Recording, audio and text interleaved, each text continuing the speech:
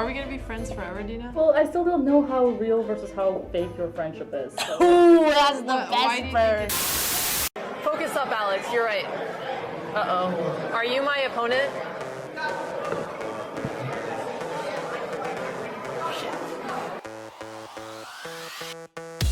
Relax tomorrow. It's okay. It's okay. Ow! Ow! Hey! You are. I don't know when I hit 21. What is this guy doing? Speeding. This is rigged. Hey, I'm just good. I'm trying to remember any line of prep I've ever done in my life. I don't remember any of it. They could have simplified that. Do we need to do that?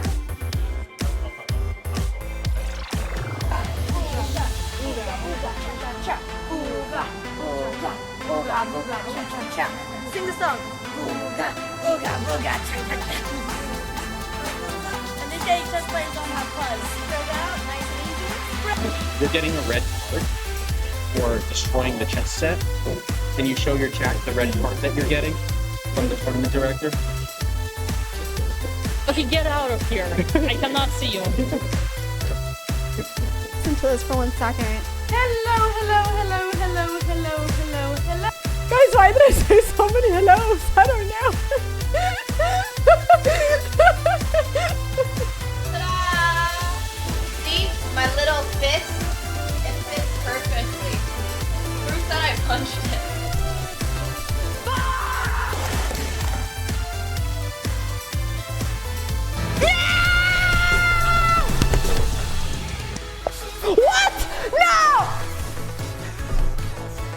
God. Блядь, я не могу поверить, это просто пиздец, ну как я могла проиграть? Это просто... Все, пошли все к черту. Окей, бай. No, I blundered my queen.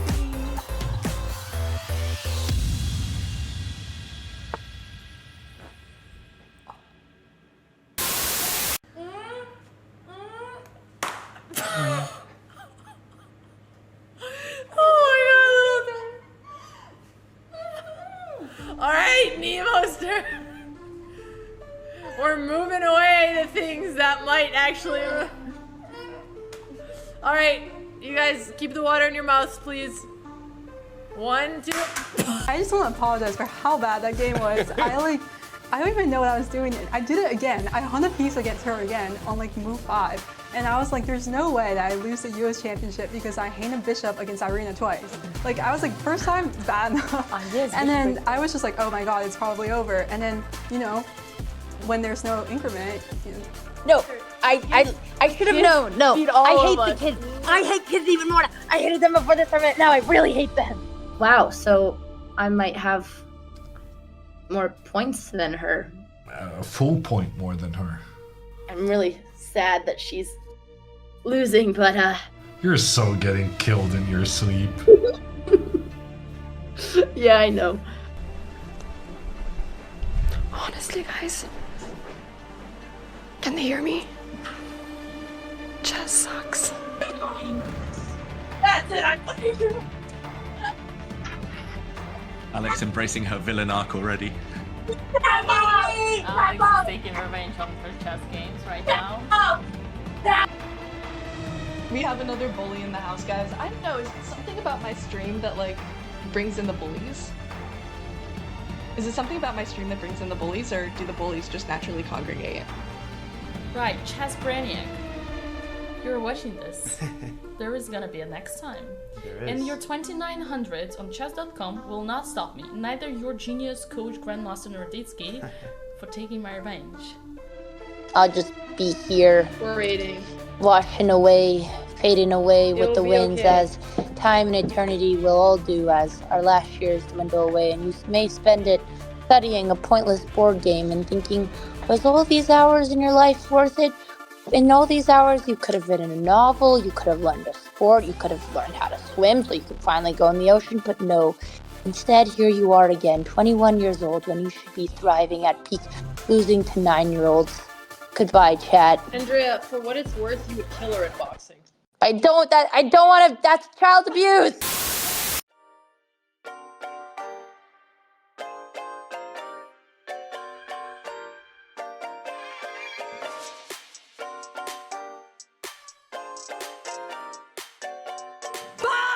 Sorry. It's okay. Pizda mercy. Sorry. Stop. Sorry. No photo chess. Sorry. I'm done. I'm sorry.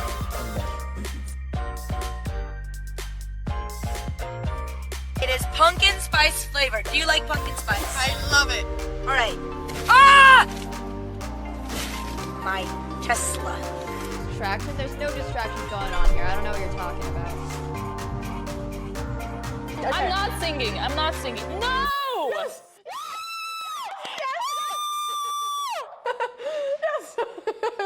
I'm excited, guys. Big reveal time. How's it? You like it? Oh, her face say that she likes it. She looks like she's so happy. Andrea. Who are you trying to fool? Wait, actually? Yeah, of course. Andrea. I wasn't listening. I just listened to last Do you bit. ever listen? Sorry, I was reading She chat. has the attention span of a squirrel. I'll make the windows smaller for a second. Alright. Okay. It's fine. It's only taken 10 stops. We haven't gotten anything in. It's totally fine. We will get one. We will We're get gonna get one. Okay, you need to get that one in. I believe in you. That's Okay. okay. I'm actually happy for you. Wait, is that no? 9? I quit the fucking world championship for this! Oh my god! Oh my god!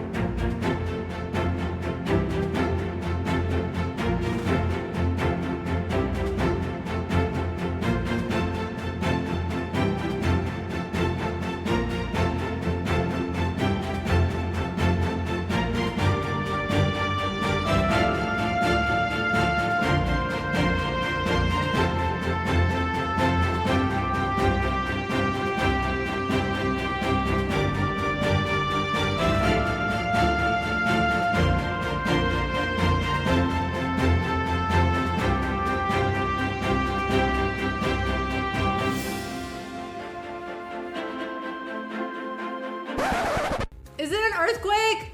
Andrea, I'm serious! Get out! Why are you laughing? Of all the chess players. Yes, Hans.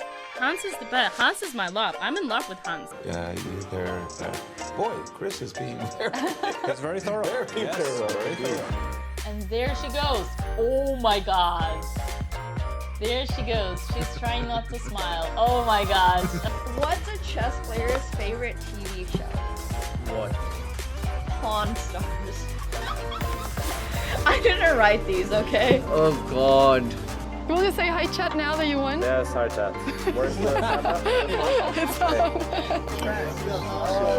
Oh! But I have my hand here.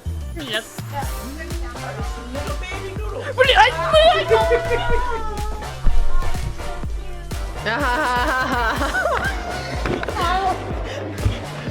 have I come down to?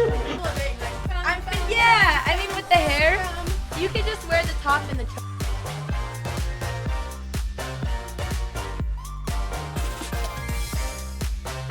Oh my gosh! That's amazing! I don't even know where the rook flew to!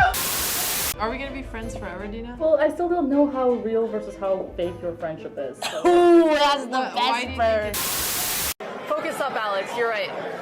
Uh-oh. Are you my opponent?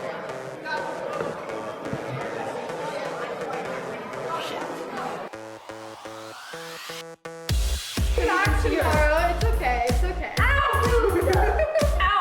Hey! You are. I don't know when I hit 21. What is this guy doing? Speeding! This is rigged! Hey, I'm just good. I'm trying to remember any line of prep I've ever done in my life. I don't remember any of it. They could have simplified that. Do we need to do that?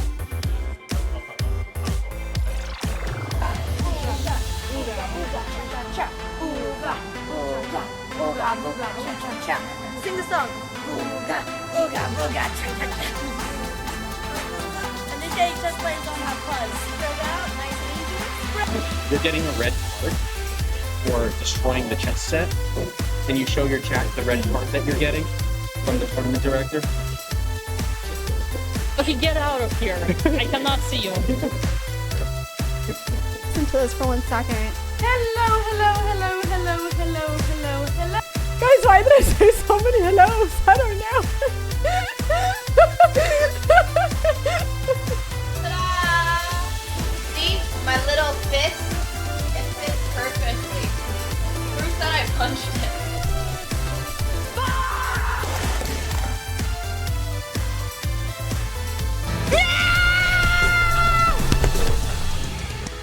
What? No! God. Блядь, я не могу поверить, это просто пиздец, ну как я могла проиграть? Это просто. Все, пошли все к черту. Окей, бай. No, I blundered my queen.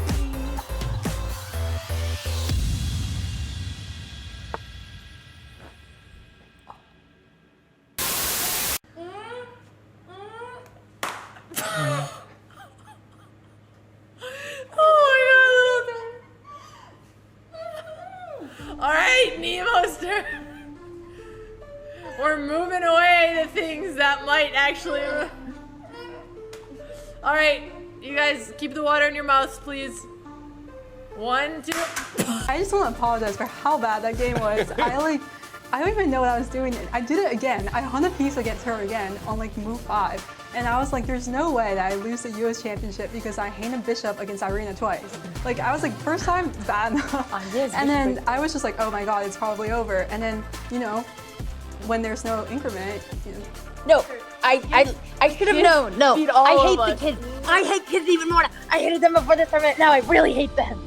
Wow, so I might have more points than her. A full point more than her. I'm really sad that she's losing, but You're so getting killed in your sleep. yeah, I know.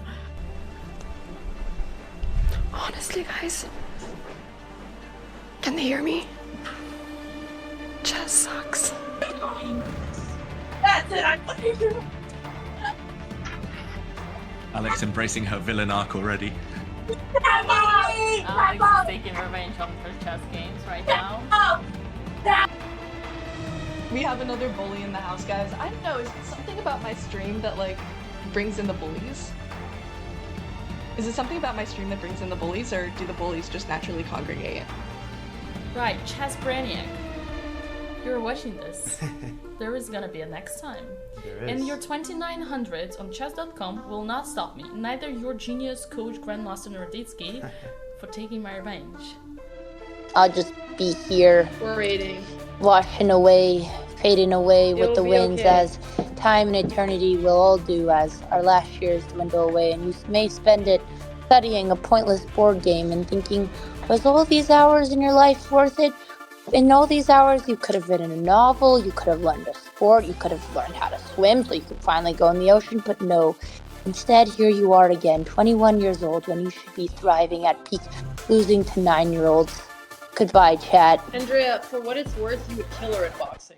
I don't want to, that's child abuse!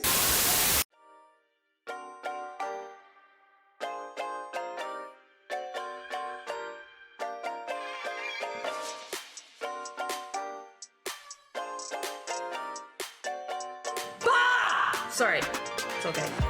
Pizda mercy. Sorry. Stop. Sorry. Go for the chess. Sorry.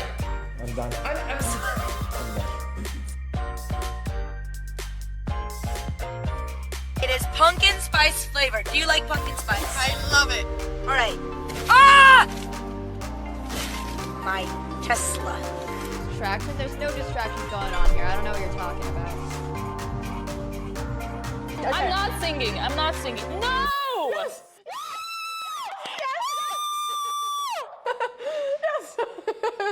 I'm excited, guys. Big reveal time. How's it? You like it? Does her face say that she likes it? She looks like she's so happy. Andrea, who are you trying to fool? Wait, actually? Yeah, of course. Andrea, I wasn't listening. I just listened to last bit. ever listen? Sorry, I was reading She chat. has the attention span of a squirrel.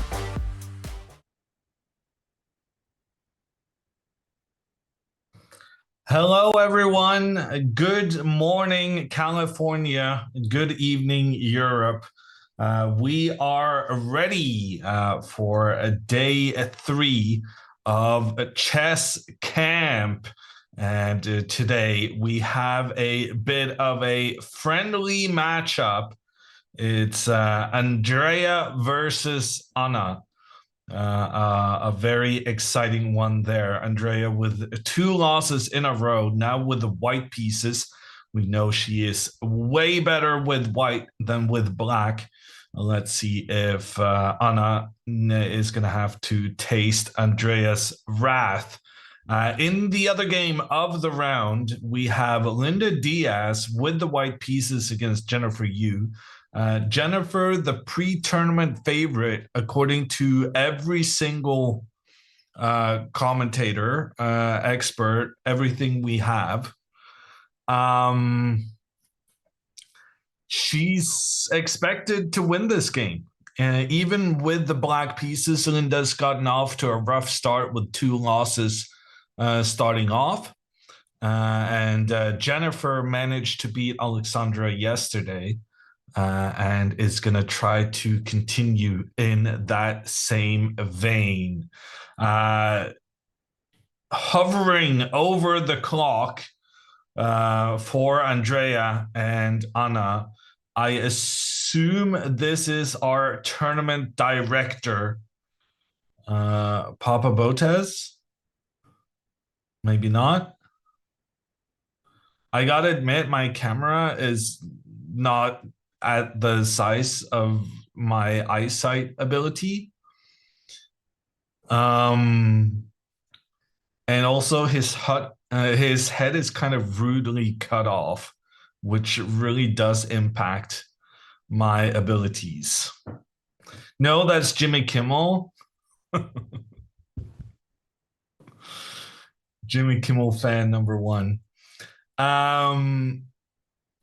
We are 25 minutes delayed for this start of the game. And I do believe I am going to put the blame on the tournament arbiter, who is now on 2 cameras at the same time. This does not seem very synced up whatsoever. And girls, don't rush it. No, yeah, definitely don't rush the start of the game. Yeah, let's get those last minute photos ready. I kind of miss the tournaments where they actually don't cater to the streamers. I feel like it's too much catering when there's 25 minutes past the scheduled starting time. But you know what they say, breakfast is the most important meal of the day. Who are we to interrupt their breakfast to expect them to play chess? You tell them, Hammer? I mean, but they're not listening right now, are they? So I'm speaking into the void. But you and I, we will share our frustrations. Okay, it looks like we're starting. Linda is off with the white pieces. She has gone for the English opening, and lo and behold, Andrea is about to make her move as well. What a shocker. Who could have predicted pawn to d4 in Andrea's game? Anna plays knight to f6. Will we be seeing a Jababa London here? Will we see knight to c3? Oh, yes, we are.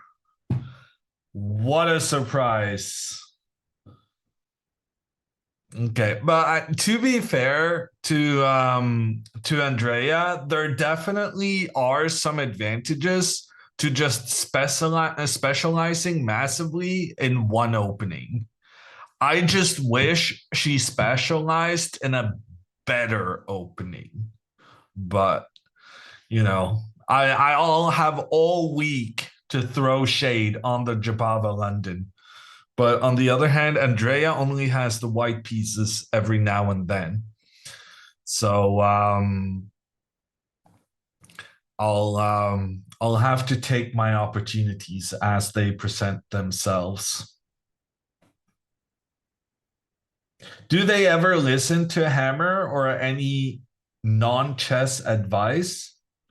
Well, Hammer's advice, as so far as they listening to them, I really hope they only take my chess advice. My other advice is I would really recommend not following. Anna has actually played here pawn to e6.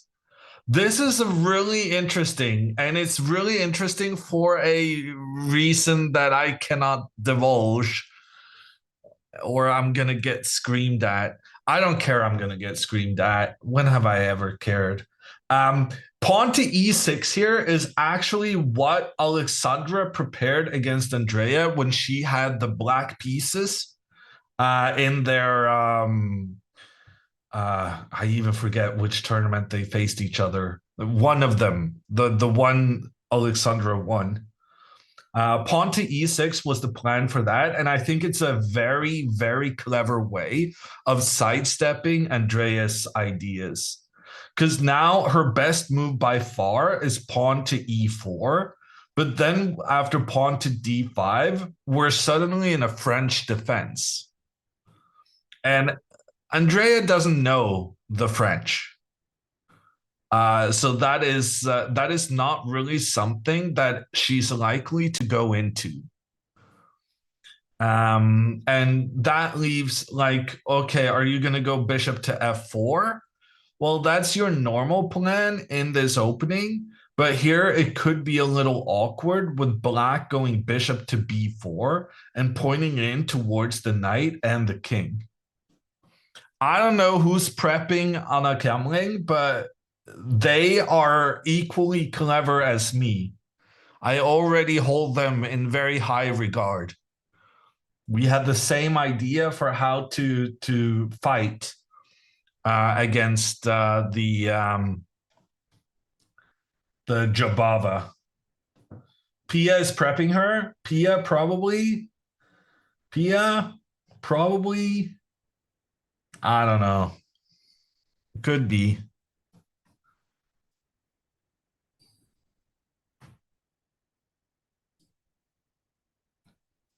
Pia is not the most kind of opening intensive player though. Like seriously. But at the same time, I'm trying to think what openings does Pia play and does Anna play the same stuff? Yeah, I guess their repertoires are reasonably similar. Why would it be anyone but Pia? I don't know.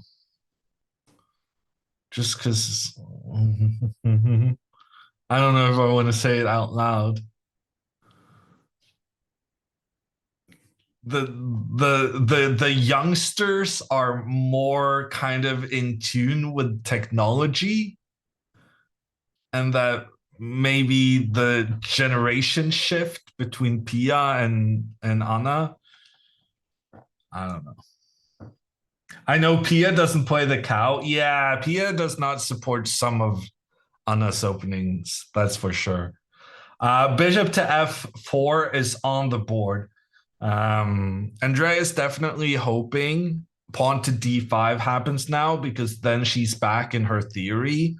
But if anything other than pawn to d5 were to happen, Andrea is going to be a bit out on her own here.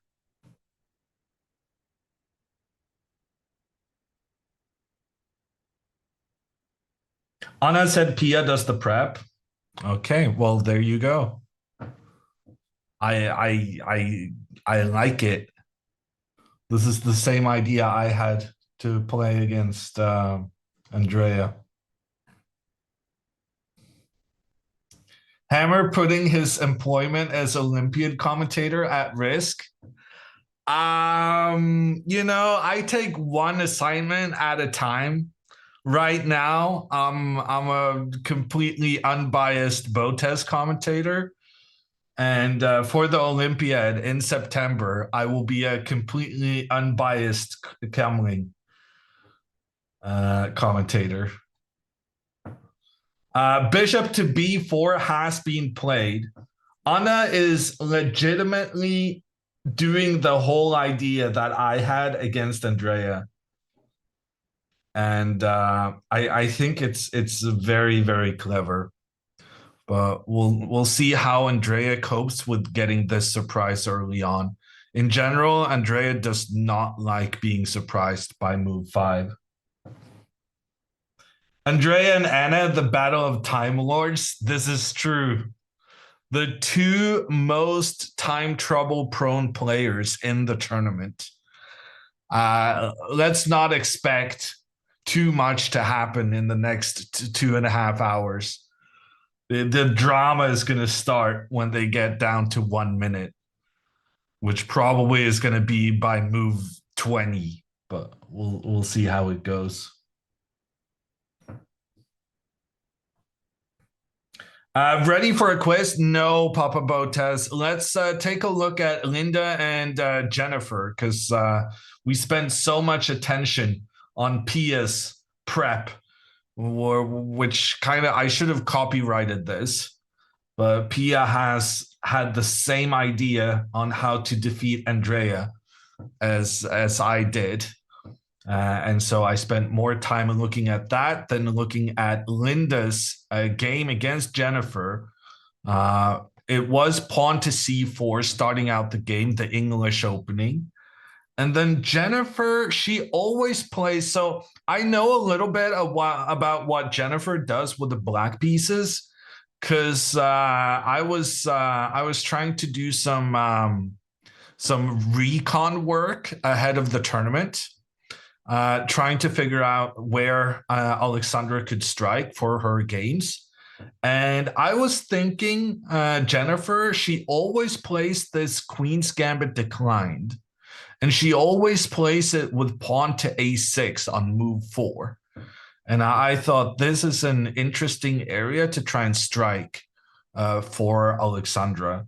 The idea behind this pawn to a6 move is that now you're threatening pawn takes c4. Because if you take on c4 immediately, well, then white will just take control in the center, and they will also get their bishop into the game, recapturing that pawn on the next move.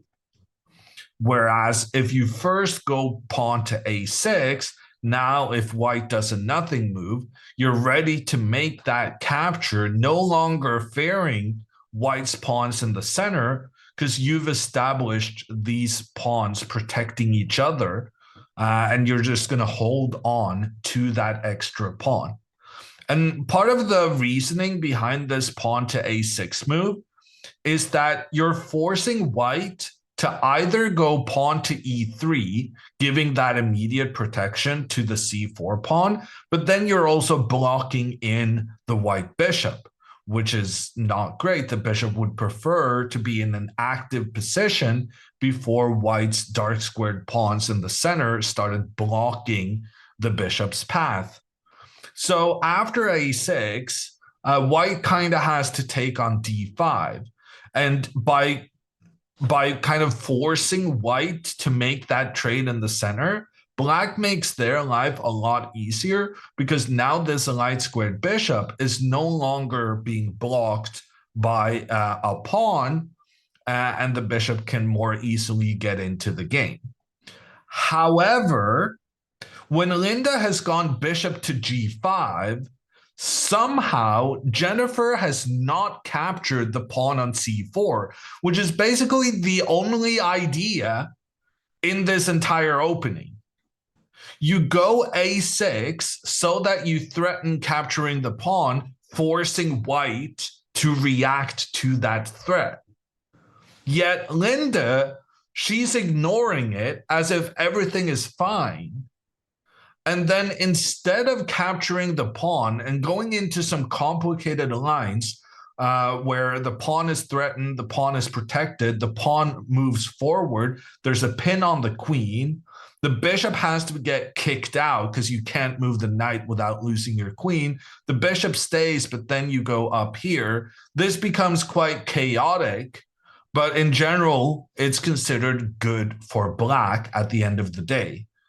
Although I must admit, I don't really know how these lines go.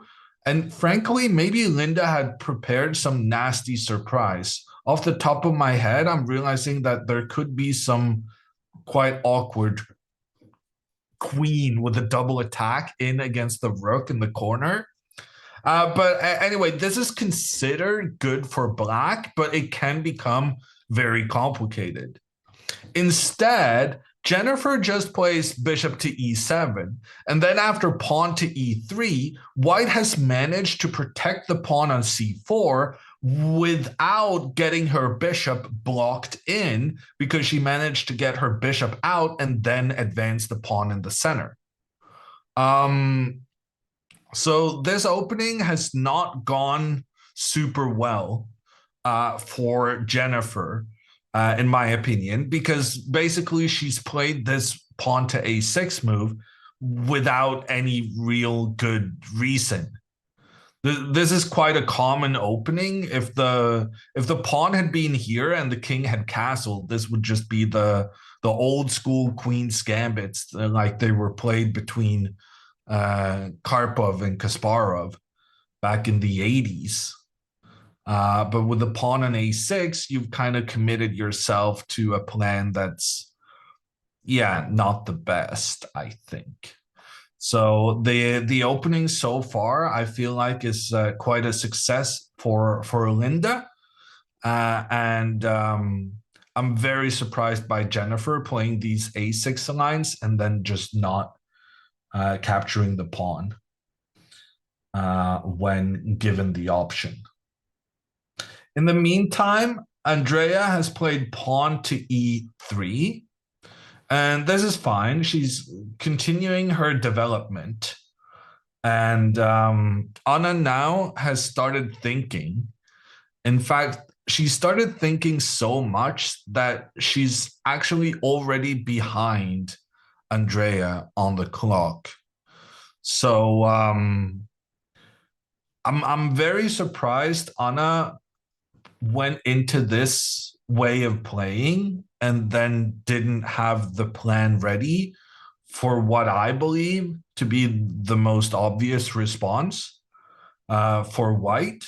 That being said, the computer does feel like black is already better if the position is handled correctly.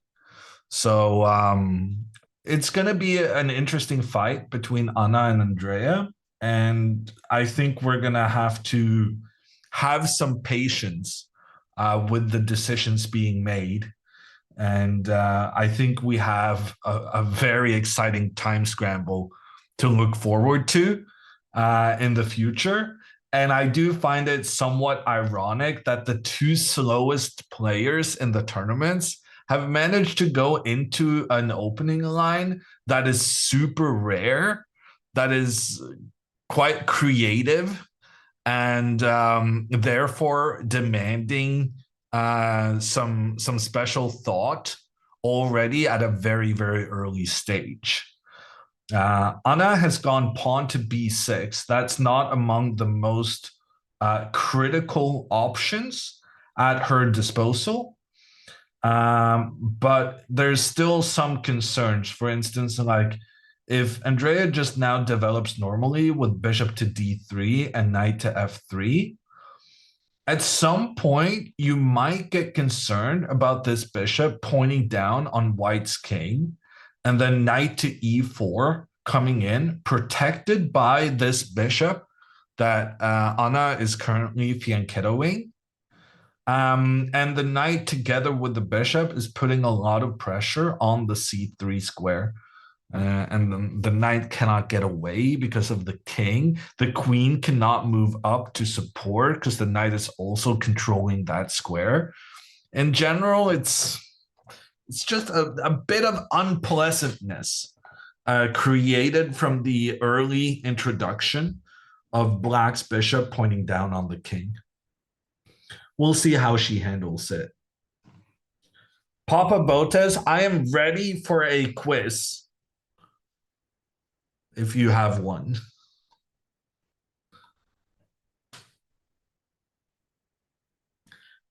Andrea sprang a surprise London opening. Yeah, we were all shocked. Knight d5 is the most played in Anna's position, says Kashtin. Yeah, knight to d5 was very interesting.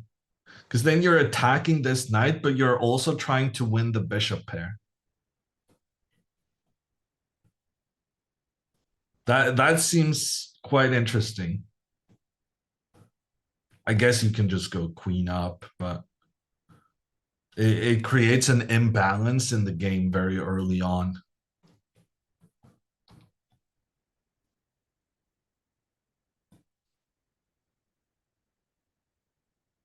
Why does chess.com call it an Indian game then? Which one, Andrea's or Jennifer's?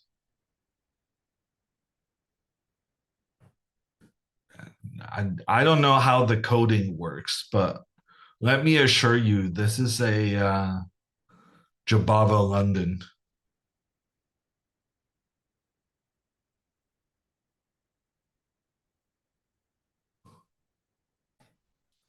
Hammer, in your opinion, what is the best positional opening for Black in response to e4 other than e5?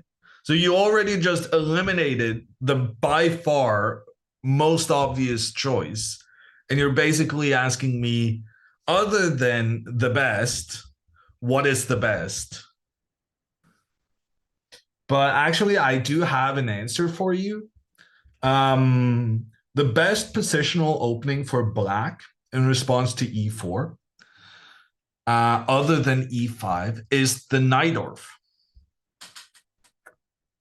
And people think the Najdorf is like a very, very tricky Sicilian, opening.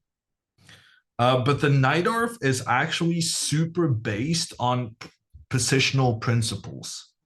And the Sicilian in general is based on the fact that in the Sicilian, it's very common that Black has two central pawns against White's one. And that is basically it's the basis of the whole opening. And it's a very positional, strategic element to the game. Pia criticized Anna's e6, not her prep. Wow. Well, then I take back all the nice things I said about Pia's prep as well. E6 was my recommendation to Alexandra when she was facing Andrea. Anna going rogue, but doing it a la Hammer. Going rogue in the style of Hammer, I can't but approve. Are these the first games of the day? Yes, Hovston. If you just joined us, you can look forward to a very, very long day of chess. She also didn't like b6. She wanted knight d5. Yeah, knight d5 feels more direct, but I feel like sometimes it can be beneficial by not making the threats against your opponent immediately and kind of have them guessing what your intentions are. Because here I do feel like knight to d5 is going to be an option for quite a long time in this game. And basically what I feel like Anna is doing is that she's trying to make this threat down towards the G2 pawn, trying to entice Andrea to put her knight on F3. And that can be quite problematic for white, because right now the knight is kind of the backup solution to how to protect the one on C3. But if the knight then commits itself to the F3 square, it's no longer available to protect over here. But at the same time, if you don't go knight to F3, if you go like F3 instead, well, now knight to D5 is going to be even stronger than earlier, because white has moved a pawn away from the dark squares, and then the loss of the dark squared bishop is going to hurt even more. So I think b6 is completely fine. And this bishop on the diagonal is going to be dangerous for Andrea to deal with. And frankly, I'm struggling to see a good move for Andrea at this point. Like, I think this pressure is incredibly unpleasant. I would strongly consider just moving this knight over here to try and defend and avoid doubled pawns and try and kick the black bishop out. And I don't really want to kick this bishop immediately, because then I realized that Anna could have given us these doubled pawns on the previous move, but it's especially bad if we waste a move forcing the bishop to make a trade that the bishop kind of wanted to do anyway. So I'm thinking knight to e2 here for Andrea to just reinforce the protection. Instead, Andrea has decided to move the queen out as one of the first pieces.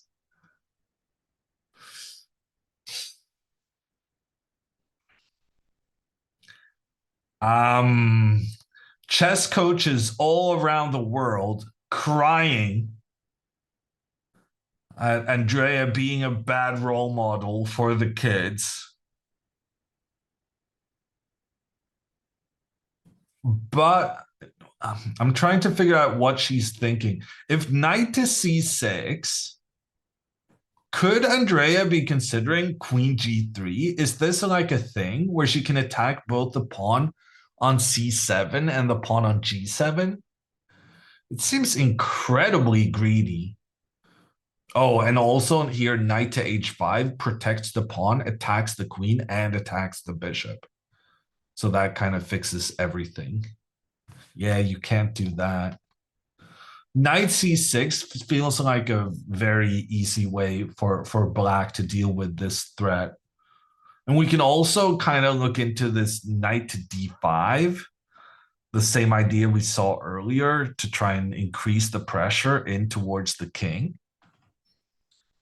And of course, a classic, moving a pawn up in the center of the board.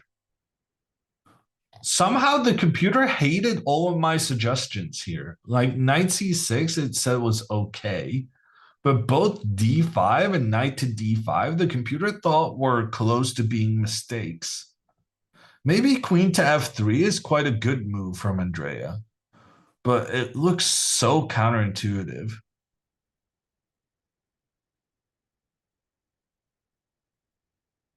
And I also don't know what she's going to follow it up with. Now that she put the queen on f3, she is taking away that square for the knight. So with the queen using that f3 square, I'm more convinced that the knight is coming over here to protect its buddy. Very interesting play. Does it ever agree with Hammer's moves? You joke, but no, rarely. On Linda's board, we've had a very interesting decision being made. After knight to d2, instead of just developing normally with, I think, rook to d1 and pawn to a3 are some of the common moves in this kind of situation, Linda has gone pawn to c5.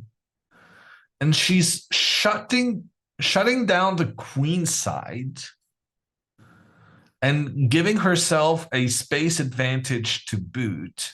Also note how these two white pawns are doing a fantastic job of restricting the options for black's pieces. And black is really, really cramped here. Because also you want to get this bishop into the game, and right now it's being massively blocked in two directions. But say you go pawn to b6 and you want to go bishop to b7 next, well then pawn to c6 attacks the knight. The knight has nowhere to go but back. And then something like knight to e5 protects the pawn. And this pawn is now controlling both of the squares the bishop wants to use. And your knight is back to its starting position and it's kind of stuck. And if these pieces are stuck, well, then the rook is not getting anywhere. And this becomes a massive problem for the first seed Jennifer. So probably she doesn't want to try and challenge this pawn immediately. She's going to want to play something like pawn to c6. Because then at least, you know, she's protecting her pawns up the board. And at the same time, she's preventing this white pawn from ever pushing even further forward. However, this bishop is very unhappy about the fact that you've spent pretty much every pawn move in the center and elsewhere to put your pawns on the light squares, effectively blocking all the bishop's options. So strategically, this looks super, super ugly. But I happen to know some theory-ish stuff here. And I'm pretty sure this is considered okay for black as long as you try to play pawn to e5 as fast as humanly possible.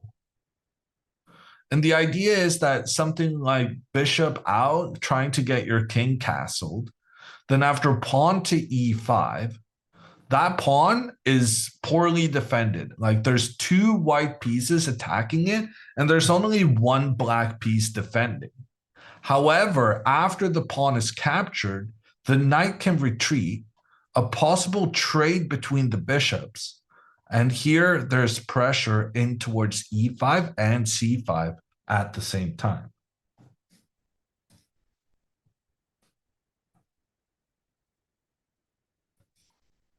So you can't really keep that extra pawn.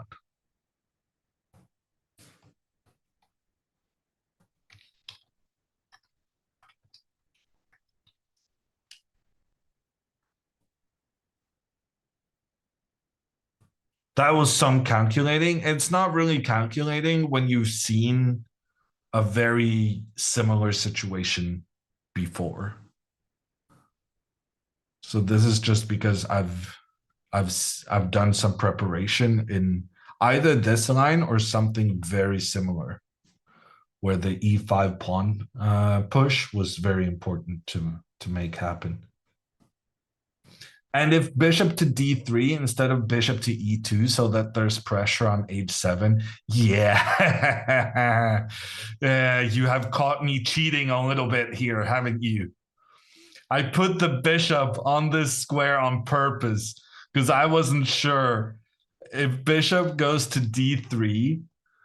I think now you cannot do this because then the bishop and the queen are both pointing towards the h7 square, and that pawn can just be captured. So yeah, I was caught cheating there a little bit.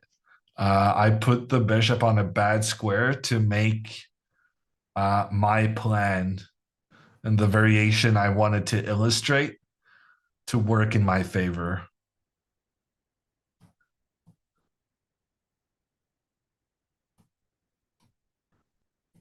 I do that sometimes.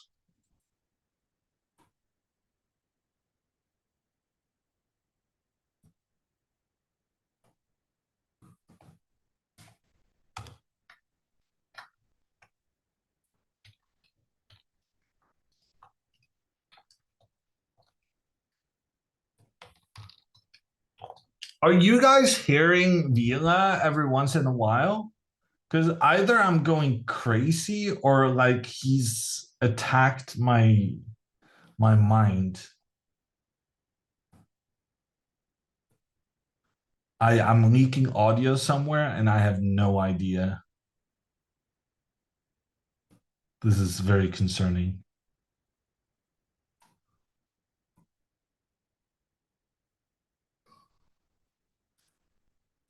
Hammer hearing voices, quite literally. Only for like half a second at a time, though.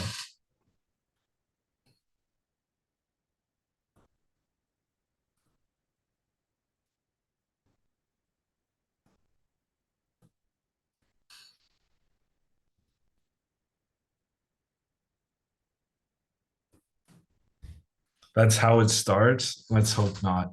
Okay, Jennifer plays pawn to h6. And I think we're kind of understanding why she's making this move.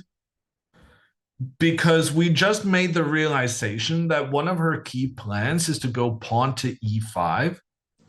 And if she does that while the white bishop is on d3, that bishop would have attacked the pawn. So she's basically saying, you got to get your bishop out of here, and then I can proceed with my plan. However, and I think this is a very, very important moment for Linda, because normally when your bishop has moved itself to this g5 square, where it's pointing down towards the black queen, you quite automatically just move the bishop back and you say, okay, I wanted this bishop to point in this diagonal, so that's the move I'm going to make. But now that we have a reasonable understanding that pawn to e5 is one of Black's main plans in this position, it makes very interesting sense to go bishop f4 instead. And like you can say that, well, if you wanted to go with the bishop to f4, wouldn't you have done this earlier? Well, had we gone bishop to f4 immediately, well, then Jennifer definitely would have captured our pawn on c4. We went with the bishop to g5 to put that immediate pressure in towards the black queen. Already, when Jen went bishop e7, that pressure was kind of neutralized. It's a new situation. And now with the next couple of moves coming in, we've already ended up in a situation that has to be judged on its own merit. And here, if pawn to e5 is our main concern with the white pieces, then we definitely should consider moving our bishop in such a way that the e5 square is taken even under even stronger control. So I'm really liking bishop to f4 here for Linda. And I think that's going to pose some unusual problems to Jennifer. In the meantime, Anna has played knight to d5, which we talked about very briefly. In fact, we kind of talked about it here on the previous move, where it could have been a good idea trying to increase the pressure against the c3 knight, exploiting the fact that the knight cannot move due to the pressure from the bishop on the king. The insertion of pawn to b6 and queen to f3 has favored white, probably, but the question is to how large of a degree? Because now after knight to d5, there's still the threat on c3, but the threat is, oh my God, Linda just played h4. Linda just sacrificed her bishop. She says, I don't need to move my bishop. I'm just going to let you capture it, because if you do, you're going to let me open up for my rook along the edge of the board. I'm going to be attacking your knight, and if the knight moves away, the queen is coming in with that very quick and nasty checkmate. So, I mean, I'm calling it a piece sacrifice because you are allowing your opponent to capture your bishop. But frankly, that bishop cannot be captured. That would be a grave mistake to think you can survive. Or actually, maybe you can capture and then go g6, just shut down this diagonal. But then it just ends up being a trade. And like I'm a big fan of the bishop pair, which is why I'm kind of investigating this. But at the same time, I'm not even sure this bishop on c8 qualifies as a bishop right now. That one it's having a rough day. It's just, yeah, it's just not doing anything.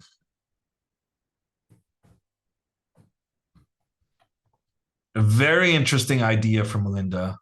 And I actually, one of the things I was thinking about after bishop to f4, which is the move I liked, I was thinking then maybe knight to h5, and the knight secures the bishop. Like the bishop has no escape against the black knight. But by playing pawn to h4 first, what I'm thinking now is that if Jen does c6, which I think is a very reasonable move, we talked about how you want to protect all of this and then you want to push forward in the center. Now you can change plans and go bishop to f4 afterwards. The idea being that if the knight now chases the bishop can actually escape to the h2 square as a result of having pushed that pawn forward on the edge of the board.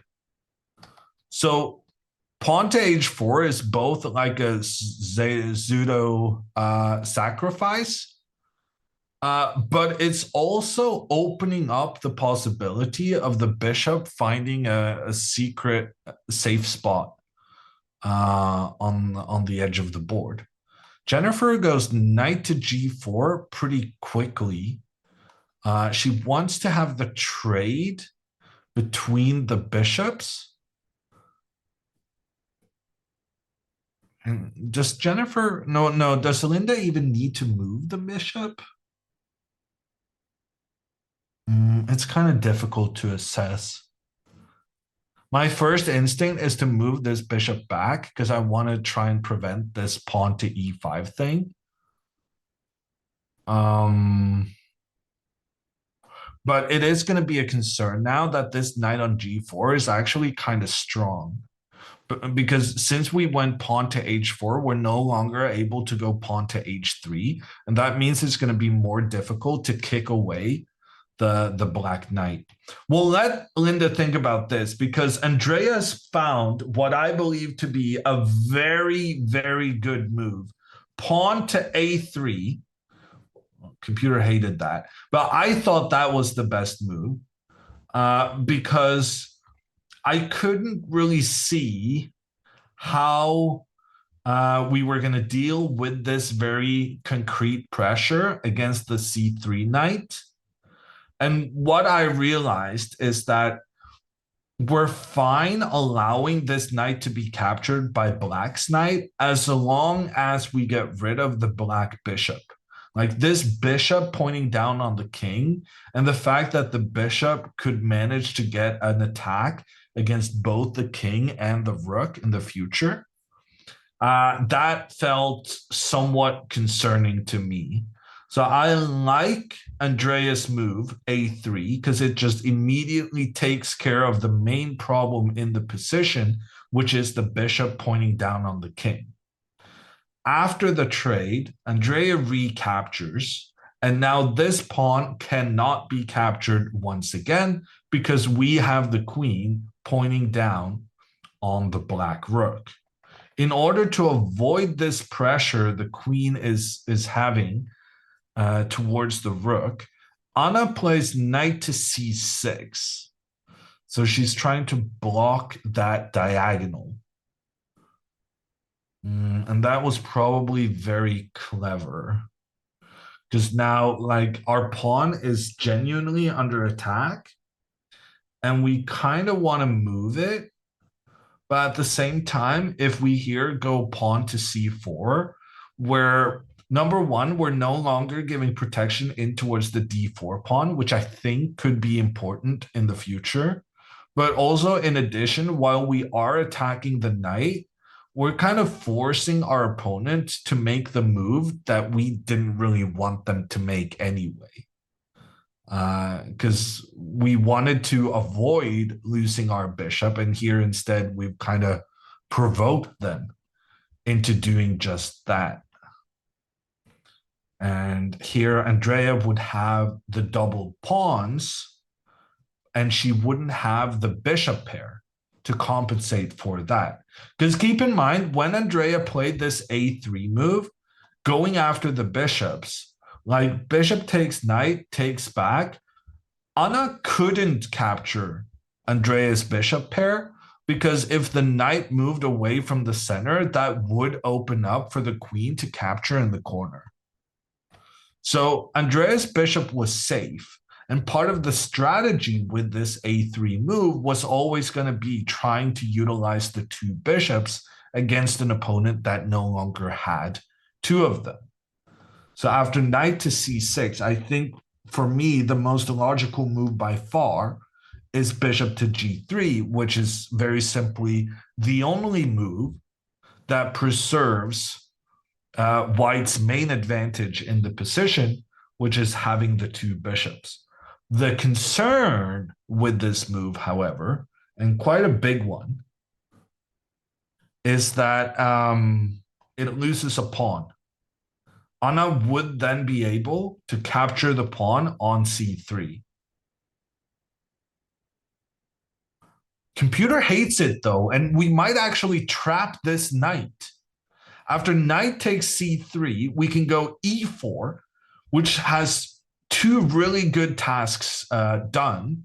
Number one, this pawn is taking control of the d5 square, which means the knight cannot retreat to where it came from.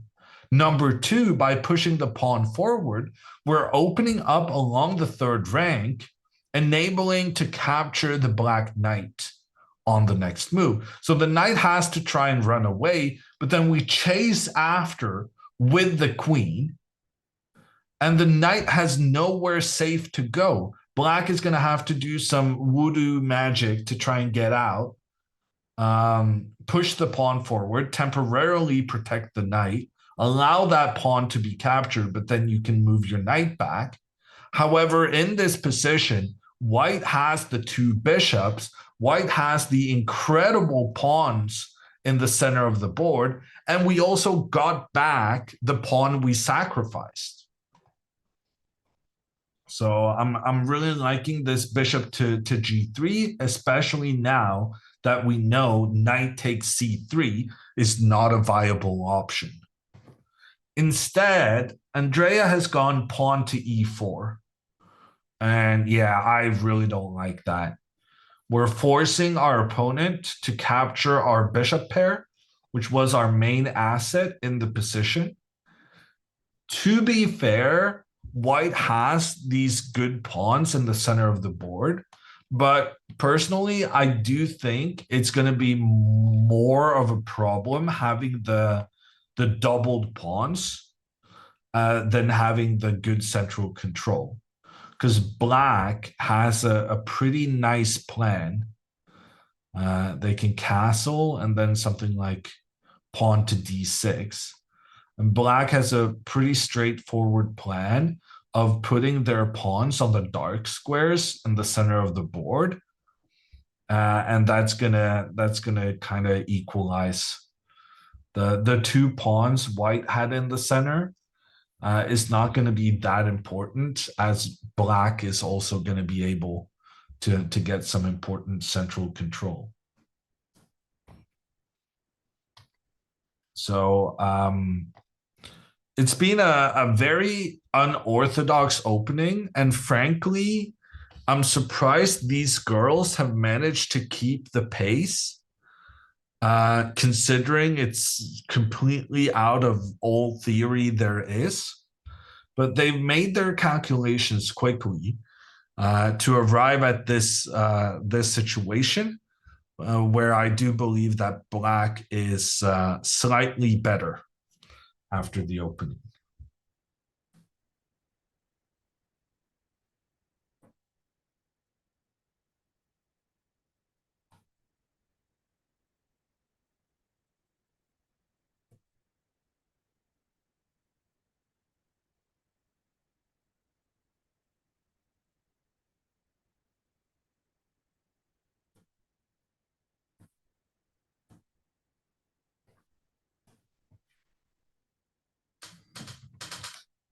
What's your opinion on Hipside's idea that Andrea didn't play the Jabava because Anna didn't play d5? I think anything that involves the moves d4, knight c3, bishop f4 in the first 3 moves, I don't see how you cannot call that a Jabava. In my opinion, the Jabava is not limited to playing d5. It would be a different thing. So if Andrea here, after bishop to b4, say Andrea went, yeah, I don't know. If Andrea had gone e4 instead of bishop to f4, then obviously this would be a French. And if she had gone bishop to g5, it would be a Torah or whatever it's called. But with bishop to f4, like, unless Anna starts playing some kind of d6, e5, maybe, I don't know. To me, this is a Jabava. But I will say that names of openings is not my expertise. And if more grandmasters cared about the names of openings, they wouldn't be as silly and stupid as they are today. But we don't really care about the naming. We only care about whether a move is good or not. So you can call it Jabava London. You can say that it's not a Jabava London because of reasons. But I will call it trash. I think that's a safe solution. This is not a Jabava under eco. Well, I don't think trash has an eco destination either, but I can still identify it when I smell it. Alex Benzea furious? He's not furious. He made a living making videos about an opening that's terrible, but that people like for some reason. Bensea has been trying to convince me to play Jabava since you've been gone. Hey, I haven't been that gone. I mean, I've had a lack of initiative, but I've still been around. Wow. So you've been having secret conversations with Bensea and he's been trying to convert you? That is very sus.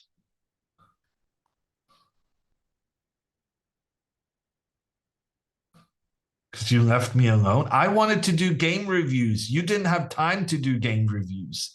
You just wanted, oh, give me the opening. Opening is the only part of the game. I'm going to win all my games if I have a good opening. And I was like, yeah, let's try and set some time for game reviews. No, openings.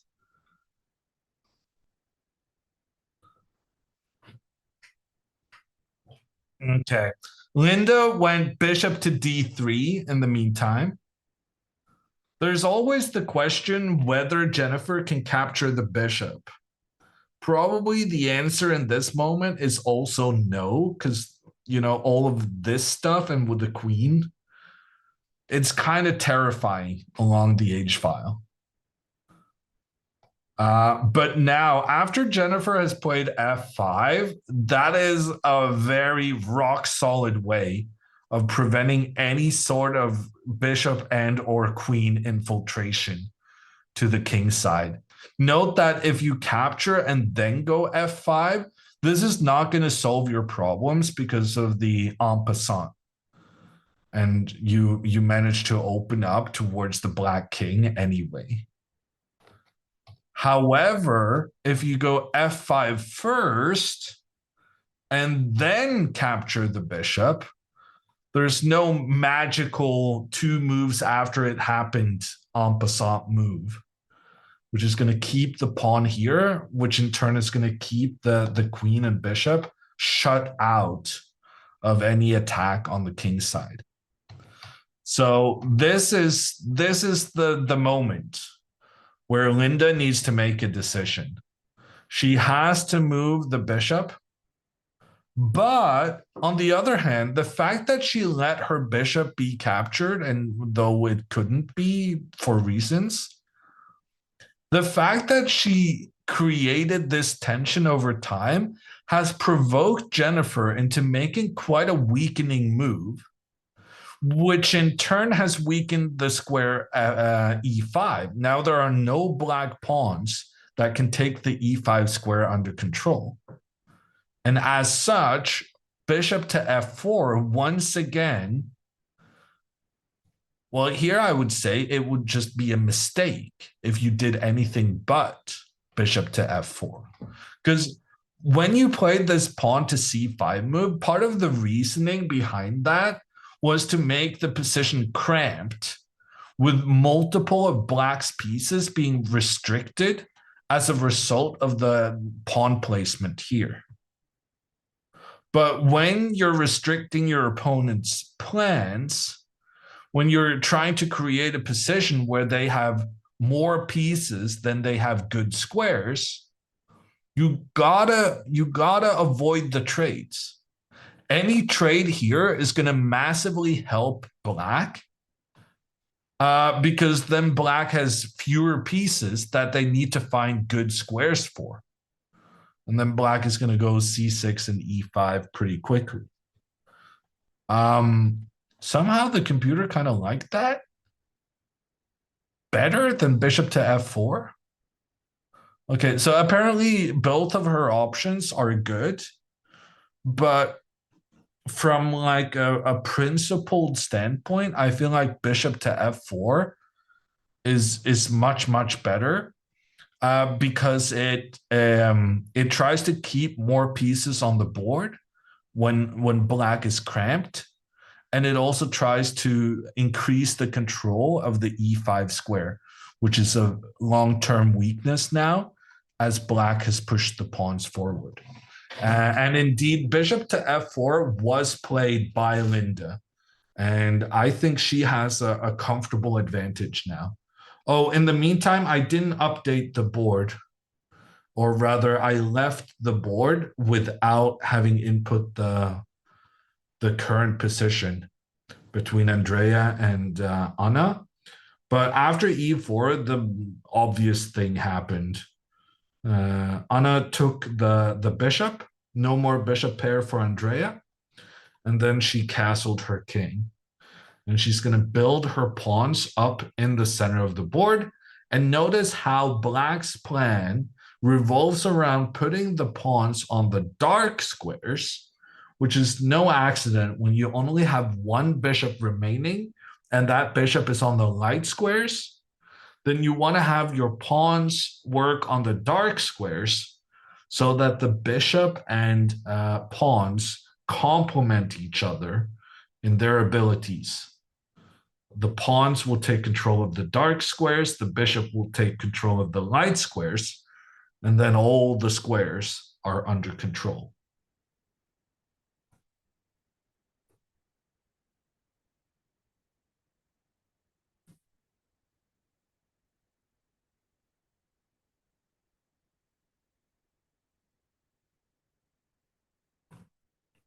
Wow, hip side, you're still fighting about that? Okay, has Papa Botez already released his quiz, or are we still waiting for it? Vincey is a bad influence trying to convert people to the Jabava. I genuinely thought Andrea was forcing him to teach her Jabava. This knowledge that he is voluntarily proselytizing for that opening. It's I feel like someone needs to react. I think stripping his chess title is not off the table. If I become dictator of the chess world, he may have to regain that international master title of his.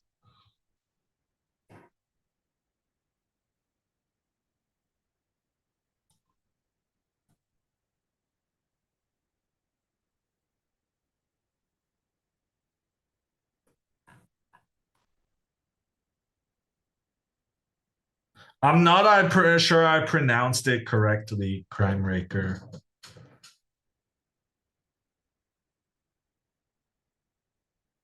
But I tried. A for effort.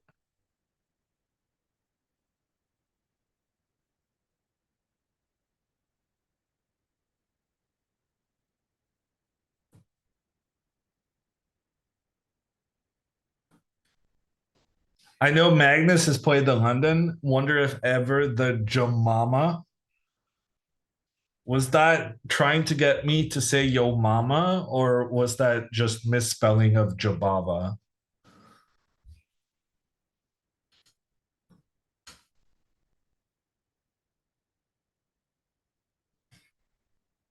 Either way, I guess you succeeded.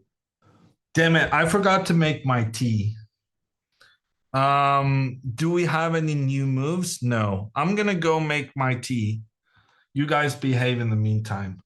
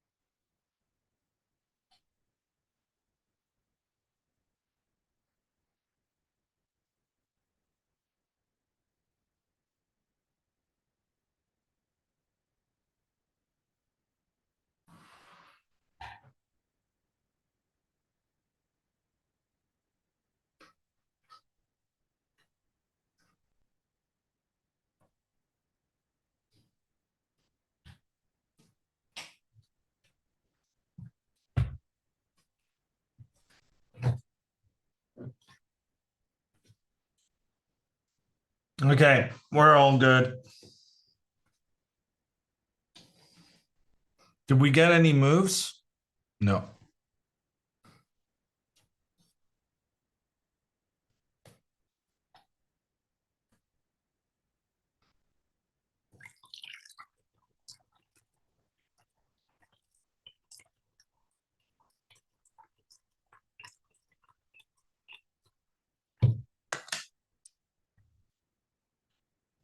You like Red Bull? No, I've never had it. Do they sponsor the stream, by the way? I should.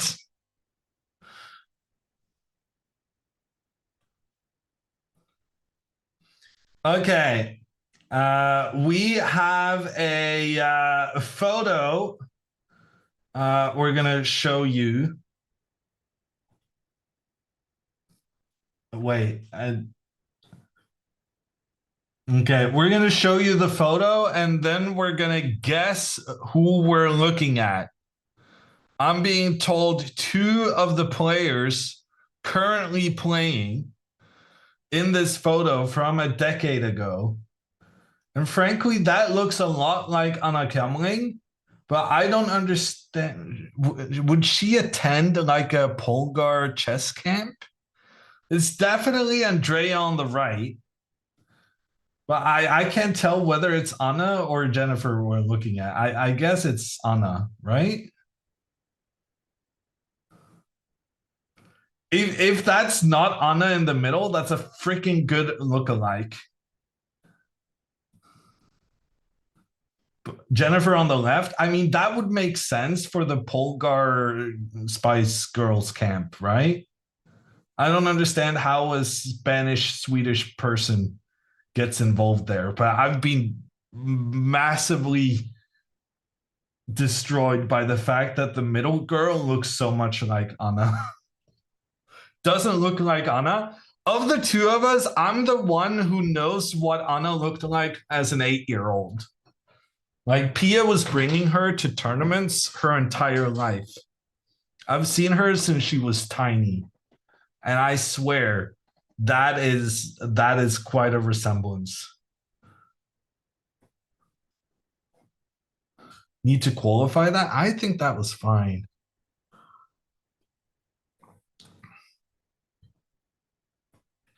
Anna does not have blonde hair. All Scandinavians have blonde hair when they're a kid. And then it kind of darkens as you age. I don't really know why. But me at 8, at 10, I had completely blonde hair. And then I lost it. Anna is Spain. I mean, she still got the Scandinavian genes. I don't know what to tell you. All the Scandinavians blonde, at least for the first 5 years. Here, Spy Pearl in chat says they're Danish and they had almost white hair when they were 6 years old. I'm telling you, it's a Scandinavian thing. You have gray hair now, Hammer? Yeah, and yeah, I have people who enjoy pointing it out. I have a baby sister. But apparently Twitch chat and baby sisters have the same priority in nasty comments.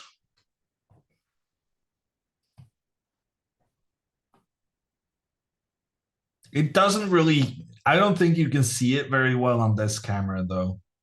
You have to get in there with the magnifying glass.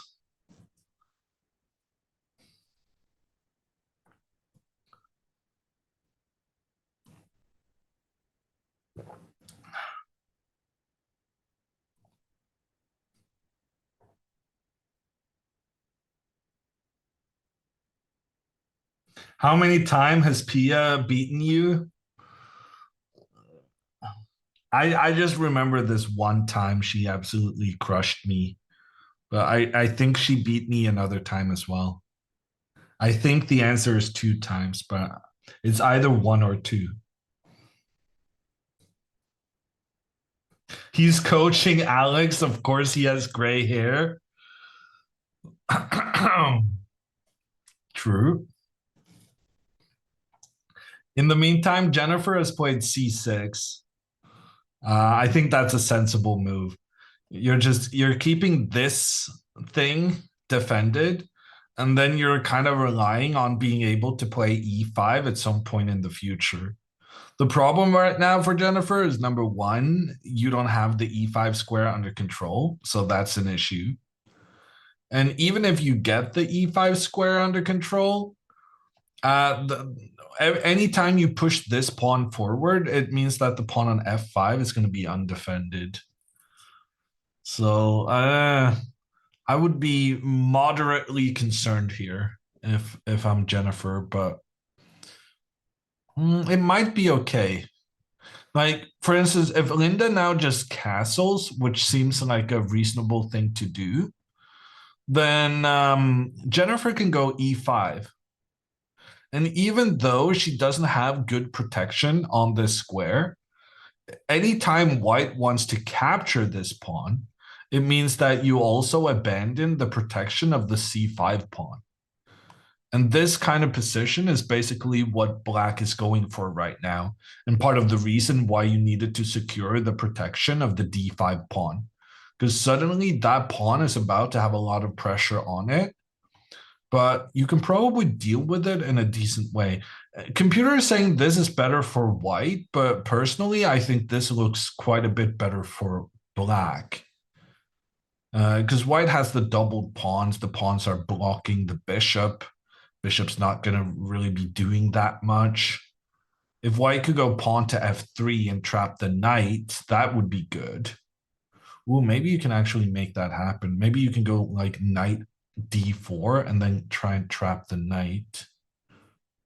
Ooh, and then you're also attacking here. So you would have to capture the bishop. Yeah, no, actually, I take that back. The knight on g4 is kind of problematic.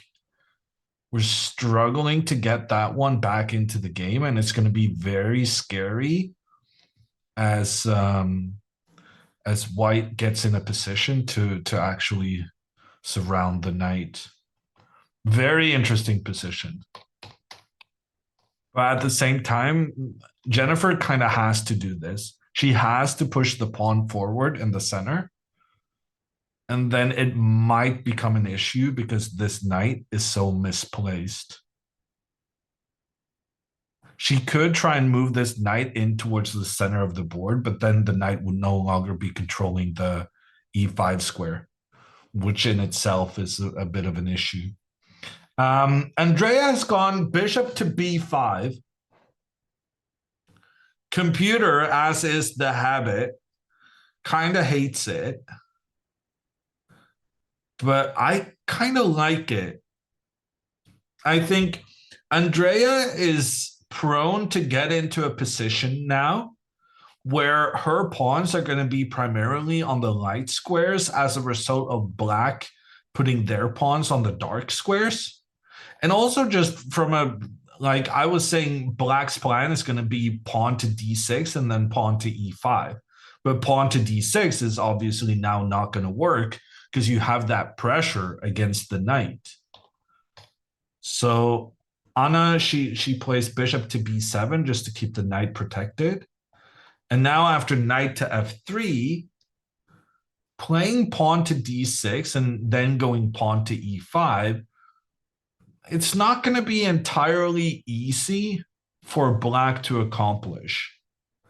And I also feel like there's some scenarios here where Andrea could just capture the knight. How crazy is this? Just capture the knight and then put your pawns on the light squares. And then you kind of want to put your pawns on the light squares, but it didn't feel right as long as you would then be blocking your own bishop. But if you trade off the bishop first, then you're justified in putting your pawns on the light squares afterwards.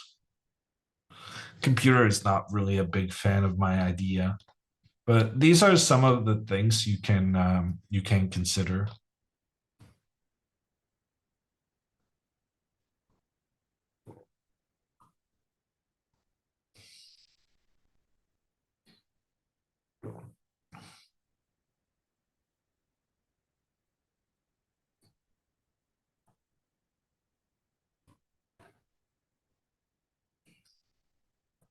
Catherine with the blonde hair in that photo met you in 2014 during the Science Memorial. Oh, really? Is that true? Okay, turns out that Anna CRAMLING Cologne has been to a tournament in Norway.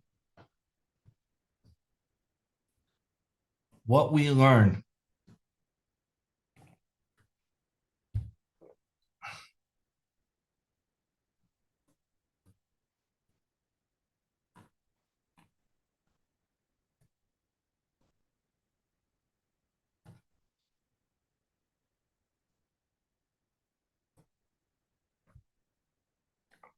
I thought Kaisa was Anna's sister. Because what? She's so lucky.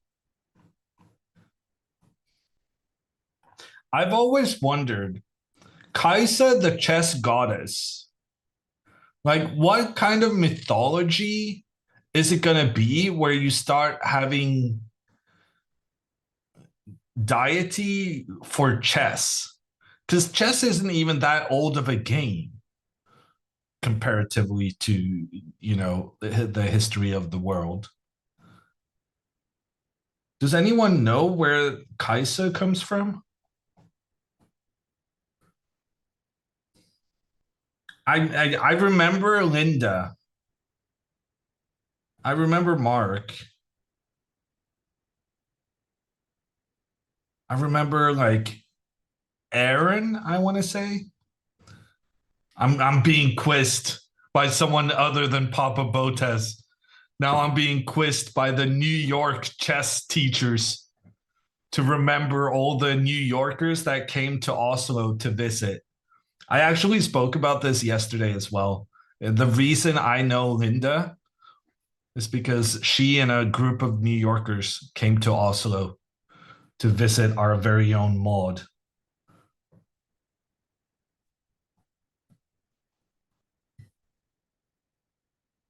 The concept of Kaisa originated in a poem called my Italian pronunciation is a bit off. One C is K, maybe. CH is definitely K.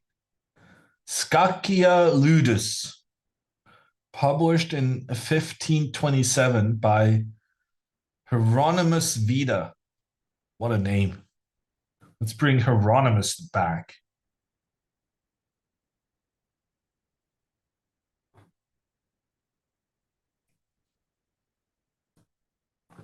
Might be Latin. Yeah, fair enough. But it's got to be based on the same thing, right? Latin and Italian pronunciation, somewhat similar. I don't know. Hieronymus Hammer. Honestly, gonna put it on the baby names list.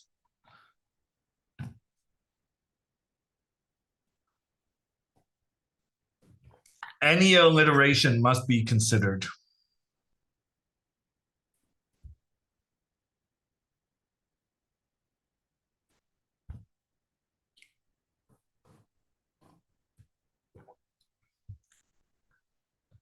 Hero Hammer, that poor kid's gonna get bullied. How would it be possible with such a strong name?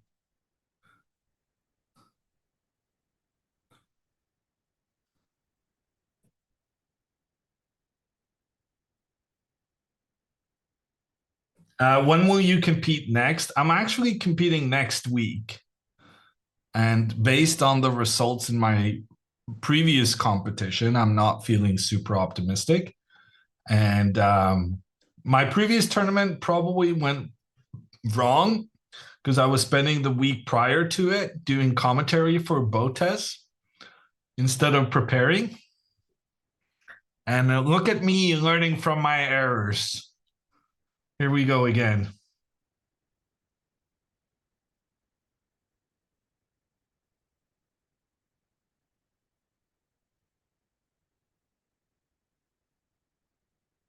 Hammer, do you know the origin story of chess? Like the real one or the fake one? I know the fake one.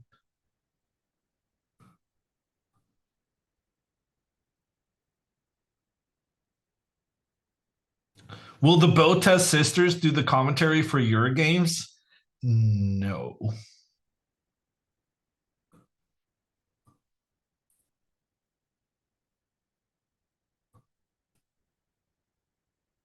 Will there be a stream of that competition? Not to my knowledge, Milo. That poem is what led to rooks being described as towers, and why they're now called castles and the term castling. But like, I have no idea what a rook is, but the German word for rook has always been tower.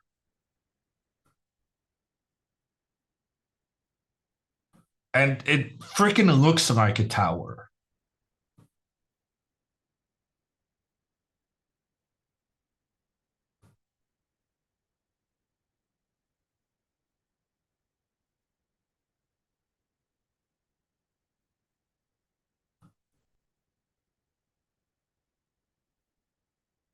Rook still called tower in many languages? No. Rook tower is called tower in many languages.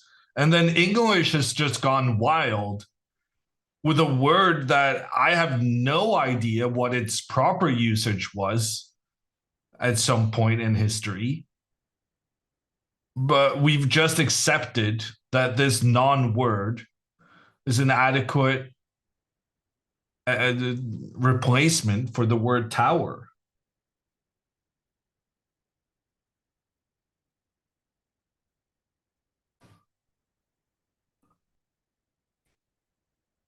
In Brazil, we call tower tower and horse for the night.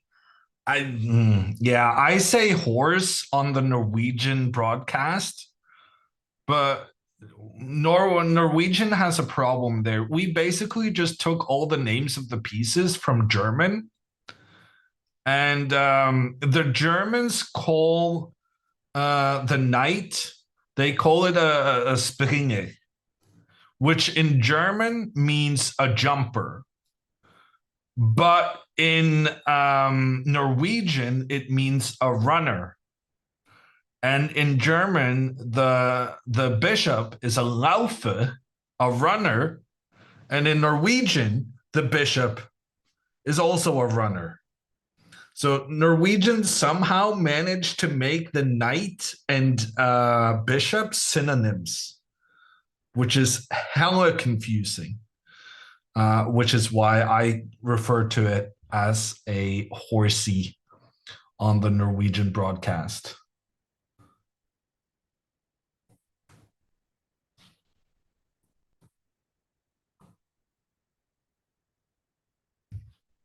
Same problem in Swedish? Yeah, we should do something about it. We should just decide to rename the piece in Norwegian and Swedish as a horsey. It would fix a lot of things.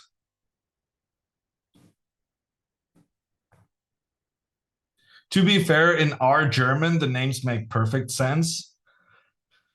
Yeah, I realized that while there are many things we can blame the Germans for in history as a whole, this translation issue was a problem of our own making. Make rooks elephants again? Was it not the queen that was an elephant? Or the bishops? Hammer, don't mention the war. I think I got away with it.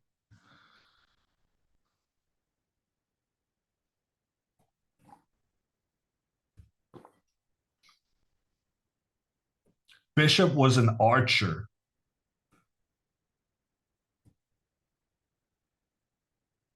What's the Norwegian word for juicers? Let me think if we have some slang words for pawns.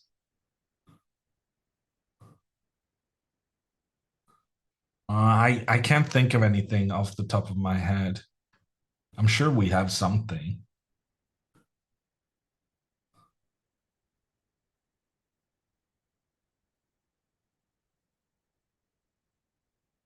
Farmer in Sweden. I mean, that's just the literal translation of the word.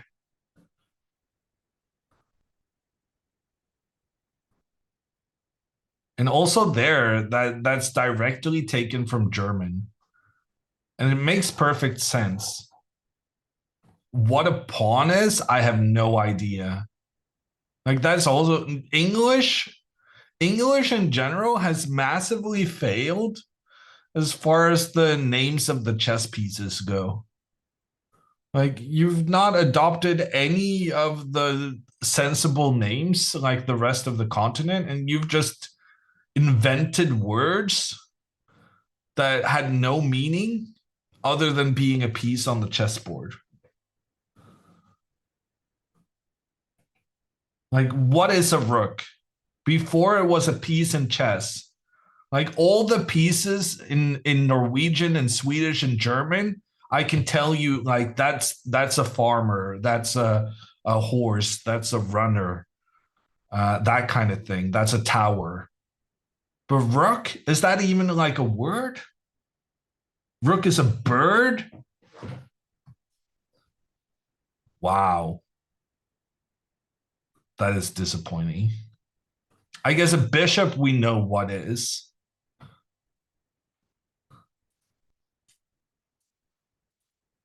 But I don't know why England needed to take the religion into it. Rook is also some kind of a thief or rogue. Okay. Rook in Old English, kind of defensive structure. Yeah, no, that makes more sense.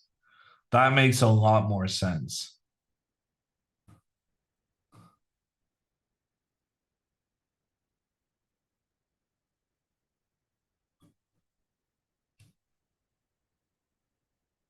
In Arabic, we call the queen minister. Yeah, don't get me started on that.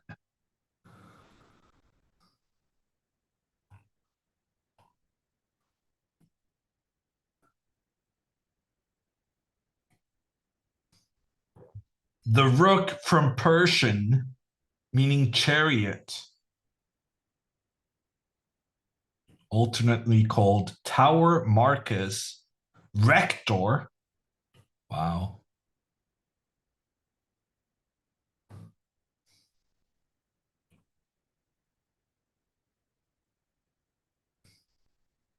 Pawn comes from the French pawn, meaning foot soldier. Okay, I guess that makes sense. But what is a pawn in French? Because if now French uses the word pawn to this day, then that's fine. But if not, I'm calling a flag on the play. Pion.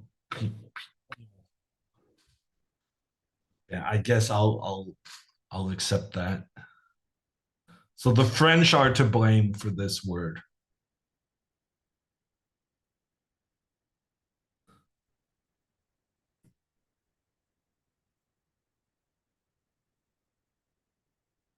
Foot soldier, I do no, but foot soldier I kind of like.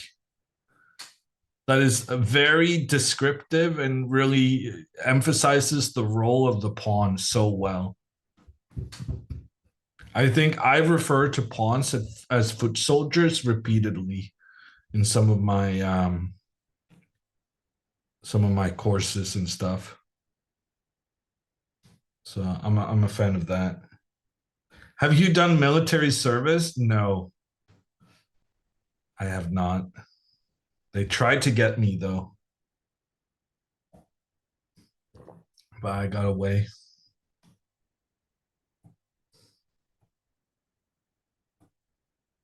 Does he look like he did military service? Hey, that's not okay.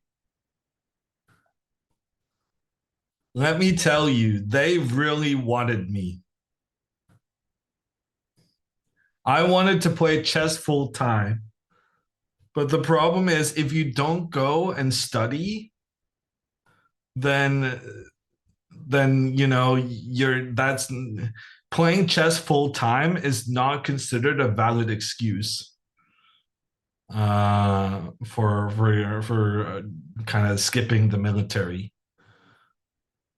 So I decided I needed to be clever about it. So when they had like our physical and our whatever, when they had our assessment, I had made this plan that if I didn't do so well on the quiz, then probably they wouldn't want me and I'm completely fine. But then as I was sitting there, my competitiveness struck. And apparently I had the highest score on the test for everyone that day. I got called in to do military service 3 times, but somehow I managed to have a valid excuse every time.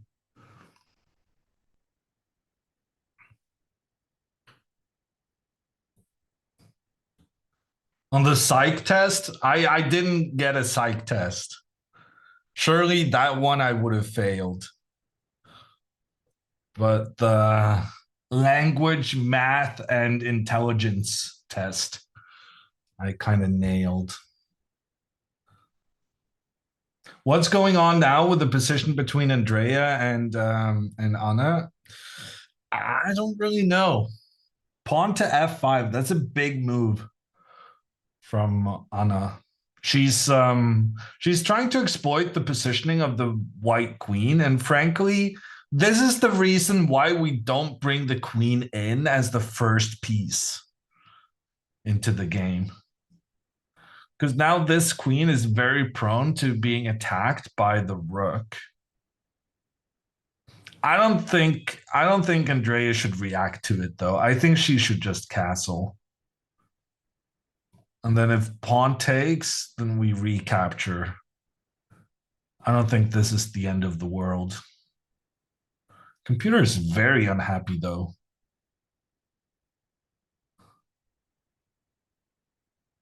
How is this like, white isn't even down a pawn? And somehow the computer is saying this is pretty much winning?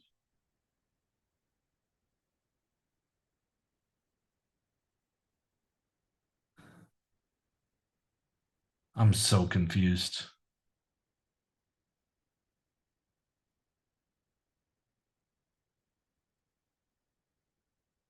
Oh my God. Oh my. Ooh, this is gonna hurt. Knight takes d4. That is an amazing move. Now, both the knight and bishop is undefended. But if you take the bishop, then the knight can capture white's bishop, winning a pawn in the process. And if the queen captures the knight, then black has queen to g5, threatening checkmate, while also threatening to take the bishop.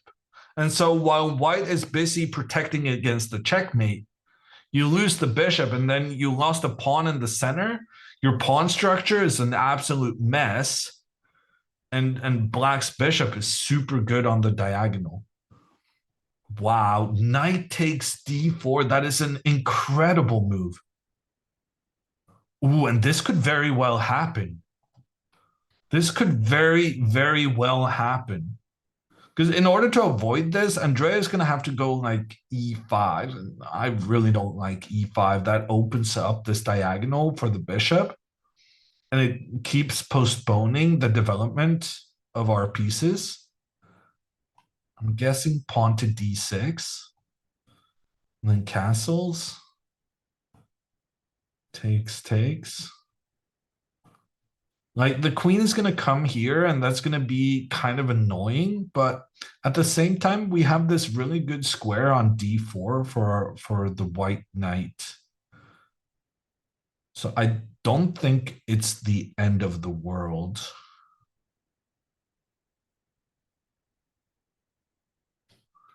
But yeah, no, big moment in this game if Andrea castles. Because then Anna has a really, really tricky, but very nice way to just win a pawn and decide the game in her favor. And Andrea Castle's big moment. Anna CRAMLING has the opportunity now to dazzle everyone with some tactics to win the game. Not only, well, she wins a pawn, she ruins her opponent's pawn structure, and it should be enough to win the game. But she has to see it, though. And I gotta say, that was not the most obvious thing ever. But, you know, she's capable. She's got 50 minutes to do it. There's a chance.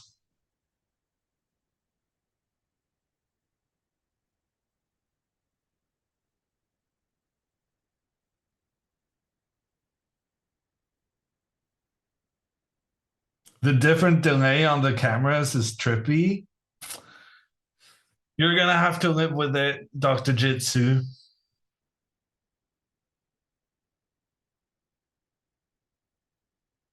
Anna's position at the table shows she's dominating the game. I'm pretty sure she sits like this all the time, Papa Botez. Although I guess you have been studying their posture more than I have. Do you have the quiz? I have time for the quiz now. Or was the picture the quiz?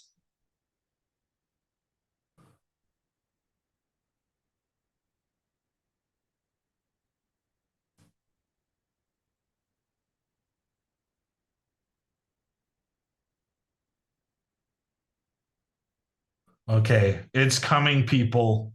The Papa Botez quiz. Yesterday, I absolutely nailed it. 8 out of 8.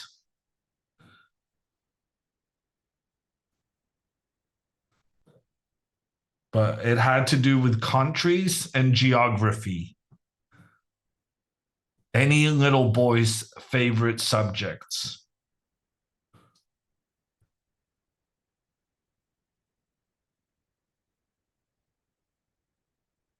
Or at least that was my experience. I guess I cannot take for granted that my view of the world is shared by the majority.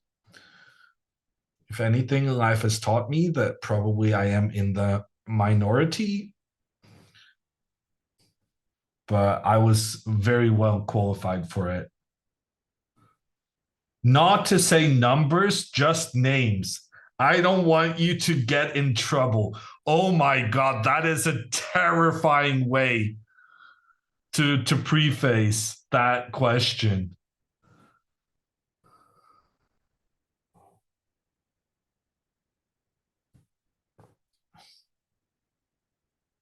He's not afraid of trouble? Yeah, but that's the...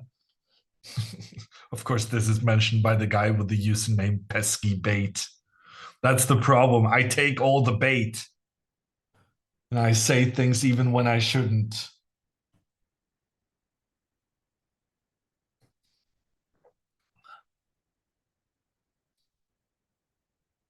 Put in order of the age all the players playing in this tournament from the youngest to the less younger. Ooh, Papa Botez. You can tell he's a papa. He has the diplomacy skills to say less younger. Because at the end of the day, we know Alexandra's probably going to be the oldest here. Calling Alexandra the oldest is not popular.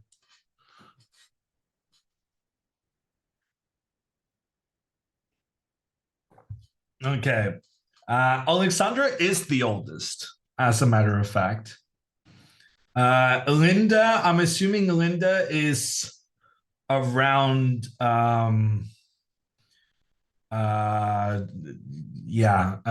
Linda is going to be the second oldest.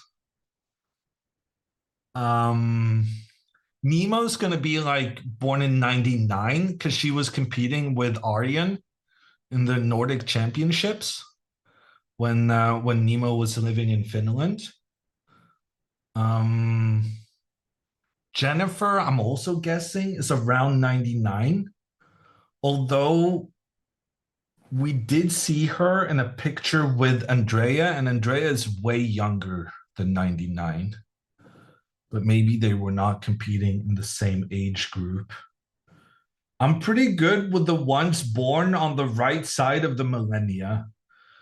It's when I have to kind of, yeah, I'm going to struggle. Wait, Jules is in here.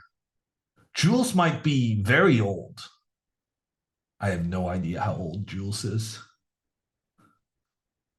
She's a bit of a wild card because she only recently started playing chess again. So I don't really know her very well.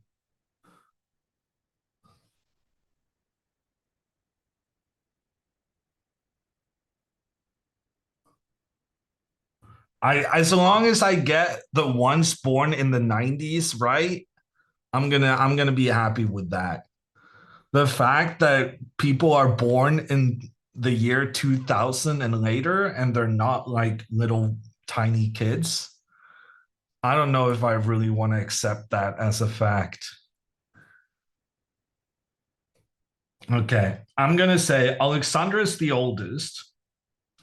I'm going to say Linda is the second oldest. I'm going to say Jennifer is the third oldest. I'm going to say Jules is the fourth. No, wait. I forgot about Nemo again. Okay, redo.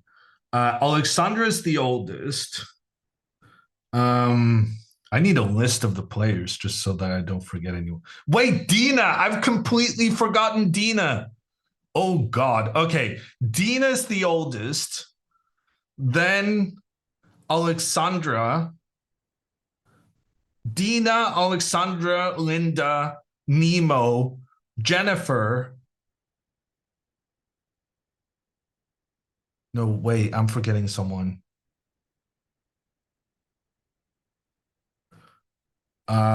Dina, Alexandra, Linda. Those ones I'm pretty confident in. And then I'm gonna say Nemo is number 4. Jennifer is number 5. Julia is number 6. And then I'm going to say Anna is older than Andrea, and I'm going to go Anna, Andrea. That is my final answer. Okay. Anna is 23. No way. Really? In writing, please? Okay. Just so that there's proof for later. Dina, Alexandra, Linda, Nemo,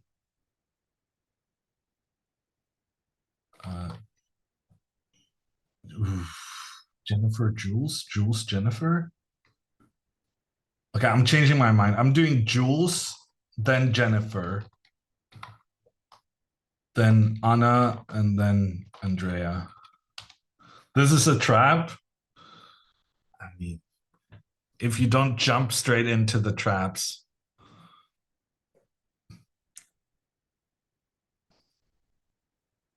Youngest to oldest. I did oldest to youngest. Anna is younger than Andrea? No way.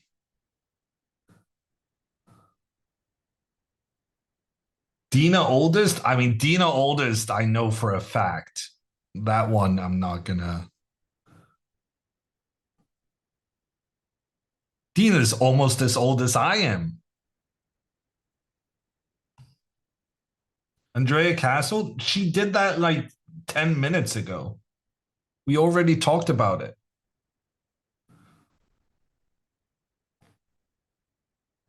Age shaming Dina? It's not age shaming. to appropriately address someone as the oldest when they are in fact the oldest. Nor may I say, is it age shaming to say someone is as old as me, because I am very young, I will have you know. I have my best years ahead of me. Don't you dare say otherwise. Linda just did a little bong cloud. I feel like she's been hanging out too much with the streamers. She just voluntarily moved her king one step forward in the center of the board. That is poor streamer influence, if I've ever seen it. The reason she did this is because she wants to have connection between the rooks. But I feel like there must have been better ways of keeping those rooks connected. And push comes to shove, just move the rook out of the way. So what Linda was concerned about is that if she doesn't like a nothing move, then Jennifer was going to increase the pressure in towards the white pawns. And the pawn's ability to keep their pressure and keep control of this furthest pawn was going to be an issue. So Linda needed to have a plan against this a5 move. Because, I didn't really finish my thought. Because if the bishop goes back, pawn to a5, the idea is that after pawn to a3, you want to have these pawns protecting each other up the board, but you can't really do that here. Because it would open up the a file and allow the black rook to come in and capture white's rook. This explains why Linda felt the need to keep this rook protected. However, she could have done it by just moving the rook out of the file, because then if pawn to a5, pawn to a3, and you keep that protection with the pawns up, defending each other up the board. And if a trade happens, now that you moved your rook away, you're no longer concerned about the black rook coming in and capturing yours. What Linda did with king to e2, now after a5, she feels good about playing a3. The idea being that now if the trade happens, the rook in the corner is defended and life is good. But my concern is, and this a5 move is fine. And then after a3, I'm concerned about the move pawn takes on c5. Because then after the recapture, now pawn to e5.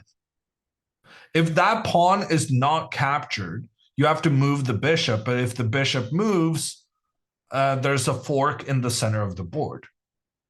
So because of this pawn's threat of either capturing the bishop or making the fork on the next move, you have to capture the pawn.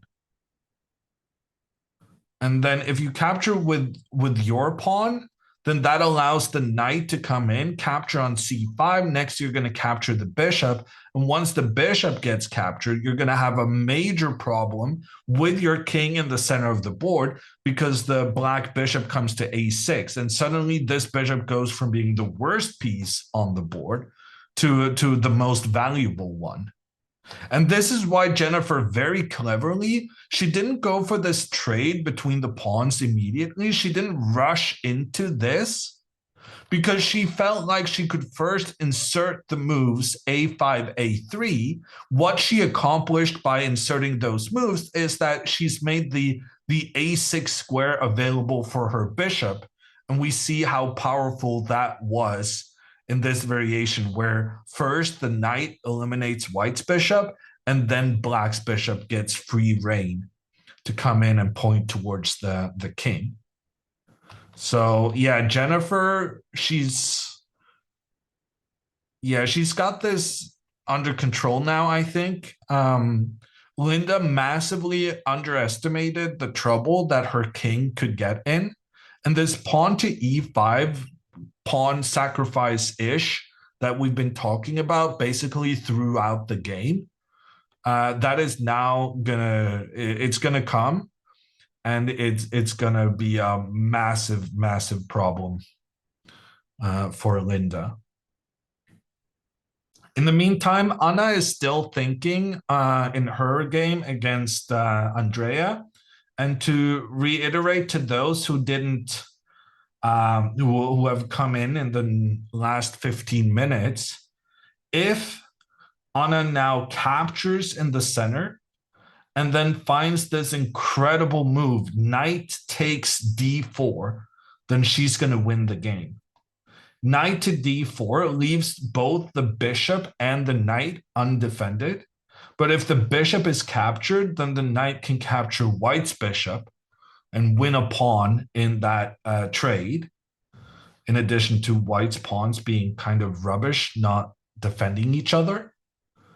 And if the queen instead captures the knight in the center, then the black queen will come in, attack the bishop, but more importantly, also threaten checkmate in towards the white king, supported by the bishop on the diagonal. And white cannot defend against both of these threats at the same time. You're going to have to move the knight to block the checkmate threat, but then after queen takes bishop, black has an extra pawn with an amazing pawn structure compared to white's, and that's going to be a winning position for Anna CRAMLING. So that is the excitement / fear that we're living with right now.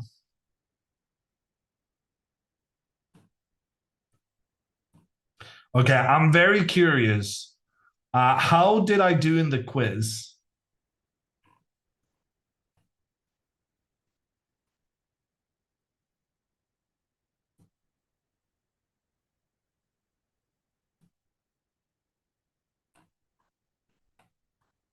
Did we get an answer? You got 50%. 50%? Wait, are you saying Linda is older than Alexandra?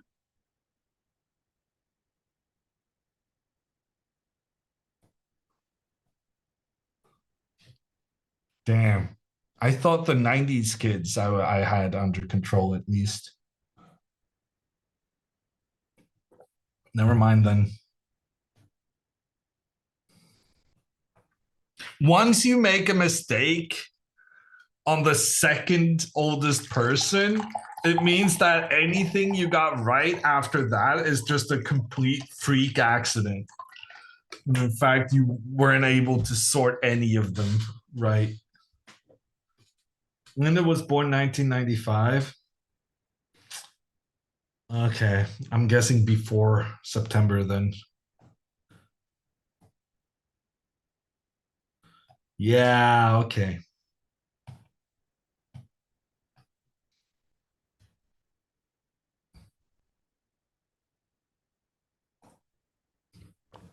Refresh Jennifer's board, please. 1995, back when Hammer was only 30. My age had a 3 in it-ish.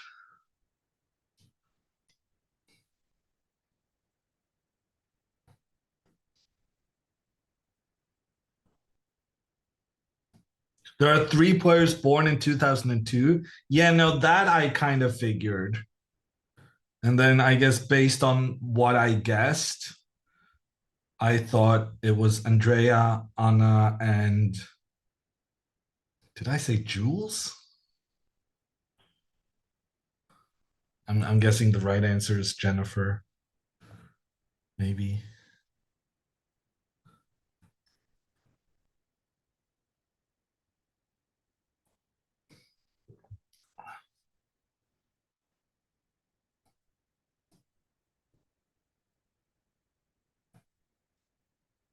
Bishop a6 to trade is good for Jennifer.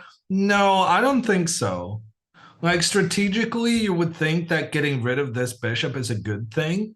But based on the variations we just analyzed, where black is able to use this knight to come up and take the bishop, You'd rather eliminate this bishop with a knight and then have your bishop point down towards the king. If you go bishop to a6 immediately, then you also run into some issues that white could potentially advance their pawns on the queen side. And then, yeah, this kind of thing is very classic for a similar variation within the queen's gambit.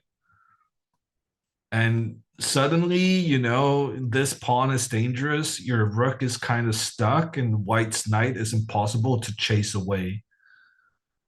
So bishop a6 would actually be a big mistake.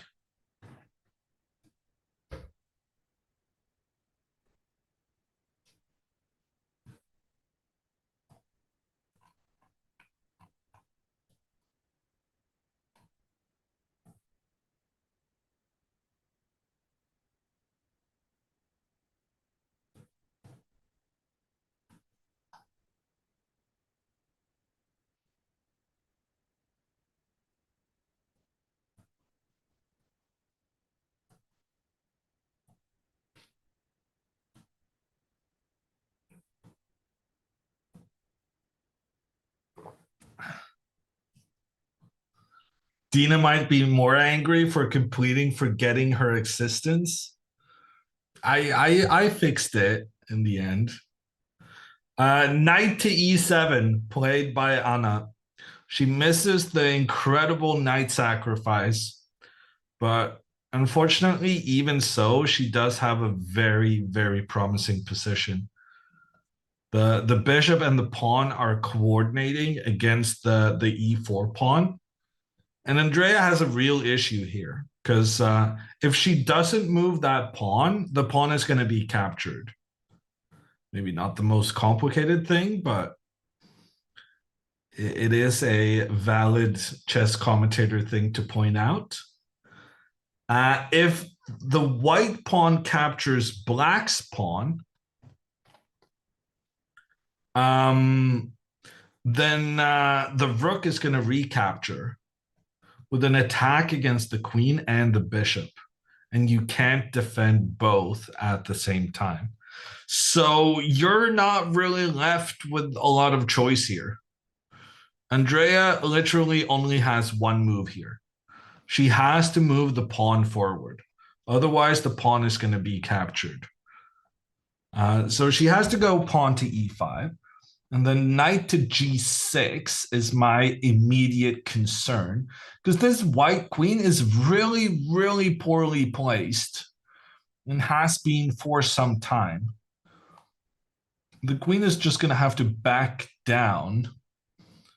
And now pawn to f4 looks pretty good to me. And black is claiming some space close to the white king. Black is even threatening to go pawn to f3 because then you would eliminate some of the defenders around white's king. Here you have no choice but to go pawn to f3 to try and block the black pawn from getting even further forward. But maybe this is okay for Andrea. One of the good news here is that if queen comes to g5, then Andrea can capture the pawn on d7, and that's quite okay for her, I think. Honestly, I'm not sure because this is kind of scary with all of this going on. But computer says she can survive this. Maybe bishop g4? No. I have no idea how she's going to survive this. This looks kind of terrifying. But computer says it's okay. Maybe pawn to g3. And then after knight takes, we just sacrifice our rook. And then we eliminate some of black's attacking pieces. And here white has 2 pawns and a knight and trade for a rook. And at least we're not getting checkmated. And in addition, the computer kind of likes white's position. So that's going to be fine. And so Anna is going to prefer trying to kick the bishop back so that the bishop is no longer attacking here.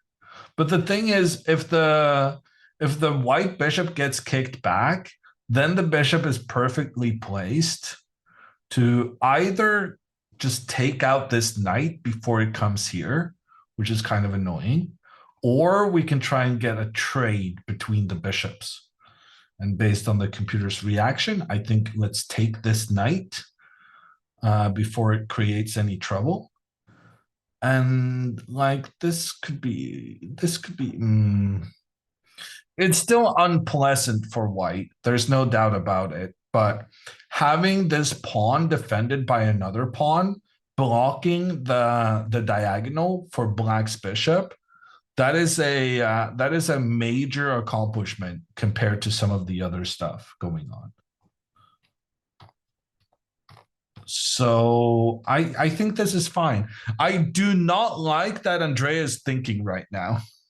Andrea literally only has one move that doesn't just lose everything. And this is not the kind of situation where she can be. And also, like, Anna has made some big blunders, or rather, she made one ginormous. No! No!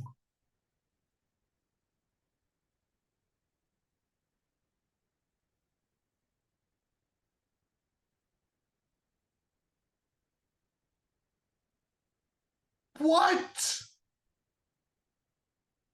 She forgot about the bishop. No, she forgot all about the bishop. She just completely forgot about the bishop, and now it's game over. Rook takes pawn. Both are under attack. And it's game over.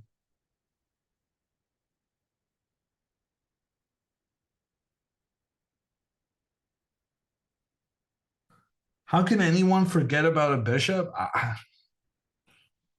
To be fair, it was a pretty bad bishop, but still.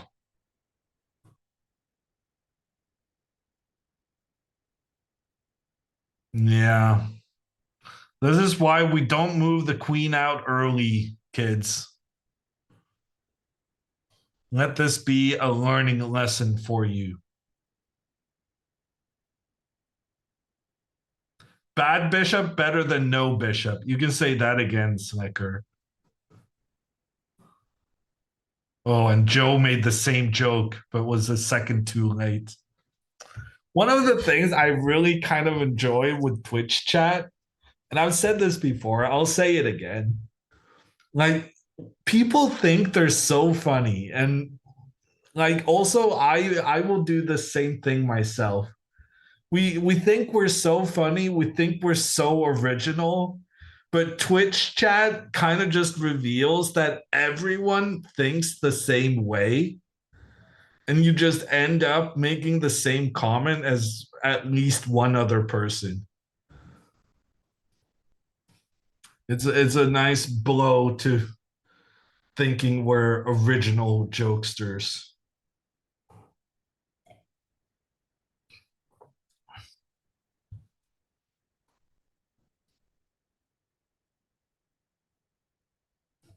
Here's the thing, though. If lots of us are thinking the same, that means we are funny because we agree and share humor.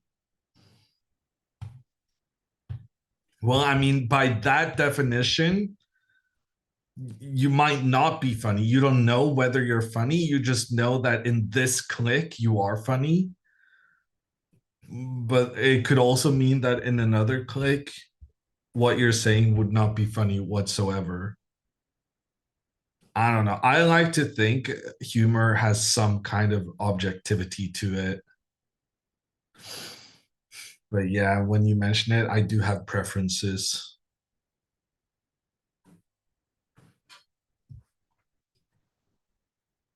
One thing I will say, I listen to a lot more British stand-ups than American stand-ups.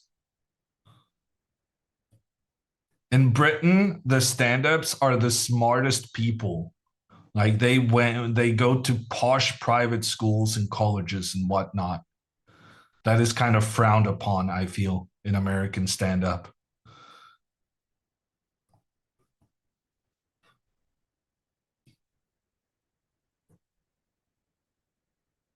Stand-up comedy is pretty awful, even in Britain.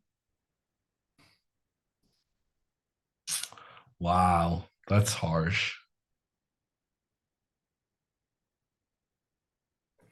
To be fair, I guess I haven't really been watching that much stand-up lately. I'm spending more time watching I'm watching so much Taskmaster. Taskmaster is such a good show. Speaking of, I need to email the Norwegian Taskmaster and tell them to put me on the show. But in Norway, they usually only have comedians on the show, which is kind of disappointing. But I think I would be good in Taskmaster.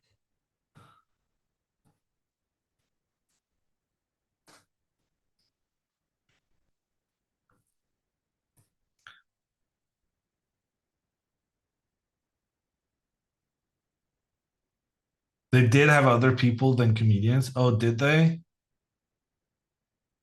I had the impression it was very comedian heavy. I'll try and send an email.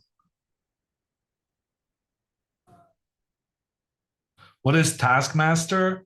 It's like a TV game show absurdity.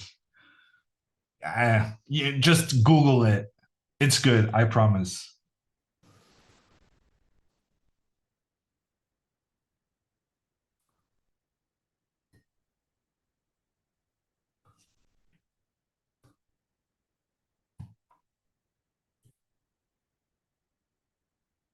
Hammer, if you're on Taskmaster, I will watch despite the language barrier. Amar, sir, you can start on your Norwegian learning journey right now. How did the Trader show go? Norman, the Trader show that I'm in is debuting on Norwegian TV in about a month.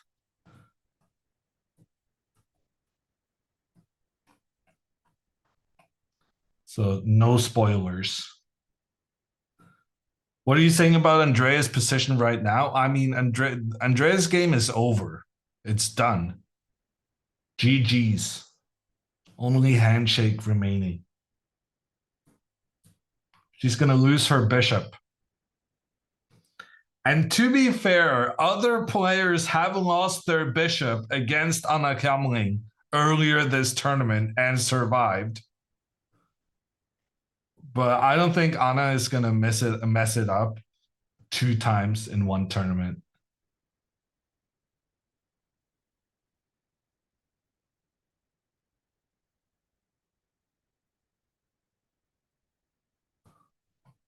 Why is Hammer in a Trader show? Because I'm famous. You're in this season of Verräter? Yes. Looking forward to it.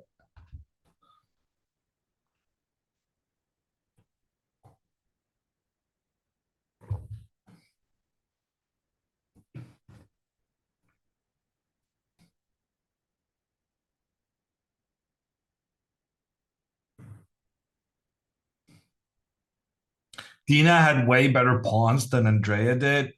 I don't think it was that Dina's were so much better. It was also partly that Anna's were so much worse.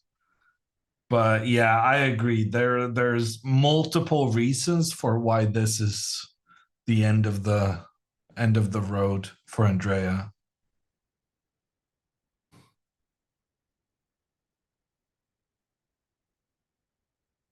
Famous in Norway, a country with population of 12 people. I mean, that's called being smart. It's easier being famous in a small country than a big one.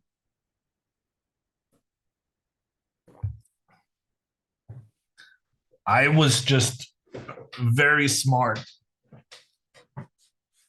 when deciding where to get born.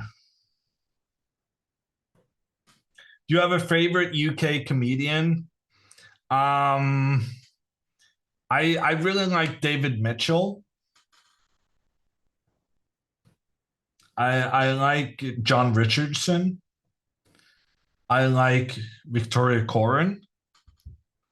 But actually, my favorite these days is American. Taylor Tomlinson.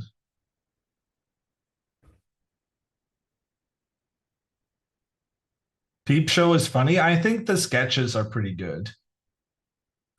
I've never seen anything but the individual sketches, though.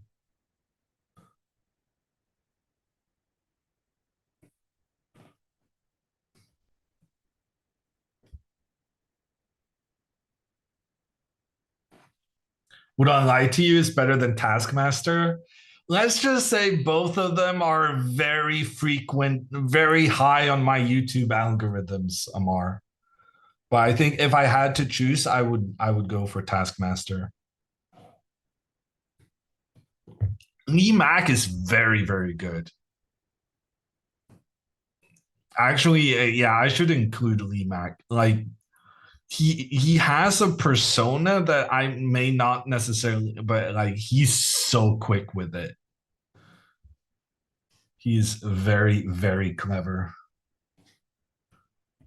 But I don't like clever people pretending not to be clever.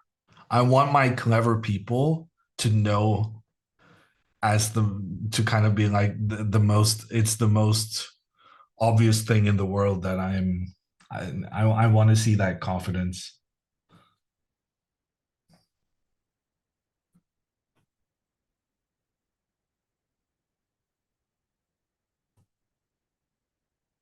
Bob Mortimer, his stories are pretty good, but it's too much, right?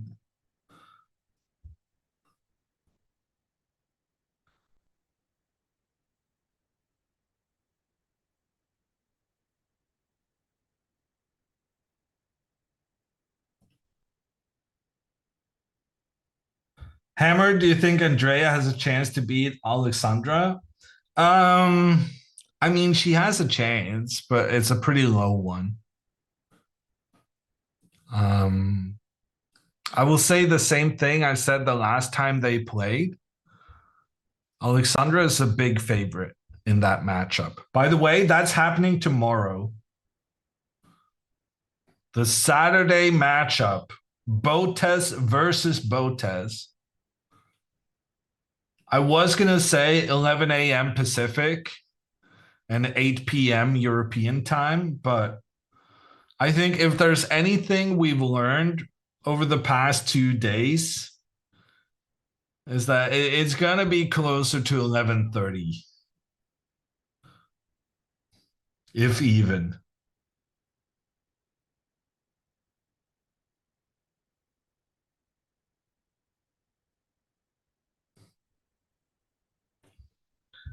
Anna has successfully relieved Andrea of her bishop. It was not the greatest bishop, but we still mourn its death. The hands of the brutal tower, or chariot, if you will.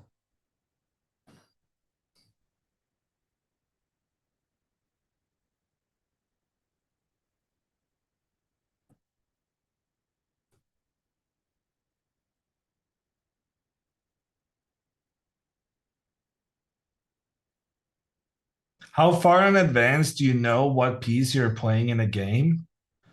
You mean like which color? Normally, you know the day before, but here for this tournament, because it's a special one where everyone plays against everyone, they get to know the pairings at the start of the tournament. So the pairings and the order in which they will play has been decided for like a week already.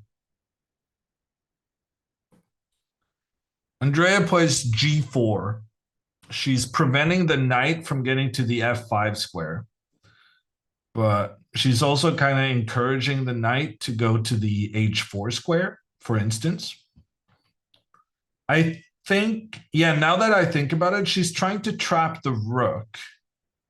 She's trying to take out two of the possible squares the rook can move to. The thing is, even if you do that, the rook can always stand on a5.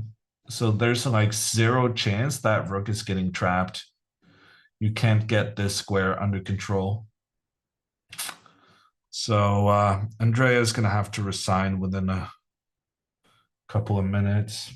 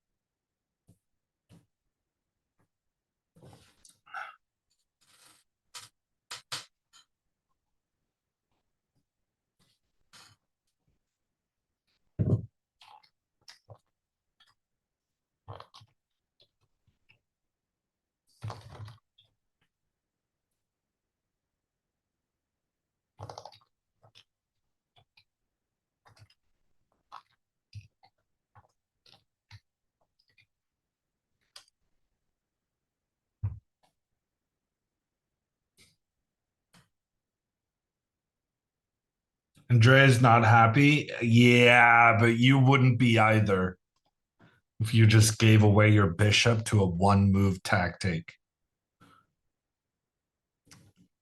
If she wasn't fuming right now, I would be concerned about her.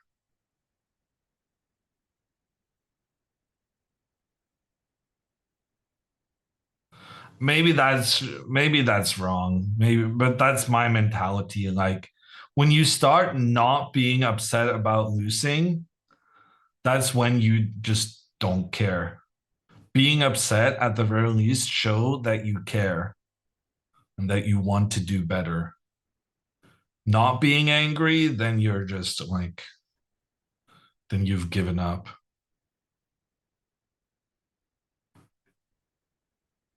What advice would you give to Andrea at this stage? I mean, advice number one, I guess, is resign. And advice number two, I would say very, very cold shower. Just rinse the body of all the bad emotions and give yourself a jolt of punishment as a result of your bad calculation.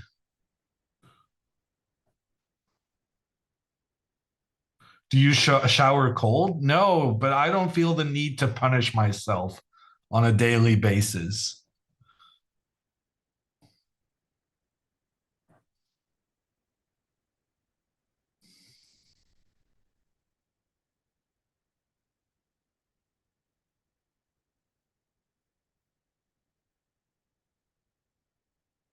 Hammer has given up giving Andrea chess advice. No, I tried giving her some feedback yesterday. I do like that she still specifically asks for my feedback. So I know she wants to do better.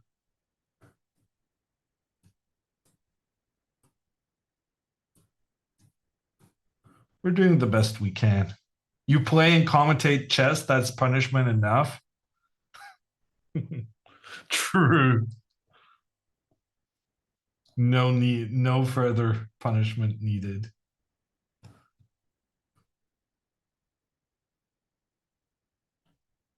What ELO do you think is realistically reachable if you start at 35 years old? I think it very much depends on the amount of time you're able to set aside. And then I guess it also depends on, sometimes it just depends on whether the information you're taught kind of clicks in your head, whether you're able to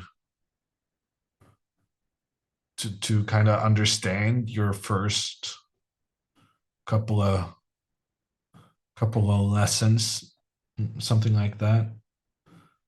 But with the huge amount of survival bias that I have, I would say starting late, you can still become very, very good. If you put in the effort, and of course, you're going to have to put in a lot more effort because you're starting quite a few years behind. But if you put in the same amount of effort that I did from ages 10 to 14, then I don't see why you couldn't do very well, even if you started at a late age. But keep in mind, I had a lot of spare time at that age. And so combining it with work and whatnot, it's a tricky feat. And also at 14, I was not a grandmaster, of course. I was only a 2000 rated player. But I don't see why that wouldn't be possible.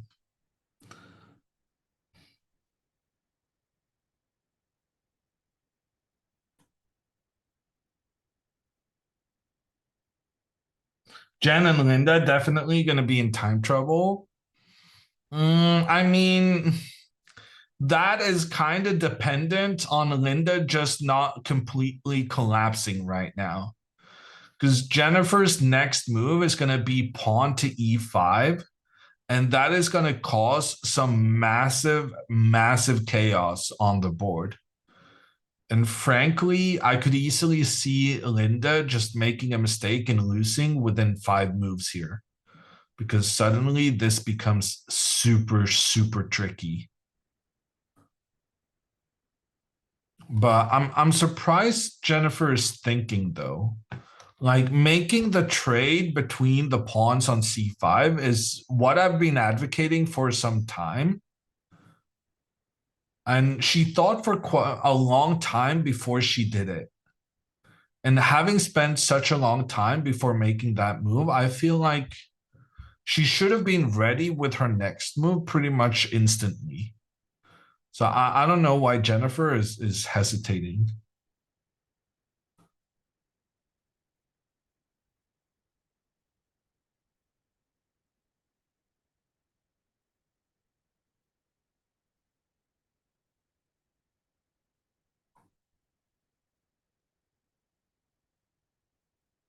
Rough childhood, only 2000. I mean, I was 2014. And then I was a grandmaster at 18. So something happened in those years, but I was not a huge prodigy by international standards. But by the time I was 19, 20, I was one of the very best juniors in the world. But my key was that I wasn't like amazing at age 12, like some of my contemporaries, but I had like very solid progress throughout my teens. And in particular, when I went to high school with Magnus and the chess guys.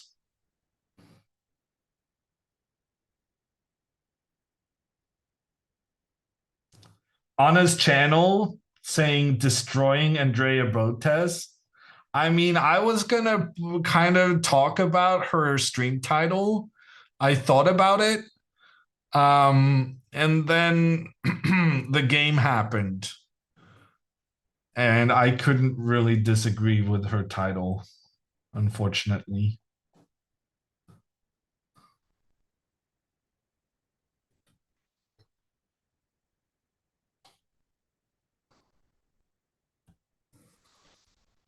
What's the oldest someone has become a grandmaster?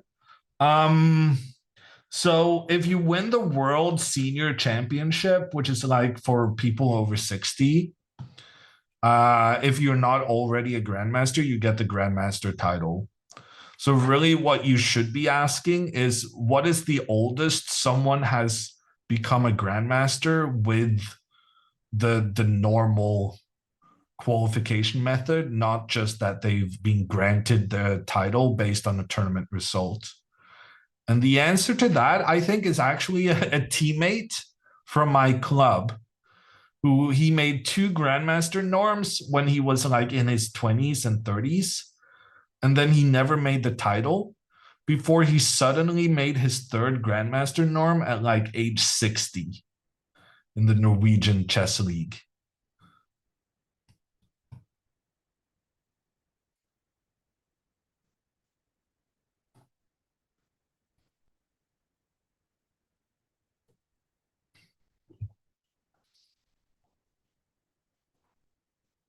How's your English so good despite being Norwegian? You're making it sound like being Norwegian is a deficit. I've had a lot of American friends. I also lived in the US for a year when I was a kid. But I'm not sure that's the whole reason, though.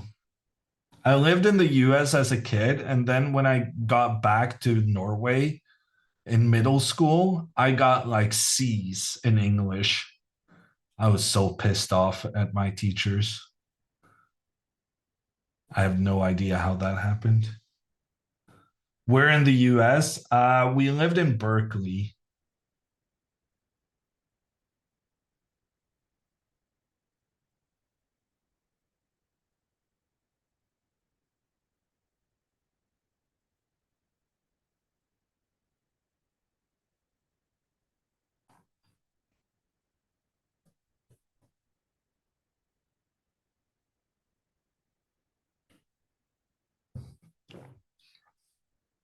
Hammer lived in the US when he was blonde. I really was. I really, really was.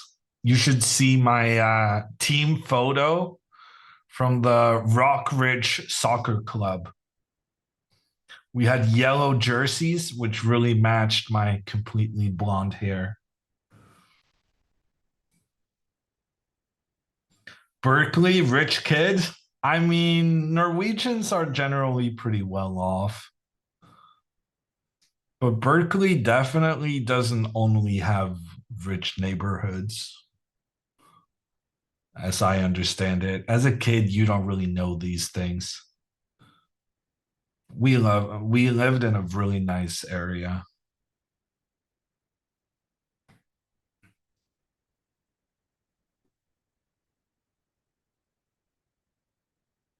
California or Norway, which do you prefer? I mean, I think Norway is amazing in most things. So in general, I would prefer Norway. But I will say that the Norwegian darkness is a serious mental health challenge. So in Norway during the summer, the sun basically doesn't set. Like even in Oslo, which is very far south in Norway, it's basically light from 2 a.m. to midnight. Like if there's some darkness, it's 2 hours at most in the summer,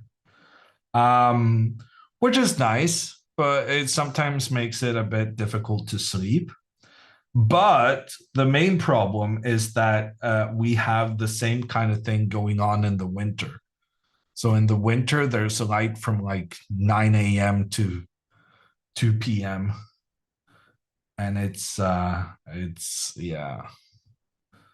of depressing. And it's way worse if you get further up north. But that being said, if you go further up north, they also have more snow. And the snow is really good at reflecting light. And so it makes it a little bit less depressing when you're out walking. You trained with the Berkeley Bishops? Yes. I trained with, I was a member of the Berkeley Chess School, who has quite a few Grandmaster alumni. And Uh, we met Elizabeth Shaughnessy. She was in charge already then back in 2000. And I later met her at the Chess Olympiad in Khanty-Mansiysk, Siberia, Russia. So that's a blast from the past right there.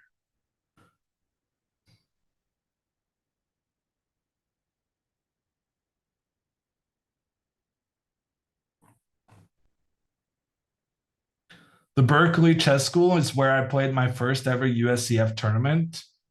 Hans also played in it. Really, Joe? Your first ever tournament and you played with Hans? That's pretty good.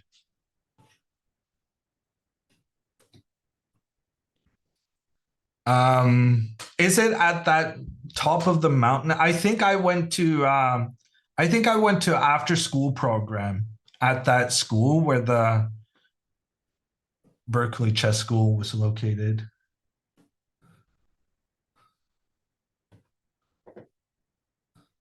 Hans must have been like 7. Wow. Does Hans have a Norwegian accent? No, I think he has a Russian accent. But you can Google the conspiracy theories. People are saying he's traveling so much all around the world and that he's basically just adopting the accent of the place he's spending the most time at.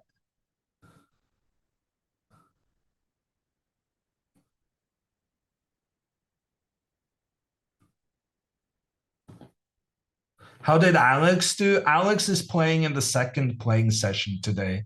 So first we're going to have these 2 games.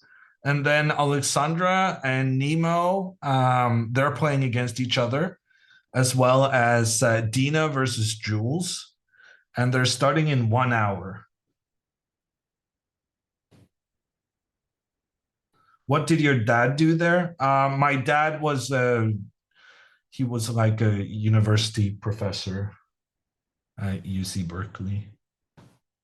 Isn't Hans Danish? No, but I think his last name might have some Danish influences, either Danish or Dutch or German. I know Hans lived in the Netherlands when he was younger. And he lived in New York and he lived in San Francisco, I think.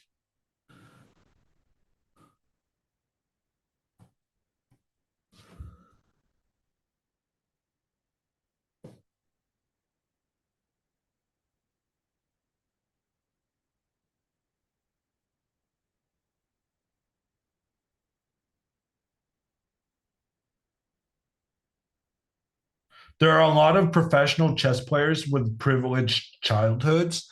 Definitely. Chess in general is a very, like, competitively, it's very expensive. But casually, it's the least expensive.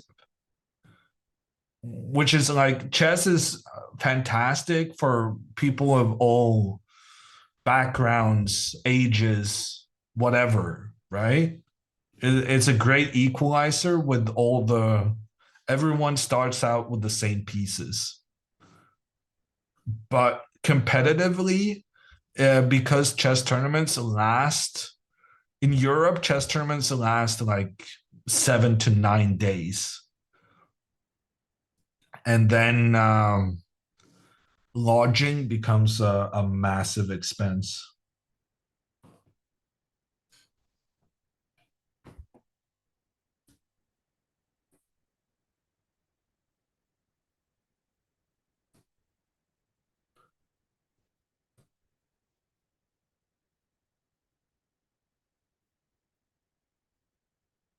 A football is probably equal in price as a chess set. Thereabouts, I would think.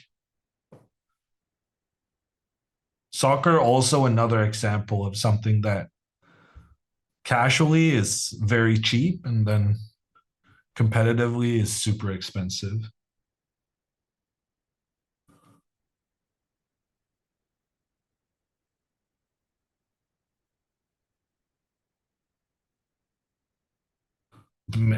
To be fair, probably this is true for very many things.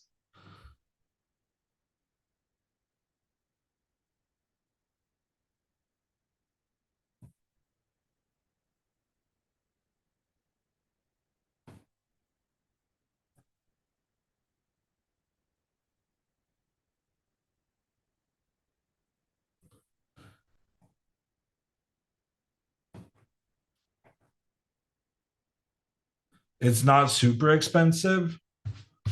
What are you talking about? Chess or soccer? Soccer less expensive than chess. But like there's a lot of stories in the Norwegian press the last couple of months about how academies in the rich side of Oslo are charging like a lot of money in training fees in order to be able to have good coaches for the kids, and that the kids from the poorer backgrounds are having to quit playing because of the expenses.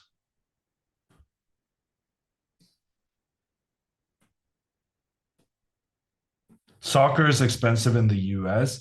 Kevin, everything is expensive in the US. One of the reasons that teaching chess in the US is such an incredibly lucrative thing is because in the US, people are actually used to having to pay money for their children's leisure activities.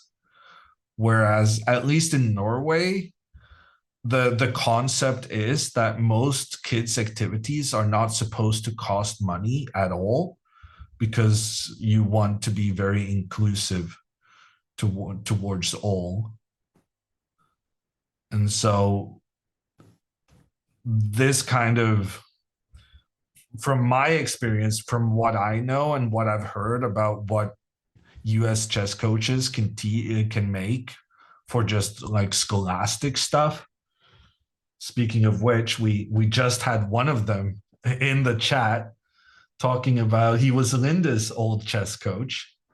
But like being a chess coach at, a fancy school in Manhattan, it can be very lucrative in the US. And in Norway, people look at you funny if you try and charge more than $60 an hour for anything.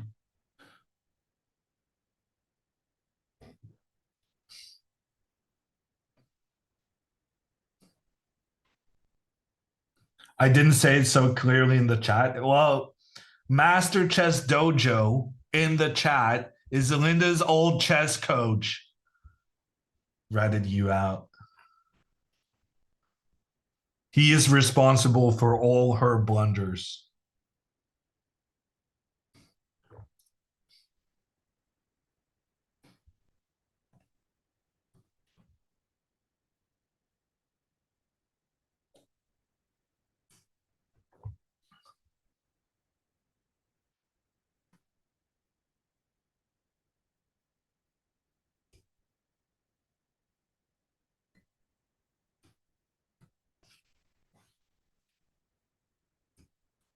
Will Squeak be on Alex's arm when she's playing in a little while? I don't know what the Squeak status is, but I don't think he has been at the venue so far. I'm sure you can request his presence for tomorrow's big matchup.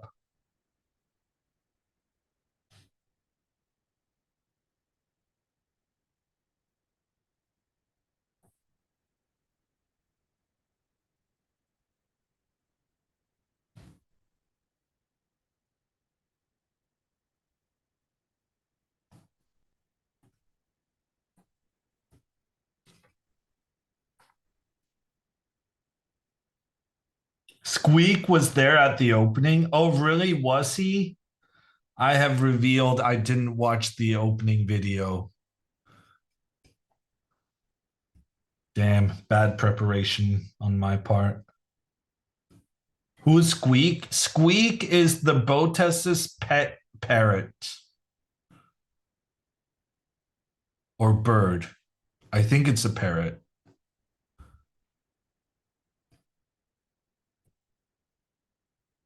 Who's the highest rated of the participants?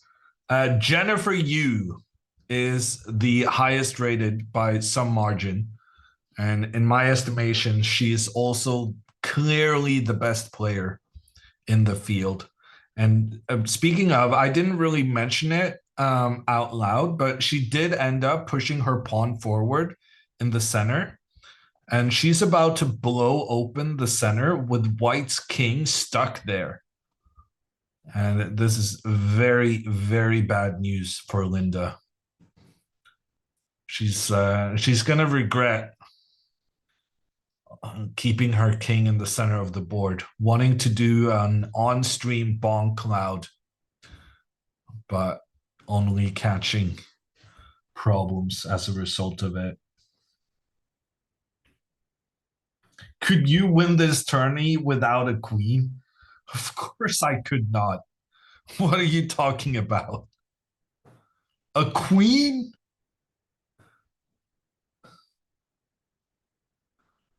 I couldn't win this tournament if I started with a knight less. Maybe I would stand a chance with down a pawn. Actually, down a pawn, I think I would have a chance.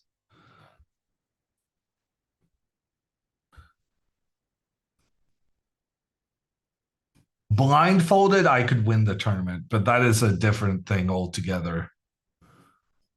It's a lot worse starting down a pawn than being blindfolded.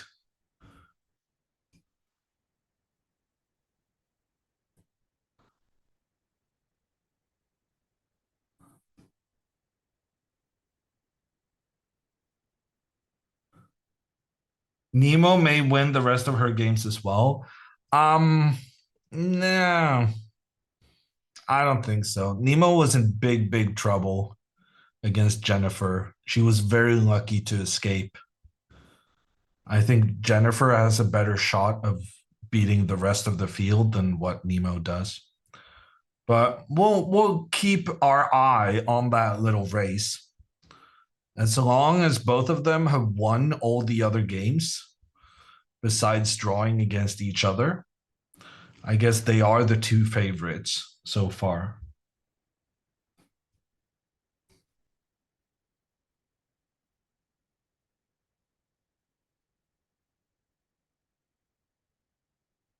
Are there arbiters in this tournament? Yes. We have our house arbiter, the very neutral and completely not biased quiz master, arbiter, snack provider, maybe. I don't know. But I needed a third one because that's how all the good lists go. We have Papa Botez.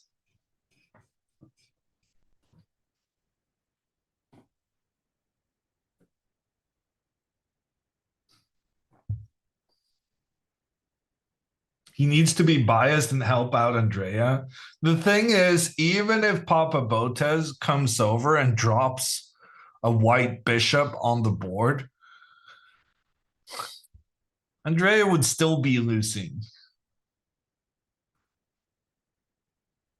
She's down a bishop, which is bad, but her pawn structure is also, it leaves something to be desired.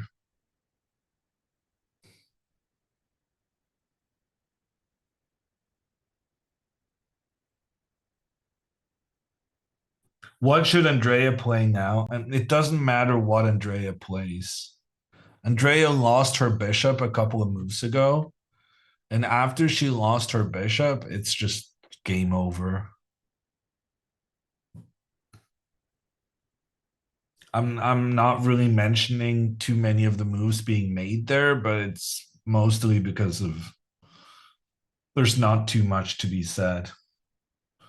There's only sadness.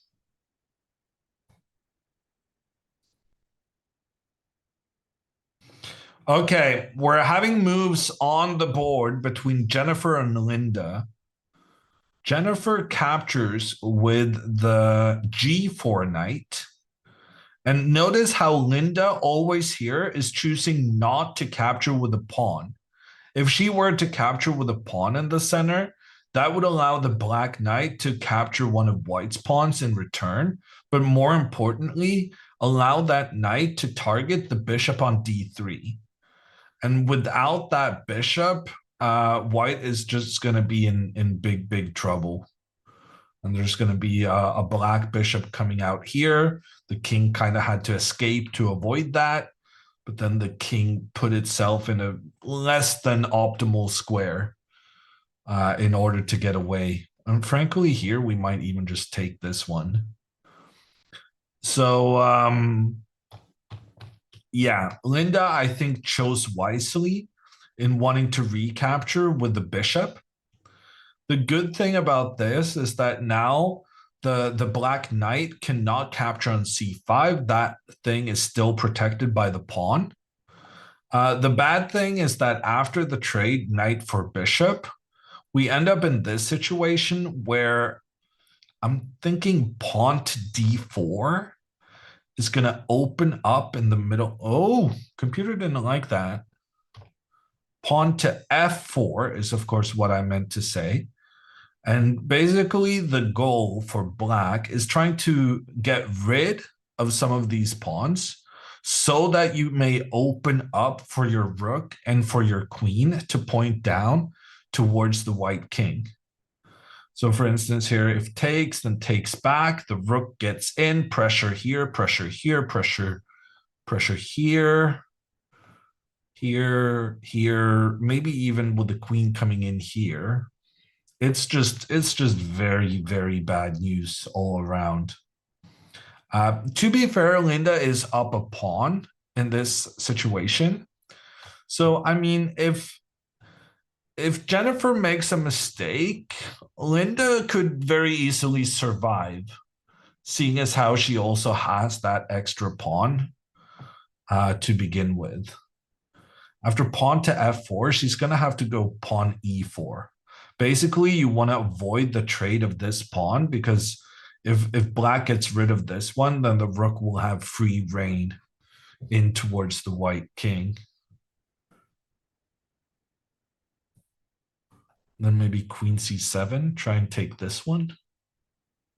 That's kind of clever. If you go queen to c7 immediately, then white can just keep that pawn protected.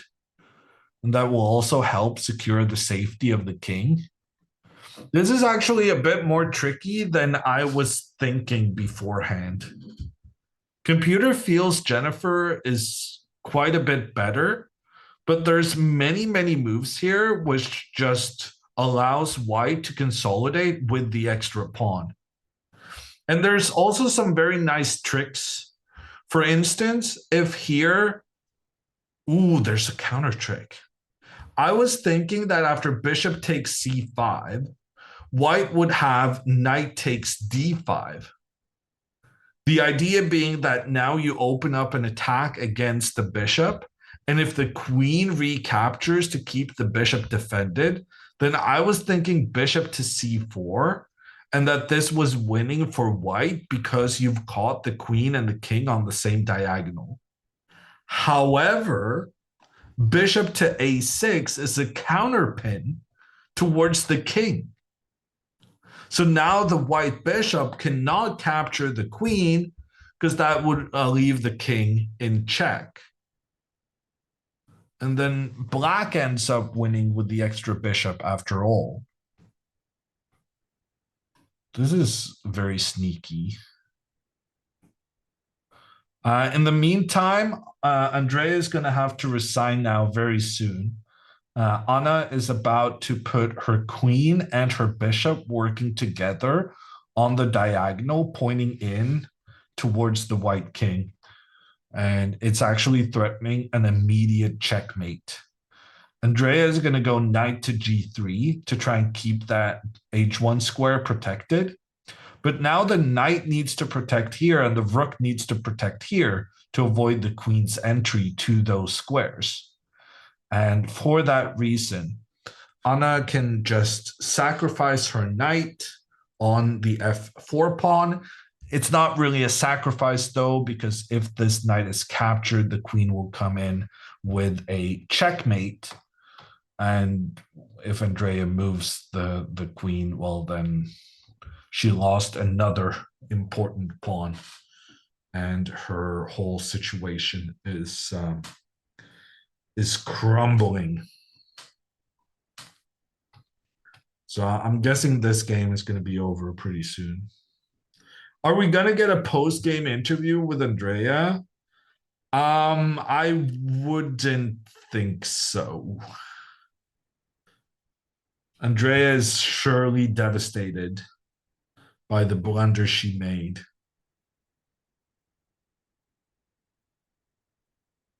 It's been a very, very rough game for her.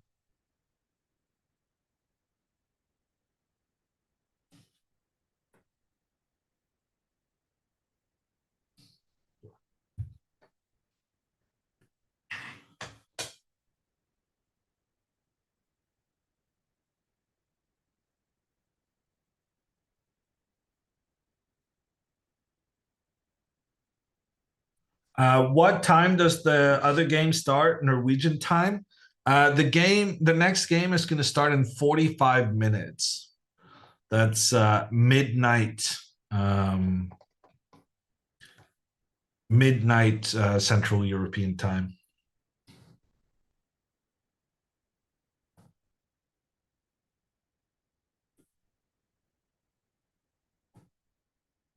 Are you casting the second session as well? No, I'll do like the opening because I have some inside knowledge about Alexandra's opening.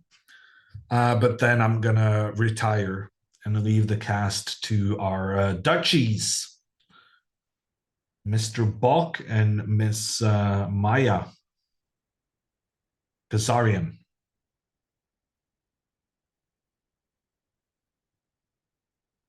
Are you going to watch the opening ceremony for the Olympics? Are you saying that that hasn't happened yet? It's almost midnight and they still haven't done the opening ceremony? No, I'm not going to be watching that.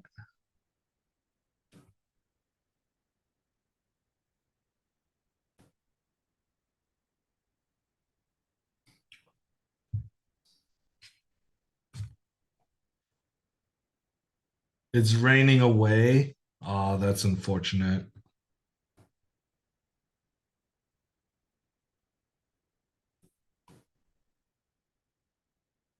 Oh my God. It's 34 degrees in Los Angeles right now. Oh my God. It's going to be in the 30s for the entire week. I guess it's better in a part of the world where you have air conditioning, but damn, that is too warm for me. Is there 24-hour daylight in Norway this time of year? In the northern parts, yes. In Oslo, there's like 2-3 hours of dark during the night.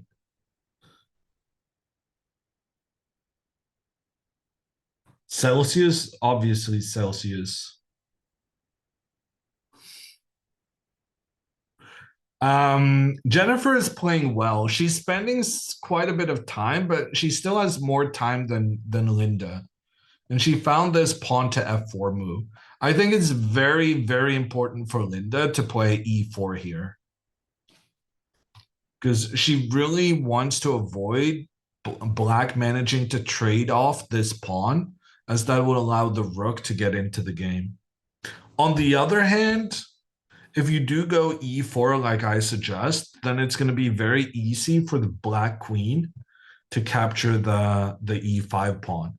And it's very important that you inserted this pawn move, because like we talked about earlier, if you go queen c7 immediately, then white manages to set up a situation with the pawns protecting each other. But by going pawn to f4 first, you disrupt the coordination in white's camp.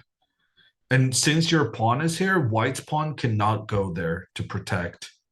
And that means you'll be able to both take a pawn, but just as importantly, really centralize your queen.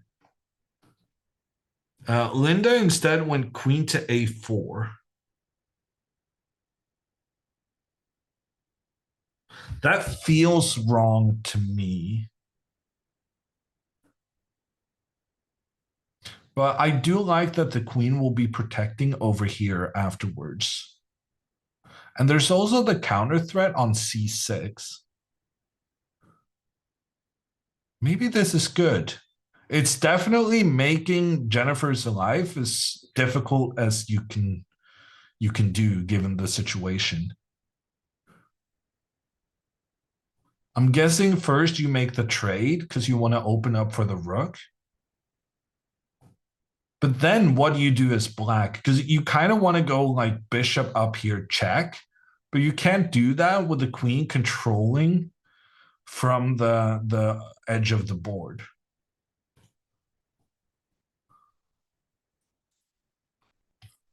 And if you can't do that, I suppose you can just go queen c7.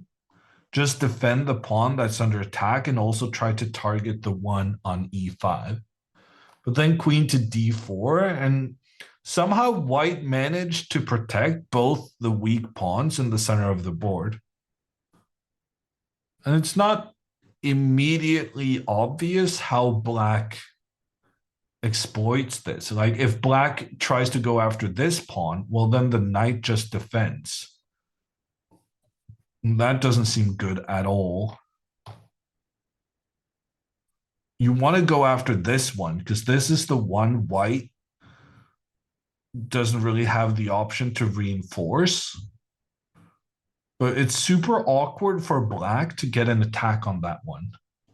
Because like if you go rook to e8, white gets so much time to try and improve their defensive positioning. You can try something like this and then head for an endgame.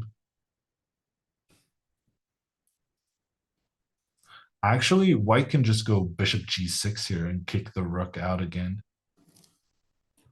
Yeah, I think I've overestimated Jennifer's position. Queen to a4, I'm taking everything back. I think this is a great move. And I, in particular, like how the queen is going to defend over towards the king side. But also having the threat against the c6 pawn is super useful. And the queen's ability to get to the d4 square and keep both of these pawns protected is very useful. This is going to be a very dramatic finish. Jennifer right now, 16 minutes. Linda has 10 minutes. In a super, super complicated position. Is Linda a streamer? Linda is a musician primarily. But from what I understand, she wants to start streaming. Well, getting this invite is a big step towards that goal.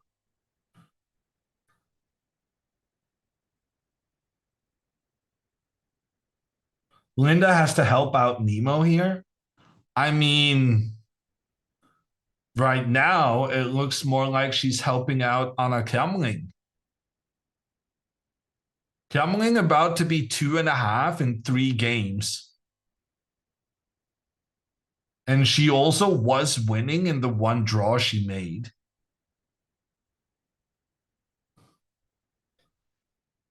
NEMO is not the only one helped out by Jennifer conceding points. Anything Jennifer concedes is going to benefit the whole mass of players trying to win this tournament.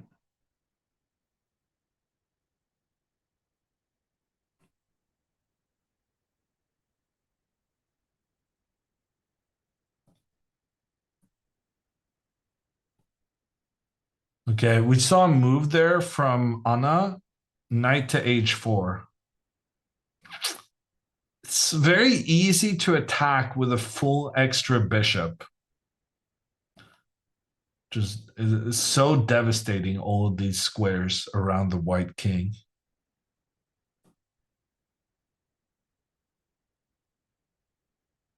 Poor Andrea having to sit through this. Hammer, did you have fish for dinner? Are you saying that Norwegians just eat fish all the time?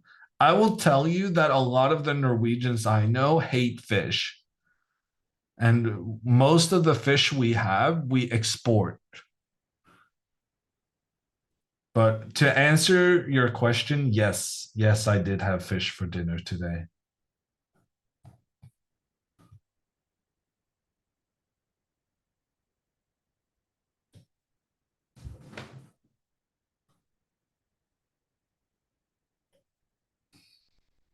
But I didn't yesterday. You just got lucky, dude.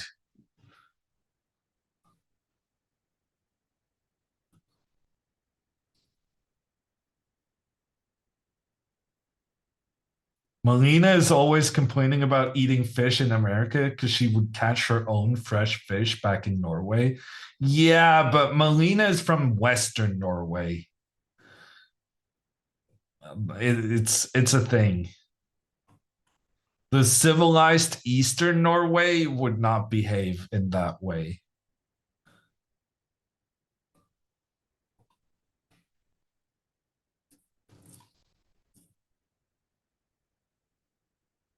Does East West make a difference in Norway? So basically, Norway is just, we're tremendously mountainous, which means that in the good old days, it was kind of tricky getting from one side to the other. And so there are like there's quite significant dialects, and as a result, also kind of like traditions and that kind of thing from the east, the west to the middle to the east. Because if you go up one valley, then they talk in one way, and then if you go up the next valley, they talk a completely different way.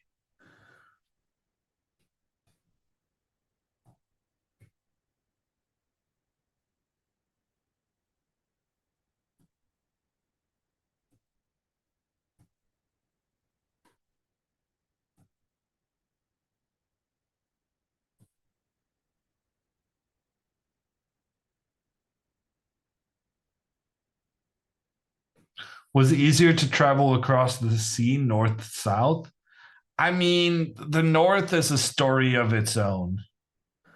In Norway, there's the thing where basically the further north you get, the more the profanity is revolves around sexual organs and reproduction things and those kind of, yeah. While in the Christian southern part, or rather the all parts in the end ended up Christian, but it definitely happened. It spread. It took some time spreading to the north, and one of the funny ways you can tell is the way profanity works in the dialects. So the northern dialects are way more, like I said, fuck and, dick and that kind of thing. And the southern dialects are more about, calling upon the devil and religious things.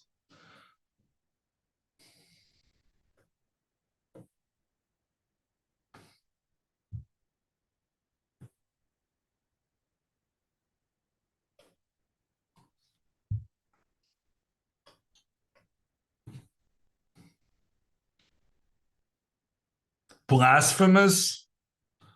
To be fair, it did mean that the pagan northerners were less blasphemous because they didn't care about calling upon the devil. Queen to d7 has been played by Jennifer. Very interesting move. Both defending this pawn and trying to get the queen to the g4 square, giving a check on the king.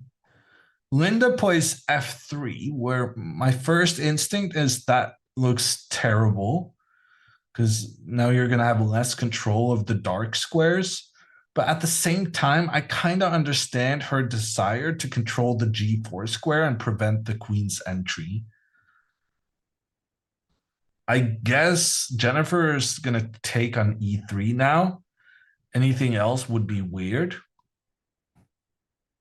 And then I guess queen to d4, centralizing the queen, trying to bring this knight in. It's a very tense game. Actually, I kind of like this. It's very difficult for black to kick this queen out.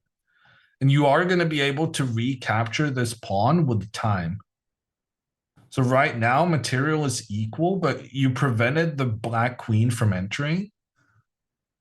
You prevented the bishop from entering. You're about to maneuver your knight up, and you can basically capture this pawn at will. I do think queen d4 is kind of important, though. I think if you recapture this pawn immediately, bad things are going to happen.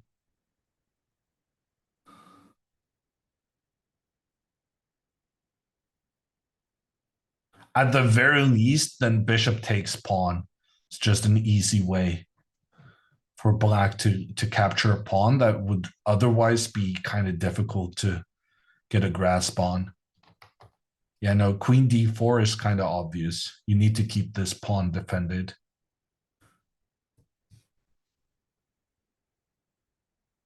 Hammer, are you from the north or the south? What about Magnus?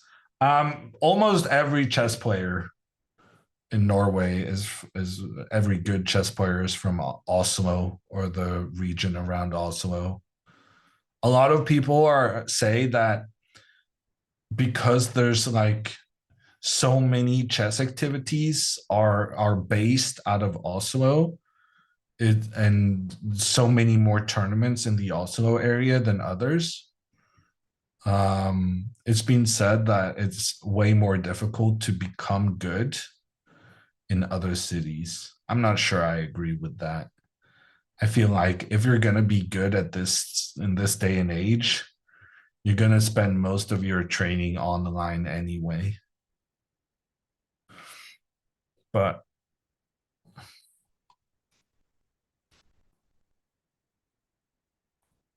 I would imagine it's kind of difficult to become a good chess player in,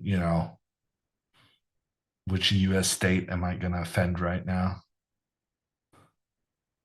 I guess somewhere without cowboys that's going to kill me. Utah. Actually, Utah is okay. Utah has an okay chess community. Let's say Idaho. Potato farmers. I'm not afraid of them.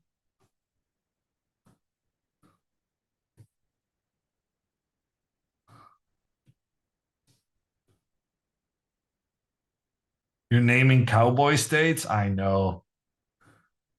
But those are the ones I know that kind of don't have that many chess players.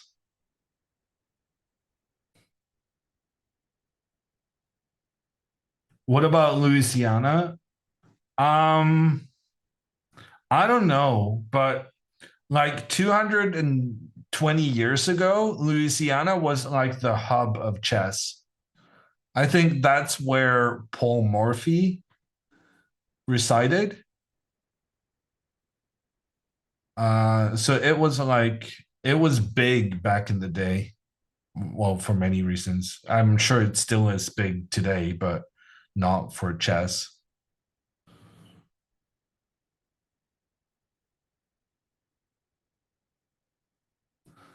Idaho player here. Do you have a lot of good players in Idaho, Strider?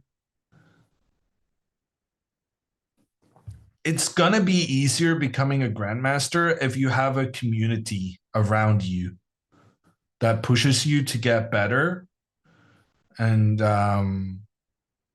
that you can compete against and stuff like that. So it is a very real thing that it's probably going to be easier in some big cities.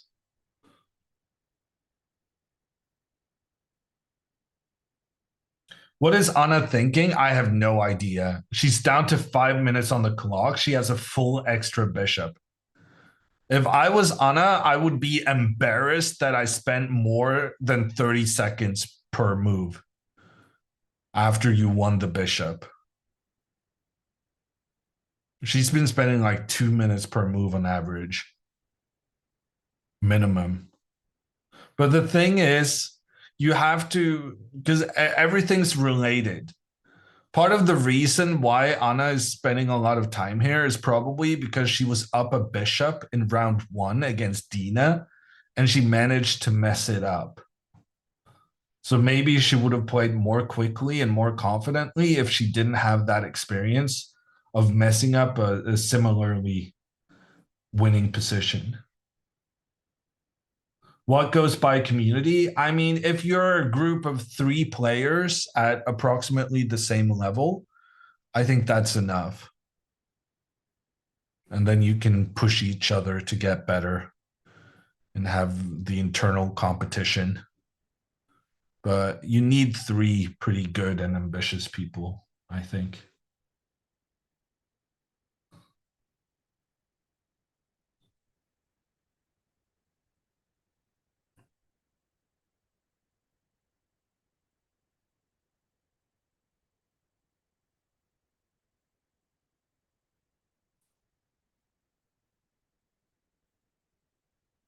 You had 3? I mean, I was when I was a kid, I was comparing myself to Magnus.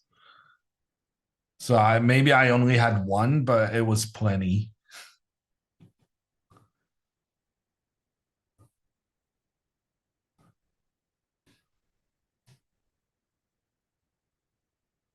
No, there were like the distance between me and number 3 was much lower than less than the distance between me and Magnus. So like I was pretty dominant if you consider Magnus an adult player. And he never played in my age group because he was always, you know, well, he was a grandmaster at 13. Obviously, he didn't spend a lot of time in age group tournaments.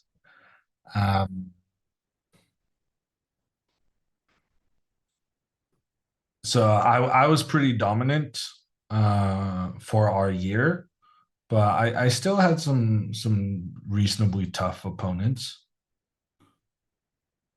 I didn't win everything.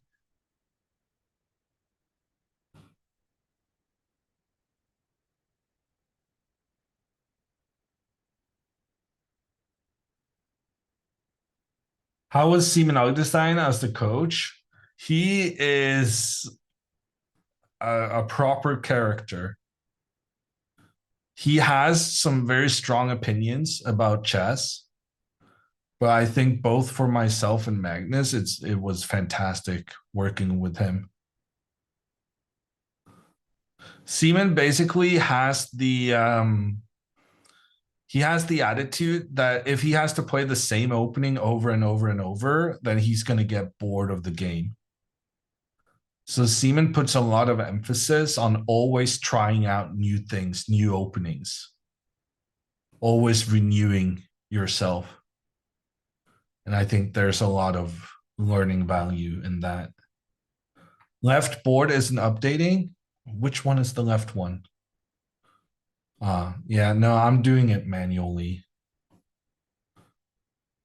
So what you're trying to say is we're unhappy with you. Chess coming in with a raid of 2,153 people. How are you guys doing?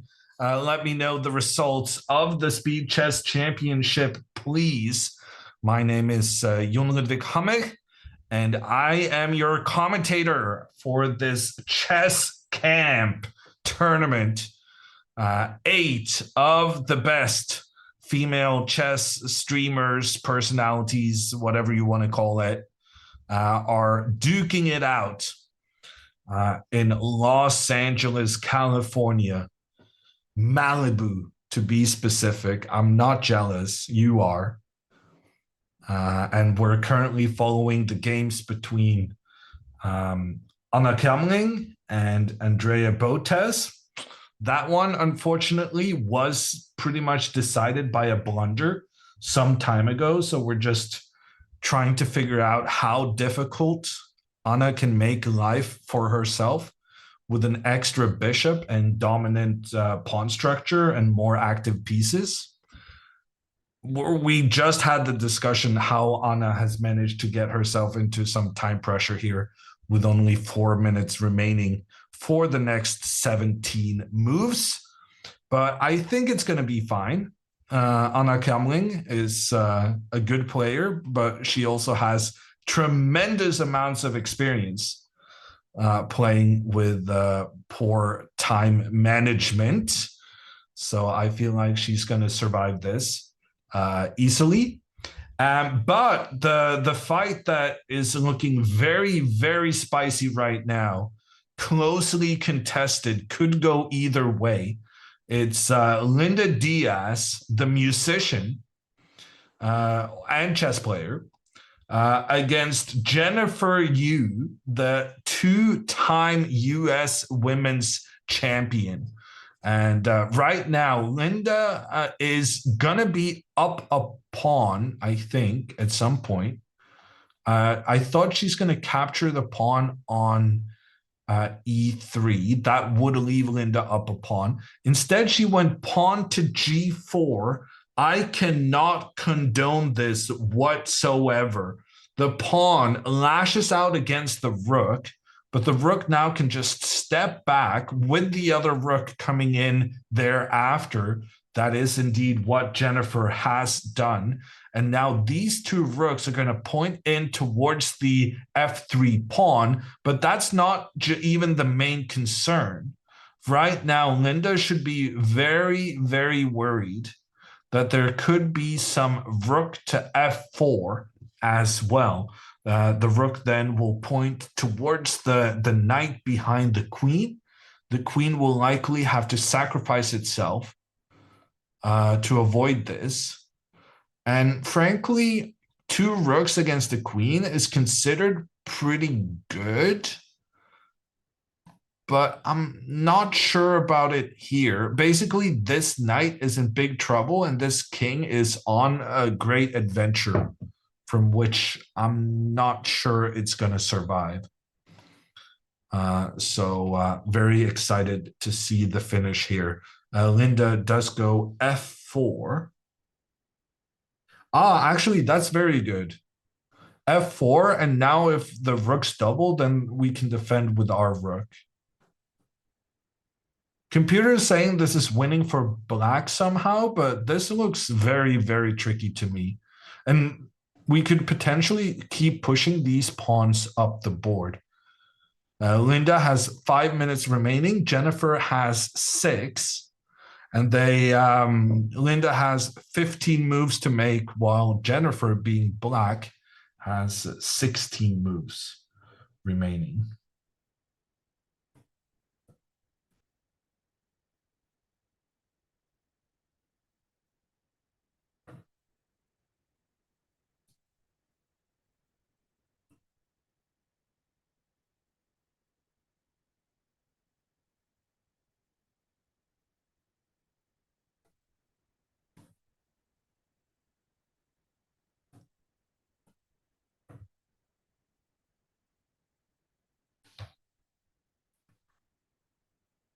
Queen a6 check, hitting f1 will be Jennifer's win. I don't see how that helps her whatsoever. Like, that square is protected. The two rooks are working together, and you can't get the black rook to point up because there's a white pawn in between. I think this is a genuinely difficult position for Jennifer. Like, you could easily deal with this if you have plenty of time on the clock. But with the clock ticking down so quickly, this is super messy. And you're about to be down a pawn as black. So you're the one who kind of has to justify your choices. And you're the one who has to fight back. Because, I mean, you could get in trouble here if you don't manage to do something pretty much straight away. Computer is giving this move pawn to h5, but that's a very difficult one.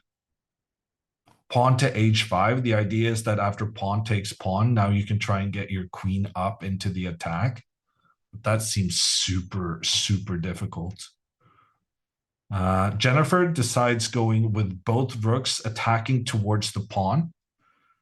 I'm assuming we're now going to defend that pawn. Linda uses the rook on the A file because she wants to keep this pawn on the H file protected.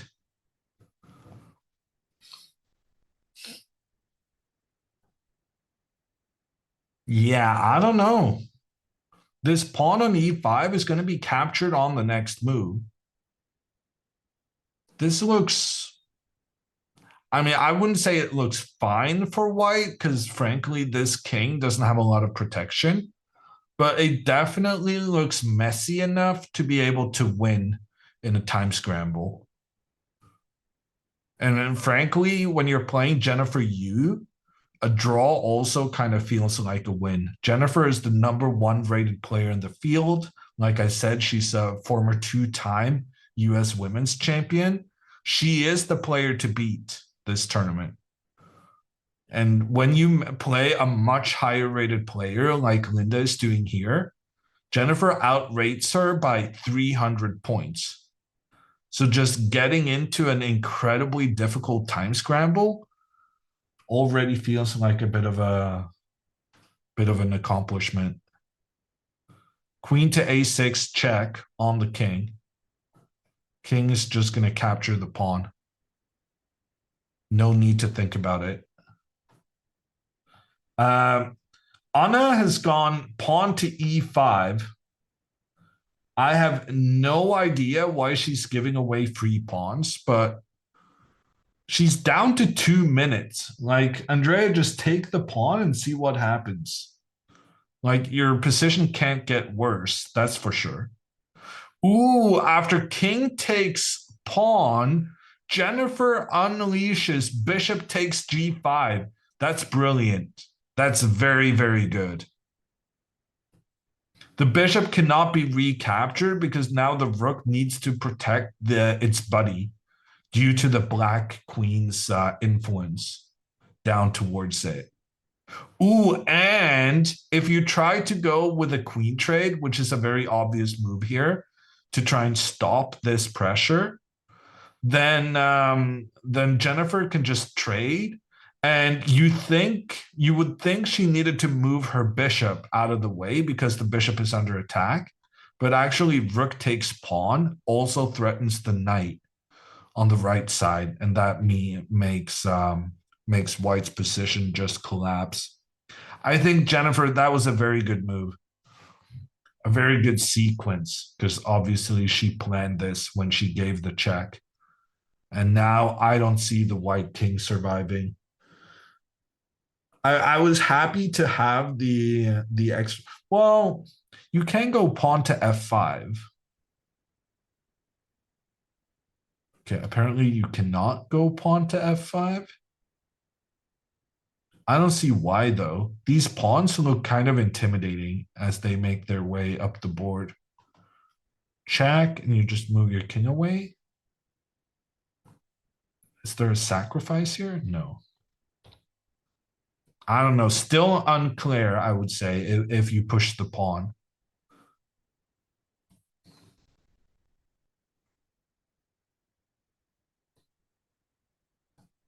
Is Andrea winning? No, Andrea's been losing for some time.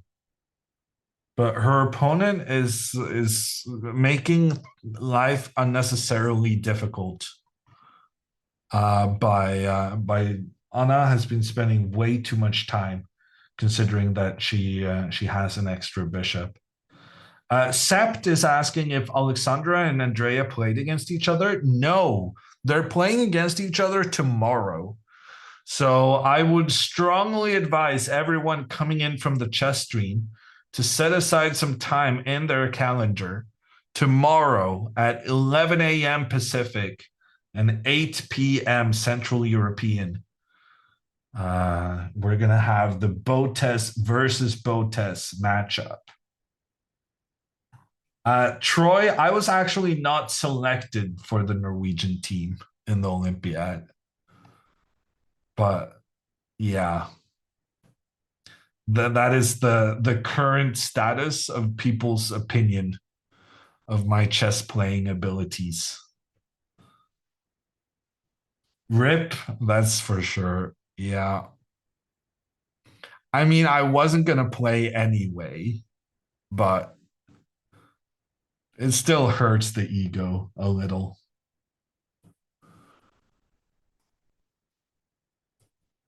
Wouldn't it be funny if Andrea flags her and wins? I don't know if funny is the right word. It would be tragic. And I would be yelling some words at Anna about her time management. But the thing is, Anna is so used to being unnecessarily low on time. So I think she's going to be fine.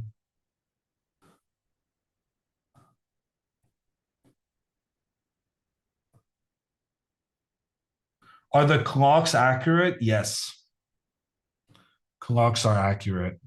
Linda played queen to d3. That was my first instinct as well. But then I discovered that the black rook could attack the knight on the edge of the board, which means Linda just played a losing move, cracked under the pressure of Jennifer's clever bishop takes pawn tactic. And after the queen trade, now instead of moving the bishop that's under attack, Jennifer captures the pawn with the pressure against the knight on the edge of the board. And with that move, Jennifer is winning this game. And right now, she might actually finish ahead of Andrea, which is a shocker for those who have followed us throughout the game.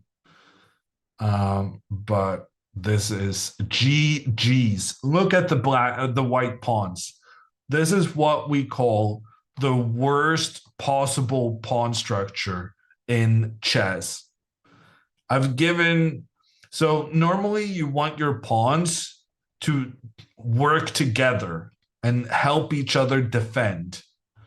So I've categorized here the pawns, given them different colors based on which of their compadres they're working together with. So black has 2 pawns on the king side and 2 pawns in the center that are working together.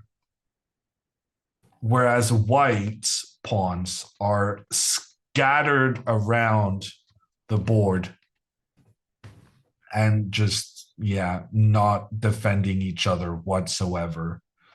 And when pawns are not defended by other pawns, it makes it a lot easier to snatch them up. And that is what Jennifer is doing right now. The attack on the knight meant that she didn't have to defend her bishop. The knight moves, and frankly, the bishop didn't have to move this time either.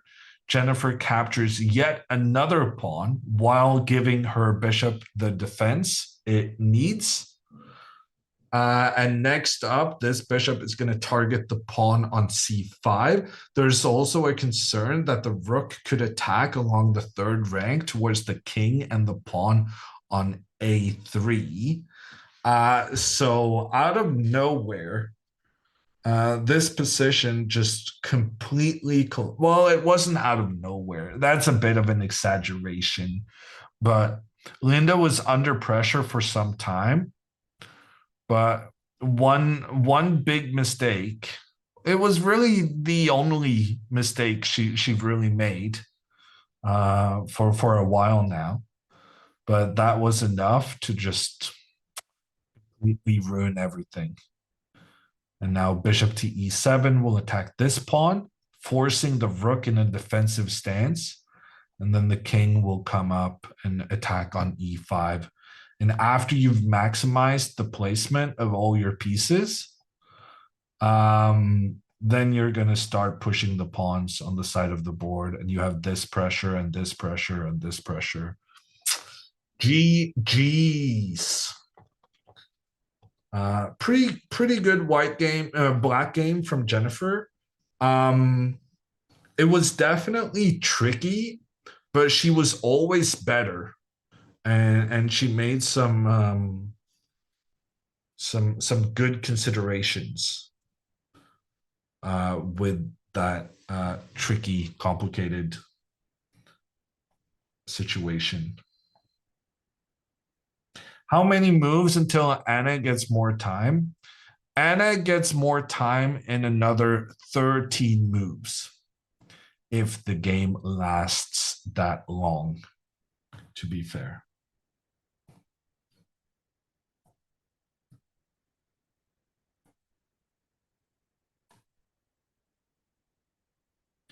After bishop to e7, Linda has gone knight to d7 to keep that one defended. But now Jennifer is just going to move her king in to chase the knight away. She can also capture the pawn on a4. I guess that's fine too. That's what she did.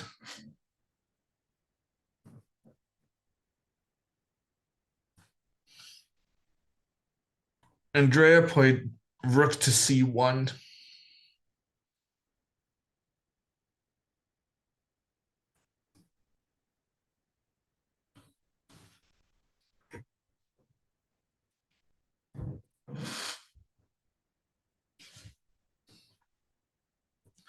Queen comes in, check on the king. The knight blocks. Easy, quick move for Andrea. Moving the knight in between was literally the only thing she could do. I'm assuming Anna is going to play knight to f3 now. Ooh, that actually does blunder some stuff. But having an extra bishop, you can give away some stuff to make some trades happen. That's completely fine. Linda, in the meantime, targets the c6 pawn. But when the knight moves away, it means that the knight is no longer defending the c5 pawn. So it ends up being a trade. Afterwards, rook to a3. That's a check on the white king that has to step back. And Jennifer, if we're doing a count, she's up by 3 pawns. Bishop to a6, check on the king. This is why Andrea played rook to c1, because she needed to be able to go pawn to c4 and have that pawn defended by the rook. I'm assuming Anna now is going to go rook to a4. Try and target that pawn. Anna goes queen back, queen to c6. Same idea though, targeting the pawn on c4. Anna is down to 43 seconds. That means they get an additional 30 seconds per move they make. So the fact that Anna, after the move, had 43 seconds, it means that she was down to 13 seconds when executing the move. She's making this a lot more exciting than it really needed to be, in my opinion.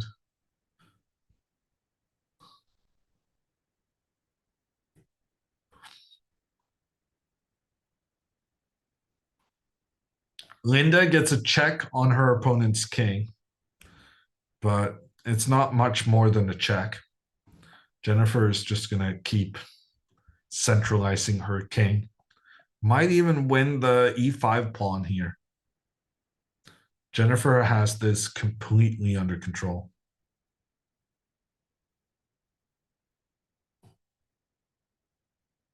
Accurate clocks, that's insane. Well, it helps organizing your own tournament so that you can make the rules.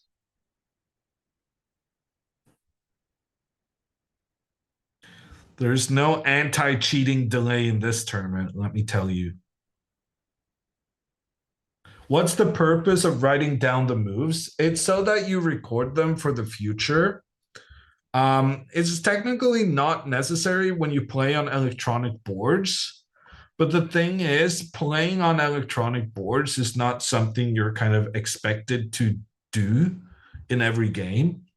And so from while you're a kid, for instance, and you don't have 9,000 people watching you play, then you got to record the moves so that you know how your game went. It's literally recording history.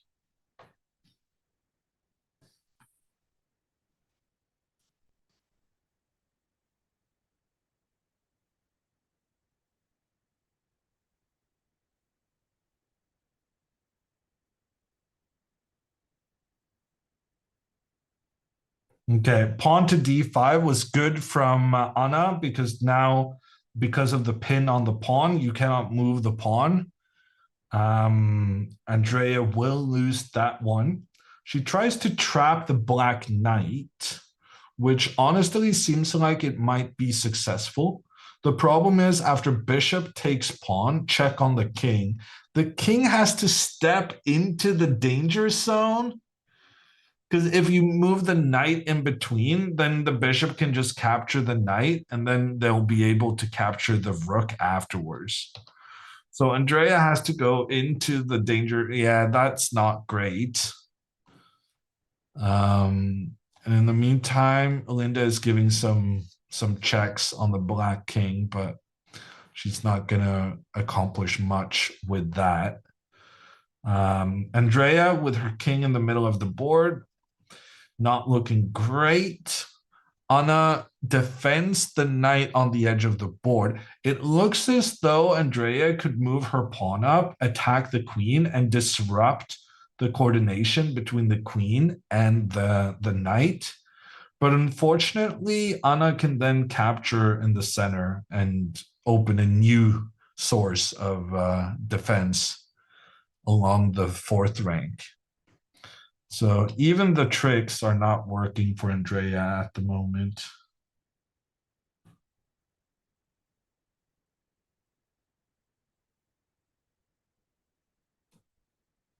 Andrea decides to go rook to d2, keeping that central pawn defended.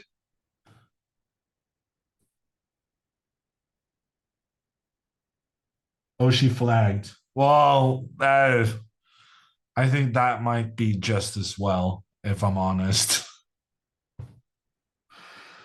Oh, Andrea. It was a very tough game. She had a problematic opening. She played the Jabava. Big mistake. And Anna executed a pretty good strategic game. Anna managed to get the superior pawn structure without conceding the bishop pair. There was a moment where Andrea could have tried to protect her bishop, and maybe she should have done that. And instead, what happened was that her queen became a little misplaced, and she was under heavy pressure out of the opening.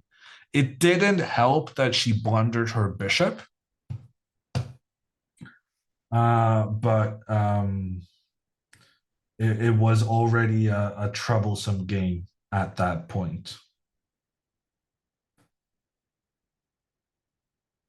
Is this an official tournament? Yes, this is a FIDE-rated tournament. And the wins here are so much sweeter when you gain the rating points off your best friends. Why is Hammer split in two? Hammer is split in two because it's 3 p.m. Pacific, midnight Central European, and that means we're about to start a new round, a new group of players. The evening round today is between NEMO with the white pieces against Alexandra, and we have Jules with the white pieces against her wifey Dina, who she won in a fight against Andrea in the first round. Don't ask me how it works, but I'm told that's how it goes. And because we are starting the new games, and because I have been sitting here doing commentary for 4 hours straight, we are going to send in some reinforcements to watch the end of this. So we're going to take a little break. I'm going to run to the bathroom, and we're going to get in Anamaya.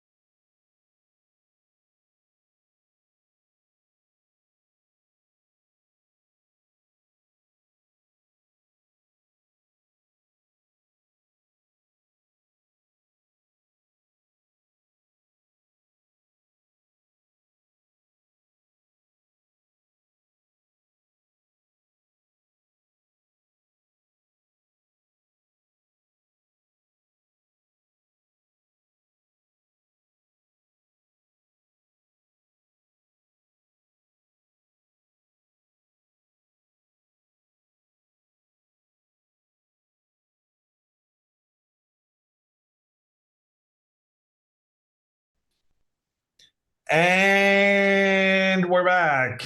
I am joined by Anna for this second stint of commentary.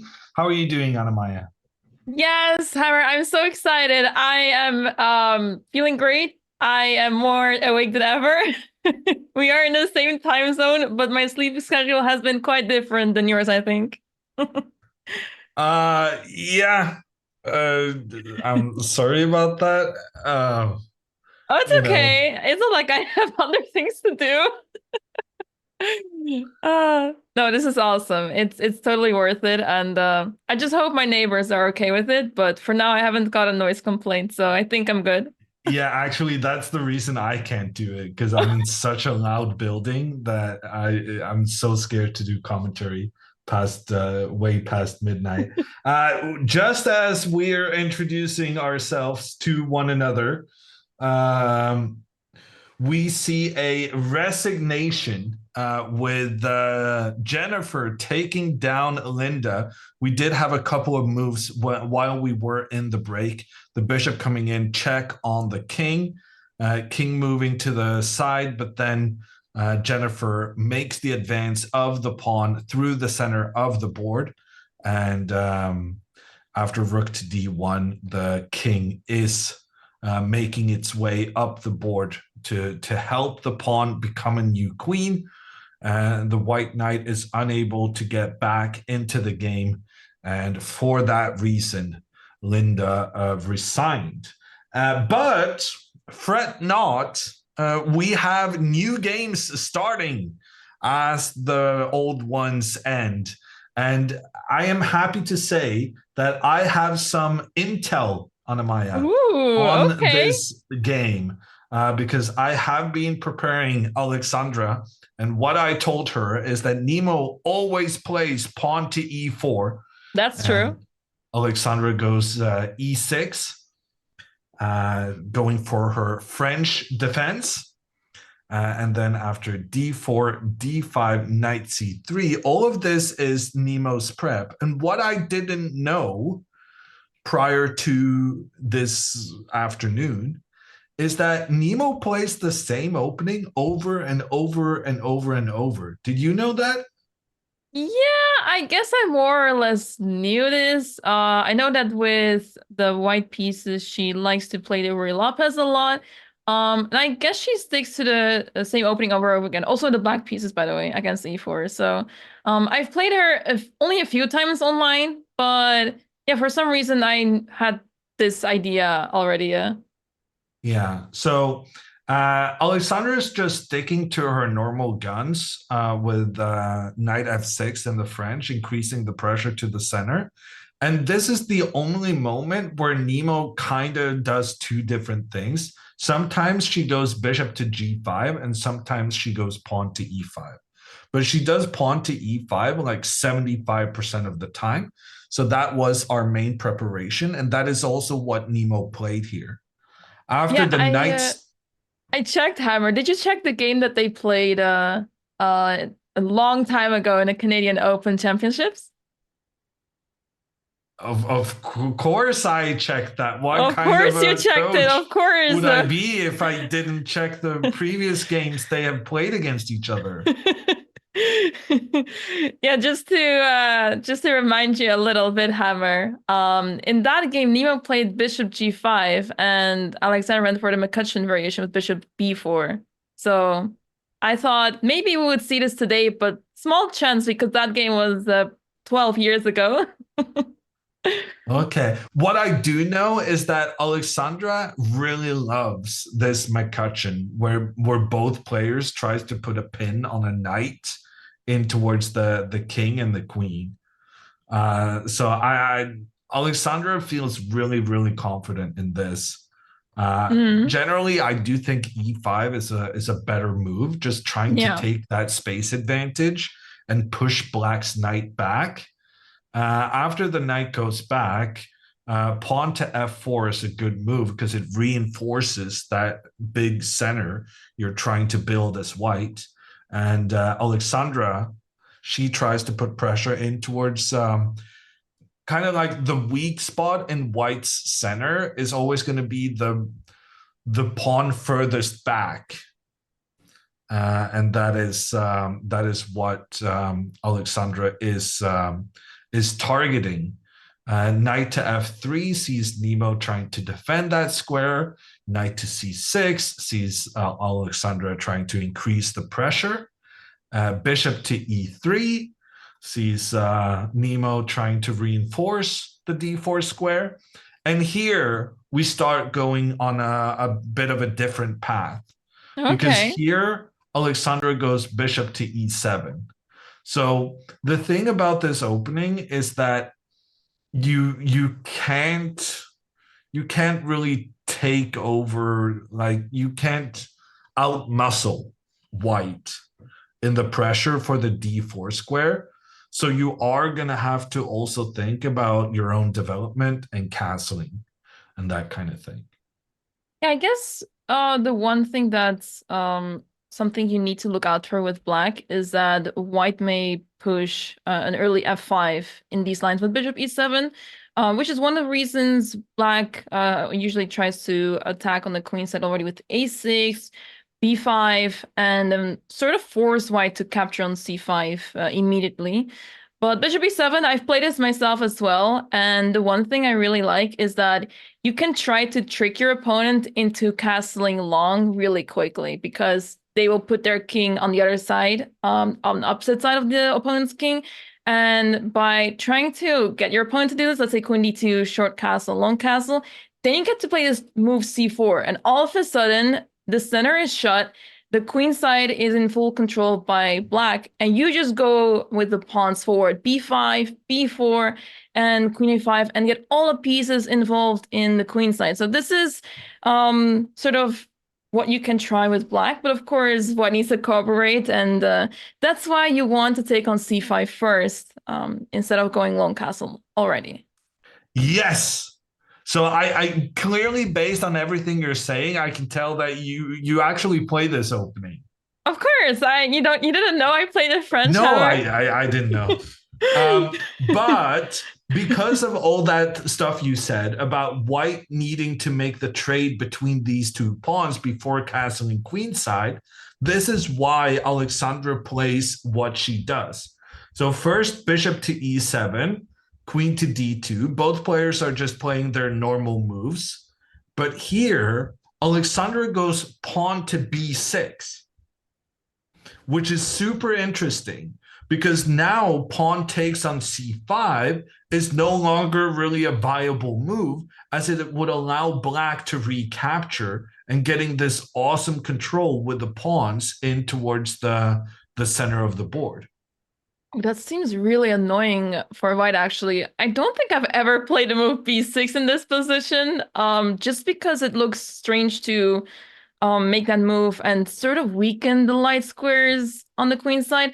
I guess the one idea you can have, if white plays it well, you get to play a5, bishop a6 to trade off the light squared bishops. That could be an idea when you play the move b6 in these type of variations. But yeah, it's not a move I've seen before in this very position. And remember the idea you told us about earlier? If now castles queenside, then black can still push forward with that c4 pawn. And then white tries to push on the king side, black tries to push on the queen side, and we get a super complicated position with the kings on opposite sides of the board, but where black's pawns are making their way very quickly forward, pushing in towards white's pieces.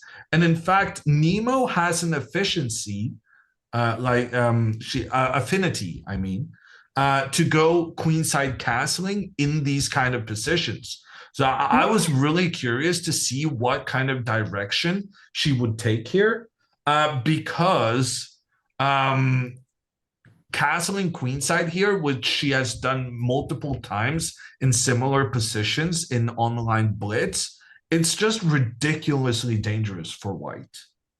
I guess in online chess, in the shorter time formats, it's very tempting to just go with what's natural, and that's why you make such moves more easily.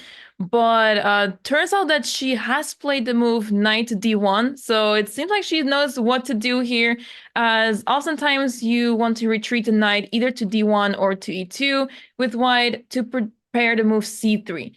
So that way you're covering the pawn on d4, and it will become much harder for black to attack that pawn on d4. And this makes the current situation already very, very critical. Because whenever white moves this knight away, if white accomplishes their plan of going pawn to c3, that is highly problematic for black, because it completely defends everything you've been trying to attack. With this, you can create this pawn chain with the pawns defending each other up the board. So in general, I'm trying to remember what I've written to Alexandra about this in the past, but I'm pretty sure I tried to emphasize the importance of whenever the knight retreats, you have to make the trade immediately, because if you don't make the trade now, you're never going to get this knight to the c5 square. So if you go something like a5, this could probably be okay for black as well. As Anamaya mentioned earlier, getting the trade between the light squared bishops is generally considered strategically very favorable for black, because black has put most of their central pawns on the light squares. But in doing so, anytime you make the trade in the center, white will recapture with their pawn, and your knight on d7 is completely stuck because it's unable to get into the center of the board, because this pawn is doing such a good job of, well, and also the other white pawn is taking away your potential ability of moving forward with the knight. And this is why I think it's kind of important for Alexandra to make the trade now. And then after these trades, then you maneuver your knight towards the e4 square. And this is one of the major benefits for black trying to play like this. White gets a really good square for one of their pieces on the d4 square. But on the other hand, you get a reasonably good square as well, with the e4 square, another square where the opponent is unable to take that one under control with their pawns. Yeah, and in this opening with black, you want to try to control those squares, because if we go a few moves back, which you were highlighting, that after the move, let's say we play a5 here, c3, and then you take on d4, then you're in this position where white has these pawns in the center, super strong, super solid. Black is quite restricted here, and because of the nature of this pawn structure, white is pointing towards the king side. So white will start attacking with f5. All those pawns will move forward, and the pieces will be able to support attack too with bishop g5, and all the pieces are coming in. Whereas this king on e8, you can't really go short castle anymore, because that just runs into the danger zone. And this king in the center, oftentimes in the French, it's fine to leave your king in the center, but if there's an attack going on the king's side, at some point you will run into issues, as this pawn f7 will become quite a weak square. So yeah, there's a lot of things to look out for here, and that's why, as you pointed out, Hammer, you want to take on d4 before there's a pawn on c3 supporting the pawn on d4, to make sure that this center is not as strong of white as it could get. Unfortunately, Alexandra has not captured on d4, which leaves the future of this d7 knight a bit insecure. She has played a very thematic move for this variation, though, and this directly addresses something you said about white trying to push their pawns forward on the king side, trying to get an attack there. because black is very acutely aware of that being a powerful plan. And what black often does to counter it is to put their own pawn on that f5 square, making it super difficult for white to break through on the king side now. The only concern becomes then that after pawn to c3, you're kind of cramped with how these white pawns are taking control of a lot of squares you would really like to use for your pieces. Yeah, many years ago, I also really liked playing f5 in these type of positions where you're trying to shut down the position completely and you want to avoid white playing g4 that easily. But I learned the hard way that making such moves too easily can run into issues later on, as you're permanently weakening your pawn on e6, and white can still play g4, and oftentimes you're just holding back and trying to survive with black, whereas you usually want to try to create a dynamic position instead of just sitting and waiting for white to attack you, because after moves like g4, you'd have to play g6 to defend upon f5, and slowly but surely white can move around with the pieces and start attacking you anyway while you're creating weaknesses. I don't think it's that easy, but I think there's a major difference between getting this pawn structure with or without this knight managing to maneuver itself to the e4 square. So if it was Alexandra's turn here, say that NEMO goes knight to f2, then making the trade in the center and getting your knight directed towards that e4 square, it wouldn't be that big of an issue for black, in my opinion.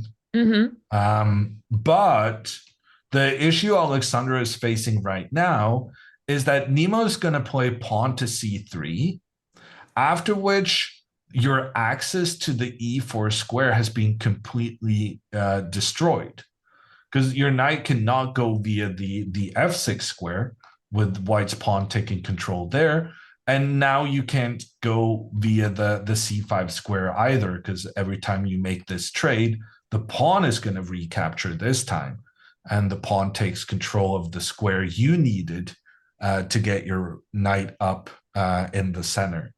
That being said, I don't think it's the end of the world just yet for Alexandra, but I think now she needs to really prioritize trying to trade off these light squared bishops. And I can imagine a future where the trade between the light squared bishops can be achieved. And something like this feels fine for black.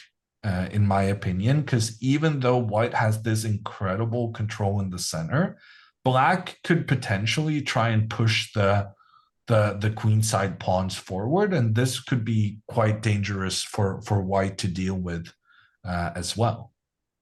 Yeah, I agree with you, Hammer. I think it's not the end of the world either, and black still definitely has a lot of play. But I guess you ideally in the French want to play moves such as f6.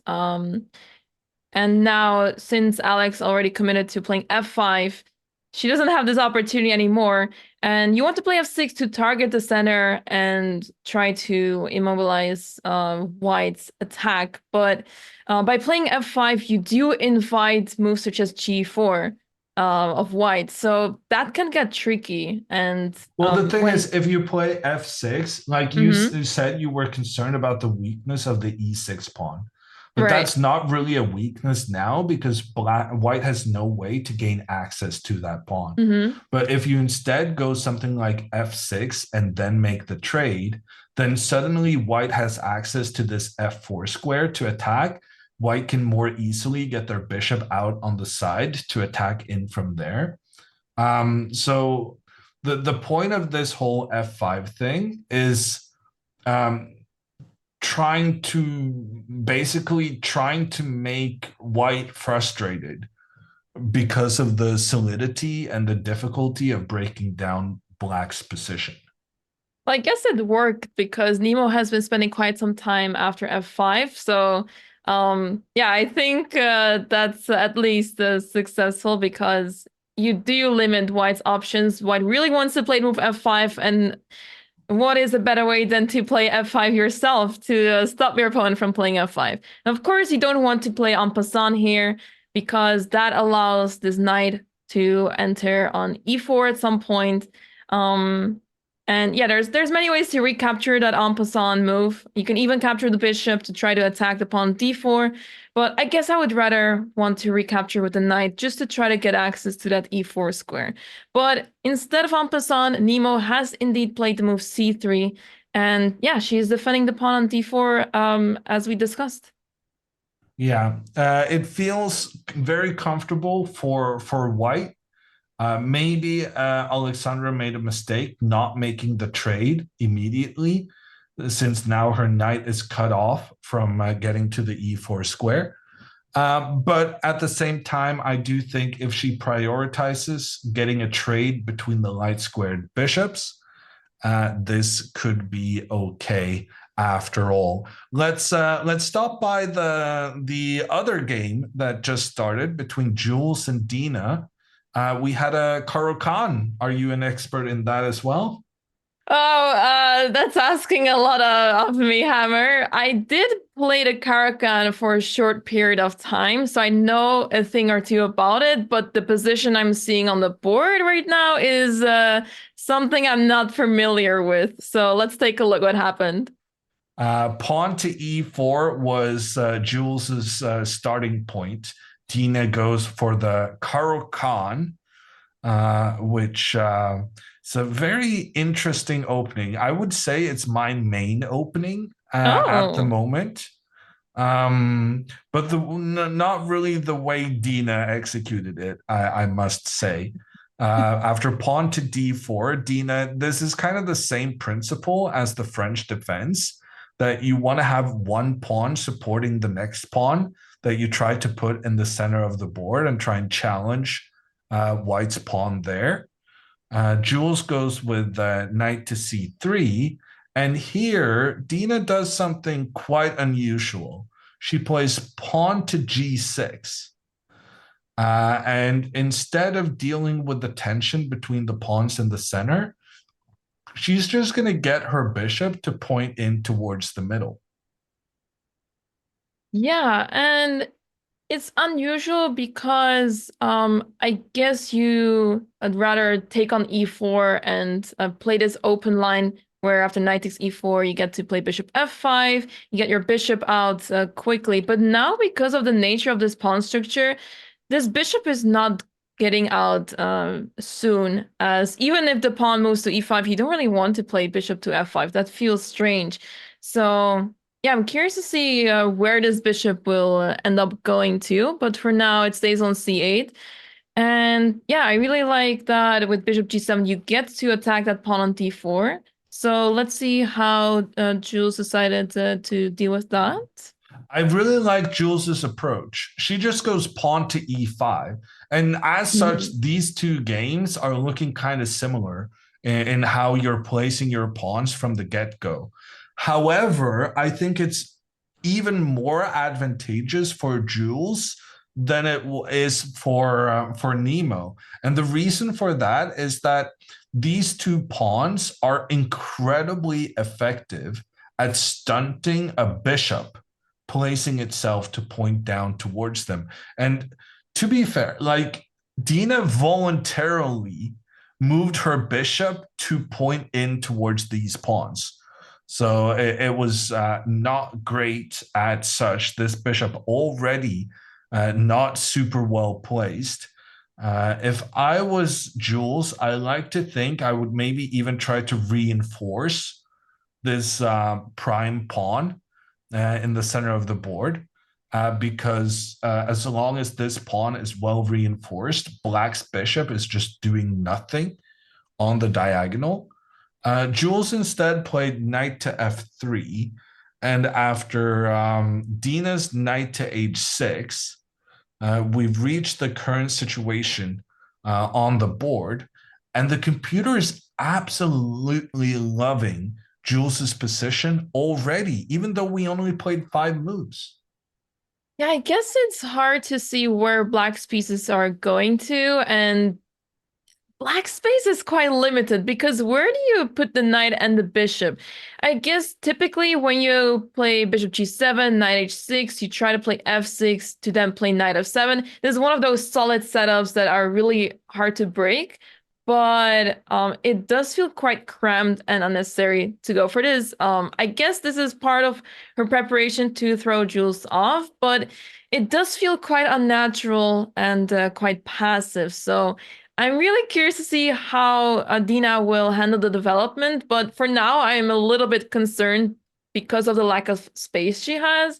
And Jules' position just seems very natural, and she has a lot of space. Soon the bishops will come out, she'll castle either kingside or queenside. That remains to be seen because both options seem viable. But for now, it's looking good for Jules, and yeah, I'm curious to see how Dina will proceed here because I am not happy with Black's position. Bishop to f4 played by Jules, and now this knight has to be very careful. With this move, Jules is threatening queen to d2, after which both the queen and bishop is pointing towards this knight. And frankly, if the knight moves forward, that's not going to help a lot whatsoever. That's just going to allow white to push their pawns very aggressively forward. And the knight still is unable to find a good placement. In fact, here it's just going to have to step back again where it came from. Yeah, that's not great.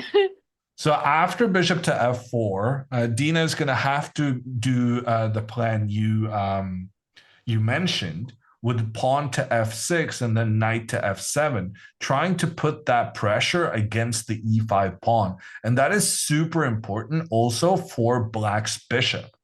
I was talking about how this bishop placement is often terrible when faced with these two white central pawns, but that's precisely why Dina is maneuvering her knight to this f7 square to try and put pressure on white's most forward pawn, and basically trying to trade that pawn off so that you breathe more life into the bishop. Yeah, you have to try to open the position up with Black because otherwise white has such a pleasant position. And indeed, now you have at least this pawn on e5 that you can target. And yeah, that's one of the very few things you have with Black. One of the other ideas that you usually want to play in a Caro-Kann is to play c5, but that is not going to happen anytime soon because the pawn on d5 is so weak. And yeah, because of that, I'm also curious where this knight on b8 is going to be developed to, because knight a6 will be captured by this bishop on f1. And you'd have to probably stick to knight d7, but then you have to get the bishop out first. It feels like all these pieces depend on each other, and because of that, I really don't like Black's position. But let's see how Dina will manage to untangle in this opening. In the meantime, I'm very happy with the move Alexandra played, and she made that decision pretty quickly. Pawn to a5, that was the move we were talking about. The brilliant part of this is that it opens up for the rook to control the a6 square, which in turn enables you to move your bishop out next and try to trade the light squared bishops against each other. If you look at how the players have put their pawns in the center, white has all their pawns on the dark squares and Black has all their pawns on the light squares. And as such, the white pawns are blocking the movement of their own dark squared bishop, while Black's light squared bishop is being restricted by the inability to get past these pawns. That's why trading off the same bishops, that you have the same the same pawns, the placement of your pawns in the center often determines which bishop you should seek to trade, especially when it's like a blockaded center where the pawns are unable to ever move further forward. And NEMO, she is trying to prevent bishop to a6 from Alexandra. And she does that by going bishop to b5. She's attacking the knight on c6. So now Alexandra has to react to that. And if Alexandra just moves her bishop to defend the knight, well, then her bishop cannot try and trade for white's bishop afterwards. Right. So yeah, it's a very unpleasant move for Alexandra, I would say, because let's say you it's actually the move that Alexandra played. She played with Queen C7, and I have a feeling that NEMO is going to sacrifice a pair of bishops. So she might take on C6 with the reasoning that this light squared bishop is just awful, and it has access to this diagonal. But that's about it. And because of that, I feel like this bishop cannot really do much. The position is quite close, and the knights may become superior. The computer hates it, but I would say from a human point of view, this might be pretty annoying to play with the black pieces. Disrespecting my bishops. Yes. Oh no, I forgot that you really like the bishop's hammer. A bad bishop is still better than a good knight. This is important learning. You still think that this bishop is strong enough to make up for it? It's not the greatest, but I think it's fine-ish. I would welcome that trade from NEMO. Okay. In the meantime, NEMO has actually castled. And then Alexandra goes bishop to a6, trying to make that strategically favorable bishop trade. And I don't know. I think this could be fine. I may still want to play bishop takes c6 just for the sake of it. I mean, you're welcome to. And you're right that after the trade, like, this bishop isn't the greatest, but it's not the worst either. And part of the problem with that trade isn't necessarily that I'm left with my bishop to control the light squares. It's also the fact that you don't have the light squared bishop, which means your ability to break down my center has been completely ruined by the fact that you don't have a bishop to control the light squares. If white wants to go pawn to c4 or pawn to g4, trying to break down my most aggressive pawns in the center, then you don't really have that ability because you don't have the necessary bishop to control the light squares to make these kind of pawn breaks viable. Yeah, I guess it's not easy to attack without the light squared bishop for white, but I guess an idea that comes to mind is to try to get this knight involved. So let's say I want to play bishop f2, knight e3, and then prepare g4. So I'm targeting that pawn at f5. I will give you 5 straight moves. I am so confident. Okay. Well, I'm confident in my chance to attack on the king side, and that's coming from a French player, Hammer. Yeah. Make your 5 moves. Okay. Let's see. I think I will stick to bishop f2, knight e3, and g4. I'll happily take on f5 if you let me. No. Once you start making threats and captures, I get to move. Okay. So make your preparatory moves as you please, and then I will make some. I want to play king h1 and rook g1. Okay, go ahead. Okay, I will go here, move my king back and forth. Make your moves. Okay. Let's see. Should I start with g4 or king h1? I'll start with once you go g4. g4, I can move. Yes. Because now you're making threats. I will take this. Okay, I'm already losing a pawn on f4. Well, I mean, I'm just gonna double these rooks, and I'm gonna point in towards this one, and I'm feeling good. You're feeling good. I would be terrified with black, honestly. You know what? I'm going to. No, but do your preparatory moves. Do king b1. Okay, king h1. Yes. Yeah. Okay. Okay. Okay, now I'm ready to play super. I'm not super happy about moving the king into the same file as, but I did say 5 moves, didn't I? Yes, you did. Okay. And I'm super happy, Hammer. But my general idea is that like the black's position is very difficult to break down, and if I do get my rooks doubled down here, like I understand that my bishop is pointing into a whole lot of nothingness, but I do think the solidity of the rest of my position will enable me to kind of get my pieces coordinated. It's one of the few ideas you have left with black, and I guess it's easy to try to defend the pawn f4. Like, if I didn't go back and forth, like you're missing a few moves. I could have gone like rook f7 here. That would have saved me a lot of time. Yeah, that's true. So I kind of the computer is hating Alexandra's position, but I don't think it's that bad. NEMO, she castled, and we got this bishop a6, and now NEMO just traded the bishops, and then she went knight to f2, and she's obviously trying to centralize her pieces, and I kind of I'm not unsure what to feel about Alexandra's move right now. She went pawn to c4. And let's just say that if I get to play pawn to b5 on the next move, I am super happy with black. My only concern right now is that NEMO's going to go pawn a4. And that's going to prevent us from doing our obvious advance. And so, but even here, like queen to b7, I will go pawn to b5 afterwards.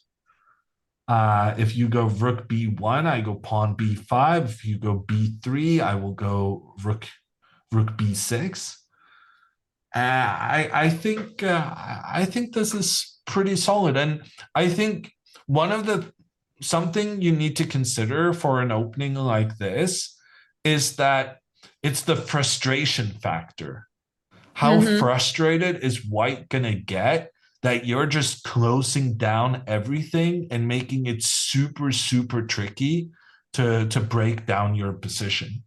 And NEMO, I believe she just made a mistake. She played pawn to h3. Clearly, she's trying to go g4 next, but I'm not too concerned about that.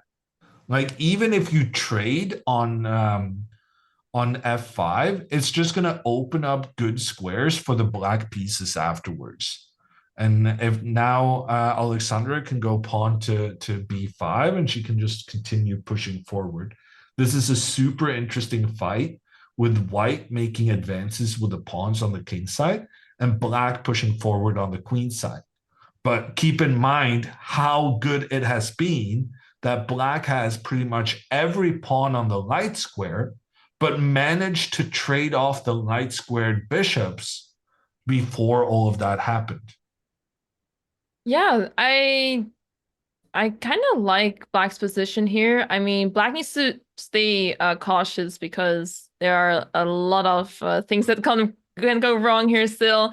The pawns are moved up quite a bit, and when you move pawns, they weaken quite a bit.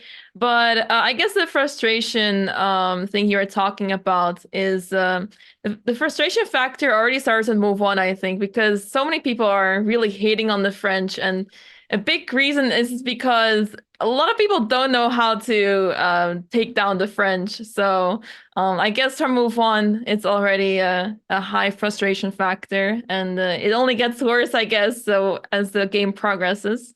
But yeah, I kind of like Alex's position, and let's see how she proceeds here. Trying to, yeah, she has to make sure that she doesn't allow anything too crazy to happen. Oh, she already did play b5. She's also playing at an incredible pace. Yeah, it's been really remarkable how fast she's been playing recently. Time management is super important, and it also shows confidence. So that's great to see. Okay. I'm gonna get off after my my 4.5 hours, and I'm gonna leave you in the capable hands of All right, Mr. Hammer. Benjamin Bock. It was great having you, Hammer. Thanks so much for joining us. And yeah, we will see you back tomorrow, right? Tomorrow I'll be back. Big matchup, Alexandra versus Andrea. Looking forward to it. I hope to see all of you there, chat. Awesome. See you tomorrow, Hammer. Thanks so much for joining.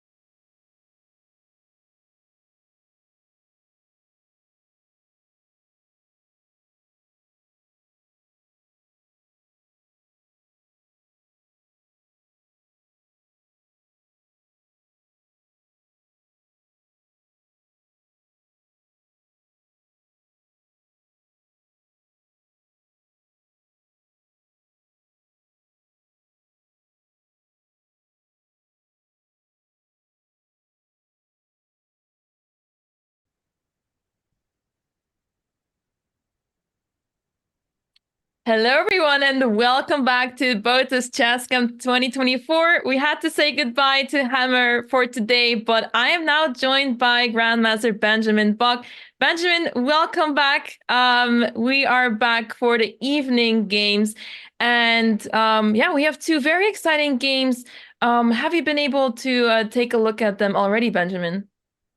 Yeah, we have some exciting games here between NEMO and Alexander. I'm sure they've played each other in the past. And we've got a very locked up French. And yeah, it's really going to be the question, who's going to be able to break through on either the king side or the queen side. I mean, NEMO is going to try on the king side, I suppose, because that's where she has more space. Alexander will try to do something on the queen side. But overall, I think Alexander's got quite a good position here out of the opening. Yeah, exactly. I forgot to ask Hammer about his predictions for these two games, as they're very fun matchups. What are your predictions for these two games? Because the two matches have some spice to it, because Nemo and Alexandra have played 12 years ago against each other in classical for the last time. And yeah, they have been competing in the same team for Team Canada in the Olympiad quite a few years ago. And also, Nemo posted a video before the tournament started that she is ready to take revenge on Alexandra. And yeah, she came up with quite strong statements there. So yeah, what are your predictions for these two games today? Yeah, I mean, the thing is that when they create those videos, I wonder if it's just for content or if they really are really fired up to take revenge. But yeah, I mean, Alexandra's got a good position here out of the opening. I think she's definitely capable of scoring a big upset, maybe winning, or a small upset, maybe a draw. I think it's definitely it's definitely possible as well. And in the game between Jules and Dina, Jules has played the opening pretty well, and she's got a nice advantage here after maybe something like Queen E2 hitting the knight on H6. So Dina is taking a lot of risk here right out of the opening. Yeah, how familiar are we with this opening? Because it all started with the Caro-Kann, but Dina went for the setup with G6, Bishop G7, and Jules sort of punished it pretty well playing E5, and now this bishop doesn't look great on G7 whatsoever. So how familiar are you with this variation in the Caro-Kann? Yeah, good question. I mean, this is what Hikaru always plays online. He usually starts with G6 and Bishop G7, and then he goes C6 and D5. It does feel like the knight on H6 is a little bit vulnerable. Sometimes trying to place a pawn on H5 to make sure that the knight is always protected. So again, I definitely feel like Dina is taking some risks here. So let's see how Jules will try to punish her. I mean, Jules has been very well prepared this event. It seemed like she got an advantage in the first round against Andrea. Yesterday, she had some good preparation against Anna CRAMLING. So yeah, her preparation has definitely been one of her strong suits this event. Right. So Yeah, Jules playing very well so far. Well, as I said, that she plays move bishop e2, which is a little bit passive. I would have loved to see some more activity with queen d2, but I guess by playing queen d2, you do allow bishop takes f3, weakening the pawn structure, so it's really difficult to decide on that move. But by playing queen e2, you do attack the knight on h6, and that knight on h6, as you mentioned, looks quite awkward. So the knight has to go to f5, and it feels quite loose there. So she did play bishop e2 instead, and yeah, she's just playing it safe and not taking any risks, because it's not easy for black to develop the pieces. Yeah, and I think what Dina will try to do is eventually play a move like e6, plays a knight on f5, eventually trade on f3, and then go for something like queen b6, and then, you know, the pawns can easily drop in the middle. d4 would be under attack, b2 as well. So that's really Dina's strategy. She's avoiding theory. Again, that's been one of Jules' strong suits this event. So I think there's definitely some credit to her approach. And so let's see how Dina is going to proceed here. I think she's got plenty of moves here to make sense. Yeah. For now, this game is still in the early stage, so let's take a look at what happened between NEMO and Alexandra, because a lot of moves happened since you joined. So let's take a look.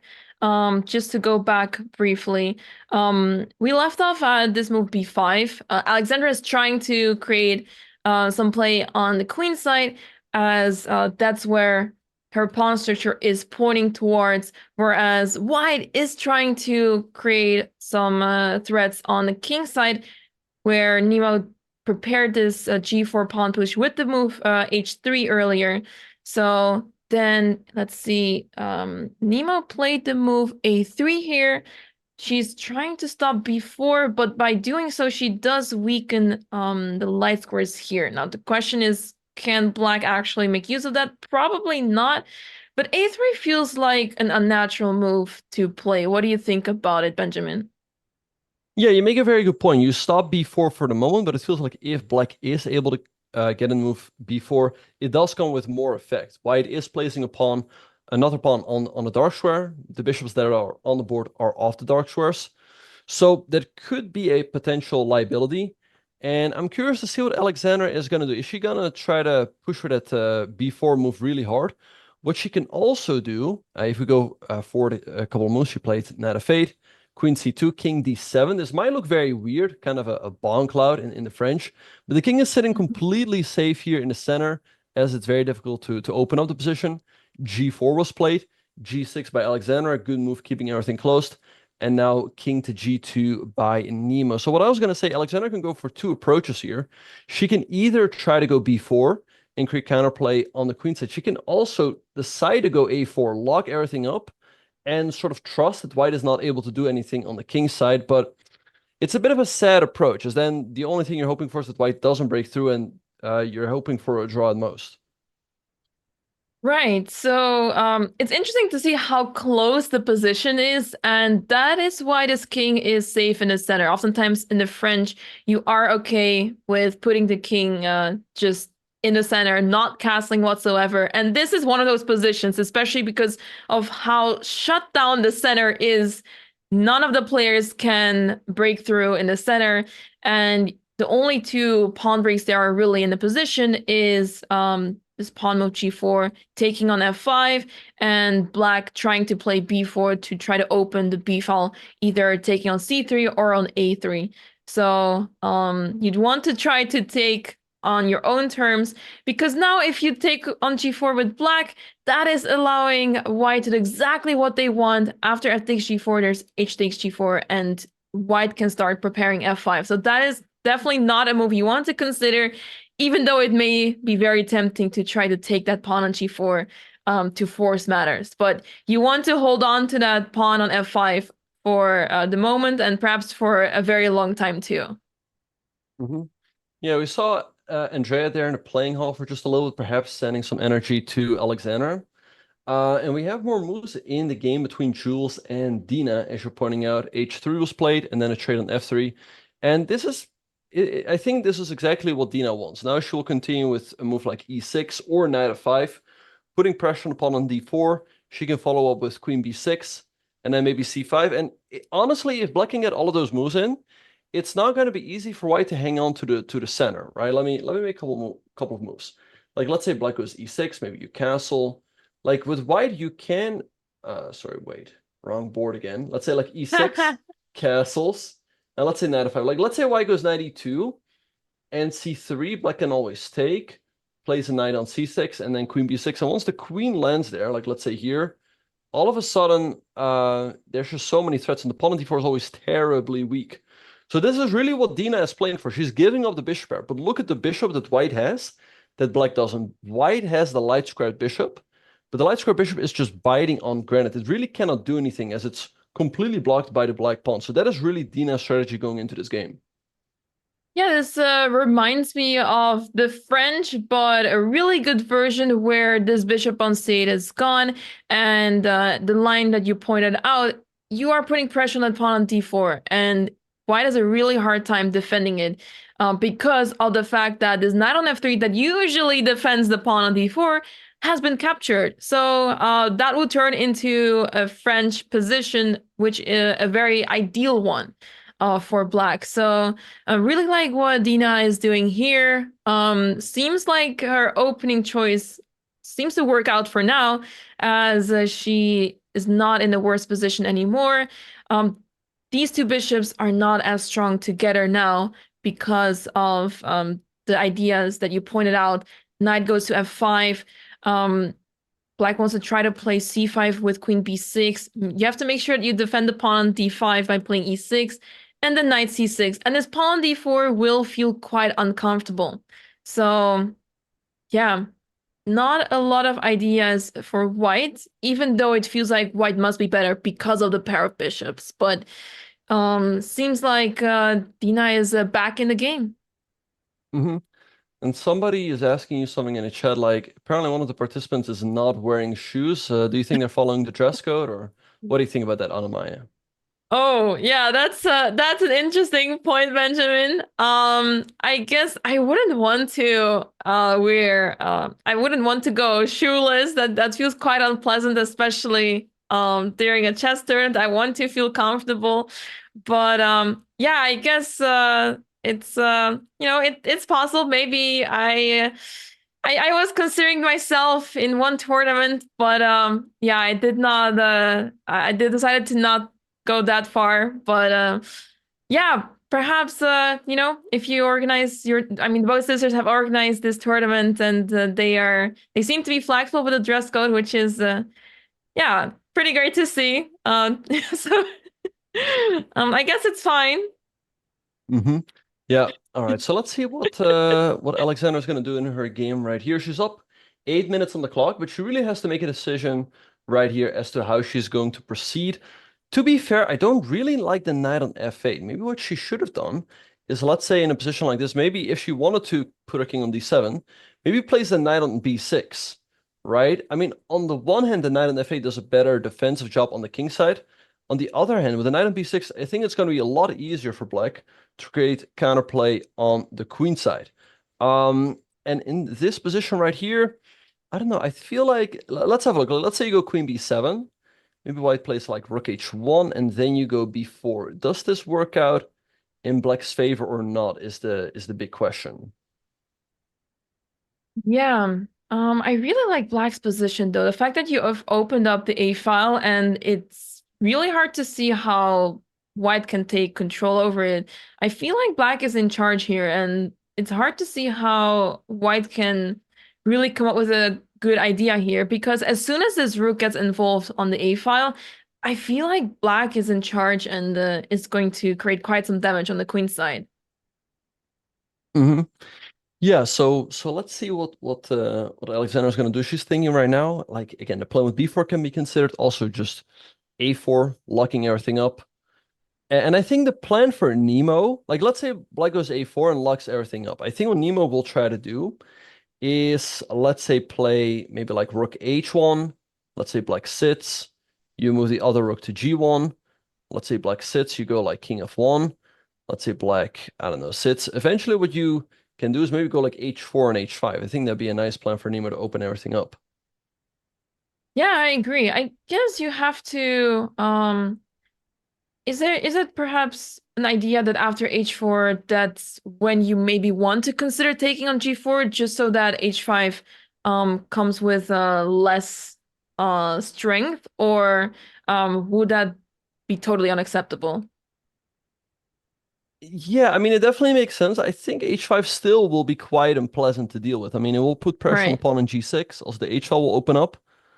So maybe something black can consider, if black really wants to lock it up, is potentially me to move like h4 with h5. I think in case white plays g5, I think this is just a draw. I think neither player can do anything. So I'm sure that white will probably want to keep playing the position, maybe by taking, and then I mean, it feels like white should have ways to improve here, but it's not going to be easy to do so. I think for black, it would be nice, though, to get some of these pieces over to the king side as well. Yeah, and this seems quite unpleasant indeed for black. I mean, white has this open g file, and slowly but surely all the pieces will come in, and yeah, I'm sensing a lot of danger with moves such as rook g6, rook g7 coming in. Seems like it's white's playground here. Mm-hmm. Yeah. All right. So let's see. So currently we have this position after king g2 on the board. Alexandra has played the move h6. So she's played the move h6, stopping a potential knight jump to g5. However, now in case white does go h4, h5, white is really undermining the pawn structure on the king side. Whereas with the pawn in h7, you can maybe still ignore, let's say, pawn push to h5. So let's see what NEMO is going to do. One thing NEMO can consider as well, by the way, is let's say you move your rooks to h1, and then the other rook to g1, right? Like let's say this happens. What you can also consider to do if black doesn't do anything is try to trade off this dark square bishop for black's dark square bishop, because this bishop is often just staring at its own pawn. So you can try to go like bishop f2 and then bishop h4, get these bishops off the board, and then afterwards go for a pawn break with h4 and h5. Right. Usually in the French, you want to get rid of this bishop on e7 with white, because as soon as the bishop is gone, suddenly the dark squares in black's position are very weak. And this bishop of white on h4 now is usually not the greatest, because look at white's pawn structure. All of these pawns are on the dark square. So you want to sort of trade this bishop off for another piece, and usually you want to trade it off for the dark square bishop of black. And as soon as you get rid of that bishop, the dark squares become available to white, and this king will feel very unsafe there. So yeah, that makes a lot of sense, and I really like the idea to maneuver the bishop all the way to h4 for this idea. Mm-hmm. Yeah, so let's see what Alexandra is going to do. I like the fact that she's keeping her pawns on a5 and b5, keeping the potential idea of b4 in the position. And so that is definitely something NEMO will have to reckon with. I don't think black should go a4 and just give white a free hand on the king side. I think white still has very good chance to break through. So I think it's too risky for black to lock everything up and sit and pray. So I think eventually Alexandra should try to prepare this pawn push, but I don't know, maybe like by just moving the queen here. Yeah, it feels like white's attack can do quite a lot of damage, and by the time that black makes progress on the queen side, white already opens up, let's say, the g file by getting the pawn to h5 and forcing a trade with the pawns. Let's say g takes f5 could happen at some point. And yeah, it feels quite unpleasant. So it really depends who will be first and who will deliver the strongest punches to the opponent's position. But for now, I really like NEMO's chances here. But what you requires here from both players is patience, especially for white, I think, because if you make the wrong move, then all of a sudden the position closes and you lose a chance to open up the position in your favor. So I'm curious to see what NEMO will come up with now, but I really like the idea of playing rook h1, preparing h4, h5, and destroying the king side of black. Mm-hmm. In the meantime, we have more moves in the game between Jules and Dina. So we left off after bishop takes f3, f6 was played. then castles, and now Dina decided to take on e5, and Jules recaptured with her bishop.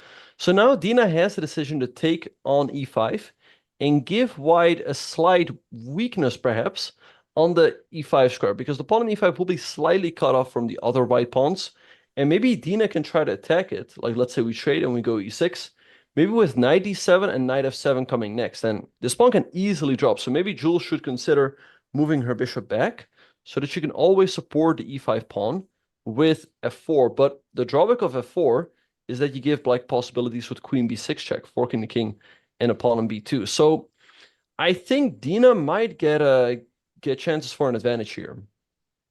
Yeah, this looks really pleasant for black. I mean, if your opponent has a pair of bishops, you want to try to trade one of the bishops off. And this is exactly what happened in the game, right? So just to show it here, bishop takes e5. Now you get to take on e5. And this is exactly what you want, because now the pair of bishops are gone for white. White is left with this one bishop on f3.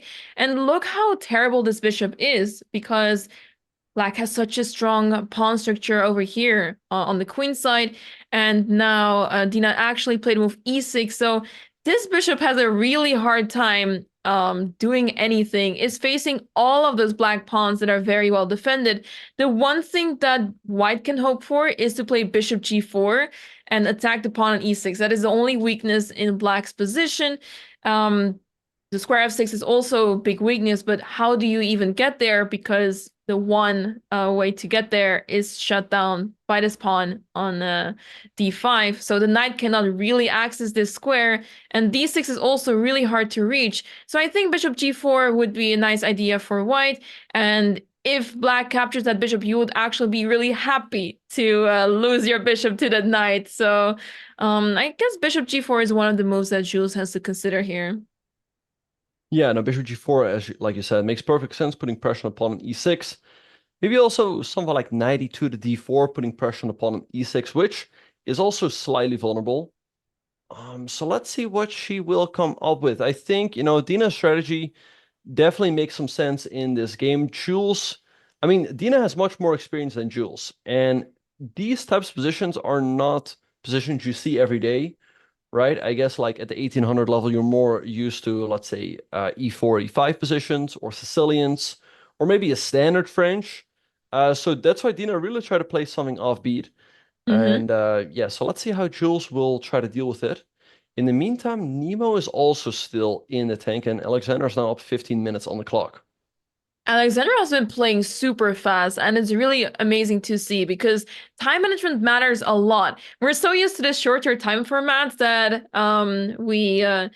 we sometimes don't appreciate classical enough, and don't give much importance to time management in classical, because we think, oh, we're used to playing 3-minute games online. What does it matter if I have 10, 15, or 5 minutes in my classical game? Because I'm not even down to 3 minutes. What's the matter? But the moves in classical are much more important, and you have to be so much more careful, because one wrong move and it gets punished quicker than, let's say, in a blitz game. In a blitz game, anything can happen. And more mistakes happen than in classical. So one mistake in classical can decide the game very easily. So that's why time management is so important. Even in the early stages of the game, you have to try to play fast, put pressure on your opponent's time. And that is exactly what Alexandra is doing here. She's up now 15 minutes on the clock, and she's showing that she's very confident. And that can also give her this psychological advantage in the game. Yeah, so let's see what is going to happen. Time is approximately even between Jules and Dina. Yeah, NEMO has to come up with a plan here, but I think the plan that we've been pointing out with, let's say, rook to h1, I guess rook ag1 might not be a super easy move, because the moment you play rook ag1, you're really inviting move b4 by black.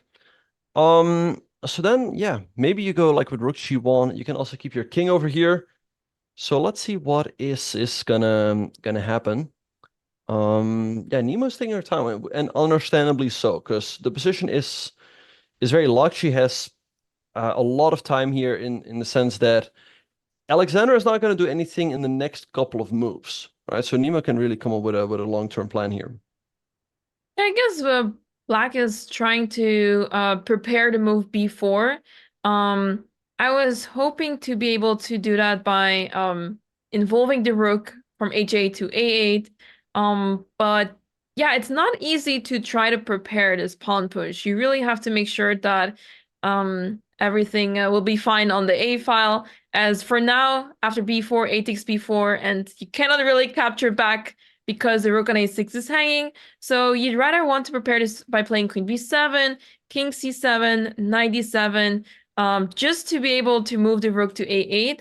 But I guess already after queen b7, you can play b4 immediately. And as soon as the a file opens up, then you can consider moving all the pieces out of the way for that rook to go to a8. But by the time you get to do all of this, White has the time to start an attack on the king side. So yeah, you have to be careful here with Black. But I guess for the time being, since that king is already on d7 and you want to play it to c7, the king should be safe here. And the damage should not be too big on the king side. Yeah, so let's see what is going to happen. But a shout out to Gypsy in the chat, one of my viewers. One thing that Alexander can also try to do is maybe bring her queen over to the king side just to like hold the fort down there. Yeah, like let's have a look. She could basically go for two strategies, either to go for counterplay on the queen side, like we've discussed. She can also play for defense, so to speak, on the king side. And I think if you want to play defensively, you probably bring the queen over to f7. You probably, I guess, move the knight over to d7. And then bring that rook over to g8. Like let's say I do this, right? Like let's say, let's make a couple of moves. Let's say white goes rook here. What if I go like, let's say queen c7? Maybe I lock things up over here. Then I go like here. And I don't know. I just want to get my setup with like the queen here. I don't know if I'm on time though, but I feel like if I'm able to get something like this, I feel like it's going to be extremely difficult for white to break through. Yeah, absolutely. And because the king is on f1, if white is not careful, black might even decide to open up the f file themselves and take on g4, play g5. You just have to make sure that f5 is not possible by white. So you have to make sure to defend that. But if white isn't careful, black may be the one that wants to open up the f file and start an attack on the king side. So yeah, there's definitely still a lot of options here for black. And just to go a few moves back, I wanted to illustrate that let's say white decides to take on f5. I can see a world where white will be okay with black will be okay to capture the pawn back with the pawn on e6, and then to put the king on e6 and just say, you're not going to give me any check ever whatsoever. I'm in control of this position here. You cannot target my, so to say, weaknesses on d5 and f5 potentially.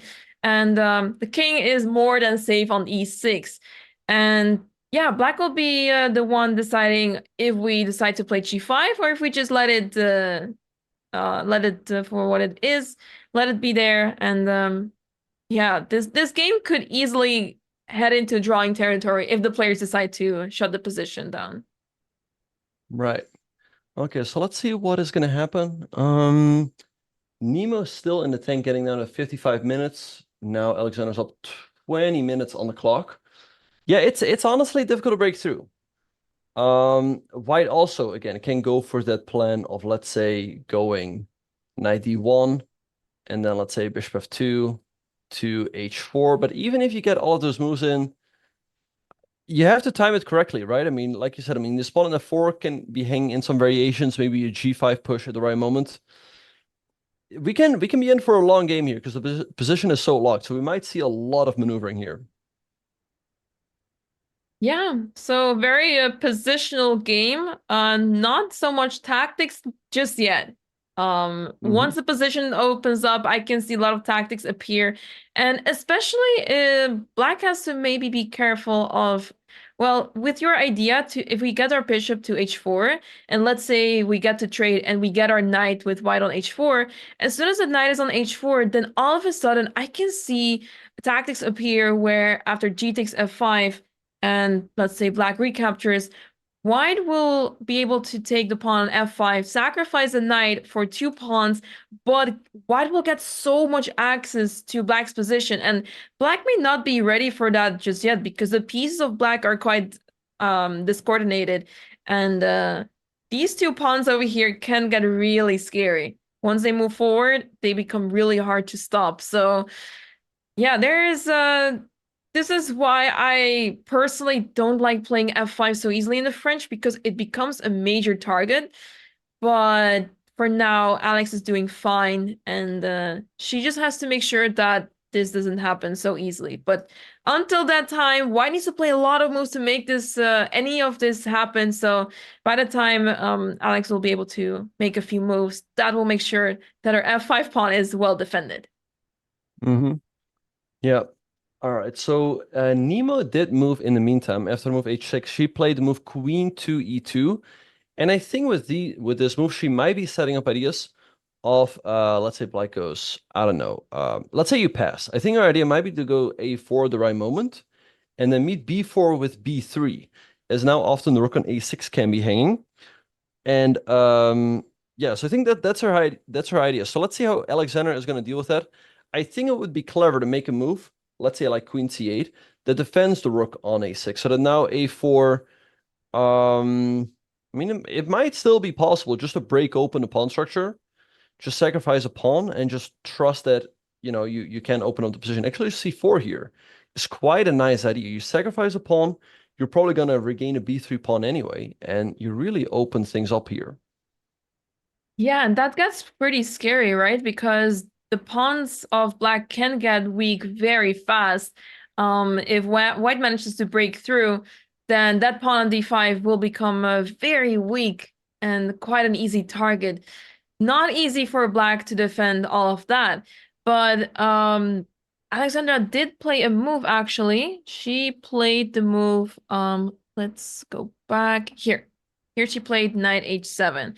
So yeah, what is the idea behind her move? I guess she wants to try to play g5, but I'm not sure if that is what we want right here. Mm-hmm. Yeah, I think that's an idea. Another idea can be to go rook a8 to g8, just to add all of the defensive forces on the king side. Like I said, I think if black can get all of their pieces over there, it's going to be incredibly difficult for white to break through. But again, white for the moment can still try to break through on the queen side, maybe with a4 and then meet b4 with b3. Honestly, that idea looks quite interesting to me. I mean, you can also take, but now this has become less appealing because this knight is so far away. You would like to go, let's say, knight d7 and then knight b6. So maybe NEMO can now go a4. That would be a nice follow-up after the move queen e2. Yeah, and this is the problem when you start to play on 2 sides of the board, because at some point your pieces will become vulnerable. And this is exactly what we see here with the rook on a6 being pretty much alone there. And all of a sudden, tactical resources arise. So when you have a plan, you will need to try to stick to it. So since Alexandra pushed her pawns on the queen side quite a bit, she has to try to focus on the queen side a bit more, even though it may seem counterintuitive that, oh, on the queen side, there's no king of white to be seen, so what is the point of attacking there when the king is on g2 and we can try to attack there? But the whole plan is that by pushing the pawns on the queen side, you try to take space over on the queen side, you want to play b4, and you can try to play on the other side of the board. And perhaps if your rooks get to advance on the queen side, let's say rook b8, rook b6, and we get our rook to b2, then you can start attacking the king from this side. This is one of those ideas, but yeah, it seems like she is trying to focus on the king side a bit too much now, and because of that, her queen side attack may die out, as NEMO has a really nice counter move. Yeah, I'm kind of wondering, like, the chat is going all out. Like, they're talking about CM, NM, IM, GM. What is all the obsession with the titles all of a sudden? Like, was this obsession also there? Like, I was also commentating here another time, and people like every question was about GM. So I don't know if that's the same case when Hammer is here. So maybe the chat can explain themselves. Like, where did this all of a sudden come from? I guess Chat the wants a title. curiosity. Uh-huh. Okay. It's quite important. It gives you a chess.com a diamond membership, so for lifetime. So it makes sense. But I guess the chat is curious what those titles mean, how to achieve those, because yeah, it's not really self-explanatory. But yeah, those titles you can achieve them by playing these kind of classical chess tournaments. Well, this tournament in particular does not count towards any norm. None of the players can achieve a norm here because it's simply only 8 players. And in order to have a norm which counts towards a title, then you need to have 9 rounds played at least. So usually the amount of players required is 10, so that all of the players face each other and it ends up in 9 rounds. So in this very tournament, no norms, and norms are basically achievement performances that counts towards a title. So if you have 3 norms of a certain title, then you are fulfilling the requirements, part of the requirements to achieve a title. And to give you, to illustrate one title, let's say Grandmaster title, one becomes a Grandmaster by crossing 2500 rating and also having 3 norms where each norm, besides a lot of requirements that we will not get into now, each norm needs to have a 2600 performance in a tournament of 9 rounds. So that requires a lot of consistency throughout one tournament. And then to achieve that, to repeat that achievement 3 times. So it's quite a challenge. It's not easy. No, yeah, for sure. Yeah, it took me a while to get to the Grandmaster title, especially the norms were quite a struggle. But I think the chat would definitely qualify for CM, a chat master. I think you guys can definitely get that title. Yeah. All right, so Nemo is still thinking, yeah, besides GM, IM, FM, all of that, there's also WGM. Nemo is a WGM. I believe Alexander is a WFM, Woman FIDE Master, and Dina is a WGM as well. Anyway, we have some more moves. In the game between Jules and Dina, after e6, Jules played Queen of d2, attacking the knight on h6, and Dina played Queen to h4, putting her queen on a nice and active square, and defending that knight on h6. Yeah, so let's see what Jules is gonna do here. As soon as I saw Queen h4 played, I could not help myself but think that I just want to play Rook takes f3 in the next move. Let's say White does anything. Let's say just even involving the Rook into the game. Let's say Rook ad1. I just want to take on f3, and I want to ask my opponent, prove to me that this sacrifice is wrong. Because as soon as you get to take on f3, g takes f3, queen takes h3, this king is feeling quite unsafe there. My idea is to play knight f5, knight h4, and threaten checkmate on g2, or even knight takes f3.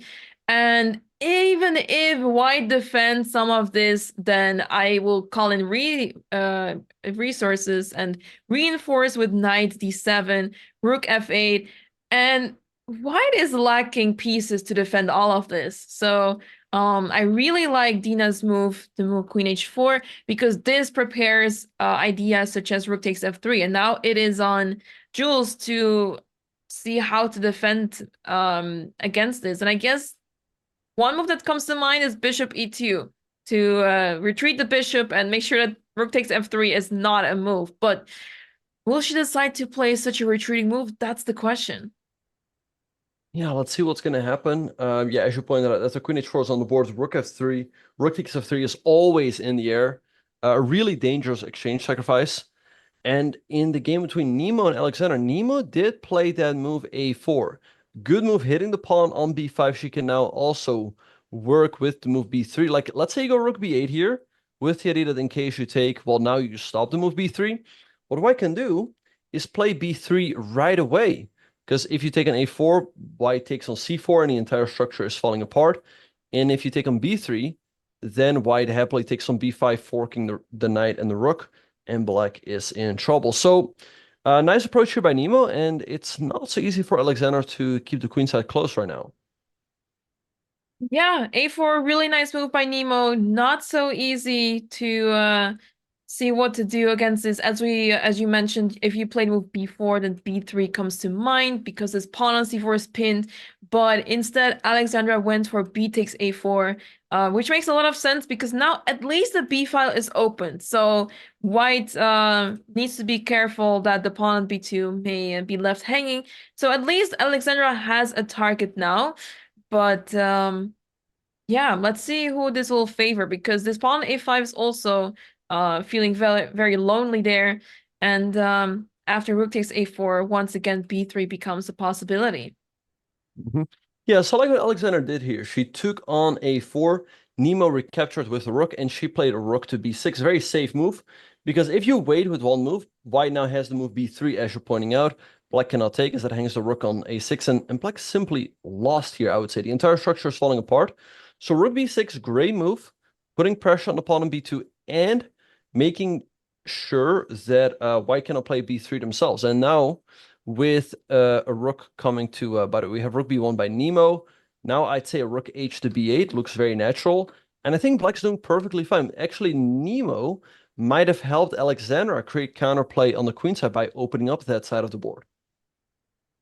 Yeah, and also an announcement to the chat. Well, announcement, a reminder, so to say. BotezLive is still looking for more playtesters for the chess video game that Alexander is working on. And anyone who has filled out the form previously is still eligible. So make sure to hit Ask on Playtest in the chat for more information and to get involved to help Alexandra on her chess video game. So super excited to see what the chess video game is about. But yeah, make sure to check out the command in chat. Yeah, for sure. And yeah, that's how you can really turn into a chat master by helping out the channel. All right. Then you become international chat master. Well, yeah, Gypsy's pointing out I'm currently employed as a chat master, so unfortunately, no, that's how you become an even better chat master. All right. Anyway, rook b1 by Nemo on the board. I guess now, yeah, like I said, rook h b8 makes a ton of sense.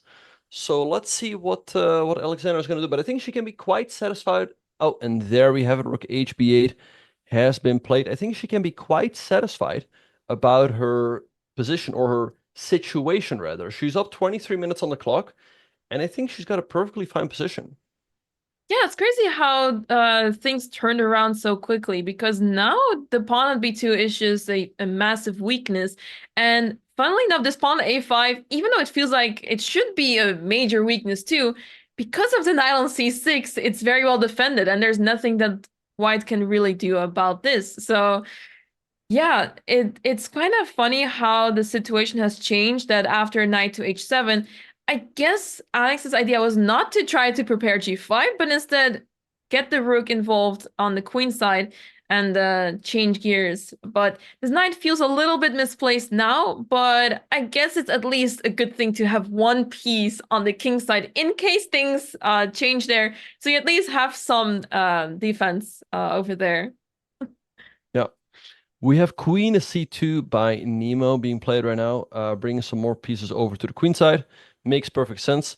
So yeah, you make a good point. This knight on h7 does hold the fort, so to speak, on the king side. But I think if you really want to make progress, what you can try to do is maybe go like knight f8, move the king out of the way, move the knight to d7, move this rook out of the way, and then go knight b6. Push this rook out of the way, and then you can go a4, a3 to open things even more on the king side. So that's a pretty long plan, but the position is close. So it's not like white can quickly do something in the meantime either. Yeah, and it's hard to see how white can try to proceed on the king side now because there's so much pressure on the queen side. White is just completely busy on the queen side now, trying to defend.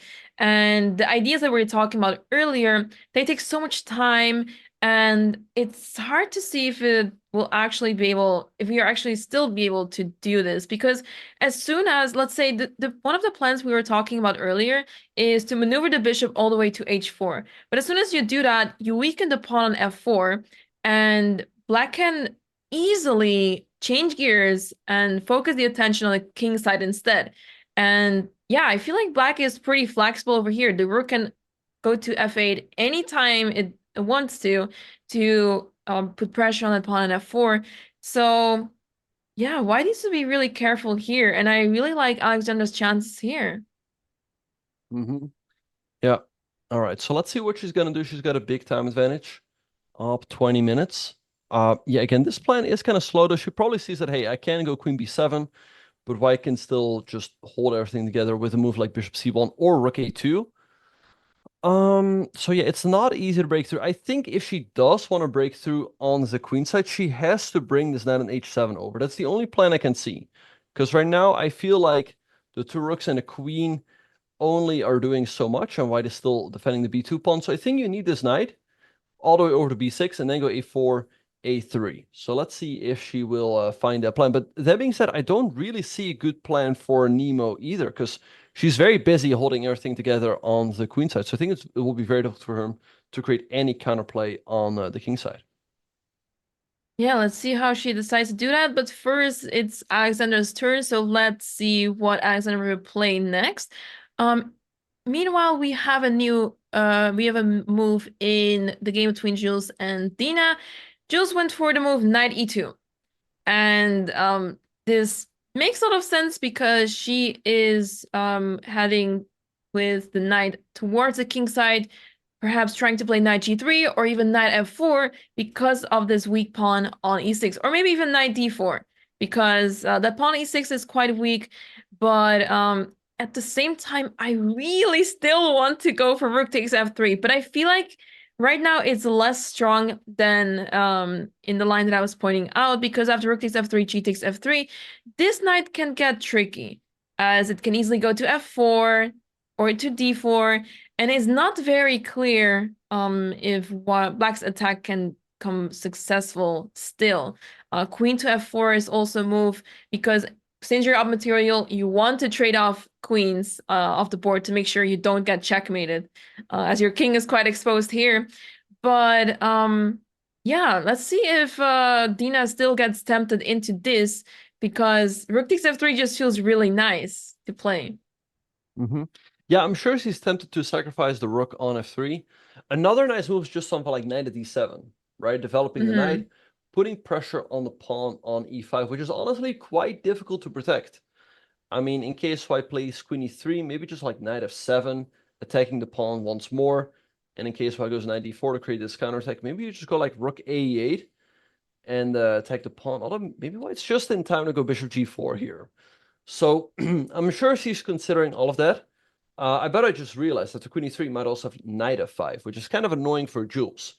Dina's keeping this knight over here on h6 to keep her options open.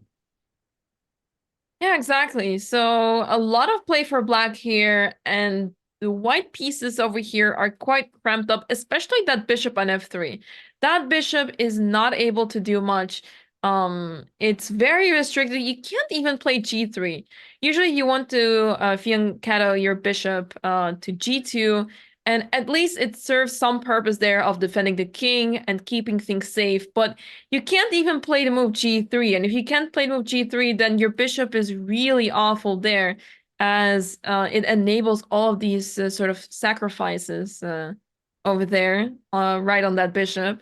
So let's see what Dina decides to do here, but I really like your move knight d7, first developing a piece before you start sacrificing and throwing pieces at your opponent. You may want to develop your pieces first. It is something that we chess players often forget about, especially speaking from my experience. I often forget to develop all my pieces first before attacking. So 97 makes a lot of sense, and yeah, I can definitely see Dina play this move, especially because the pawn e5 is undefended. You want to play developing move by tempo as well. Yeah, and we have some more moves in the game between Alexandra and Nemo. Alexandra moved her knight to f8, then Nemo moved her knight to d2, and now queen to b7 by Alexandra, attacking the pawn in b2. And so I think Nemo has to play either rook to a2 or a knight d1 to defend that pawn, because okay, you really cannot drop the pawn on b2. But yeah, if you go knight d2, knight d1, sorry, you're going all in on the defense, right? You're really giving up on your active play on the king side. And the question is if you're holding everything together. If you do, again, you can maybe hope for a draw, but if black does get their play going on the queen side, then you're in big trouble because you have nothing going for you on the other side of the board. Yeah, right. Shout out to Matthew in the chat, who is one of my loyal viewers, and also shout out to all the Europeans that are still awake in the chat. It's great that you guys are watching and following the games, even though it's in the middle of the night. It's quite awesome to see a lot of the Europeans still in chat, awake and excited to follow the games. But Matthew was pointing out that the structure that we see in the game between Nemo and Alexandra, it's quite difficult to play this for a lot of players. Even myself, when I used to play, well, I still play the French, but I had these type of positions where everything was just closed and locked. And it was actually one of the few reasons that made me want to switch the opening from the French. And I switched temporarily to the Caracan because these type of positions are so hard to play with black, especially if your opponent starts attacking you with this move g4, takes on f5, opens up the g file, and then things get really dicey over there. And you need to know how to counter this. So it makes a lot of sense that this is not easy to play yeah, if you're not so experienced with these type of positions, it requires a lot of strategic thinking. And those that play a lot of online chess, we are very focused on tactics, but not so much on strategy. And in these type of positions, you really need to have a good strategic knowledge to understand what to do, where to play. And I feel like both players are really showcasing this very well. Especially Alexandra now she is putting so much pressure on the pawn on b2, and she's the one in charge here in the position. Yeah, so great play by Alexandra so far. Nemo played rook to a2, defend that pawn on b2. So now let's see if Alexandra will continue with her plan. She played knight h7 to f8. So I guess she will probably try to bring the knight all the way over to b6 to support an a4 push. That being said, I mean, well, I guess h4 is currently under lock and key as it just hangs a pawn. But maybe white can try to go like king g3 and then h4, h5 is maybe an idea if black completely abandons the king side. Yeah, so there's definitely still a lot of chances for white, but it is concerning that all the heavy pieces are stuck on the queen side. I mean, it feels like black is the one that is more flexible when it comes to the heavy pieces. This rook can easily shift over to the king side. Maybe not with the knight on f8 anymore. But a move ago, when the knight was on h7, it was easier for the rook to move to g8 or to f8 to get involved in the king side if necessary. But I guess for now, this knight is fine on f8.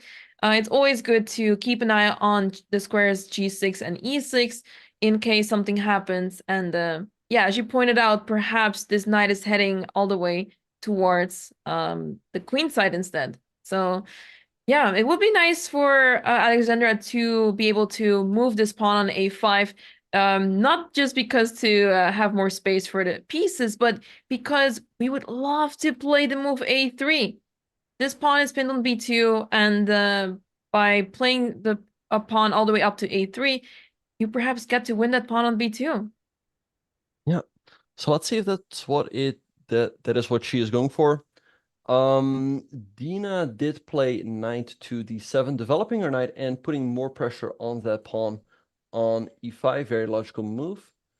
And right now, Jules is thinking the pawn on e5 is quite awkward to protect. Again, it's a little bit cut off from the other white pawns. Maybe like queen c3, but then it's going to be harder to go knight d4, as then you disconnect the defense of your queen to the e5 pawn. Maybe knight d4 runs knight takes c5, and if white takes here, you take here. So Yeah, I think Dina can be quite happy in this position. I think the e5 pawn might easily drop in the next couple of moves here. Yeah, that pawn e5 is extremely weak. If this pawn c2 was on d4, we would be talking about a completely different position. But now that this pawn is all alone on e5, there's not a lot of pieces that can support this pawn. Usually there's a knight on f3, but now there's a bishop instead, and it completely changes the game.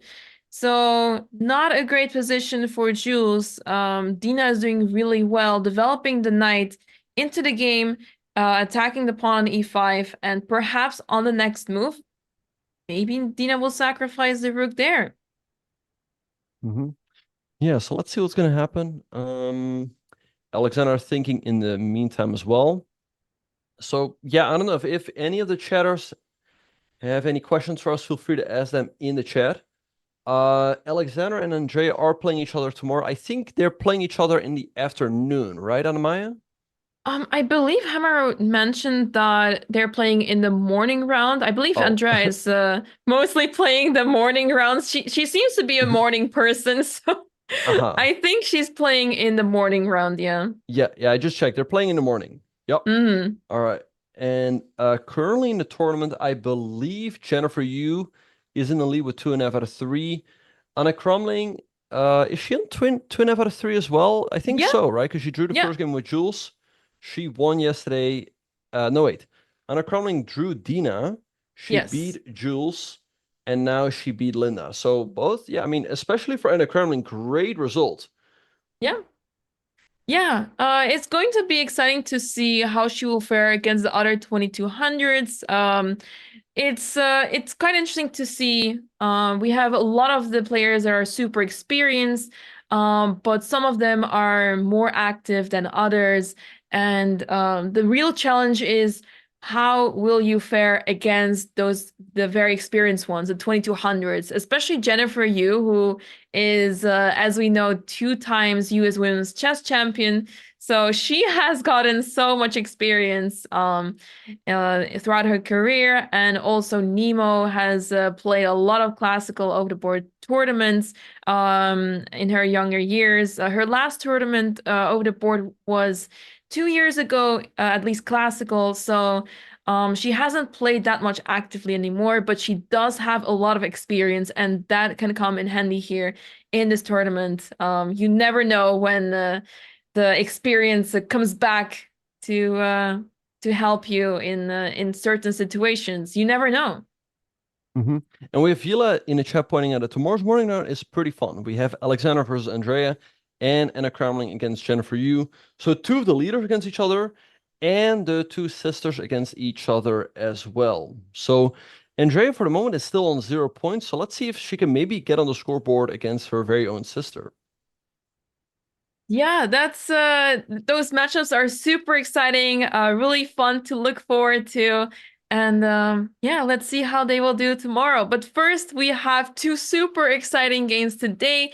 NEMO against Alexandra. NEMO is ready to take revenge. She even mentioned in her video that her only goal in this tournament is to take revenge on Alexandra. So that's quite a statement. So this round matters a lot to NEMO. And yeah, it's one of those moments where if you really want to win a game, you may get lost in your time usage. She has been spending quite some time in her game, and you might feel the additional pressure to perform. She really wants to win, and this game matters a lot to her. So let's see yeah, if she manages to achieve this one goal she has in the tournament. But for now, Alexandra is doing a great job at yeah, maintaining the advantage. It was not an easy position earlier, but she got out of it pretty well, and she is taking control in this position now. So let's see what happens next. Yeah, so let's see what is going to happen. I mean, of course, and maybe that's NEMO's main goal, to take advantage on Alexandra, but I don't believe that that's her only goal, right? Like, let's say NEMO would beat Alexandra and she would lose the other games. I'm pretty sure she wouldn't be happy with her performance, but maybe she cares about this game the most, right? Who knows? Yeah, let's see what Alexandra is going to do. I mean, it feels like Black is a very comfortable position, but again, bring the knight over to the queen side has its own risks, right? Because then maybe white can try to do something quickly with like h4, h5. That being said, maybe h4 can always be met with h5 from black. So let's just see what is going to happen. Yeah, we have an interesting question in chat actually. Do you adjust your commentary during this tournament by explaining chess basic to a more general viewership? I guess me personally, it really depends what the situation is, who the players are. Because if we were to be commentating on Grandmaster games, it's really hard to really go back to the basics, and you have to find a balance there, trying to explain the games to an audience, the audience following the game, but also to not go too much back into the basics, because the Grandmaster games are of super high level, and going back to the basics may not make so much sense. So you have to find a balance there. How does it feel like for you, Benjamin? Yeah, it's a good question. I mean, I'd say it mostly depends on who the viewers are, right? Not necessarily so much on who's playing. Well, I guess to be fair, I mean, these players in the tournament are pretty good, so don't feel like I'm changing my commentary too much or anything. Whereas let's say you watch a match between, let's say, two players who are like 1,000, it's really about like not blundering and stuff, right? And you don't get into the intricacies of positional plans and stuff like that. But yeah, it just more depends on the viewers. So I mean, the viewers, as they pointed out in the chat, are strong players. I think we have a lot of grandmasters in the chat, as a matter of fact. And so we're providing grandmaster commentary here for you guys. Yeah, let's hear it, chat. What is your rating on chess.com? Let us know in the chat. I would love to hear it. I can see through you guys if you are coming up with numbers that are severely exaggerated. I guess I should not have expected much else than the numbers I see in chat now, but it's I guess one way to keep the chat going. Yeah, no, chat definitely came alive. I mean, I see someone in the chat who's got a chess.com rating of 1 million. Someone else has a rating of -500, -500. That's very impressive. 9,999. Nice stuff. Great. Yeah, keep it up, everyone. I guess the average would make a lot of sense at this point. Yeah. All right. Somebody said they just hit 4-digit rating, so they're almost Grandmaster. That is correct. Yep, you're almost there. I see some legit numbers, so great to see you guys. Welcome players of all levels, and we try to explain it as much as possible for a wide audience as much as possible, because yeah, some moves are difficult for some, whereas for other players it's maybe makes a lot of sense and doesn't need much more explaining, but we try to keep it as universal as possible. And we have a move by Jules on the board. She played knight to d4, centralizing her knight, but she is sacrificing that pawn on e5, which Dina can now just take. You're taking the pawn on e6 as well, but now Dina can either take on f3 with the knight or with the rook, because the rook can actually not be taken, because black has a knight takes f3 check, and you pick with the queen. That's the end of the game. So I'm curious to see what Jules has in mind here. Maybe she wants to move her rook to e1 first, like let's say rook a e1 attacking the knight. But Dina can always move her knight out of the way with a move like knight c4, attacking the queen. The queen has to move, and this gives black the time to address the threat on the e6 pawn with a move like e5. And look at this, black's got a really nice center here. And yeah, I don't know, it's looking tough here for white. Dina's strategy is working out perfectly so far. Yeah, and Jules may have missed that after knight takes e6, she is allowing this move rook takes f3. And generally speaking, when you have a piece on d4, and with this pawn structure, c5 becomes so appealing, and all of Dina's moves make a lot of sense. At least the upcoming ones. That's the one. Those are the ones I'm talking about. So taking on e5 is very logical, and I'm sure she will notice that after knight takes e6, she has this tactic of playing rook takes f3, and that would already be completely winning. So. Yeah, a concerning situation for Jules. Dina has still over 50 minutes on the clock, so she has plenty of time to figure out that she can just win the pawn. And yeah, after that, it's just a really difficult position for white.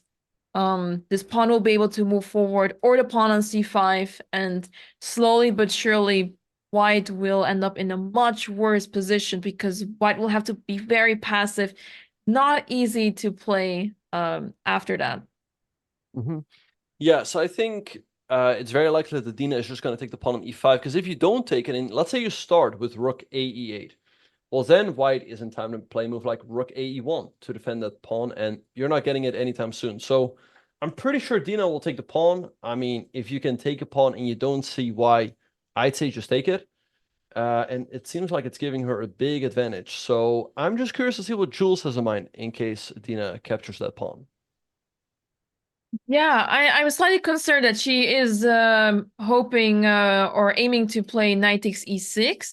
But I guess even after, let's say, knight takes e5, knight takes e6, I guess knight takes f3 check is very logical. And because of that, she may not take on e6.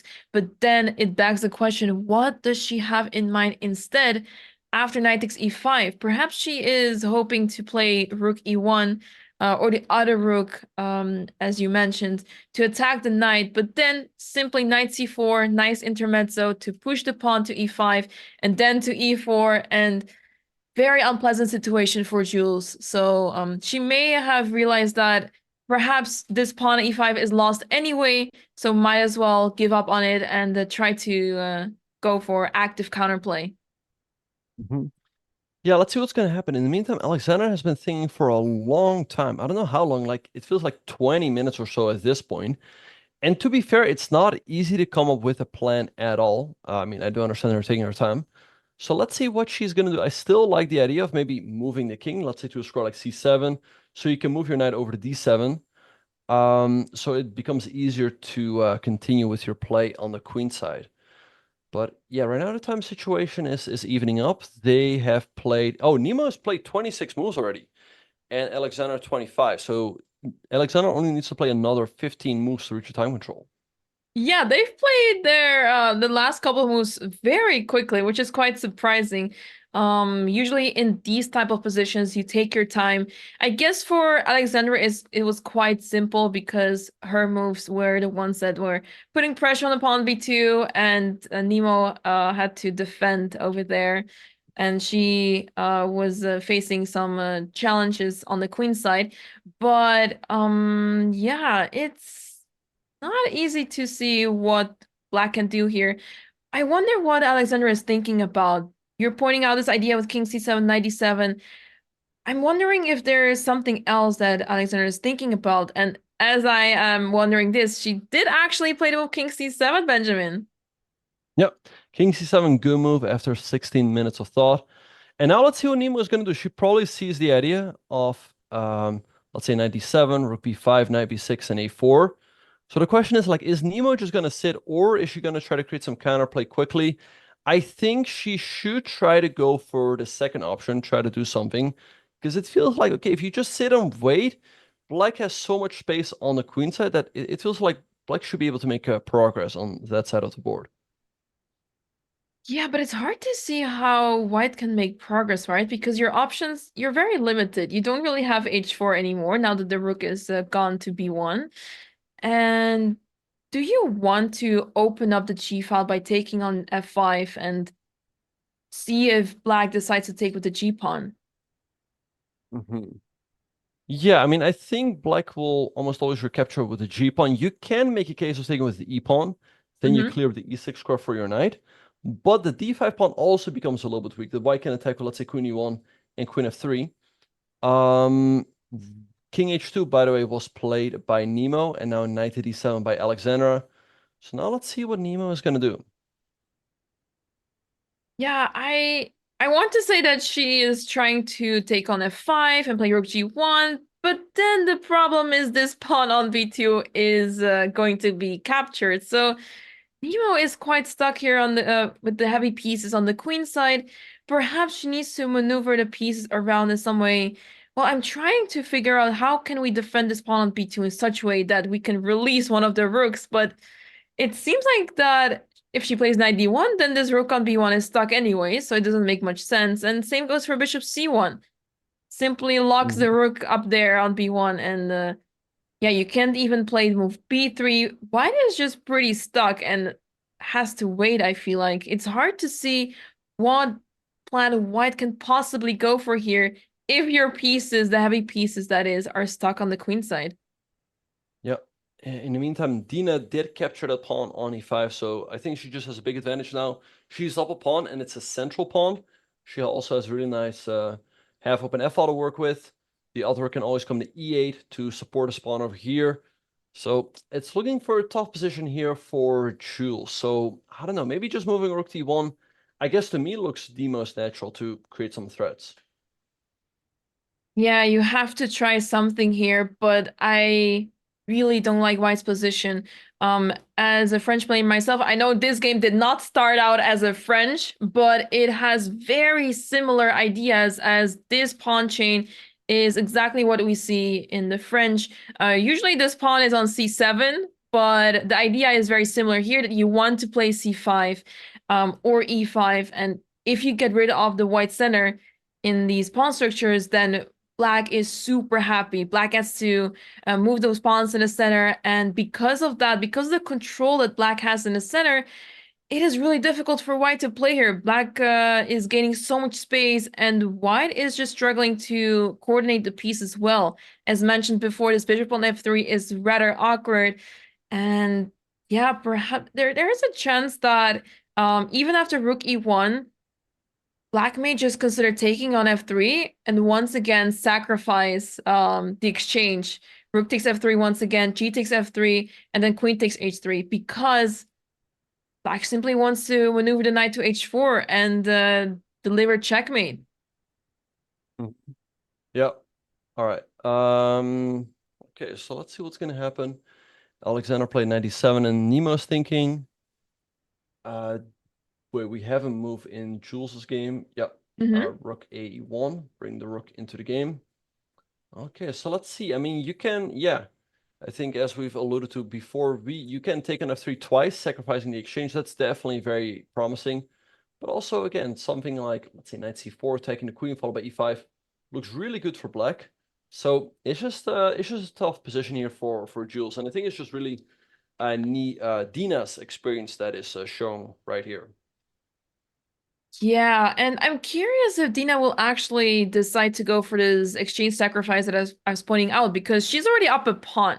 She doesn't need to commit to this, but I can imagine that it's so tempting.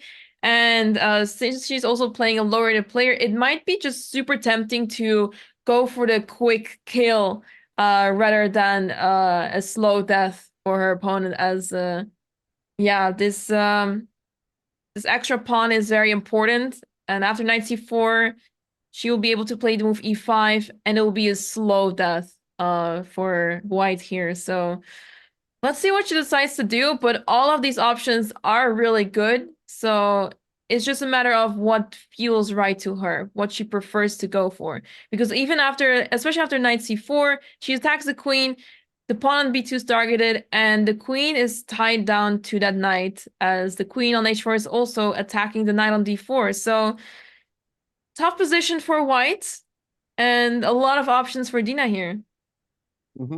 Yeah, somebody makes a good point in the chat. It's a pity that the immediate rook takes f3 does not work, because White can take, let's say, with the knight, or even better, take with the rook on e5. Because if you're forced to take with the pawn, Black is the very pretty queen takes d4. And if you take the queen, there's knight takes f3, forking White all over the place, and Black gets a big material advantage with the two knights and also two pawns against the rook. But yeah, unfortunately, that doesn't work. So let's see what Dina will come up next. Another move she can consider, by the way, is the move knight f5. Because if you take the knight on f5, you can first of all just recapture. We can also throw in this, take an f3, and then take here. This looks really nice, because now the white king is open, and you're already lifting your rook into the game. Yeah, and that king is about to get checkmated, I feel like, and there's nothing that White can do to stop other than a massive loss of material. So I really like this idea of sacrificing the exchange, and many options for Dina, and I feel like she has also so much time to figure out the right approach to the position. So Looking good for Dina. Let's see if Jules can still manage to survive this, but seeing how experienced Dina is, I don't think she will give Jules any chances. And yeah, we've seen Dina come back from the dead already earlier in the tournament. Remember the game that she was playing against Anna CRAMLING, and she was down a full piece, but still managed to come back. That was quite something. So Dina is not going to give chances that easily. For sure, yeah. In the meantime, we have a move in the game between NEMO and Alexandra.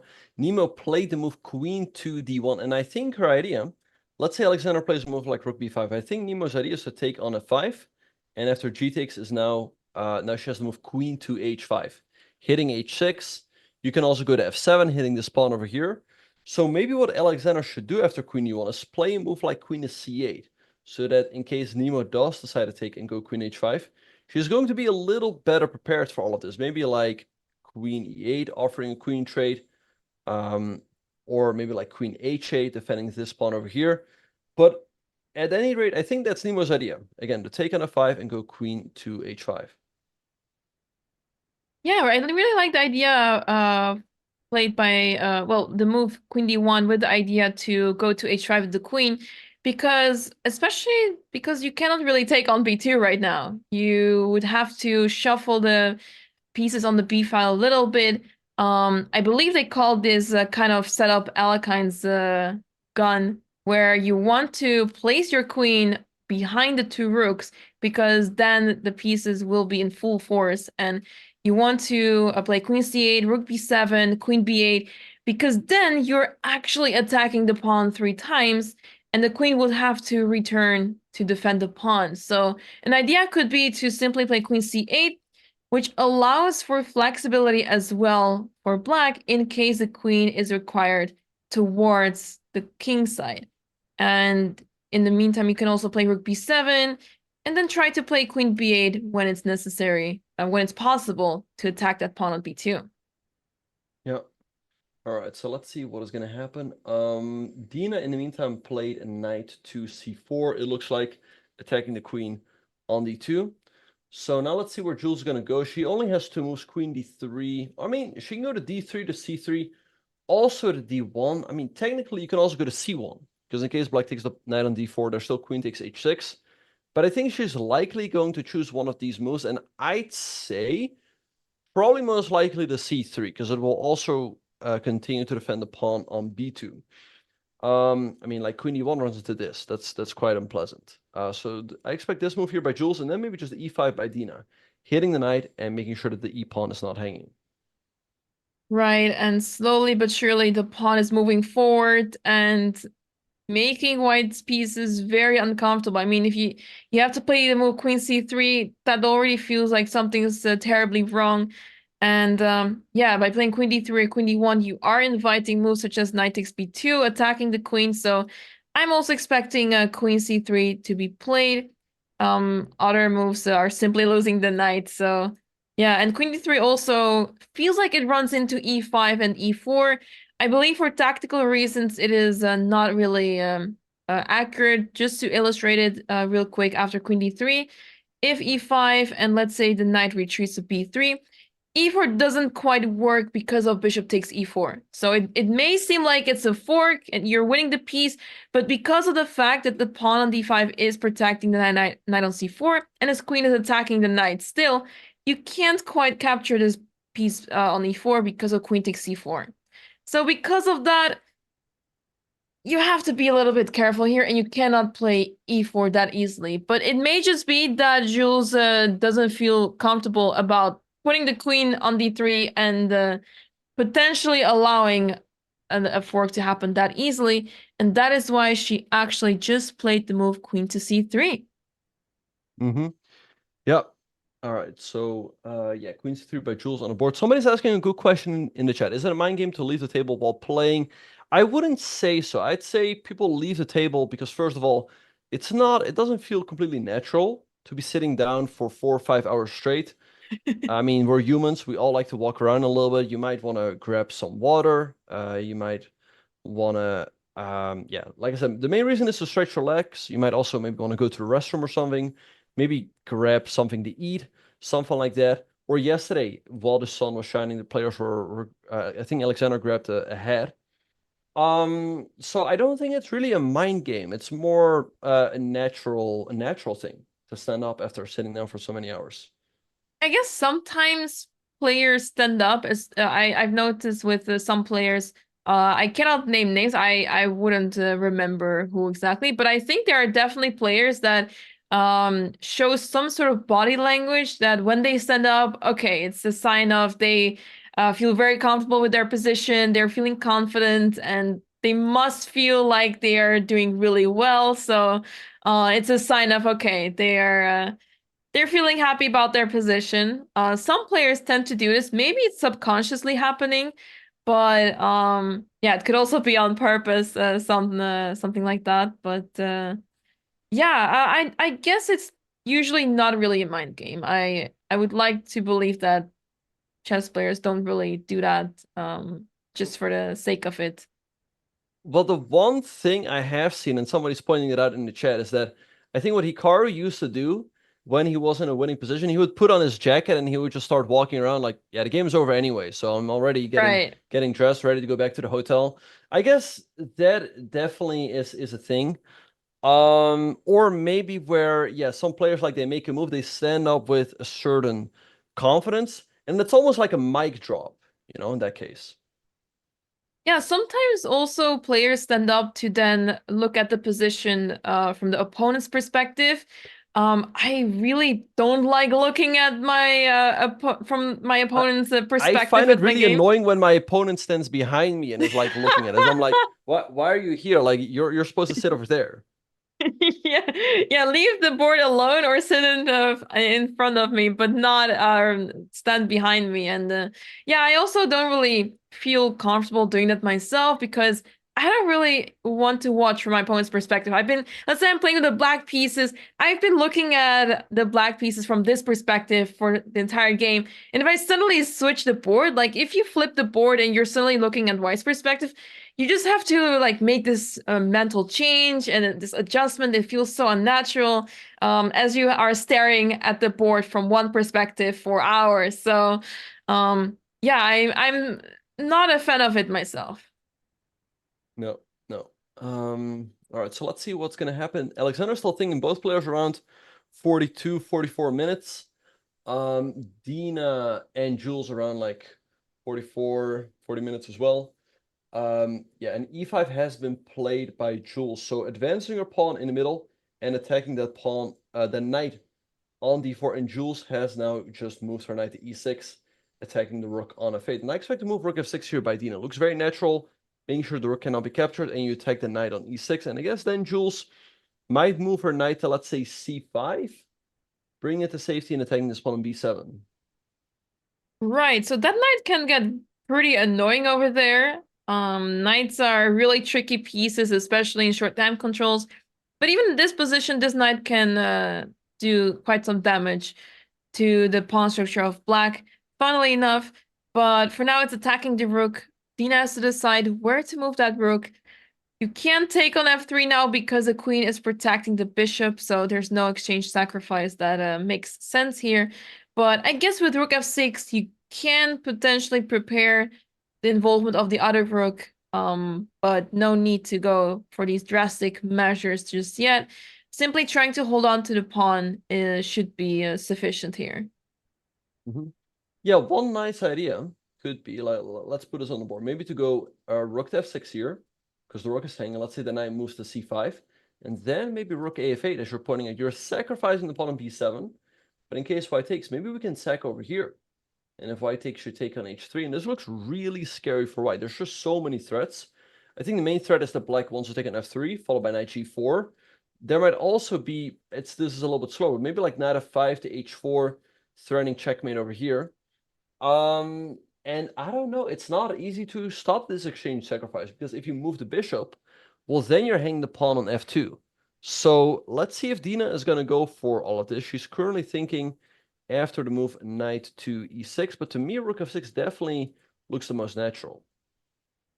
Right, and I was wondering, so let's say rook f6 happens, knight to c5 seems very logical, and after rook f8, does black need to be concerned about knight d7 threatening a fork here?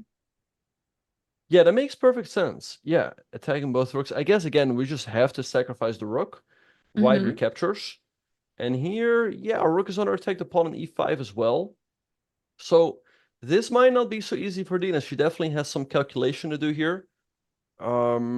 Maybe a move like rook f5. Again, lifting that rook up, ready to join the attack via the g5 square. And white is not in good shape to take here, as we can simply take on e5, and after rook takes, there is queen g5 check, and we pick up the rook on e5. That is a nice trick. So yeah, when opening up the king side, that king is extremely vulnerable. That queen is super strong attacking over there on h4. And you just need one or two more pieces involved in attack to make it successful here. That's how strong black's position is. And white just doesn't have any pieces that are defending the king. So that makes it easier for black to play here. Yep. All right. So currently, Dina is still thinking after knight e6. We, by the way, have a move in the game between NEMO and Alexandra. Alexandra just moved her rook to f8. So now let's see what Dina is going to do. Sorry, NEMO.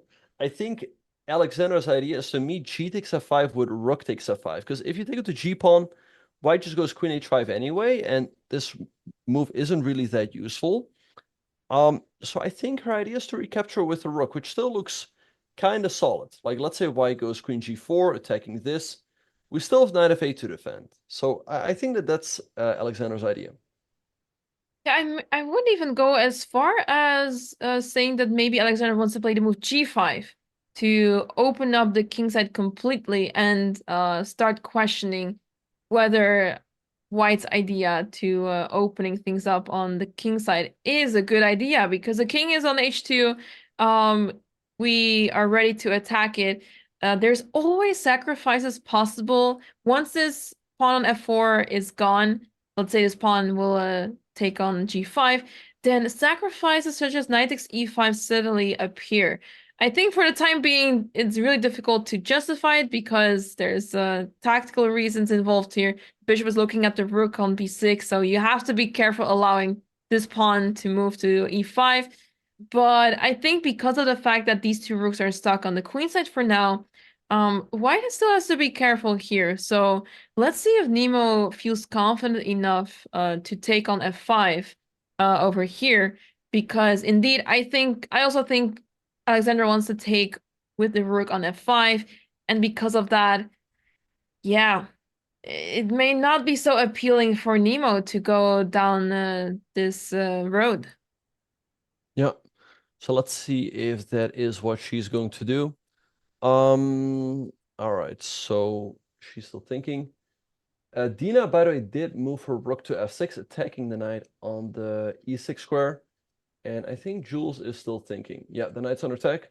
What Jules can also do is maybe move her knight to c7, attacking the rook on a8, with the idea maybe to go for a sacrifice on d5. Like, let's say rook here. I don't know, it probably doesn't work though, because knight takes d5, the idea is that in case you take, now there's bishop takes d5, and you pick up the knight on c4, and white's doing great. But you probably take on f3 first, attacking the queen, and everything is defended. The queen defends the knight on c4, so you can't take that. And the queen is also covering these squares over here, so you can't throw in an intermezzo. And after g takes f3, c takes d5, black is doing great, because you have two knights for the rook, and the white king is just completely open, so black is just winning here. So, yeah, it's looking tough for Jules. I think she probably has to go for this move knight c5, but things seem to be working out beautifully for Dina after the move rook a f8. Yeah, I'm curious to see if she will actually commit to that, because there's so many tricks in the position, and the moves that you pointed out with knight c7 and knight takes d5 are quite tricky. So a lot of tactical opportunities for Jules still, but yeah, I guess Dina will have to find that rook a f8 move to prepare to move rook takes f3. And I'm curious to see if she'll actually commit to this, because it's not easy. When you evaluate the position, you try to see if it's worth it. And I guess because of the fact that black has so much control in the center with these pawns over here, It's a very strong and solid center, and the king is very exposed after rook takes f3, g takes f3, and it's not easy for white to defend that king, and black doesn't need too many pieces to attack that king. So I think, yeah, tough position for Jules, but it sort of depends on Dina to see if she will actually commit to sacrificing the exchange there. Yeah, I think she will. It just looks so tempting, just sacrificing the exchange on f3. The white king is just wide open. And there are so many tactical ideas for black that it feels like there should always be something. And, you know, you're only sacrificing an exchange. You're not sacrificing a full rook or, let's say, a full knight or something. So I feel like the investment is, it's not a big material investment for a big attack over there. Let's see, Jules has 37 minutes on her clock. Right now, she needs to play another 22 moves to reach time control. And in the game between NEMO and Alexander, they've been playing quite quickly. They are already 28 moves in. So another 12 there to reach time control. So I don't expect either player to get into real-time pressure. Yeah, exactly. Great time management by the players. Perhaps, I mean, Dina is in a really good position. So even though the players are doing pretty well in terms of time, perhaps Jules may start spending quite some time now as she is in a tough spot. But yeah, I think for Dina, this is a very pleasant situation, and the players don't have to make too many moves to reach the 14th move. There was a question in chat, what happens if Jules retreats the bishop to d1? So preferably we want to move this bishop. If we had the time for it with white, we'd love to play bishop e2 or bishop d1, preferably bishop e2 to attack the knight and get rid of it because it's a very annoying piece. But white simply does not have the time for this. The knight on e6 is under attack. White is forced to move it for now. And after knight c7, let's say, rook to f8, then all of a sudden there's so much pressure on the f-file. So let's just show you guys that after rook af8, if you move this bishop, let's say to d1 or to e2, you simply lose a pawn on f2, and black gets access to many squares in white's position. So there's just too much happening on the f-file, and because of that, white's position is falling apart here. Yeah, no, good point. Yeah, white would love to move the bishop, as you're pointing out, but they simply don't have the time. Again, right now, the knight's under attack. And yeah, otherwise you hang the pawn on f2. So it's looking tough for Jules. Yeah, I mean, yeah, Dina is just a much more experienced player. She has been playing chess, I think, consistently, probably for like the last 20 years or so. Whereas Jules has only been playing for the last 4 years or so. She she played like a kid, but probably she got back into it because of the Queen's Gambit, I assume, because of her name, Jules Gambit. So I think, you know, the fact that she's holding her own in this tournament is already a good performance in and of itself.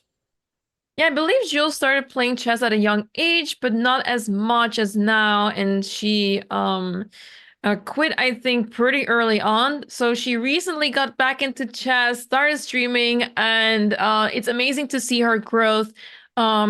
I have to double check what exactly her growth was in recent years, but I believe she gained quite a lot of rating in a very short period of time. I believe in the past few months she gained over 250 ELO FIDE, which is quite a big feat, and she is yeah, improving a lot. Wow, that's a lot of points. Wow. Yeah, all right. I don't remember the last time I won like 250 points in like a month or two. It's probably like a long time ago. I really don't remember. Anyway, Nemo still, wait, is Nemo still thinking? I think so. No, she moved. Nemo played the move knight to f1. So perhaps she wants to go knight to g3 and then take here to make sure that Alexander cannot recapture with her rook and is forced to recapture with her pawn. So let's see what Alexander is going to do in the meantime. Maybe what she can do is play a move like, let's say, queen b8. And then, again, in case white takes on f5, you can recapture the pawn. And you're always much better equipped as your queen quickly switches over to the king side as well. Yeah. White needs to be careful still because of the tension here on the f-file. Now that the rook is on f8, I can see a world where g5 will be played. I would actually have to consider to play g5 right here, because if we get to open the f-file, this rook is going to have a really good time. And yeah, I don't really see a refutation just yet to the move g5 right here. Mm-hmm. Yeah. All right. So let's see what is gonna happen as a fly just got right in my face. Yeah, I don't know. What Alexander can also do is she can still move the rook back to the b file to really put a lot of pressure on the pawn on b2. That also still makes perfect sense. But given the fact that she's just played rook f8, I feel like that's quite a natural. I don't know. Maybe she will move the rook from b6 to open up the b6 square for her knight, so she can follow up with a4. That also makes a ton of sense. Right. Yeah, I guess it's not easy to open up the king side for either player because you want to do it on your terms, make sure that you actually have a follow-up after yeah, releasing the tension with these pawns over here, between those pawns. So it's not easy for black to take on g4 because that pawn on f5 is holding the 4 down. And same for white, you don't want to take on f5 if you don't really have a proper follow-up there, because once you release the tension, things get complicated. This pawn f4 will become a major weakness and a big target for black. So both players are trying to see a good moment to release the tension, but yeah, I'm not sure who will decide to go first. I guess with the move knight f1, as you pointed out, white wants to prepare to move knight g3 to be ready to take on f5 and then counter rook takes f5 with that knight maneuver to g3. So I guess NEMO may be first to capture on f5, but perhaps because of this, Alex may actually take on g4 right now.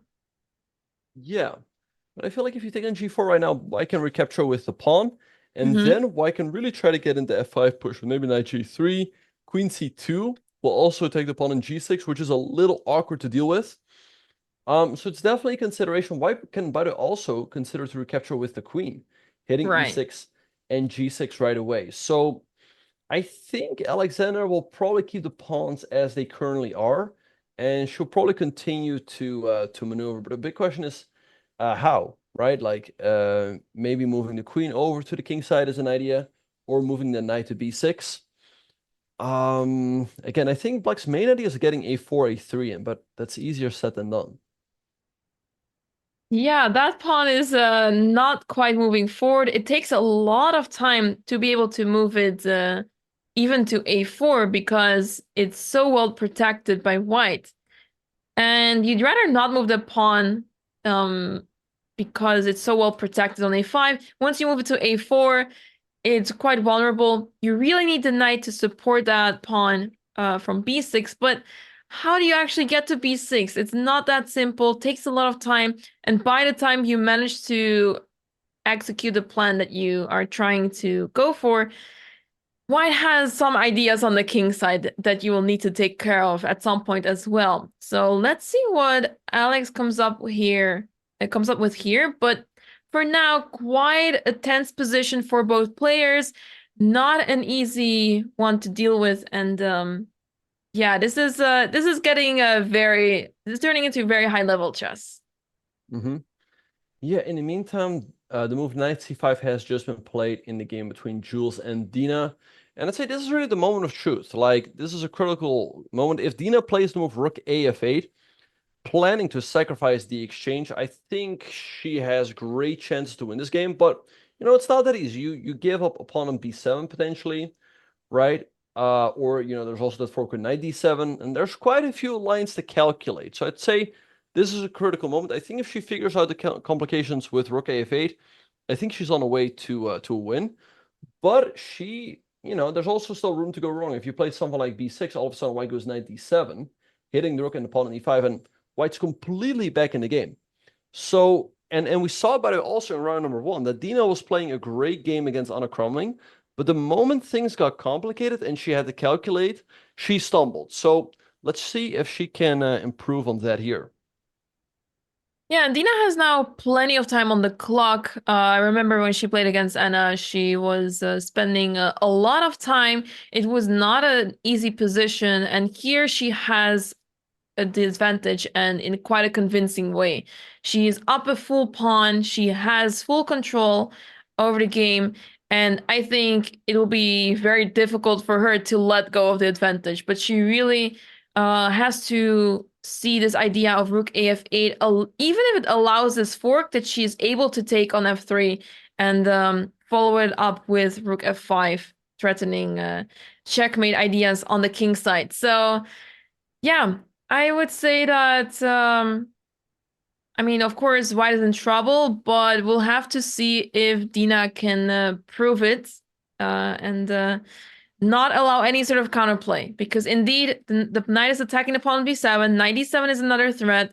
Lots of ideas still in the position. White also would love to play b3 to attack the knight. And once the knight retreats, the pawn on e5 is loose. So I have a feeling that Dina will go for this move, rook f8. I think it's definitely within her skill range to spot this move and spot the idea to take that bishop on f3. And I think she will take some time for it, but I think she'll definitely go for it. Yeah, let's see. It was about kind of funny. Wait, it's Dina's move, but she's been away for like 3 or 4 minutes or so at this point. Oh. I wonder where she is. Jules was also away, so we had a battle of chairs. Dina is still nowhere to be seen, and in the meantime, we have a move by Alexander. She played the move rook to b3. So I guess with the move rook b3, she's vacating the b6 square for her knight to follow up with a 4, a3. Nemo now can decide to move her knight back to d2, but that's kind of like going back and forth, right? Because the knight just came from there. Right, you're not really making progress that way. And I guess Alexandra is trying to improve the position on the queen side by trying to play queen b5 maybe to play a4. She somehow wants to get that a4 move in, because by playing rook b3, she cuts the queen off from defending the square a4. Or maybe she wants to play rook a8 and then play a4 and then a3. So I feel like these could be the ideas. Or actually, now that I think about it, maybe she wants to go back to b8 and then threaten rook takes c3 instead. So that is another thing that Nemo needs to keep in mind. And yeah, perhaps because of that, she will have to go back to d2 to get the rook out of there. That rook is really strong on b3, and you need to get rid of it as soon as possible. Mm-hmm. Yeah, that makes perfect sense. If Nemo goes for the plan of, let's say, taking on f5 and then queen h5, as you pointed out, this runs into rook takes c3, and black queen's a very important pawn and is just close to winning, maybe even. So what white can do is maybe play knight e2 first, attacking this rook, pushing it away, and now go for the idea of taking and queen to h5. As this pawn on h6 is quite awkward to protect. I mean, you do have rook h8, but then your rook is kind of passive in the corner, right? And then there's still queen g6, attacking this pawn over here. So let's see what's going to happen if Nemo is going to play that move, knight to... Oh, wait, sorry, I was making moves on the wrong board. White can play knight d2, pushing that rook away, and then after rook b5, then take and queen h5. Because if you play takes and queen h5 right away, this runs into rook takes c3, winning a very important pawn. Because after takes, now this rook on b1 is undefended. So, but okay, for Nemo, it might not feel completely natural to play knight e2 back, because the knight just came from there. Yeah, exactly. And you also don't want to admit that your move knight f1 was maybe not the greatest. So after playing knight e2, she will have to come up with something else, unless she's okay to repeat moves. But I don't think she wants to repeat moves. So I believe we do see knight d2 being played by Nemo. So she retreated. And then Alexandra almost immediately went for rook b5, because she doesn't really have many other squares left. Going back all the way to b6 does not make much sense. So might as well stay on b5. And yeah, this could help her to play knight b6 to play a4. But I would rather not want to play knight b6, because it's just so difficult to continue attacking on the b file over here with the knight stuck on b6. Mm-hmm. Yeah, so knight b5 makes sense. Yeah, so let's see. Maybe now Nemo will take on f5. I mean, she can go knight f1 back. but it feels a little passive. And then Alexandra has slightly improved her position. I mean, the rook is definitely better placed on b5 than it is on b6. Is now, again, the knight can come out to the b6 square. So I think right now is a good moment for NEMO to take on f5. I mean, it's not like a very pleasant playing, let's say, the knight back to d2 and admitting your mistake, but it's also the mark of a good player, right? I mean, some players, they make mistakes, but they just will never admit it. Yeah, exactly. So it's a good moment to take some time here and realize that, okay, it's not a bad thing to admit that your previous move was maybe not the greatest. Now she has the time to recover and think of a better move potentially.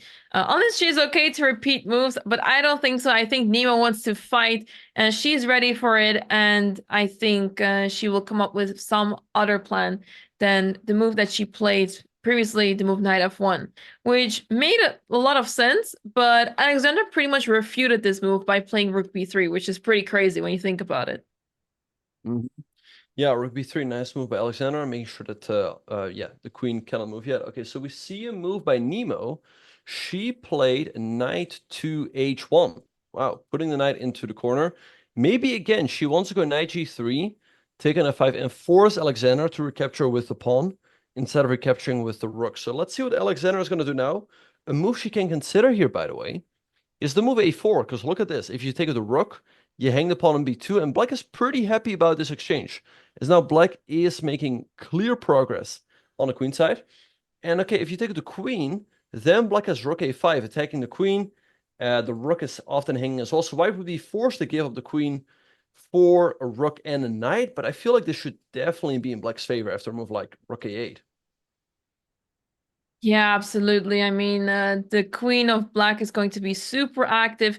It's not going to be easy to infiltrate into white's position, but I think sooner or later, black will manage to break through over here. But yeah, let's see what Alexandra comes up with, because this move knight h1, and I have a feeling that perhaps there is a situation of tunnel visioning happening here, because she's super focused on trying to get the knight to g3 that she kind of forgets that maybe there's other ways to deal with the position, and that she has to try to go for other plans, because by playing knight to h1, she is super focused on this move knight to g3, and it enables certain ideas of black. For example, the move a4 that you pointed out, a really cool move to play. But I also feel like the tension over here on the king side is maybe turning into black's favor. I really want to play this move g5, but this move g takes f5, rook takes f5, knight g3. I'm not sure if I want to commit to that just yet, but the knight really felt much better placed on f2, supporting the king and supporting the pawns on the king side. But now with the move knight to h1, it feels like it's too slow and too much of a retreating move, where white's pieces are already quite passive already. Mm-hmm. Yeah, so I really like this move, rook, pawn to a4 that we've been pointing out, because the idea is to potentially go a3 and really open up that side of the board. Like, let's say NEMO continues here with knight g3, right? We can maybe just go rook a8 or a3 right away, because in case white takes, we can take on a1, and we should always be able to get some of the material back, because this pawn on a3 is so weak. So let's see if Alexander is gonna play that move. In the meantime, Dina is thinking. Again, I'm curious if she's gonna play a rook af8. But Alexander has moved. It looks like she played rook to a8. So she's preparing the move a4. Also makes a ton of sense. Yeah, I guess she does see the idea, which is really good. But I guess it was not easy to decide to play a4 right away. It feels like there's no way that this move is even possible when there's two pieces that are looking right at that square. It's one of those situations where you see the idea, you have the correct idea, but not the most ideal execution, because it looks like an impossible move. It may not even have been on her radar at all, and that makes perfect sense. So she's preparing the move a4, and yeah, she has a time for it because it's unclear what White will be able to do now. Yeah, so let's see what NEMO is going to do. Now that the rook has moved away from f8, it would make more sense for White to take on f5, right? I mean, Black would be forced to recapture with a pawn. Let's say you take with the g pawn. White can now go queen to h5, attacking this pawn over here, which is very awkward to defend. Let's say we go a4, right? So we sacrifice this pawn, and maybe now we go knight f8. I mean, a3 is coming next, and it's not clear to me what White should do about that. Yeah, I mean, it's really nice to be able to infiltrate into Black's position on the king side, but as you can see, almost all the pieces left the party on the king side and are focusing on the queen side now, where the actual party is happening, and the Black is really happy about that, because once the pawn on b2 is captured, the pawn on c3 is also very loose, and then after that, the pawn d4 may also disappear, and suddenly Black can clean up the queen side. So, yeah, even though White has this pass pawn on the h file, I feel like Black should be really happy about the position here, practically. Yeah. All right, so let's see what is going to happen. Dina is also, by the way, still thinking. I'm sure she's looking at rook f8 and sacrificing the exchange, but the big question is if she is going to go for it. Yeah, and NEMO is thinking after the move rook to a8. But okay, if you don't go for takes and queen h5, then I think all of your other plans and ideas are just going to be too slow. Like, let's say knight g3, Black goes a4. a3 is coming in very quickly, so I think NEMO has to do something very fast. And we have Yoon Ludwig Hammer in the chat. He says, I can't sleep. I need to know how this ends. Could be a big win. Yoon Ludwig Hammer, what do you think so far? Are you happy about Alex's play? Because, yeah, this game has been so interesting. And yeah, this is what we're talking about. This game is a big one, a big matchup. Two players that know each other for so long, have played each other 12 years ago for the last time in Classicals. And that game was a win for Alexandra. So NEMO is out for revenge. And she also stated that it's her only goal even to win against Alexandra. I feel like a lot of the players have some sort of vendetta against Alexandra, so everyone wants to beat Alexandra in this tournament. Yeah. All right. In the meantime, yeah, so this is the current position on the board after rook to a8. Dina, by the way, played her knight to f7, which seems to be a mistake. Now Jules has the opportunity to get back into the game. Maybe she can take the pawn on b7. Knight d7 is a move as well. Or maybe something like bishop g4. People were asking in the chat, shouldn't she move that bishop to alleviate the pressure on the f-file? And she can do so here, setting up ideas of knight d7, maybe bishop e6, maybe f4 even on a good day. So again, I think Dina has played a great game, very similar to that game against Anna CRAMLING. But the moment things got complicated and she needs to calculate, I feel like that's where she's going wrong, and she's letting Jules off the hook here.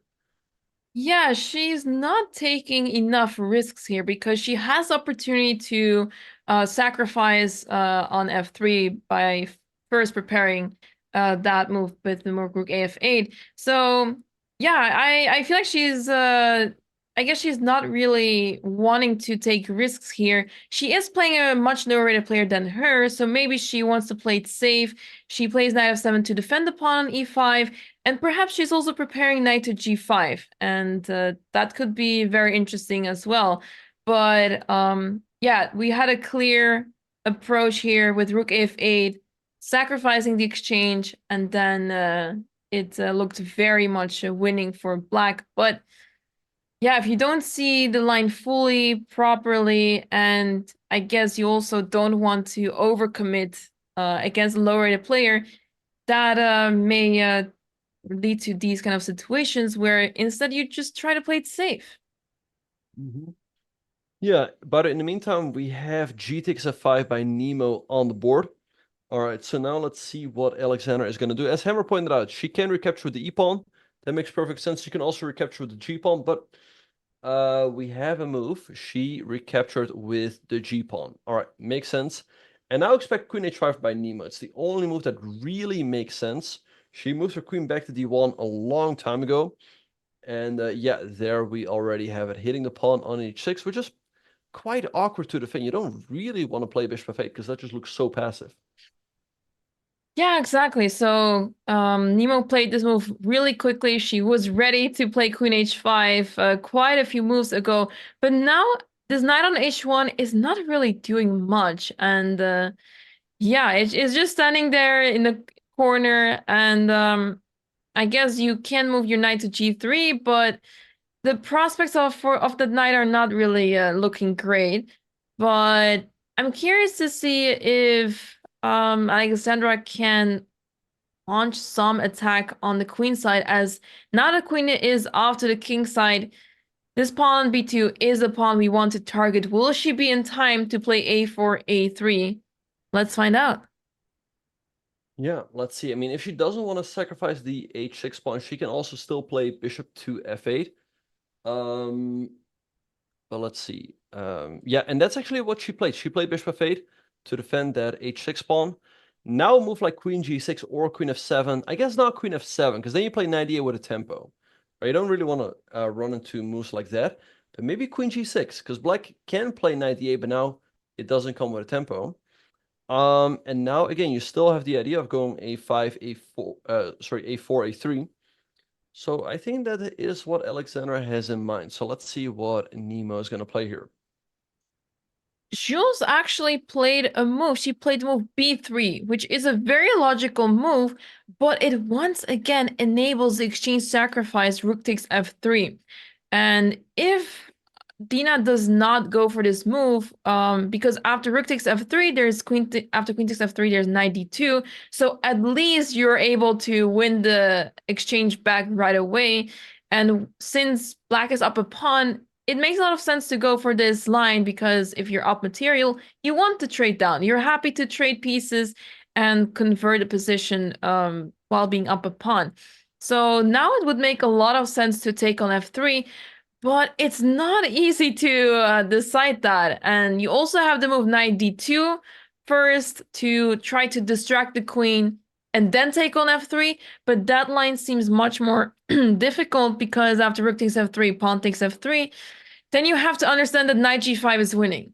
And since Dina does not seem to be wanting to take risks in this game as much, she may not want to go for this line, even though, well, if she, I mean, we of course can see because of the eval bar that this is completely winning, but at the board they do not have this information. So she may be quite hesitant to go into these kind of lines. Mm-hmm. Yeah, so I don't know. I think since Dina was hesitant right here to go rook af8 and go all in on the attack, I think she might be hesitant again to do so. b3. I mean, but the problem is, okay, a move like 96 runs to 97. White gains the pawn on e5, and it's actually doing quite fine. I think the line that you point out with 92 and takes is quite difficult to understand. I think this one, rook takes f3 right away, makes some more sense, right? Because if white takes, there's knight g5. Again, you're only investing an exchange in the attack, and it's pretty clear that after pawn takes, white is getting checkmated. After check, check, check, and mate.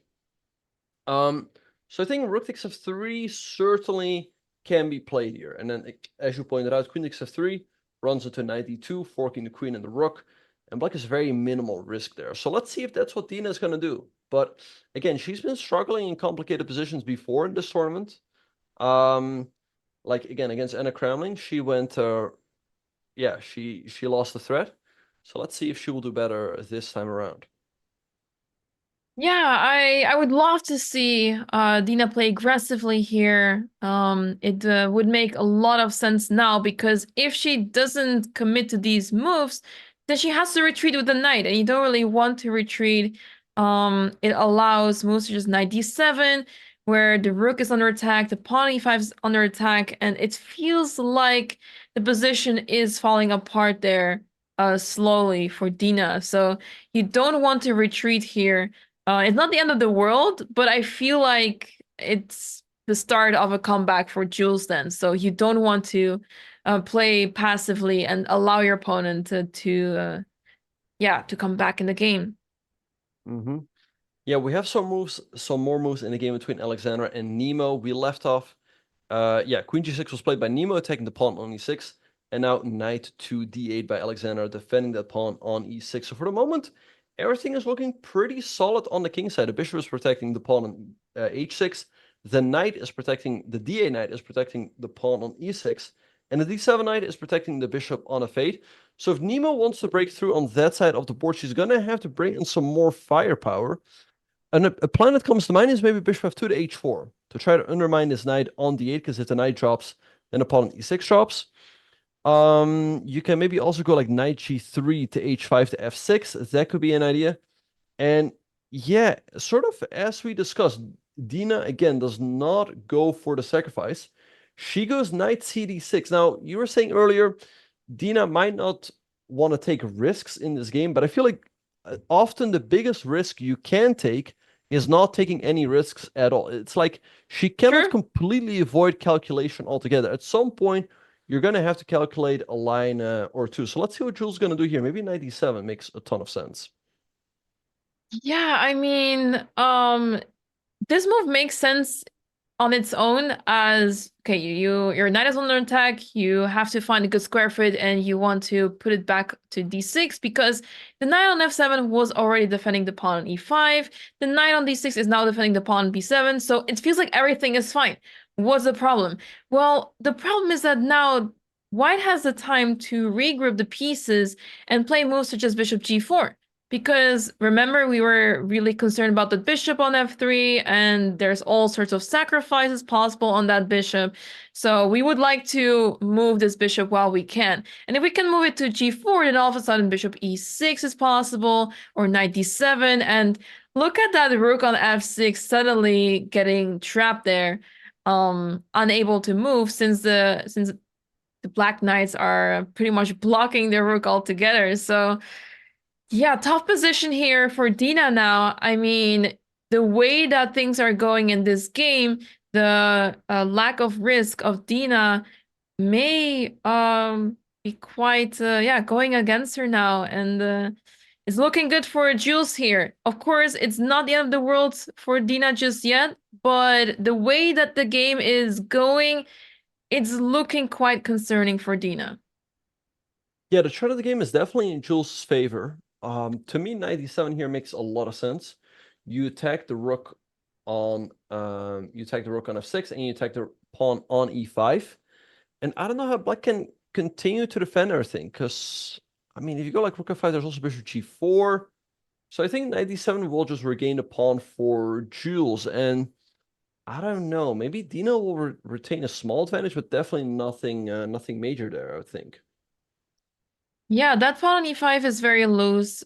I mean, for now, black is up a pawn, but that pawn, I don't think it will survive for a very long time. So, yeah, I would be really concerned with the black pieces because the pieces are not coordinating well enough anymore. The knights are staring at each other on f7 and d6 and not really have time anymore to continue with an attack. You really want to play knight g5 if possible, but for now it's white's turn and white gets to decide what to do here. Yeah, 97 is on the board, hitting the rook on f6 and the pawn on e5. Good move by Jules. All right, so let's see what Dina is going to do here. Yeah, again, I maintain, I think I don't know, like, do you think she's just trying to avoid calculation or like complications altogether? Because I feel like that's generally not a good strategy. I mean, at some point, like your opponent can continue to complicate, and then at some point you're going to have to calculate something, right? You might have to go for a sacrifice or something. Because now, yeah, she has lost a big chunk of her advantage. It may just be the case that these risky moves are not on her radar. She may be looking at other ideas, she has other plans, and I feel like the mindset she has is what's causing her to not make these moves. I feel like, let's say if she was playing someone higher rated, maybe she would be more keen to go for sacrifices, because we know that Dina is capable of beating Grandmaster. She has shown us attacking masterpieces, but maybe because of the fact that she's playing a lower rated player, she doesn't want to commit to sacrifices, and it may just be that the mindset she has for this game is what's causing her to not commit or not even think about these sort of sacrifices. And yeah, that's I think what is going on here, because I think against a higher player that these kind of sacrifices would definitely yeah, be on her radar. Right, so let's see what she's gonna do now. The rook on f6 is under attack. It can move to f5, f4, or e6, so she's gonna choose one of those squares. But it looks like Jules is about to equalize if you take the pawn on e5. I think White doesn't have too much to worry about. In the meantime, we have a move by NEMO. She played her knight to f2. So I guess the idea might be that now a4 can be met with knight d1. And you can go a3, but you don't really get much after that, as the pawn on b2 is now defended plenty of time. So perhaps that is what NEMO has in mind. And now, with the knight on d1 and a queen side fully secure, maybe you can go for like bishop f2 to h4, that plan that we pointed out earlier, to put pressure on the knight on d8, as then the pawn on e6 will loosen up. Yeah, the queen on g6 is very annoying now for black, and if white manages to get more pieces involved on the king side, then things may look pretty tricky here, as white is indeed looking to capture that pawn on e6. And yeah, it seems like black does not have so much time to put pressure on the queen side, and by the time that black gets to do anything on the queen side, white is already in the king side, and as soon as the pawn on e6 falls, the position will soon very much collapse for black. Yeah. All right. So let's see what Alexander is going to do. a4 here looks very oh yeah, it looks very logical, and it has already just been played. And now I guess NEMO is going to play knight at d1, because the knight really can't go anywhere else from here, right? I mean, d3 is covered, e4, g4. So this is the move I expect from her. And at least that will, again, keep the queen side together for her and give her opportunity to put some more pressure on the king side. So let's see if that's what she's going for. Yeah, so she played move a4. Let's see what NEMO decides to do now. I guess it makes sense to what you pointed out, to go for knight d1. Especially because we want to move that bishop to h4, as you mentioned. So there's not a lot of moves left for NEMO to play here. Her knights are quite stuck, because ideally you want to move your pieces forward, but we don't really see good squares for those knights. And indeed, she did play the move knight to d1. Makes a lot of sense, and she may be looking to play bishop to h4 now. Yeah, and NEMO just left the board. Yeah, I mean, Alexander has a time advantage here, as people have been pointing out in the chat. She's got 33 minutes compared to NEMO's 16, 17 minutes. But NEMO needs to play only another 4 moves to get an additional half an hour on the clock. So there's really no time pressure going on here. And yeah, the position is starting to look better for NEMO. She's got a very clear plan now of bishop f2 to h4, again, putting pressure on the knight on d8. And it's not so clear how black can continue to improve the position after we have played a3. So I'm very curious to see what she will come up with. Yeah, and in the game between Jules and Dina, the players are now on move 21, so they have 19 moves left until the 14th move to get extra 30 minutes on their clocks. But the players are a little bit low on the clock here. Dina down to 17 minutes. She basically needs to make her move within a minute for every move now on average, whereas Jules is on 24 minutes, also approaching time trouble territory. So this game is going to get really exciting in the next 2 moves. Now, Dina is the better player, so she might have an advantage in time trouble. It would be much easier for her to play, but seeing how Dina has not been taking so much risks and she's playing a little bit too passively, anything could happen here. So this game is going to get really exciting here. Let's see what Dina decides to do here. But for now, she's spending some time on this move. And it's unclear where this rook will be safe. Yeah, I don't expect any time pressure whatsoever in the game between Nemo and Alexander, but as you're pointing out, in the game between Jules and Dina, the players are getting quite low on time. Dina only has another 16 minutes on her clock. She needs to play another 20 moves to reach the time control. And Jules, she's up on time. She has 24 minutes. But that's also not that much time, given the fact that she needs to play another 19 moves. So, yeah, Dina is spending her time here, but she's going to have to speed up pretty soon. Yeah, we saw in the game between Dina and Anna how Dina went down to a few minutes on the clock, and that's the moment that she made this big blunder, losing a full piece. And yeah, that's why you have to make sure to play fast and not as long as you make your moves quickly and don't blunder on the spot, you should be fine. Because once you are down to 1 minute on the clock, that's when blunders arise much quicker, and you don't want to get into that situation again. So I'm really concerned about Dina here, as she is spending a lot of time now, down to 15 minutes already. It seems like we are approaching it's the same trend that we have seen in her game against Anna. So let's hope for her that it will not go down the same way as it did against Anna. Yeah, so let's see what is going to happen.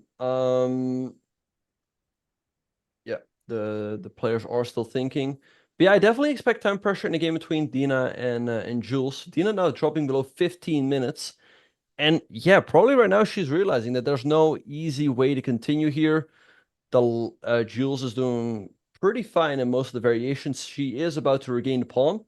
And then it's hard to see how Dina can be better, right? I mean, her king is potentially a little bit more exposed, given the fact that she does not have an f-pawn, whereas Jules still has 3 pawns in front of her king. The knight on d6 can always be a little bit loose. So, I don't know. I think Jules can be quite happy about the developments in the last couple of moves.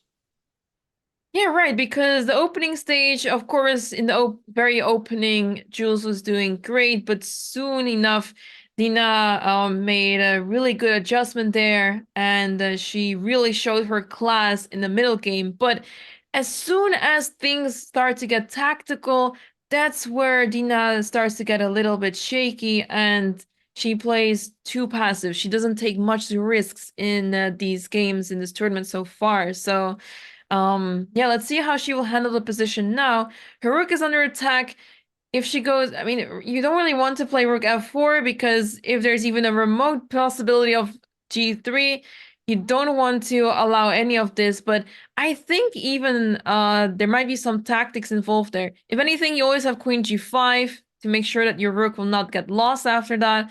But yeah, this rook doesn't really have many squares. So she essentially is going to pick between rook e6 or rook f5.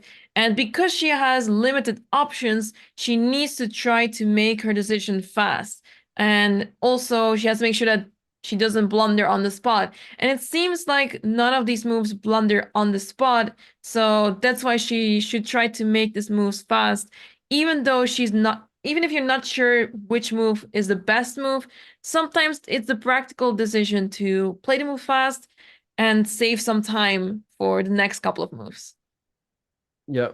I think what Dina might have missed is that, let's say black plays a move like rook to f5, with the idea that, let's say knight takes e5 runs to queen f6, attacking the knight 3 times, and the knight is actually pinned, because if you move the knight, you hang your queen on c3, but Jules has the clever bishop to g4, attacking the rook first. The rook has to move. And actually now there's g3 with a fork, or you can now take an e5. And I guess same thing after rook e6. White, again, doesn't take right away because of queen f6, attacking the knight. The knight is simply lost because if it moves, you hang the queen on c3. But white, again, plays bishop g4, attacking the rook. And if you move the rook back to e7, now I think white can safely take the pawn on e5, because queen f6 runs into f4 maybe to defend the knight, although there's knight e4. So I think this might be a good line for Dina to go for. This is, I think, what I would do. I think I would move my rook to e6, bishop g4, and then rook e7. But there's also still intermezzos, like let's say g3, that can be annoying. Attacking the queen, let's say you move it here.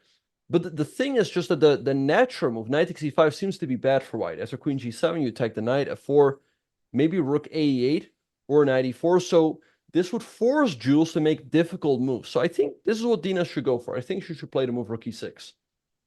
Yeah, I guess it also suits her playstyle in this game where she's playing a bit too passive, and since she needs to hold on to that pawn, so it would make a lot of sense to play rook e6 and try to hold on to that pawn as much as possible. I really like the trick that you point out with queen f6, in case white captures, of course. So let's see what she decides to do, but she's already down to 10 minutes on the clock. This is getting very concerning. And yeah, we have to give credit to Jules. She has been playing amazing chess in this tournament so far. She has been improving quite a lot these days. She is up to 1800 FIDE. And I believe a couple months back, she was 1500 rated. So she is making big moves. And she is now playing her wife, so to say. Those are her words, not mine. But yeah, this is a tense match. Neither player wants to lose, and they're here to fight. So they're not giving each other any mercy. Mm-hmm. Yeah, so let's see what Dina is going to do. She has the move here. She is down to 10 minutes on her clock. A move needs to be made sooner rather than later. I mean, it's not like she's down to seconds or anything, but this is basically her last really significant thing she can take in the game. In the meantime, Alexandra has 24 minutes on her clock. Nemo has 16, so no time pressure there whatsoever. So I'm curious to see what plan Alexandra is going to come up with, because Nemo's plan currently seems to be quite clear. That plan with bishop f2 to h4 seems like a nice way to put pressure on black's king side. Yeah, what can Alexandra do here? It makes a lot of sense to try to go for a3, but yeah, there is you're not going to win the pawn just yet, because after a3, even if you get to take that pawn on b2, there's always going to be rook takes 8, queen takes 8, and then you get to recapture. But of course, white needs to be careful still. And yeah, I guess this idea of bishop f2, bishop h4 can be quite damaging. Also, we see a move in Dina's game. She has played the move rook e6. So as expected, she plays the move rook e6, and it's also a very good one because this way you hold on to the pawn on e5, and it suits her nature that she's going for in this game. So it makes sense she goes for rook e6. Yeah, rook e6 makes perfect sense. Now expect to move bishop g4 by Jules attacking the rook. And so then when you later do decide to take the pawn on e5, you can always strengthen your knight with the move f2, f4. Again, taking the pawn on e5 right here will lead to disaster due to queen f6. You just simply lose the knight, and that's it. So yeah, bishop g4 makes sense. And then I think Dina will just move her rook to e7. So I guess those moves will be played shortly here. Yeah, exactly. Bishop g4, finally getting out of that square where the bishop was not doing anything whatsoever. In fact, it was a major target for black, but black did not make use of it, and now this bishop can come back to life and start being the annoying piece that it wants to be. And after bishop g4, besides attacking the rook on e6, it also enables moves such as g3, because now after bishop g4, the pawn is defended on h3, and after playing g3, the queen will have to retreat. So yeah, that would basically mean the end of black's attack for now. But let's see what Jules decides to do here, because she's down to 22 minutes. And yeah, the move bishop g4 is very logical, but it may take her some time because maybe she is interested in moving the knight back to c5. Mm-hmm. Yeah, knight c5 also makes sense, but I guess Dina just moves the rook to, let's say, e7, and then keeps a very healthy extra pawn. And yeah, the knight also just came from the c5 square, so Jules probably does want to regain that e5 pawn. So let's see. In the meantime, we have a move by Alexander. She played the move queen to c6, so slightly improving the placement of her queen. So now let's see if NEMO is going to play that move bishop to f2 to try to go bishop to h4 quickly. Yep, queen c6 was played. I guess she's preparing to, well, she's defending the pawn on e6, and maybe she wants to maneuver this knight away from here. Maybe she wants to play knight b7 and somehow get it involved on the queen side. But yeah, I'm not sure if I really like this approach, if I really want to maneuver that knight all the way towards b3, because it's really hard to see where this knight is actually heading to. If we had to pick a square for the knight, all of the squares that we want it to reach are not really available. And by putting the knight on b3, you're blocking yourself quite a bit. So I'm not sure if this is exactly what Black is looking for here. But I guess with the involvement of a3, it could get interesting. Yeah, so let's see what NEMO is going to do. Again, this plan makes sense to me. Oh, but NEMO has played rook to c1. Okay, also makes some sense, making sure that a3 will now no longer create a pin. Let's see what Alexander will do here. Like you said, by moving the queen here, she can now move the knight from d8. What you can also do is go for a plan with, let's say, knight b6, and then maybe like queen d7 to f7. I think a queen trade would be in Black's favor. The queen on g6 is definitely White's most active piece. And then after you go, let's say queen e7, if the queen moves away, then you can go like knight c6, bring that knight out again. So I think queen c6 is a good move. Let's see what the follow-up will be. Yeah, let's see. I'm very curious to see as the players are spending more and more time. Of course, in the game between NEMO and Alexandra, they are reaching move 40 very soon, so we will not see any time scrambles there. However, in the other game between Jules and Dina, Dina is now down to 9 minutes, and they still have to make another 18 moves. So Jules actually did play the move bishop g4. She's attacking that rook on e6, and now the rook has to leave again. The rook has to, probably will go to e7, and yeah, it will be safe there. But Black is slowly losing the threat in his position, where a few moves ago, Black was in a very comfortable spot and able to pose a lot of threats to White. Is now Black is in a passive position, and even though Black is up a pawn, that extra pawn is not really helping much because that pawn on e5 is rather loose. Yeah, so Dina is spending a lot of time here, but to me, yeah, rook e7 looks very logical, just moving the rook to safety. You don't really want to move the rook to e8, because then your rook and queen are on forkable squares. Like, if a knight ever lands on f6, that would be bad news for Black. So, yeah, she just has to move here. She's down to 8 minutes. So, yeah, let's see if she will go rook to e7. I'll be surprised if she doesn't. Yeah, I guess I'm even surprised she didn't play this move instantly, because you don't really have many moves left. I guess there are there's an argument for a move such as knight b5, like an intermezzo, but I wouldn't know why to consider this move because yeah, it doesn't really feel natural. It doesn't feel right to play knight b5 because I don't see what the point is behind that move. So rook e7, a simple and safe move. Because the more time you spend on these kind of moves that you're supposed to play instantly, the worse it will get for the next couple of moves. So I'm getting really concerned for Diona's time now. And yeah, Jules is just simply playing amazing chess here. Yeah, Dina really needs to speed up here. I mean, oh, rook to e8. Okay, that's a surprising move. I guess she wants to make sure that her queen can always retreat to, let's say, the d8 square. But this would really invite a move like, let's say, f4 from Jules. Because now if you go e4, there will always be a check on f6. So I'm wondering what Dina has in mind there. After f4, maybe knight e4. But is it crazy if Jules goes for something like this? Like, let's say f4, knight e4. What if you sack? And then you take an e5? Followed by knight f6 or e6. This looks scary. This looks terrifying for Black. Yeah, this is absolutely crazy. If Jules manages to find the move f4, I mean, she has a wonderful position here. That pawn is under huge pressure.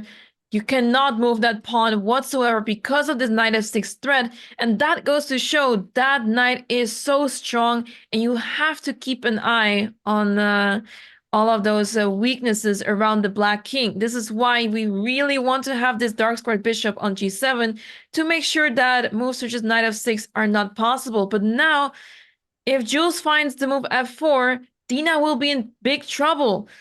But I see the move that Jules played, Benjamin, and it is not f4. Okay, so knight takes e5 on the board. Okay, so now I expect Dina to go queen to f6, attacking the knight on the e5 square, which is a little difficult to protect. Because now a move like f4 can run into knight to e4, blocking the e-file. And this would give Dina the opportunity to win a pawn anyway. Maybe what Jules can do is play queen f3. This would be a clever move, attacking the queen, so you cannot take the knight. And in case you take the queen first, then white recaptures the knight. And it's doing quite okay in the endgame. So let's see if that is going to happen. But yeah, definitely a big missed opportunity there for Jules. I think if she would have found f4, Dina would have been in a tough spot, especially with 7 minutes on her clock. I guess Jules is partially playing on Dina's clock here, because once your opponent is lower on the clock, you want to put pressure more and more, and you start also making moves much faster. So perhaps she just wants to put pressure on Dina's clock, but also, I mean, if you can recapture a pawn and be in an equal position, why not? So maybe she was too focused on that free pawn on e5, and that's why she missed out on this opportunity to play f4 and wait for one move to capture that pawn back and allow yourself to get that knight to f6 potentially. So yeah, instead she went for knight takes e5, which makes perfect sense.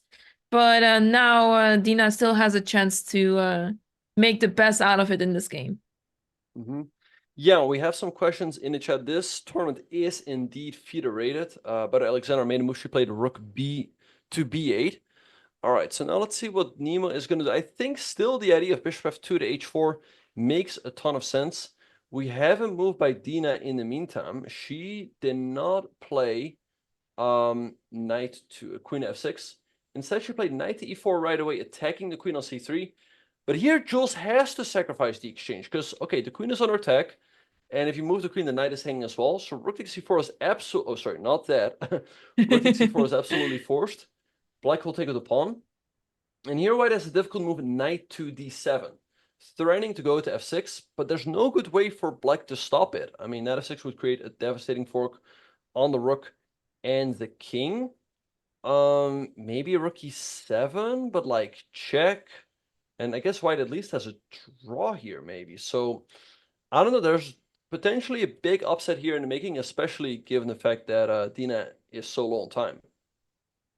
Yeah, exactly. So this is getting really concerning for Dina now once again, as 94, it is a strong move. I mean, attacking the queen and interfering the rook on the e-file so that the knight on e5 is now under attack, but this is kind of forcing white to play rook takes e4 because any other move simply loses the knight.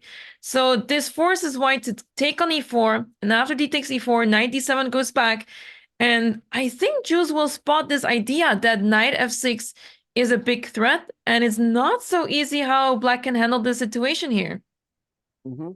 Yeah, for sure. So let's see. Jules is thinking, but yeah, rook takes c4 really is the only move here. Otherwise, you just lose a full piece for pretty much nothing. And NEMO played another move as well. She moved her rook to c2.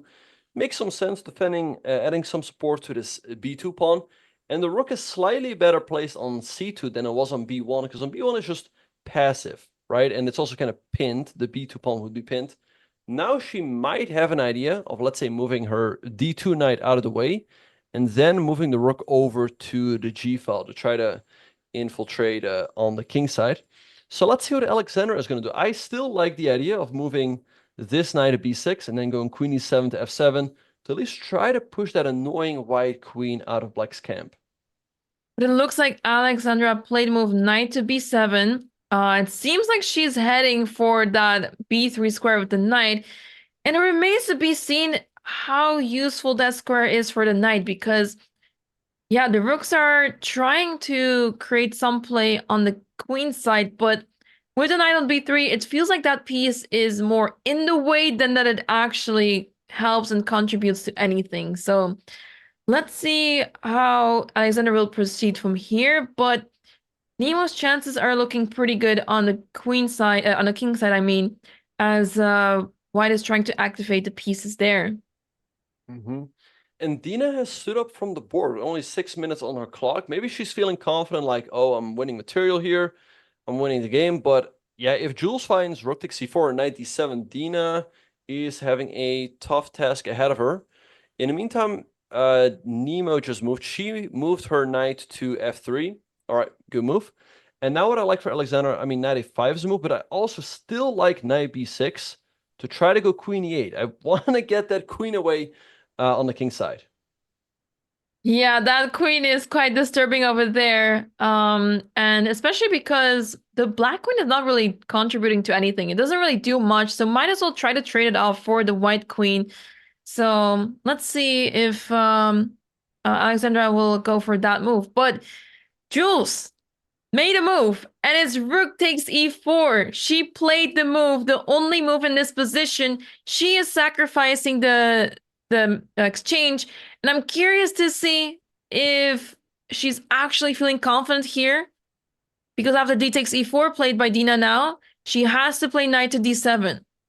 And I'm curious, this could mean two things. Either she thinks that, oh, I'm down the exchange and this doesn't really feel very pleasant, or maybe she's feeling extremely confident because she spots that the black king is in trouble. Knight to d7 is super annoying because of the move knight f6. Yeah, I think she will find knight d7 because there's just no alternative, right? I mean, if you trade at f7, black recaptures, it just feels like you're down in exchange and you're just kind of lost. So yeah, I think she'll find knight d7. There's just nothing else, and the threat knight f6 is just so tough for black to deal with that yeah, I think she'll find it. I think so too. I mean, oh, sorry, I was just gonna say, and then I'm very curious to see how Dina is gonna respond with only 6 minutes on her clock. Yeah, go ahead. Very concerning, Benjamin. And yeah, she just played knight d7 to e5, so I think it's definitely on her radar to go back to that square and reinforce the threat of knight f6. So yeah, I mean, as you said, what other move does white have here? The knight is hanging. If you take on f7, maybe this is one move that she could be considering, that after knight takes f7, the king goes to f7 and it's a bit exposed. But then let's put the moves on the board. Then black will be able to control the dark squares. Queen f6 will be played very soon, and white will simply be down in exchange for no compensation whatsoever. So if white had a bishop on d4 here, let's say, then we will be talking about a completely different position. But without that dark squared bishop, this is a different story. And we would rather keep the knight on the board, play knight d7, and that knight on f7 is not a great piece at all. It's very awkwardly placed there.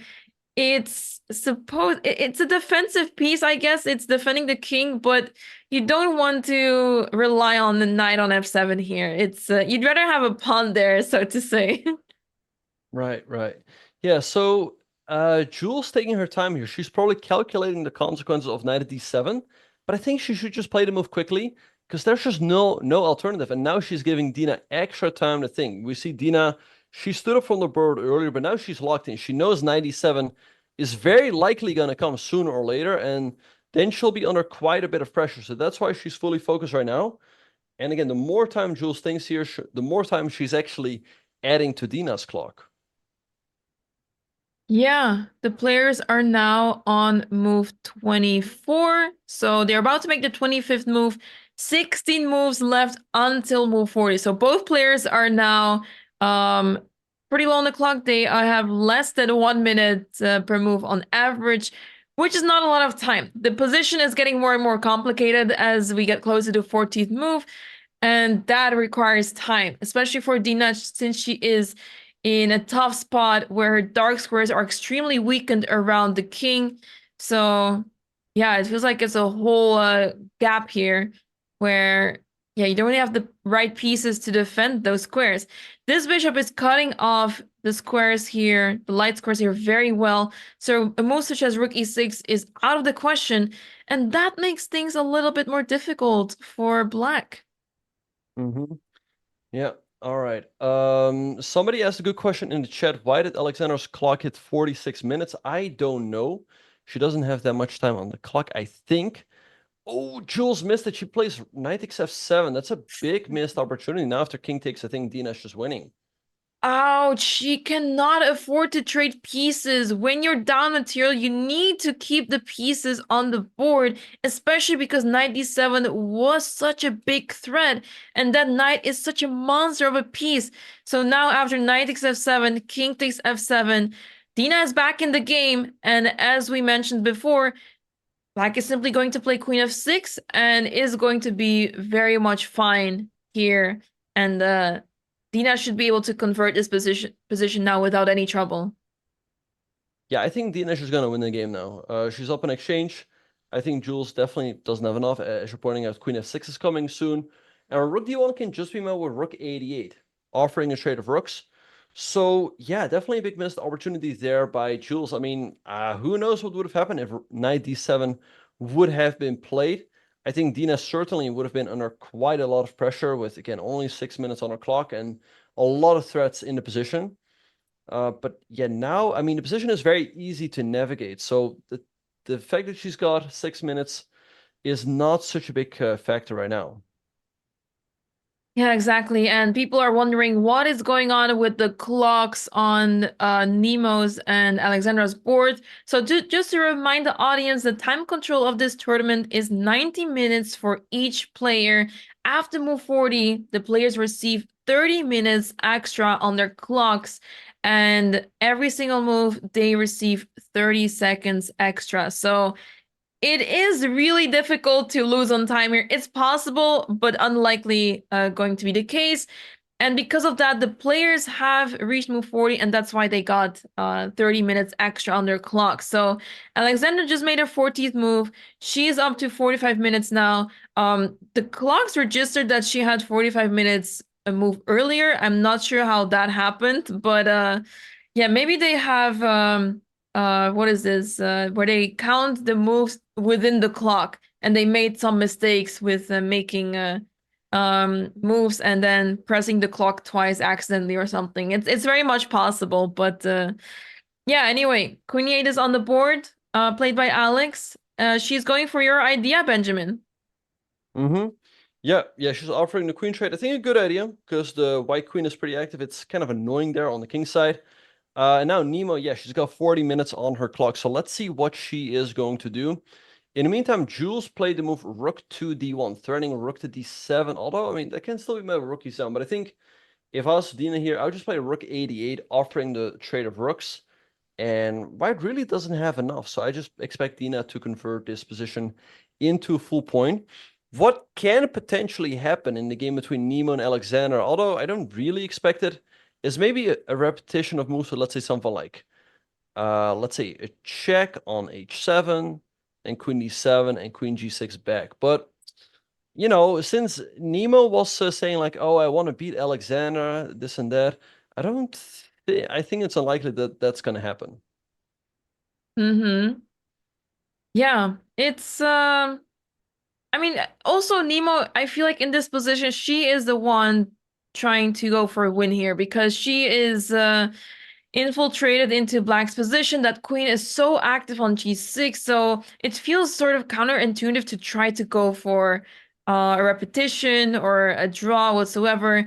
You want to try something on the king side here, whereas Black is pretty well placed with the pieces on the queen side. A lot of activity going on there, but how to proceed there is not so easy.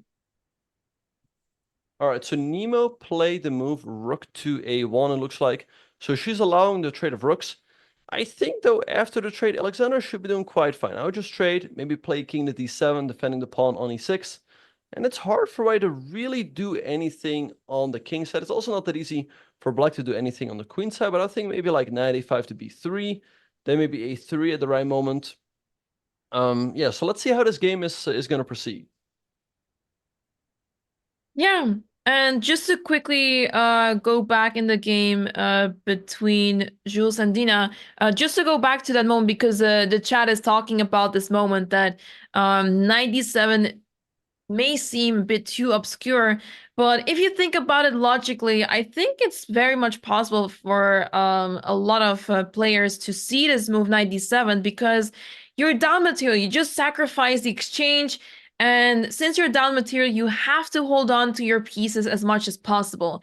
You have to try to find counterplay, and if you decide to go for a trade, you're basically admitting defeat, and you're saying, okay, I'm in survival mode now. I'm trying to survive being down exchange. Whereas if you go for knight d7, you are trying to go for a fight here, and you may not be so certain that the position is fine, but yeah, in that case, you'll be able to have a lot of more counterplay. So it makes a lot of sense that knight d7 was quite a logical move if you think about it, but perhaps seeing the clock situation and maybe Jules, yeah, sort of underestimated how strong knight d7 is.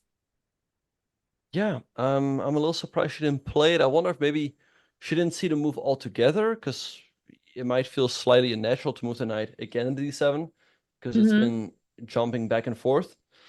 All right, so let's see what's going to happen. I think a trade took place in the game between, Alexander and NEMO.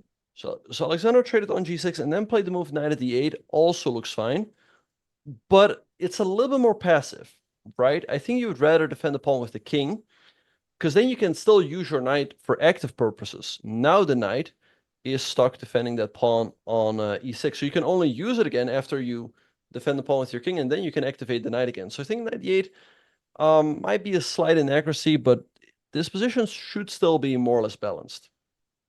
Yeah, the thing is that it's really easy for black to maneuver the knights because black has quite a bit more space, especially on the queen side. And it's not easy how white can maneuver the knights, let's say, into the king side, because all these pawns over here are so annoyingly placed that you're very restricted. So this knight on d1, I mean, how will it ever get into the game? Because you cannot access the square g4, e4, d3. All of these squares are taken away by pawns here. So this knight feels pretty much out of the game. Then we have this other knight left that can go to h4 and maybe to g6, but it's not that clear. It's really difficult to get that knight into the game, and as soon as the rook leaves g6, you get to play bishop e7 perhaps, so it's not that easy for white to make progress here, whereas I feel like it's much easier to play this with black. Yeah, in the meantime, we also have more moves in the game between Jules and Dina. Jules gave a check on c4, and Dina just calmly played her king to g7. Yeah, again, white just out a full exchange, and the king is sitting perfectly safe over here. The queen can always come to f6 to cover a lot of the squares. So I think Dina has this one in the bag. But yeah, definitely a missed opportunity for Jules.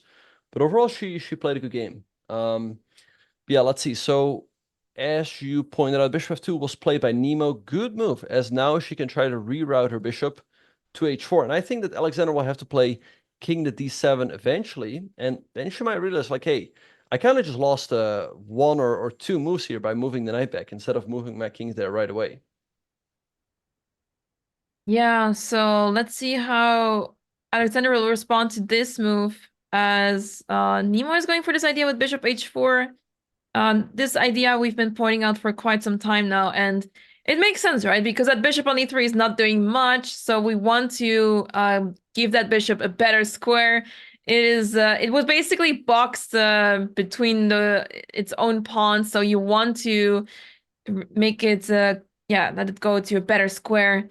And h4 makes a lot of sense, especially because once you capture that knight off the board, the pawn e6 drops. So yeah, Alexander needs to be careful with that, but for now it's her turn, and she doesn't have too much to worry about. Just to make sure that she protects the pawn e6, and that's why indeed king d7 is a desirable move.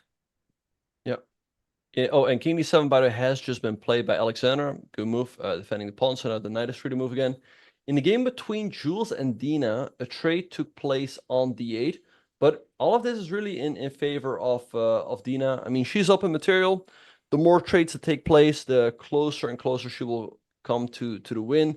So Jules really has to keep the queens out. If the queens get traded off, it will be a very easy walk in the park for Dina to convert this.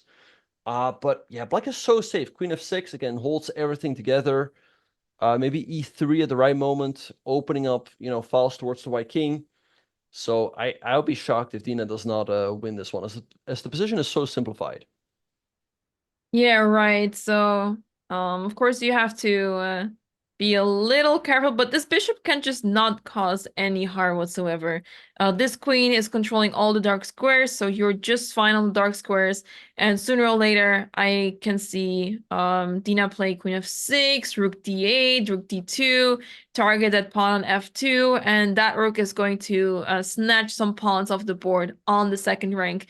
And then it will be lights out very soon. So it is a matter of time until Jules will give up, I think. But this position is completely lost, and I don't expect anything too crazy to happen here anymore. But if people in the chat are saying, like, there's been talking in the chat about Andrea leaving the tournament. I don't know if chat is serious about that, or I don't know what that is all about. In the meantime, yeah, NEMO is thinking. Now the players have a lot of time on their clock again. NEMO has 35 minutes, Alexander 45.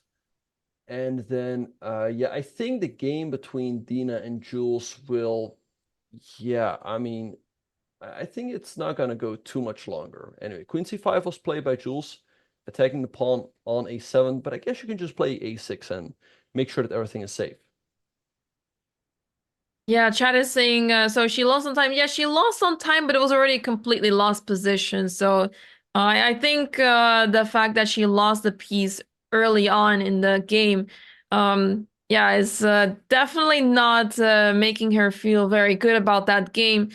And yeah, I guess apparently she mentioned something on her Instagram stories.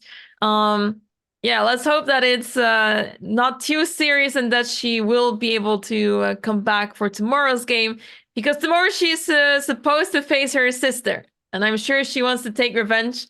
So, yeah, that will be a fun matchup, of course. Maybe she is doing a reverse psychology chat. Maybe she is pretending to be, really through the game, but in reality, she is just getting ready for tomorrow's game, because taking down her sister would be quite something. Yeah, in the meantime, we have another move by NEMO. She just moved her bishop to h4, putting pressure on the knight on d8. So maybe now is a good time for Alexander to move her knight back with knight to c6. And yeah, I'm curious to see what NEMO has in mind there. In the meantime, Dina played the move h5. h5, good move, hitting the bishop. The bishop can only move to e2. And then what Dina can do is she can go queen d2, attack the bishop, and if the bishop moves back, there's the move e3. Throwing the pawn on f2, and white's forced to take, and then you get the queen trade in, and black is winning. Dina has, I feel like this is a pretty easy calculation, although she has been sort of refusing to calculate in some situations. So let's see if she will with the move queen e2 here. Yeah, queen e2 makes a lot of sense. I mean, this is such an easy conversion, so queen e2 is very much expected. e3 comes after that, and once the queens are off the board, it will be even much easier to convert this. So I have no doubt about Dina's conversion skills here. Anyone of her caliber should be able to convert this. So yeah, she does have only 3 minutes left on the clock, but I would say it's harder to blunder here than to convert this. So it would be a big surprise if she messes this up. So with 10 moves left for until the 14th move, I don't expect anything too crazy to happen. No, same. Yeah. And yeah, but still a lot of things can happen in the game between NEMO and Alexandra. Dina did play queen to d2. It looks like hitting the bishop on e2. So I think this game might be over pretty soon. Although, even with the queens off, might still take a little while to actually convert that endgame into a point. But there's no question in my mind that Dina will win this game. like I said, the game between Alexander and Nemo can still go either way. But I guess I would play knight c6 here. These mosquitoes here are just getting on my nerves. And then maybe you follow up with a3 in the near future. Yeah, exactly. Moving the knight makes a lot of sense, just to make sure that this bishop is not going to cause any harm over here. We kind of need the knights in a close position. Knights can be very useful pieces in close positions, and we want to make sure that this bishop is not doing anything whatsoever, because almost all the white pawns are on the dark squares, so it's a great defender, but we want to have attacking pieces. So the bishop trading it down, trading it with the knight over here would be beneficial for white. So let's see if Alex will decide to move that knight to c6, which would make a lot of sense. But yeah, perhaps she could also be thinking about knight to f7. But I'm not sure if I really like the move because of rook f6. So why not just play knight c6 and focus on the queen side still? Yep, knight c6, by the way, has just been played by Alexander. All Good right. move, bring the knight back into the game. And in the game between Jules and Dina, Jules moved her bishop to c4, and Dina played pawn to e3. So let's see what Jules will do, but I think she probably has to take on e3, and then I would just take on e3 in a heartbeat with the queen. Just trade of the queens should be a very straightforward win for black. Even though for the moment it might take a little time, because the bishop can still defend the pawns over here, but the bishop cannot hold a position for forever. Eventually, you can also activate your king, attack some of the weaknesses, and yeah, Dina, with her technique, I'm sure is going to win this game. Yeah, do you think she will maybe she could also be thinking about playing rook takes e3 just to keep the queens on the board, because she is so close to that king, and maybe she can set up some checkmate ideas even. Do you think that could be on her mind as well? Yes, but I think she'll just take with the rook and try to win the game on autopilot, so to speak. Like if you take with the rook there, you still have to look at maybe there is queen takes a7 for white and like rook e1, bishop f1. It's not 100% clear to me how you actually checkmate white. And yeah, so probably I think she'll just trade off the queens and just win on autopilot. And yeah, Jules is thinking right now she probably realizes that the end game is lost, but there's no better alternative. Yeah, indeed, she can still try to keep fighting in the rook versus bishop endgame, but it's pretty much hopeless. As long as this rook will play on the dark squares, black should be completely winning, and it simply requires some technique, and I trust Indina to convert that rather easily. Yeah. All right. So in the meantime, I kind of like Alexander's position. I feel like the moves should be coming slightly more intuitively here for black. Like, I don't really see an active plan for white, right? Whereas with black, we're just going to go a3 quickly, open up the queen side. And with white, I mean, you have that rook on g6. Maybe what you can do, by the way, is like rook f6, followed by rook f7. That could be a plan. But I guess after rook f7, we just go like king e8. And then, okay, maybe you go to h7, right? That's the only real plan I see for Nemo right now. Right. Yeah, that would be interesting. But I guess it's hard to play rook f6 because, yeah, you just kind of run into that bishop going to e7. And even though you have rook f7 pinning that bishop on e7, maybe black will be able to take over the g file. And yeah, maybe white is scared to lose the threat over there. So it's a tough move to make. But if not rook f6, then how do you make progress? I was thinking, what about, let's say, bishop f6 and then bishop g7? Is that something that white could consider here? I think that also makes perfect sense. Yeah, I'm curious to see what would happen in that case. Maybe the moment white goes bishop g7, I guess there's knight e7, but then you maybe move your rook. So I like the idea. I like the idea. In the meantime, we have a move by Jules. Jules just played bishop to d3, but yeah, that's not it. I mean, again, this game, I think it's just going to be over soon. I mean, Dina can take the pawn on f2 with her queen. She can also go pawn to e2. Pawn e2 might just look the easiest, right? I mean, you're threatening to promote. And in case white takes, you can take with the rook, you can take with the queen. either way, black is just winning. So I think this game is just going to be over in the next couple of moves. Yeah, exactly. And Dina has made a move. She played queen takes f2.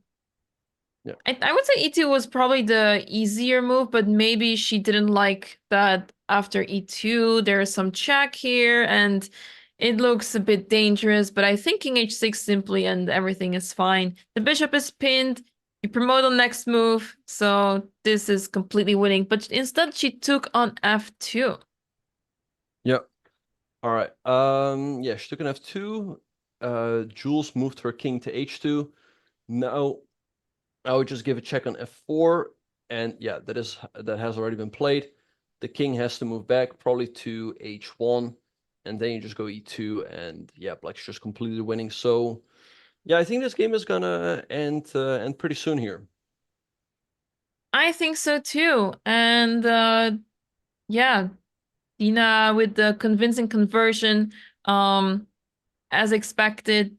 I think, okay, Jules can still play g3, but I guess that doesn't really help matters as there is a check on f2 and you also lose a pawn on g3. She plays king g1, but now simply e2, and that pawn is unstoppable. Yeah, for the moment you still have queen c3 check though, followed by queen e1, so it's not like the pawn is promoting right away, but after let's say queen c3, black goes like queen e5, and after queen e1 you can always play a move like h4, followed by queen g3, and yeah, white's not holding the pawn too much longer. In the meantime, we have some more moves in the game between Nemo and Alexandra. So Nemo played knight to e3, and then Alexandra played knight to c8, attacking the pawn on b2, and Nemo played rook to a2, defending the b2 pawn.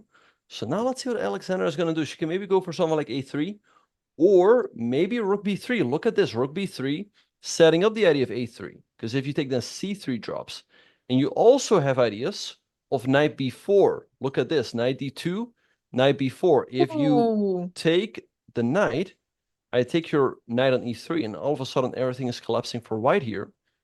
And if you take the rook, then I take your rook on a2, and actually your knight on b3 is a little bit stuck, right? So some difficult tactical ideas for Alexander to figure out, though, because you kind of have to see knight b4, because otherwise after knight e2 you just have to move back. So let's see what she will do.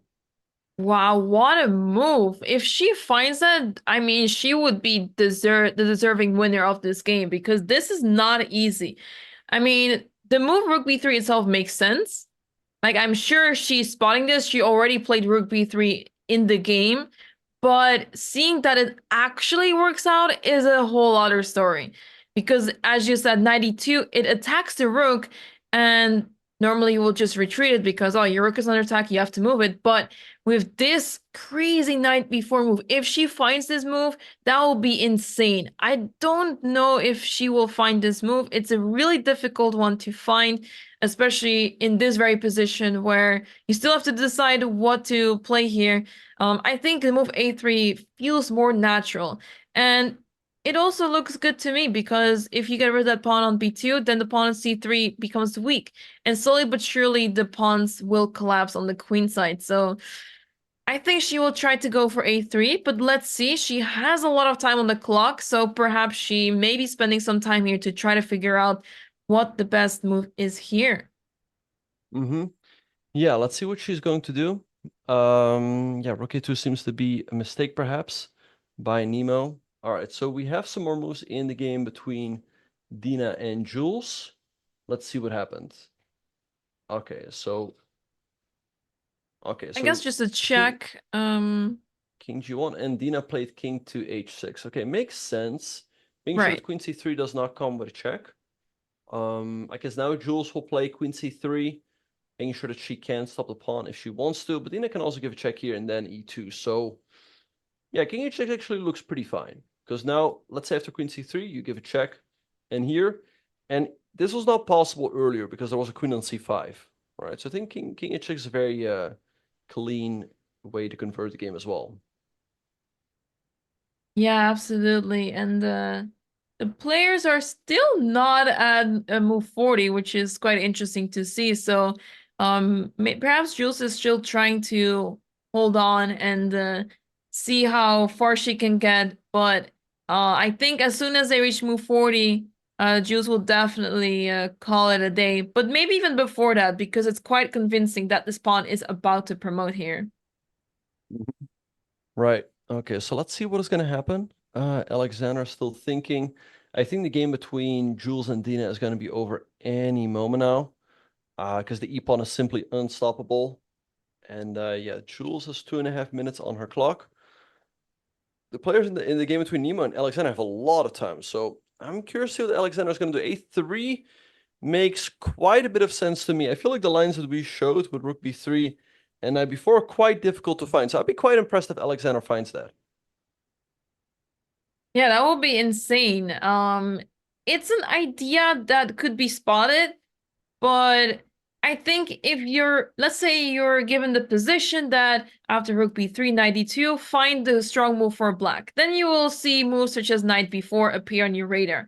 But to realize and understand this a move earlier is a different story and is quite challenging. So we'll have to see if Alexandra spots this idea, but I have a feeling she will try to go for A3 as that feels more natural. It makes more sense, and it's another way to dislodge this pawn structure on the queen side. Yep, we have a move by Jules. She played queen to A5, and now Dina quickly gave a check on F2, and king H2 by Jules is on the board. All right, so now I think Dina is just going to push the pawn after E2. I mean, there is a check on D2, but then I guess you just move your king to, I'd say H7 maybe. There's no real checks after that, and then sooner or later White's going to have to give up the bishop, and Black will be up a full rook. So, yeah, I guess this game is going to be over pretty soon. Yeah, should be over very soon. The king on H6 is extremely safe, so no worries about that king. And there's no checkmate threat on G6 either. The queen cannot teleport to D6 right away, so it is expected that after E2, it is simply over. And yeah, let's just hope that Dina does not manage to throw in time trouble, but that should, as I said, it's harder to lose this than to win this game with Black. All right. Anyway, let's see what is going to happen. E2 by Dina is on the board. Jules is thinking here, but I guess she's going to give a check on D2. You know, why not? And then Dina will still have to make a few more moves to finish this game off. And there we have queen E2 check on the board. Yeah, really just king G7, king H7, all those moves win the game. All roads lead to Rome, as they say. But yeah, everything can still happen in the game between Nemo and Alexandra. Yeah, I'm super excited to see if Alexandra is going to find this crazy idea, or if she will settle for a move such as A3. It would make a lot of sense to go for A3. Naturally speaking, that pawn on A4 is a weakness. There's no rook on B1, which may cause this pawn on B2 to be pinned. So, logically speaking, it would make sense to play A3. Get rid of that pawn island on A4. That is all on its own there. And then try to harass White on the queen side with those pawns here that are quite nice targets for the rooks over here. So yeah, I think Alexander is going to take quite some time here. Jules gave a check on D2, but after rook E3, this is completely over. The pawn is about to promote you. You would have to give up your bishop in order to not allow promotion to happen. But after bishop takes E2, you can simply recapture with the queen, and that should be over. Yeah, no, for sure. And yeah, somebody's pointing out in the chat that the position between Nemo and Alexandra is a 3-result position. I agree. I think this game can still go either way, but I'd give the advantage to Alexandra. It feels like her play on the queen side is more clear than Nemo's play on the king side. I mean, for the moment, Alexandra has everything defended, and it's difficult to see how White can bring some more pieces into the attack. And there we see Jules resigning.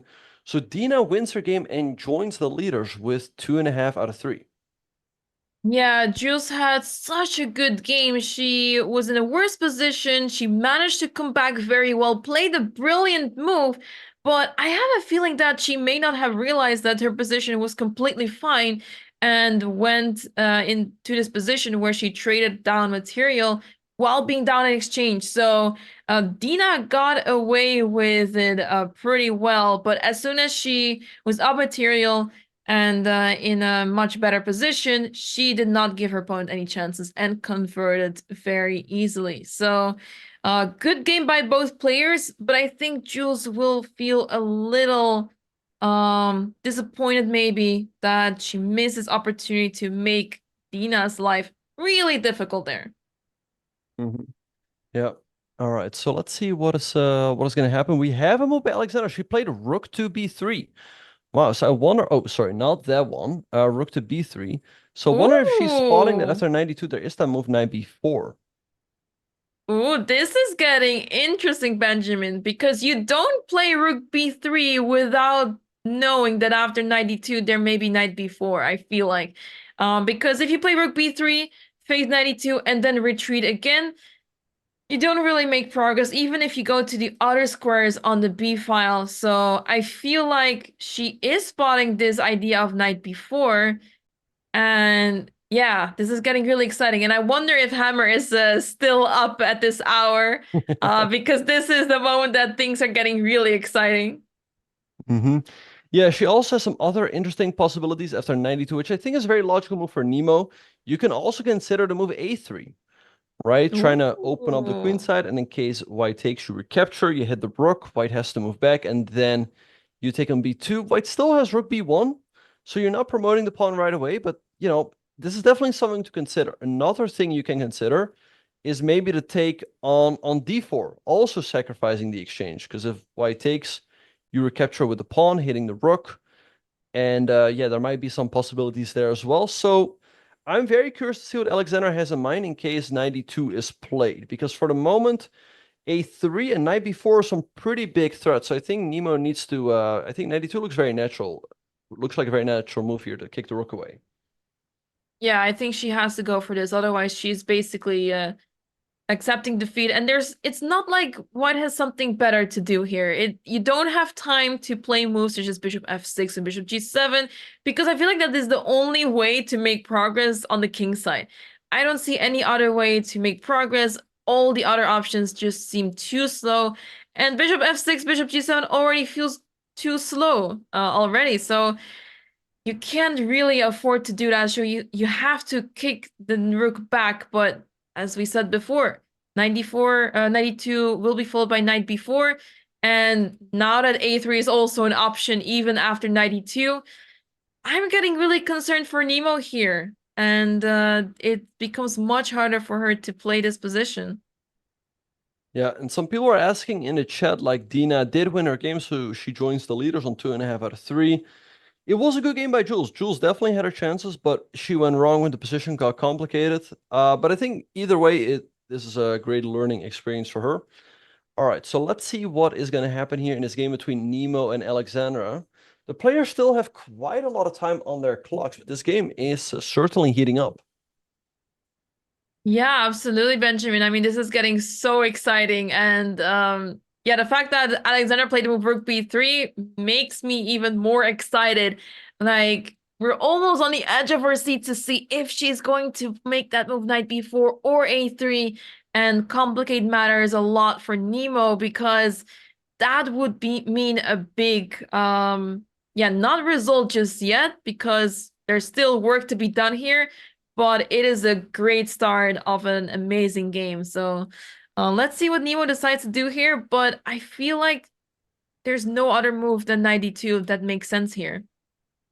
Yeah, I already had a feeling that this could have been a long game. As soon as f5 was played on move number, I don't know, move number, where is it? I don't know. Move number, wait. 9. Give me a second. Move number 9, yes, because the position got locked up, especially then the bishops got traded off, and then c4 was played at move 14, locking it up even further. That already gave me a tell that this was going to be a long game. In the meantime, we have a move by Nemo. I think she played the move knight to d1, adding some support to the pawns on b4 and c3. But here, knight b4 is still a great move by Alexandra. Look at this. You hit the rook on a2. And again, if you take the knight, there's rook takes f3, and the white structure is really falling apart. f4 is weak here. d4 is weak. b4 is weak. If you play rook b3, I think you're looking at these types of ideas. And if white goes rook a1, then you go knight d3. And this is certainly, I mean, hey, f4 is hanging in b2. I mean, the position feels like it's already falling apart right here. Yeah, 91 is just too passive, and this is the issue, right? Hammer was talking earlier about frustrating your opponent, and because white is so limited in making progress, and because the whole center is shut down, it's just really difficult to play this with the white pieces. So then you start to resort to passive moves such as knight d1, because you need to protect the pawns, you need to defend, you don't have time to attack anymore. And that's what Alex is doing really well. She is frustrating her opponent a lot here. And yeah, it's looking really good for Alexandra, and I'm curious to see if she will spot this move knight b4.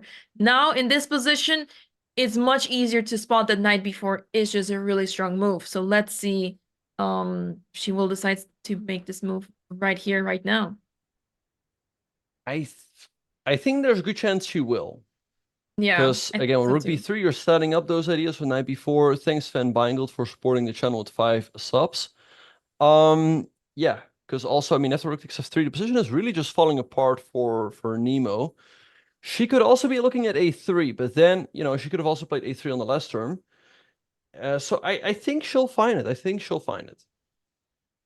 I think so too. It's right there. She knows that the pawn on c3 is pinned, and as soon as you get to play knight b4, after the capture, rook takes f3, white's position is completely falling apart. Weakness 1, weakness 2, weakness 3. You can also argue that b2 is a weakness, but it's very well defended for now. But all those pawns are basically disappearing soon from the board, and it's really difficult for white to defend this position. Yeah, so let's see if she will. NEMO just stood up from the board, and she was actually standing behind Alexandra, looking at the position from her perspective. And I wonder if, you know, when she was looking at Alexandra's perspective, she saw that move, right? Because you sometimes might miss moves from your side of the board, but you might see them if you're looking from your opponent's side. I'm sure it must be on Alexandra's radar. So let's see if she will play it. I mean, if she sees knight b4, she must realize that this is very close to win for her.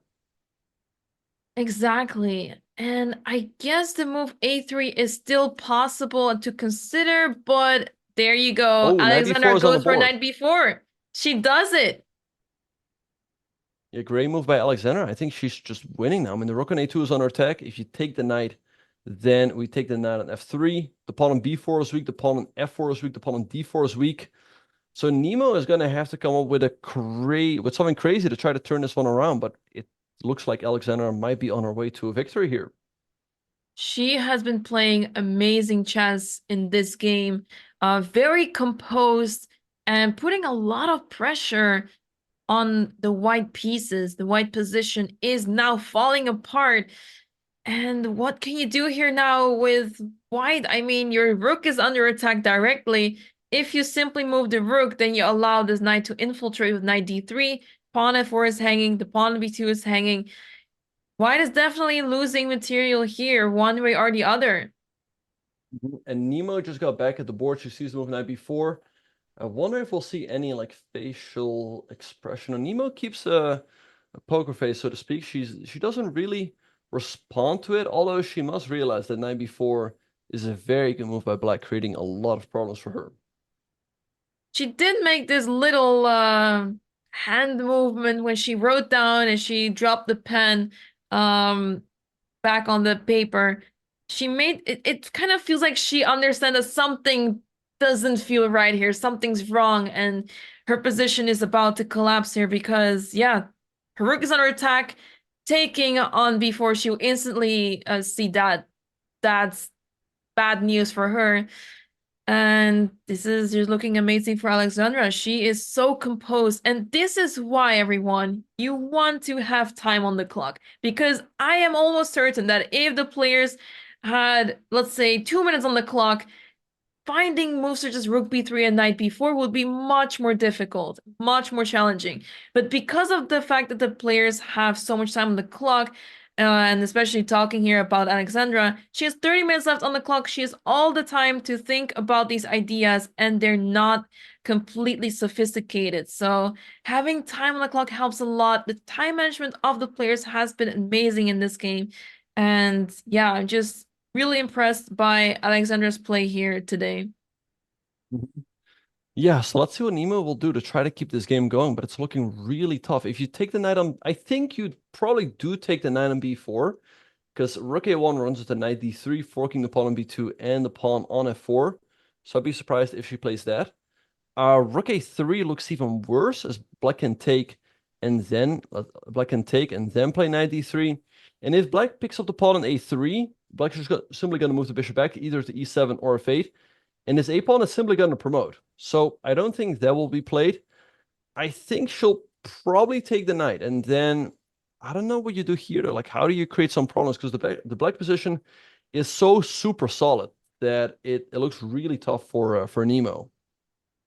Yeah, this is looking very difficult. And a little fun fact about the game that these two players played against each other 12 years ago, that game was also decided in the end game. So perhaps I'm not sure if this was on Alexandra's mind. I'm not sure if this is what she was trying to do to get NEMO into an endgame, but she seems to be playing much stronger in this endgame than NEMO.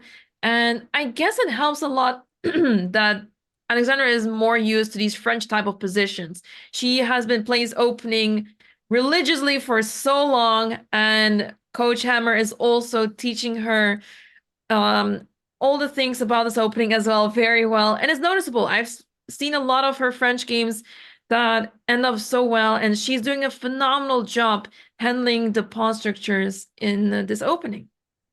Mm-hmm. Yeah. Yeah, she's really experienced with the French, and she plays these types of positions really well. So let's see what NEMO is going to do. I mean, I think we might see an upset here. I mean, NEMO outrates Alexandra by almost 200 points, but it looks like Alexandra might just be on her way to a victory here. It feels like the entire white pawn structure is just falling apart here. And yeah, I don't know what NEMO is going to do. I guess she will probably take the pawn, but yeah, NEMO, I don't know. She's looking a little nervous right here.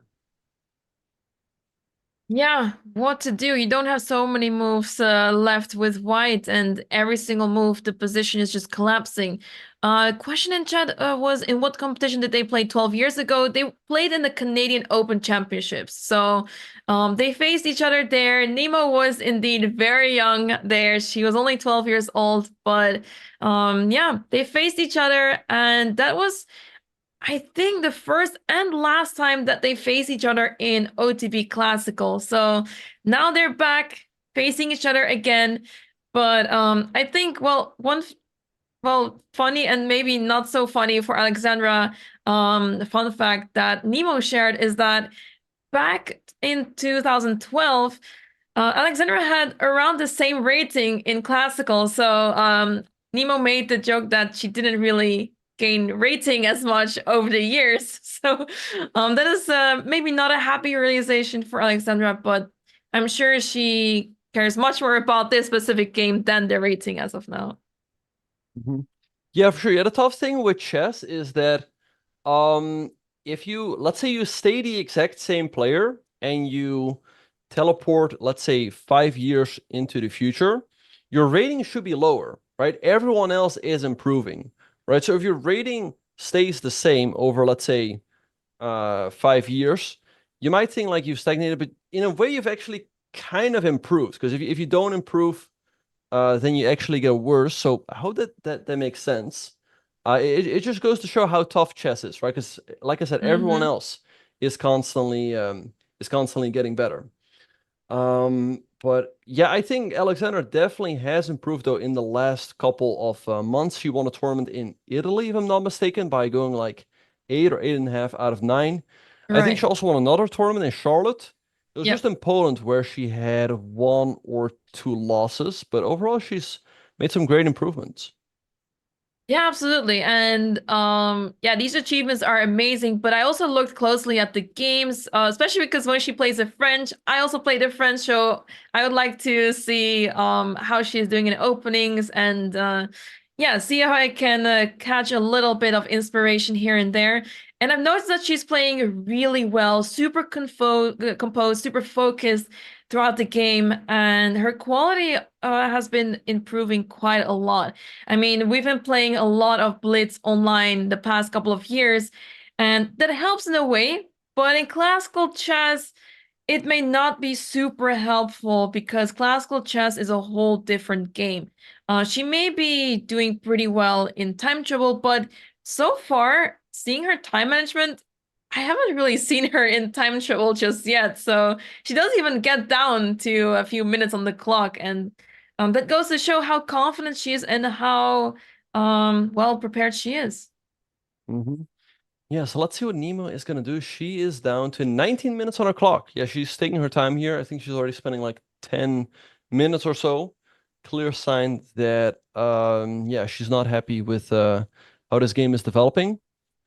So yeah, I don't know. I don't know what White should do here to keep the game going. It's looking really tough. It feels like Black might just be able to pick up a couple of pawns, and then NEMO is just in trouble.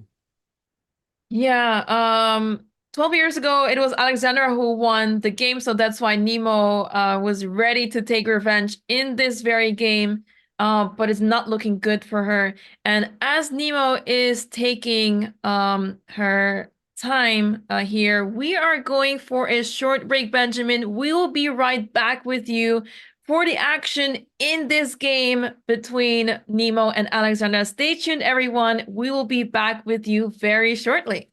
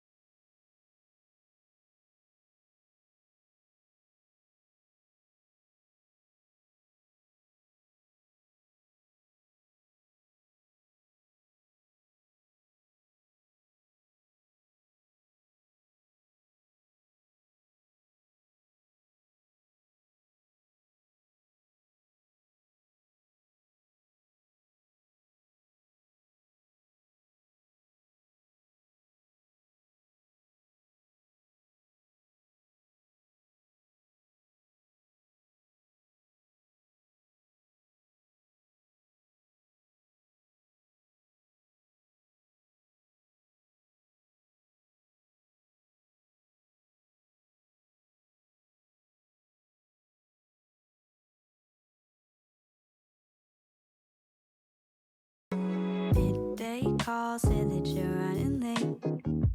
It's fine, say I'm running the same. But I lied, so I waited for 5 at the spot. You walked right up to me like it was regular. Just 2 dorks who can't keep to a schedule. Saturday night, going home with a smile in the dark. Sticky and you stuck on my mind. Thought somebody would be harder to find. I got so messy, better hop in the tub for a wash.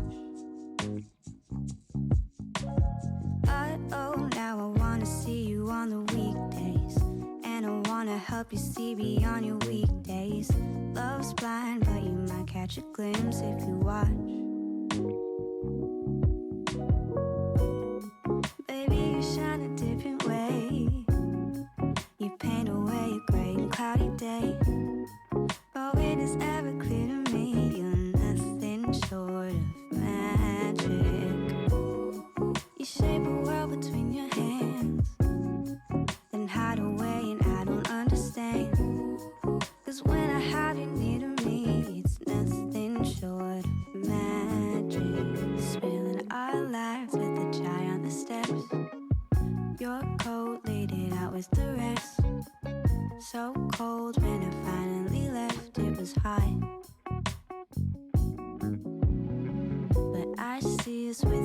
toes in the sand, and I'll go any place we can land. I'm a sharp baby, who would've thought we'd be getting all caught up in an art supply shop. Oh, sticky and you're stuck on my mind. Thought somebody would be harder to find. I got so messy, better hop in the double wash. Thinking that I might just be delirious, but I can't help it if I get a little curious. Cause love's fine, but you might catch a glimpse if you watch. Baby, you shine a different way. You paint away a gray and cloudy day. Oh, it is ever clear to me you're nothing short of magic. You shape a world between your hands and hide away, and I don't understand. Cause when I have you near to me, it's nothing short of magic.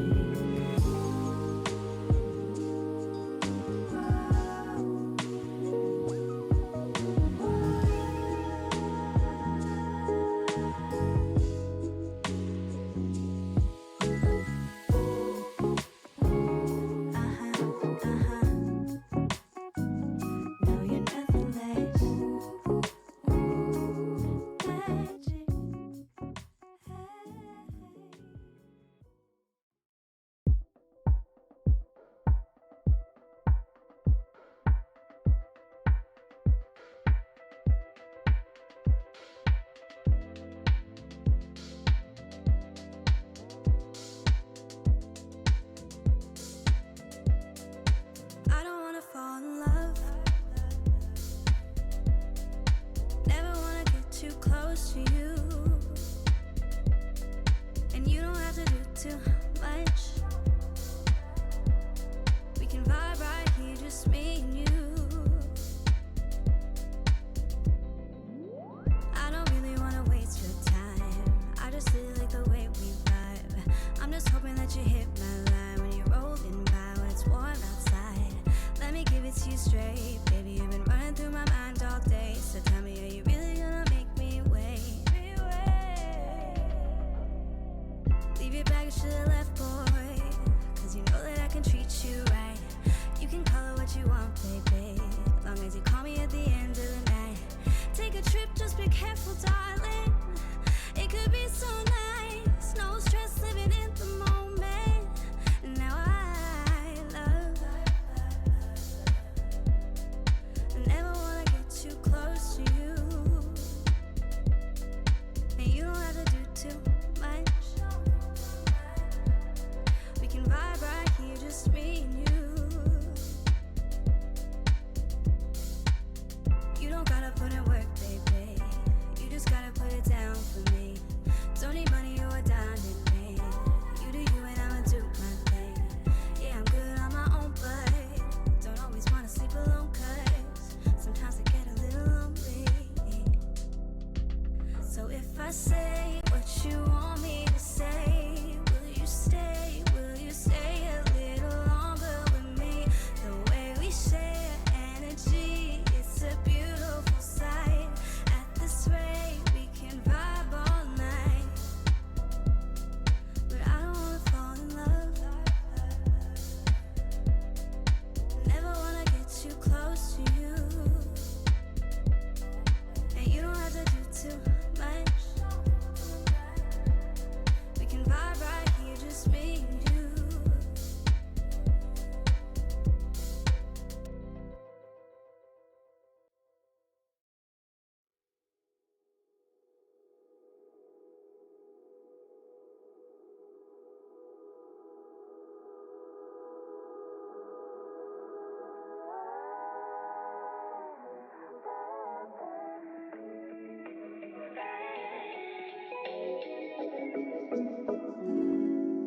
The energy you give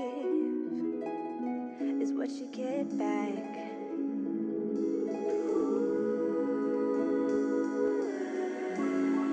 And the person that you are is the people you attract.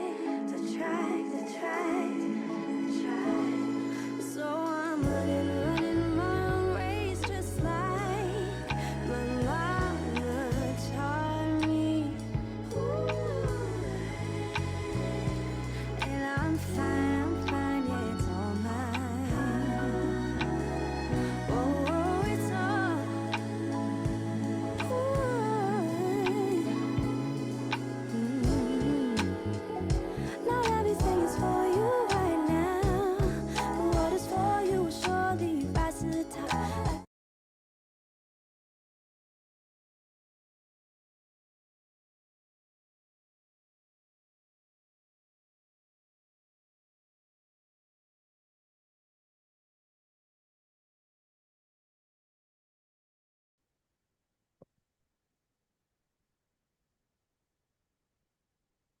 All right, everyone, welcome back to Botez Chess Camp 2024. We have arrived at the very last game of today's round between Alexandra and NEMO. We're back here with the action, and Alexandra has played such a good game.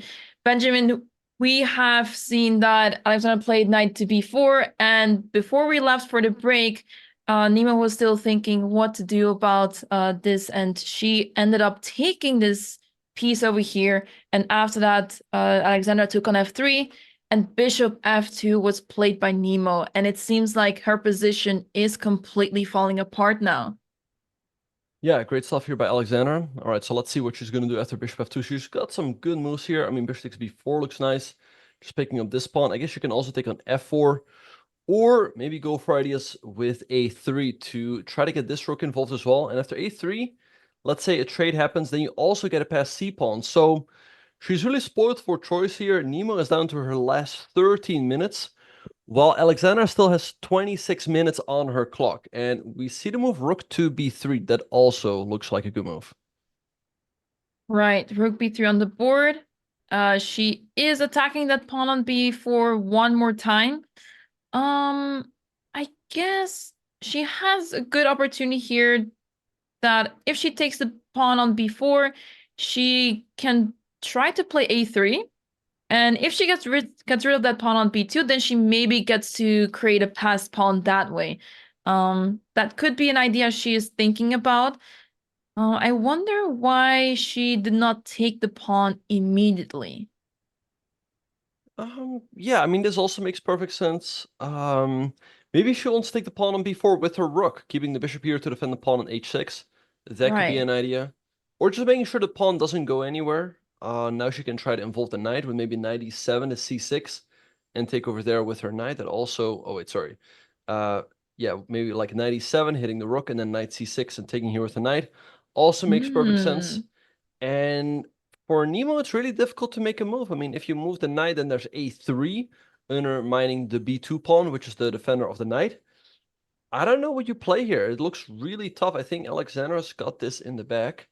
And NEMO is getting down to her last 12 minutes. By the way, somebody said that I am destroying Nemo's hopes at chess camp, but it's Alexandra making the moves here. I'm just commentating. So yeah, you're giving me to you should give Alexandra the credit.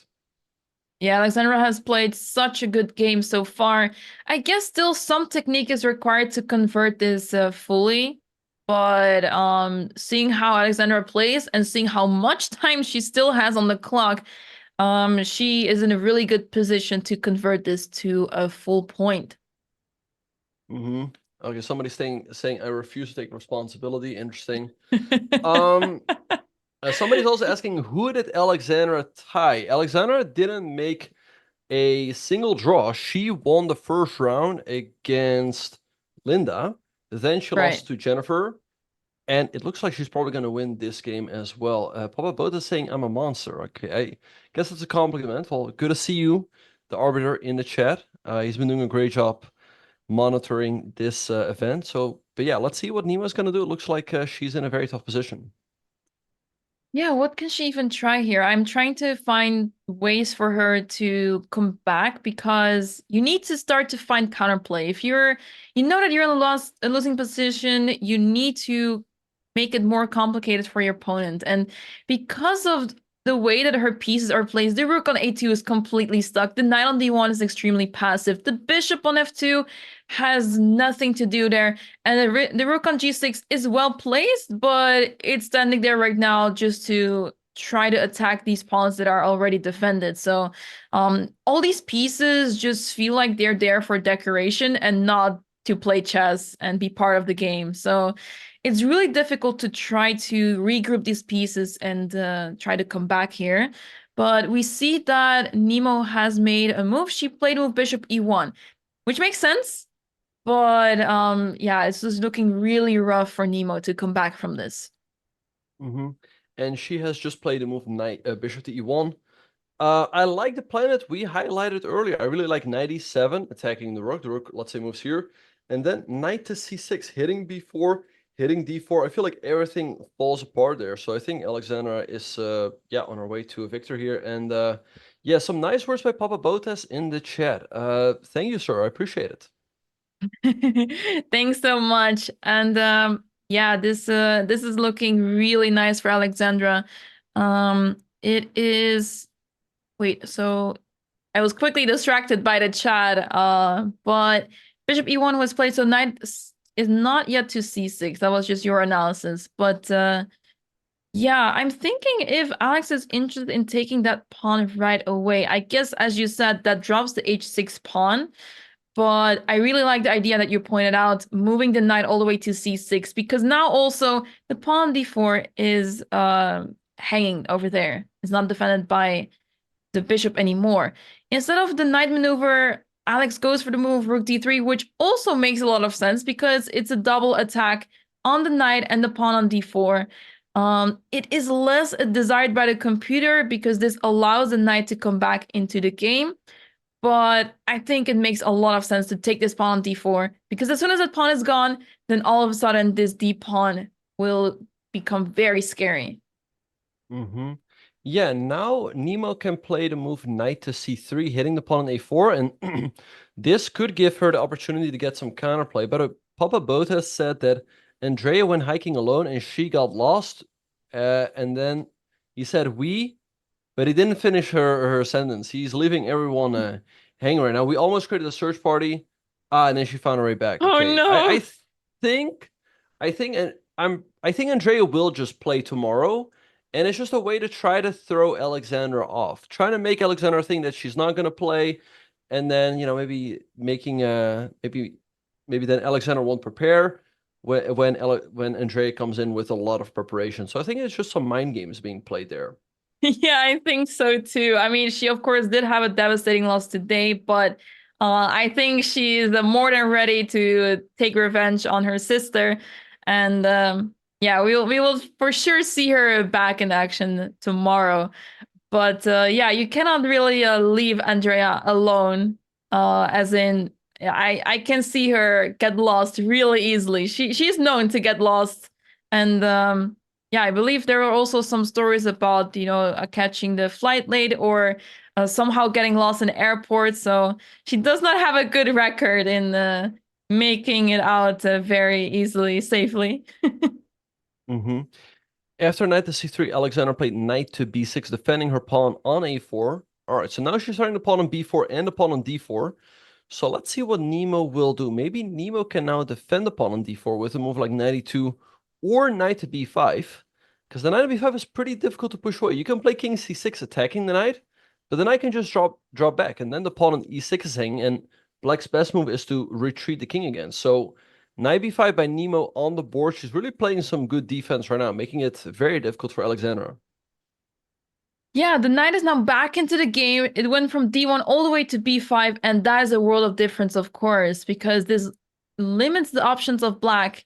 And now that the pawn d4 is defended, how do you proceed from here? Not so easy for black. Papa Botez is saying in the chat, Andrea will play tomorrow 100%. Okay, well, yeah, I that's also what I expect.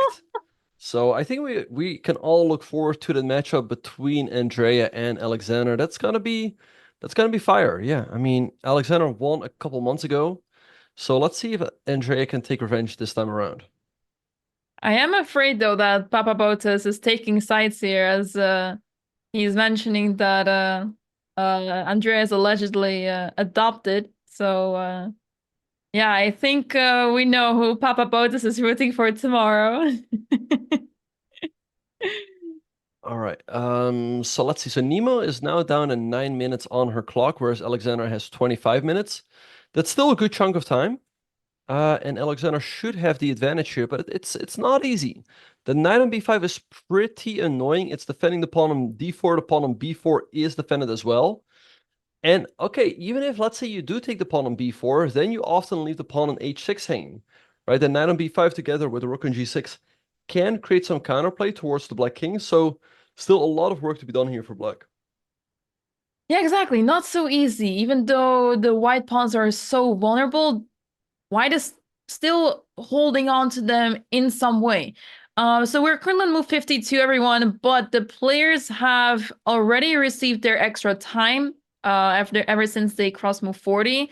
So there's no more extra time other than the 30-second increment after every single move. So that's all they have. No more extra minutes on the clock, only by making a lot of moves real quick. But yeah, for now, Alexandra looking pretty comfortable on 24 minutes, whereas NEMO is down to 9.5 minutes. But NEMO's doing a great job, and she's also really good at speed chess, so I would not be too concerned about her clock just yet. She's trying to defend her position really well, and let's see how Alex will try to break through here, as she's not really able to play a3 anymore. The pawn on b4 is protected, the pawn on d4 is protected, so instead she goes for the pawn on f4 now. Yeah, rook f3, good move, hitting the pawn on f4, which looks quite difficult to protect. I mean, you can go bishop d2 to protect it. Maybe then she'll just go rook f2, and I don't know, this trade might be in her favor because it trades off the one active piece NEMO has. And actually, let's put that on the board. If you go bishop d2, I think we give a check. And after rook g2, I think we take. And then we go king c6, attacking the knight, although the knight can still jump back to a3. I thought the knight had to go back here, and then yeah, you take on b4, and black should just be winning. So let's see what NEMO is going to do. This pawn, again, is very hard to defend. Maybe in some cases you can sacrifice it, as this rook can get a little bit trapped here in the middle of the board. Yeah, that rook is infiltrated into white's camp, but it's also at some point asking for trouble. If you cannot capture those pawns, then you may run into some issues here. And it's like a big wall of pawns on the fourth rank, so you have to be careful here with black. But for now, I think the rook is fine. If anything, you have control over the square d3 and b3, so you'll always be fine. But it's just really difficult with black to make progress now because Alexander was not able to take one of the pawns just yet. And indeed, if bishop d2 now, rook f2, check, rook g2, you can always defend this way. And it's not so easy to to win material here. Right, so let's see what NEMO is going to do. She's down to 8 minutes on her clock, whereas Alexander still has 24 minutes. Looking tough for NEMO. I mean, she's got a lot of pawn weaknesses. b4 is still weak, f4 is weak. And also the time, right? So Alexander definitely putting some pressure there. I don't know. It's a tough position. I'll be impressed if NEMO can continue to hang on here, especially with the time situation. She has just played king to g2. So she is sacrificing the pawn on f4. Let's see. I do expect Alexander to take it. Otherwise, I mean, that's of course the whole point behind a move rook f3. Yeah, but it seems like it feels like this rook is almost getting trapped, or maybe after rook takes f4, there's bishop d2. And then once again, the pawn on h6 is hanging, and we know that Alexander was not really into allowing the pawn h6 to be captured, but maybe she will go for it now anyway, as she will have this passed f pawn. And let's say after rook takes f4, bishop d2, and we move the rook to, let's say, e4. Then after bishop takes, and rook takes, at least you have a check on g8. You can support the f pawn. But yeah, you have to be really careful still. And I guess there were better moves along the way. But yeah, this could be the idea of NEMO, to simply play bishop d2 and try to target that pawn on h6. Yeah, somebody asked in the chat, I think Alexander could have played better on move 50 instead of the move rook d3. To me, knight e7 to c6 looked better, but again, she's still in a great position. She is also up on time. NEMO's down 8 minutes, whereas Alexander still has 22.5 minutes on her clock. So let's see what she will do. She can take the pawn on f4. She can also just keep her rook on the third rank. That also seems to be very advantageous for black. As white it's still very difficult for white to come up with an active plan. Yeah, you somehow have to break through here with black. I mean, the pawns are doubled here, so black should be able to make use of that. But for now, with this knight on b5, it feels almost impossible to try to make progress here, because you're looking for either a3 or c3 to be played, but since this knight is on b5, you're not really going to make this happen at all. So NEMO playing really well here, defending really well, but can she keep this up as Alexandra is putting more and more pressure and NEMO is also going lower on the clock? She's down to 8 minutes now, but I expect Alexandra to start to spend quite some time now because it's getting more complicated. And she really wants to win this. Of course, she knows that she must be in a better position. So she doesn't want to give away the advantage that easily. So I expect her to take quite some time in the next couple of moves. Yeah, let's see what she'll do.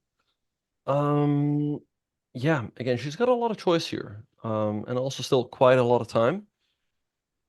And but yeah, NEMO has been defending well. NEMO has been finding some very good defensive moves.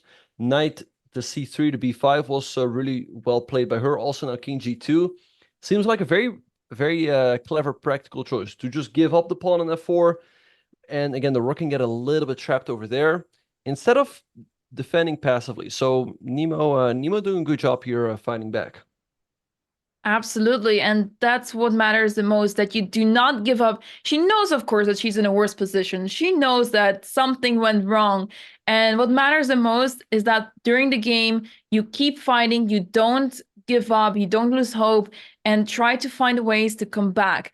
Maybe she's not able to find counterplay as much as she wants to have, but if she can keep defending and make it very difficult for her opponent, you never know what may happen. Yep. All right. So let's see what's going to happen. Alexandra still getting down to 20 minutes. Still a significant time advantage over NEMO. But yeah, we're now basically, it's basically a rapid game at this point. The moves are going to come in faster and faster. And especially NEMO is, yeah, well, definitely have to speed up in the next couple of moves. Yeah, first it's Alexandra's turn. Is she going to take the pawn on f4 or will she move the rook elsewhere on the third rank? She doesn't really have many options, especially because now the pawn on d4 is defended, so rook d3 is not going to be played for sure. It's either going to be rook b3 or rook takes f4. Rook e3 does not seem very desirable either, although you can make an argument that it could make things interesting because you're attacking the bishop has to go, and you don't really want to move the king because the pawn on h3 will hang.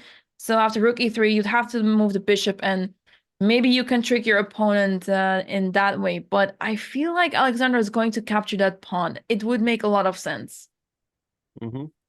Yeah, for sure. But the sun is also coming through in the playing hall. I wonder if that's distracting the players at all or not at all. Let's see. Yeah, Alexandra now getting down to 19 minutes. Again, she's still more than 10 minutes on the clock.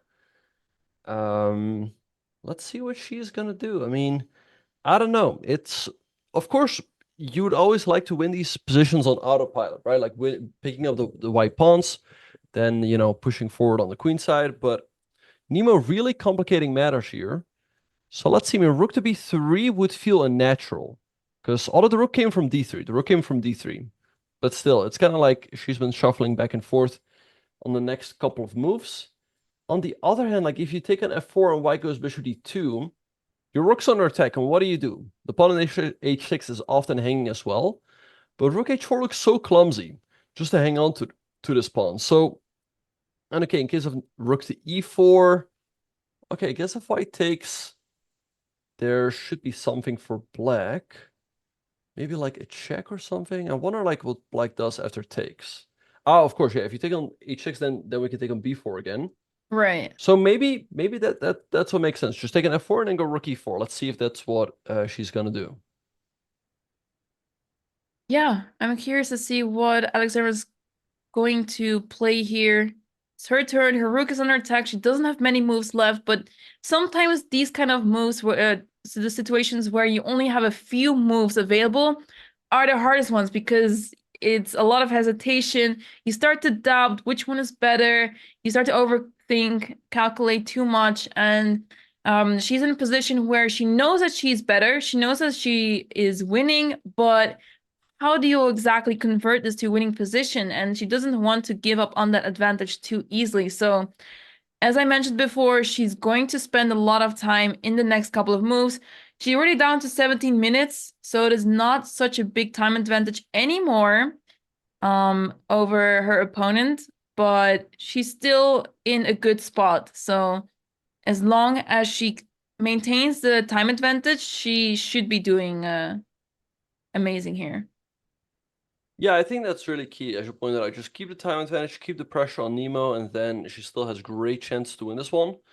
But yeah, she might be looking for that breakthrough to, maybe win a pawn, really make progress on the queen side, and that doesn't seem to be quite there yet. So I think that's why she's spending quite a bit of time.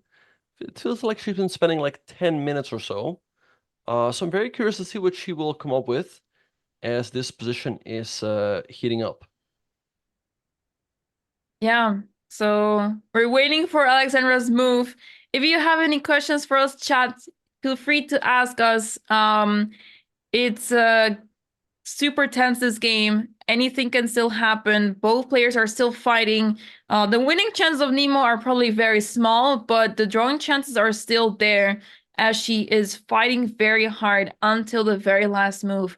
And yeah, she is very good in speed chess, so perhaps being low on time will not affect her as much, but you never know. She has also not played classical chess too much. And I would say that speed chess in classical feels much different than when you're playing blitz or bullet. And yeah, mistakes are being punished much harsher in classical chess. Mm-hmm. Yeah. All right. So let's see what is going to happen. Anyway, we addressed this earlier. Andrea is going to play tomorrow. She's playing mind games with Alexandra, pretending like she's not going to play. And anyway, let's see. NEMO, yeah, does seem to be having a bit of a cold, so I hope she's okay and hope it's not impacting her play too much. Let's see what Alexandra is going to do. I feel like, okay, if you're not 100% sure about taking the pawn on f4, rook to b3 feels perhaps a little bit more... Oh, she does take the pawn on f4. Okay, wow. Okay, so now let's see what NEMO is going to do. I guess bishop d2 made quite a bit of sense, right? And there we have it on the board, hitting the rook.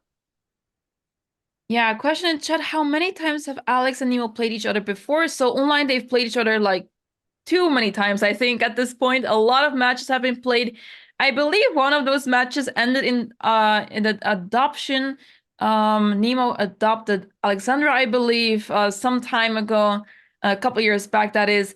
But in overboard classical chess, Alexandra won against NEMO, but that happened 12 years ago. So that was quite some time ago, and that is why NEMO is looking for revenge. She may not be getting her revenge today, but I think she should be happy if she manages to get this game ending in a draw. So for now, she's still fighting for that draw, but her drawing chances are looking much better compared to a couple moves ago. Yeah, now for those of you wondering in the chat, when we say an adoption in chess, we mean winning 10 games in a row. That's what that means. So yeah, very impressive performance there. All right, so anyway, let's see. Bishop d2 is on the board, played quickly by NEMO. Alexandra now down to 14 minutes against 8 for NEMO. So yeah, let's see. The rook can go to e4 or to h4. Both of those moves make sense. I guess rook h4, I mean, you still do continue to defend this pawn. Rook e4 also makes sense, threatening rook e2, checking the king and the bishop on d2. So let's see what's going to happen. Yeah, the move rook f6 later on would be interesting for white, but after bishop e7, you're not really able to make much progress, and the rook will be able to go to f7, but that's about it. I'd rather keep this rook on g6 to make sure that this rook cannot go to the g file to start bothering that king on g2. So for now, the rook is under attack. The rook has to move somewhere. You can decide to play rook h4 to try to protect that pawn, but that feels quite awkward. But if you go to e4, then you may be losing that pawn on h6, and it's looking a little bit shaky altogether. So two moves available for Alexandra in this position. Not a lot of options, but it's difficult to pick the best move between these two options. Yeah, let's see what she's going to do. I mean, NEMO really fighting here, fighting some great defensive moves. Yeah, both moves make a ton of sense. I mean, I'd say rook e4 perhaps looks slightly more natural to try to go here. Again, if white takes this pawn on h6, then black takes the pawn on b4. But NEMO also has been, like, I guess, shooing a fly away on a couple of occasions. So maybe that's just the weather that these flies and mosquitoes come out. Yeah, it looks quite warm over there. I mean, in Netherlands, we also are experiencing summer here, but it's not as much, of course, as it is over there. I also haven't really seen the sun much these days, so I don't really know what the temperature is outside as much. But yeah, it's looking pretty hot over there. For sure. Okay, so we have rook e4 on the board. All right.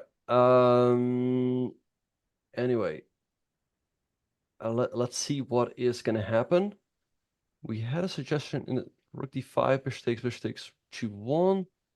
I don't know which line Papa Botez is suggesting. Or I guess, yeah. So what happens if bishop takes... Yeah, so if bishop takes h6, she can consider the take and then give a check over here. That definitely makes sense. However, I guess the king just moves over to f3. And there's no clear follow-up. So maybe she just takes on b4. Just take this pawn over here. Now this is unprotected. This does involve an exchange sacrifice. Now NEMO can give a check on g7.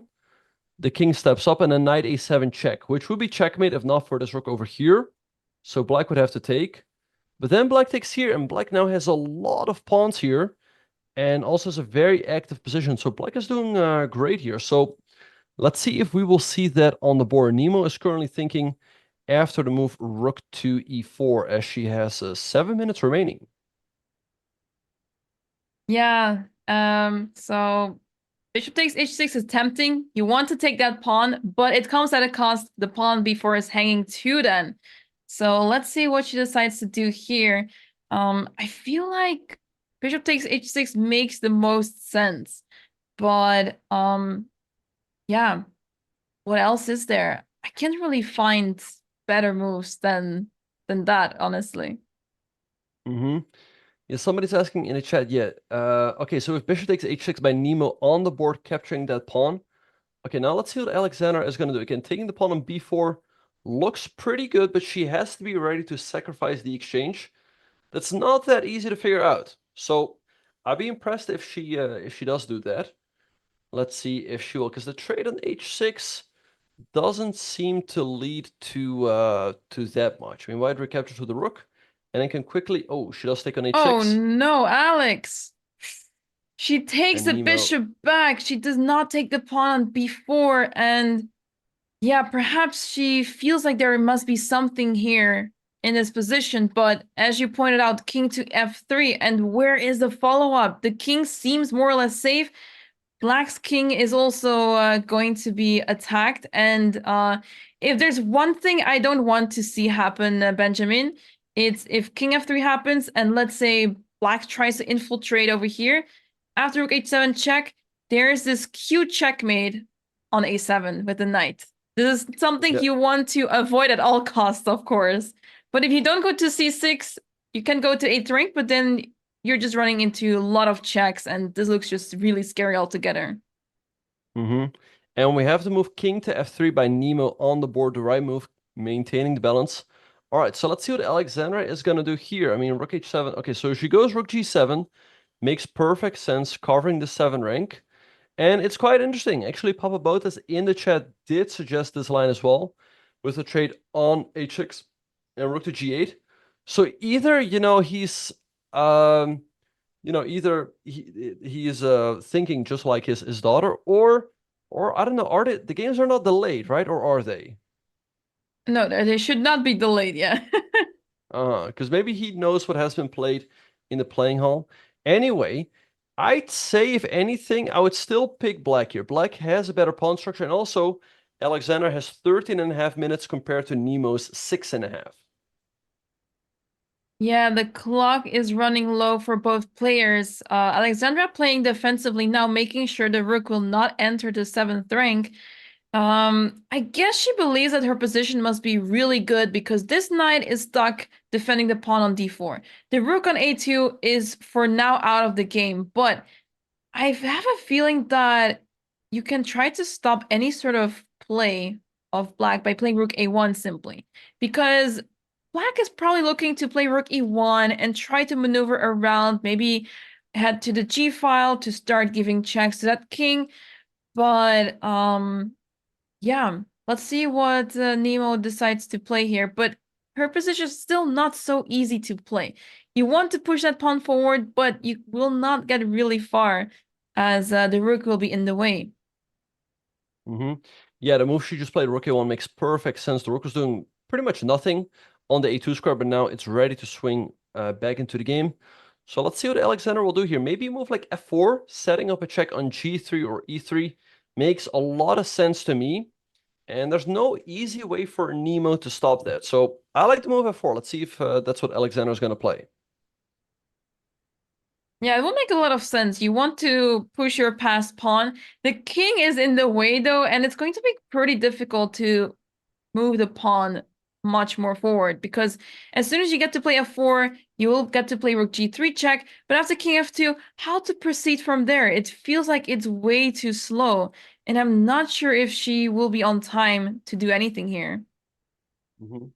Yeah, let's see what Alexander's going to do. NEMO made her last move with now 6 minutes on the clock. f4, good move by Alexander now on the board. All right, and yeah, rook g3 here could be kind of a threat. And again, rook a1 was a slight improvement of the rook, but there's no clear way to further improve that rook here. Somebody asked, king c6 is a move. Yeah, attacking the knight, but the knight will jump back to c3, and then the pawn on e6 will often hang as well. So let's see. The one thing, as you pointed out earlier, that you always have to be careful of is that, let's say white goes here, and you give a check, white goes here. You really have to be careful not to allow this check over here, because after king c6, there's always that checkmate. So let's see what NEMO is gonna do right here. I'd say, if anything, black definitely is still pushing for the win.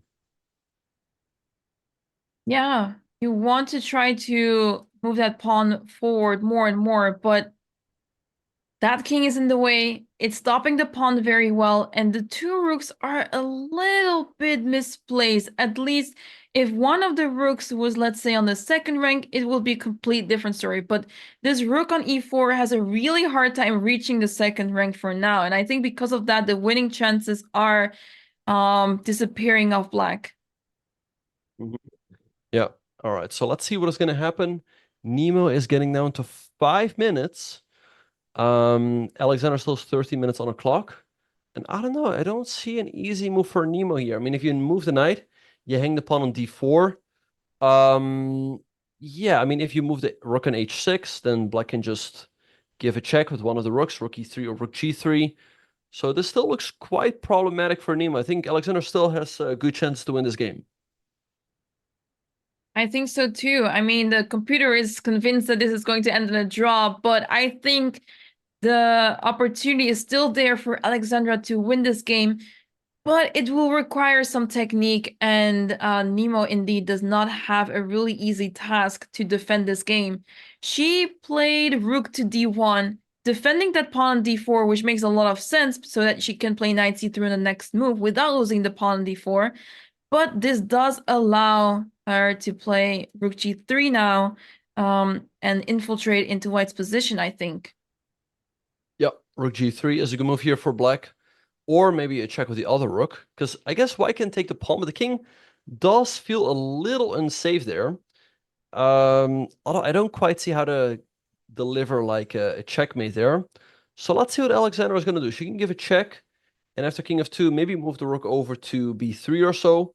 Because after a check, the king can still zigzag its way out of the check. So let's say king d8, rook h8, king e7, king f8. But I don't know, it does feel a little uncomfortable with the king on the back rank, because there might be moves like knight c7 and then knight takes e6. So let's see what's going to happen. Alexander has got 12 minutes on her clock to figure something out. Yeah, this is getting super exciting now as the players are getting lower on the clock, and there is so much possible still in this game for both sides. I mean, one mistake can make the difference here, And if Alex pushes too much, if she, and let's say, moves his rook from g7, she moves it away from the 7th rank, then all of a sudden Nemo will be in charge of the position, as you pointed out, with the move rook h7 check, and this king will be in slight trouble trying to survive on the last few ranks of the board. So yeah, not an easy position to play with little time on the clock, but for now, Alexandra on 11 minutes, so that should be enough time to figure things out for now, but it's getting more difficult as the game progresses. Yep, and we have rook to g3 on the board. King of 2 now only moved by Nemo. Somebody asked in the chat, did they get the extra 30 minutes? Yes, they did. So this is all the time they have. By the way, I see the players grabbing another score sheet, probably because there are usually 60 moves on a score sheet. So that's why they need a new one right here. Alexandra is thinking in the meantime. Let's see what she's going to do. She can move her rook over to, let's say, b3, hitting the pawn on b2. Maybe move the e rook over to e3 to try to give a check over here. That also makes perfect sense.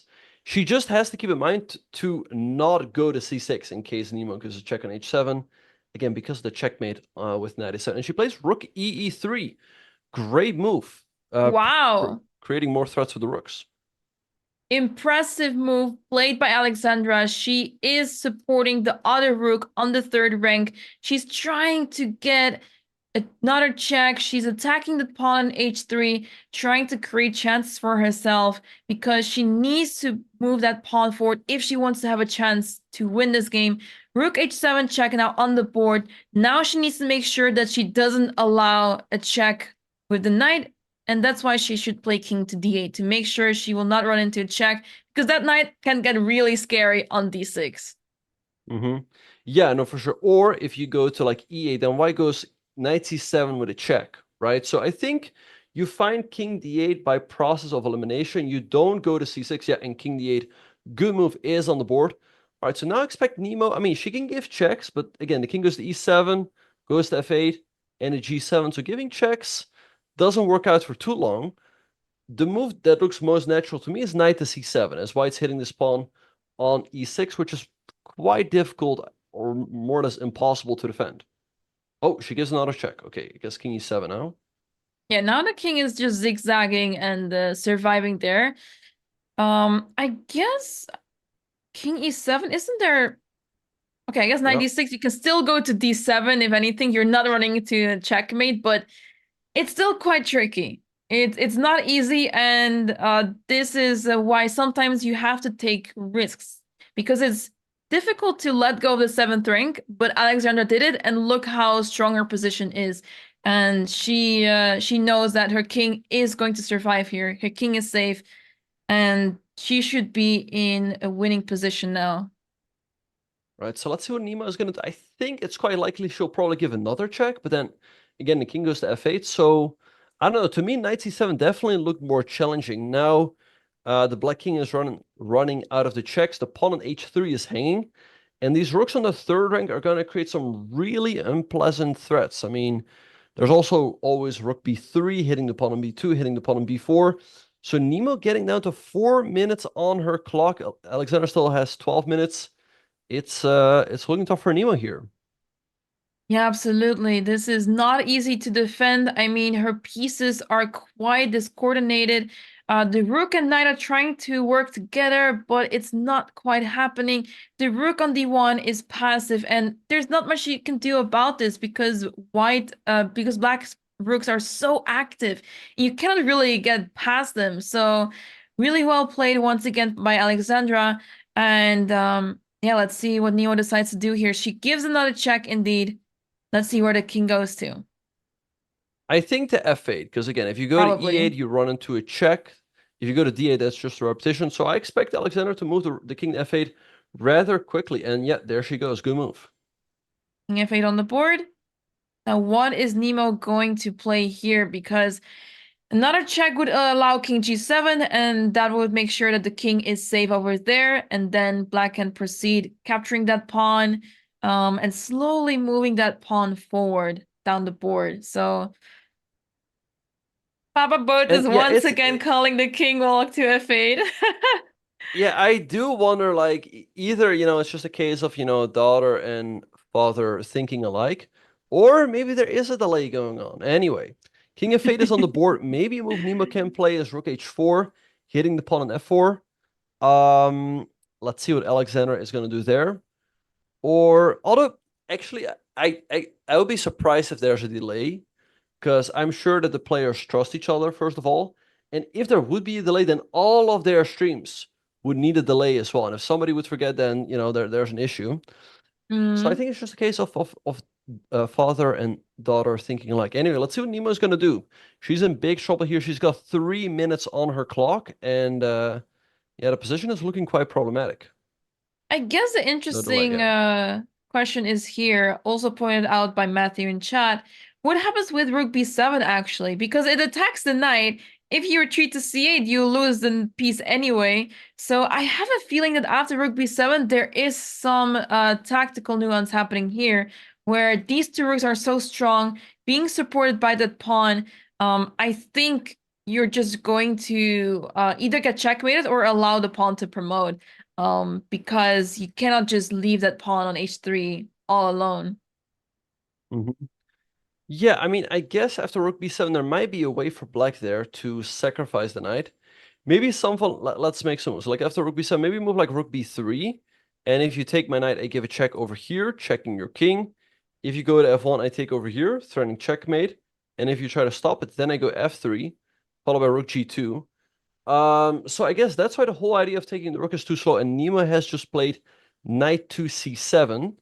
But I think she really should have played knight c7 when the king was still on d8. Because now if she ever takes, the king just moves over to g8 and attacks the rook right away. So let's see what Alexander is going to do here. It looks really good for her. Maybe something like rook b3 or like give a check on rook b3. Yeah, you can also start with king g8 just to attack the rook, get out of any sort of knight takes e6 checks. And after the rook has moved, then you can maybe take the pawn. Your move rook b3 I really like as well. And slowly but surely the position is falling apart of white. NEMO's trying her best to survive, but it seems like Alexandra is able to convert this, but she has to make the right moves in the next couple of moves. Yeah, all right, so let's see what's going to happen. NEMO made that move with 2 minutes on the clock, so now she has 2.5, whereas Alexandra still has 11 minutes. So that's, a good chunk of time to figure something clever out. I like the move king g8 to make sure that in case white does take this pawn, it will not come with a check. Also moves like, let's say, rook ef3 or rook b3 right away also looks good. So let's see what is going to happen. Somebody asked, by the way, like, when did this game start? I feel like this game started like, it's close to 5 hours ago at this point. Yeah, another long game from NEMO, because remember in round 1 she played Jennifer Yu and that game went on for 5.5 hours. So that was also a very long game for NEMO, and now once again almost at the 5-hour mark, and this game seems to be continuing for at least another, I don't know, 15-20 minutes at least. A lot of things, well, maybe 20 minutes is a bit exaggerated because the players are low on the clock, so they will be making their moves really quickly very soon.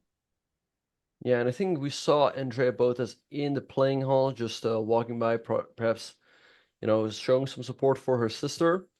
All right, so let's see what is going to happen. Alexandra is still thinking. She just dropped below 10 minutes. But yeah, I mean, there's a good chance she'll lose the pawn at e6, but there's no reason to panic. She still has a lot of threats with the two rooks on the 3rd rank. Also, if she will ever pick up the pawn on b2, she will get 2 very strong passers. The A and C pawns pushing down the board. So it's looking pretty good here for black. Yeah, absolutely. So Alexandra is spending some time now. She is down to 9 minutes, but NEMO is down to 2.5 minutes. So this is getting into blitz territory, but then with 30 seconds increments. So it feels a little bit different at least. Alexandra gives a check on f3 with her e-rook, and NEMO moves the king over to e2. And rook b3, good move, hitting the pawn on b2. And what I like is that now after rook d2, she has this check on g2 available. Since the king moves over, she can then take the rook on d2, take on b2. And again, she's getting two very strong passers on the a and c files. And I also like the idea of throwing in king g8 at the right moment. Again, just making sure that this move does not come with a check. So looks like NEMO is in trouble here as she's down to 2.5 minutes. Yeah, this feels like it's almost over. There's too many threats in the position. The position of white is falling apart. A lot of these pawns on black side are waiting to move forward. And once that b2 pawn is gone, all of a sudden, there's 2 extra passed pawns incoming. And then it will be just too much to handle for white. So yeah, now that the b pawn is under attack, really difficult to defend this pawn. This game should be over. And Alexandra playing another masterpiece. Yeah, no, this seems like a great game by her. Okay, so we see a move by NEMO. She took the pawn on e6 with a check and king g8 instantly by Alexandra, attacking the rook. And now there's no check available on g7, so NEMO will have to move the rook. I guess maybe to b7. That makes the most sense to me. Attacking the knight on b6. I guess Alexandra is going to take this pawn on b2 with a check. And then you move your king back to f1, after which the win isn't that easy yet. The knight's under attack. There's also still checks in the position. So I think that is what NEMO should go for. I guess you have at least rook takes b4 to save the knight in case you don't see any other options, because you still have 2 passed pawns. But it feels like there is something more here. At least there is rook takes h3, perhaps, to threaten checkmate on the first rank. I guess it's very similar to the idea you pointed out earlier, but I guess this does allow rook g7 check. There's still a lot of complications here, but instead NEMO went for the move rook h4, which is in a way a bit more passive, but she is trying to get rid of that pawn on f4. Yeah. All right, so I think Alexandra will just now pick up the pawn on b2. When you take a pawn with check, that's rarely a bad idea. Rook to d2 runs into either rook g2 or just c3, by the way. And then after a trade, this pawn is going to promote. So I'll take here on b2. The king has to move back to f1. And then what about, let's say, c3 followed by c2? That looks very difficult for white to deal with. So I think we're seeing a win in the works here for Alexandra. But that being said, it's not over yet. Not over yet, but it's also looking very difficult for NEMO to find ways to come back here, as the win seems quite clear in a way. These 2 rooks are so strong, working very well together. And this pawn is moving forward to f3. The other pawns are incoming as well. This is looking amazing for Alexandra. Let's see if NEMO can still complicate matters for Alexandra, but I don't really have much faith in her position anymore. Yeah. Yeah, I'd be surprised if she doesn't take the pawn on b2. It just looks so natural. Right, again, taking a pawn with a check. Yeah, then the question really is going to be what the follow-up is going to be after king of 1. But I feel like there's just so many good options. c3 looks good, maybe even a3. I personally like c3 the best, because you'll play c2 with a tempo, attacking the rook and setting up rook b1. And also after c3, you have the idea of jumping in with the knight as well to go after the white king. Yeah, so let's see what Alexandra will play here, but taking on b2 would make most sense in this very position, capturing a pawn with check, allowing all of the other pawns to move forward. And there's so many ways to win this as well, so that gives Alexandra options. She will make sure to find the easiest way, I think. 8 minutes left on the clock. She has the time for it. But she played a different move, I believe. She played rook g to e3, okay. I mean, now the king can move back to like f1 or so, so I'm a little surprised by this move. NEMO is reaching for the king, and she is moving it to f1. Yeah, king f1 on the board. Perhaps she wants to force rook f3? Yeah, I guess so, yeah. She takes the pawn on h3.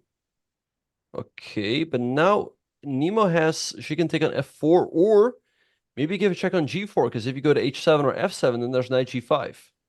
Ooh, this is not looking good for Alexandra. I mean, she's not lost, but she did lose the advantage. And I think what she missed is that after rook takes f4, white could force a repetition here, and suddenly it's not that clear anymore. She really needed that pawn to win this game.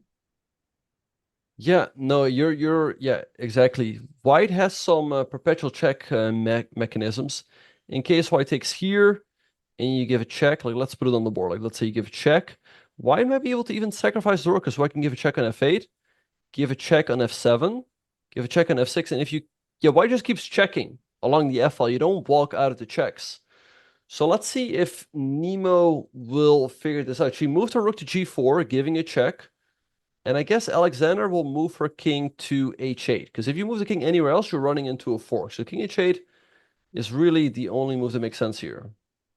Yeah, and this is not easy to see, right? Because if you're giving up the rook, you need to find this pattern. And it's crazy that all of these tricks are possible. This knight on e6 is such a strong piece, and it supports this rook so much. The rook and knight are working together really well now. And yeah, because of the way that Alexander misplayed this, she really needed to take that pawn with check. That looked like the logical move. I wonder what she missed, but perhaps she is underestimating White's counterplay here. Yeah, let's see what NEMO is going to do. She goes knight takes f4. Okay.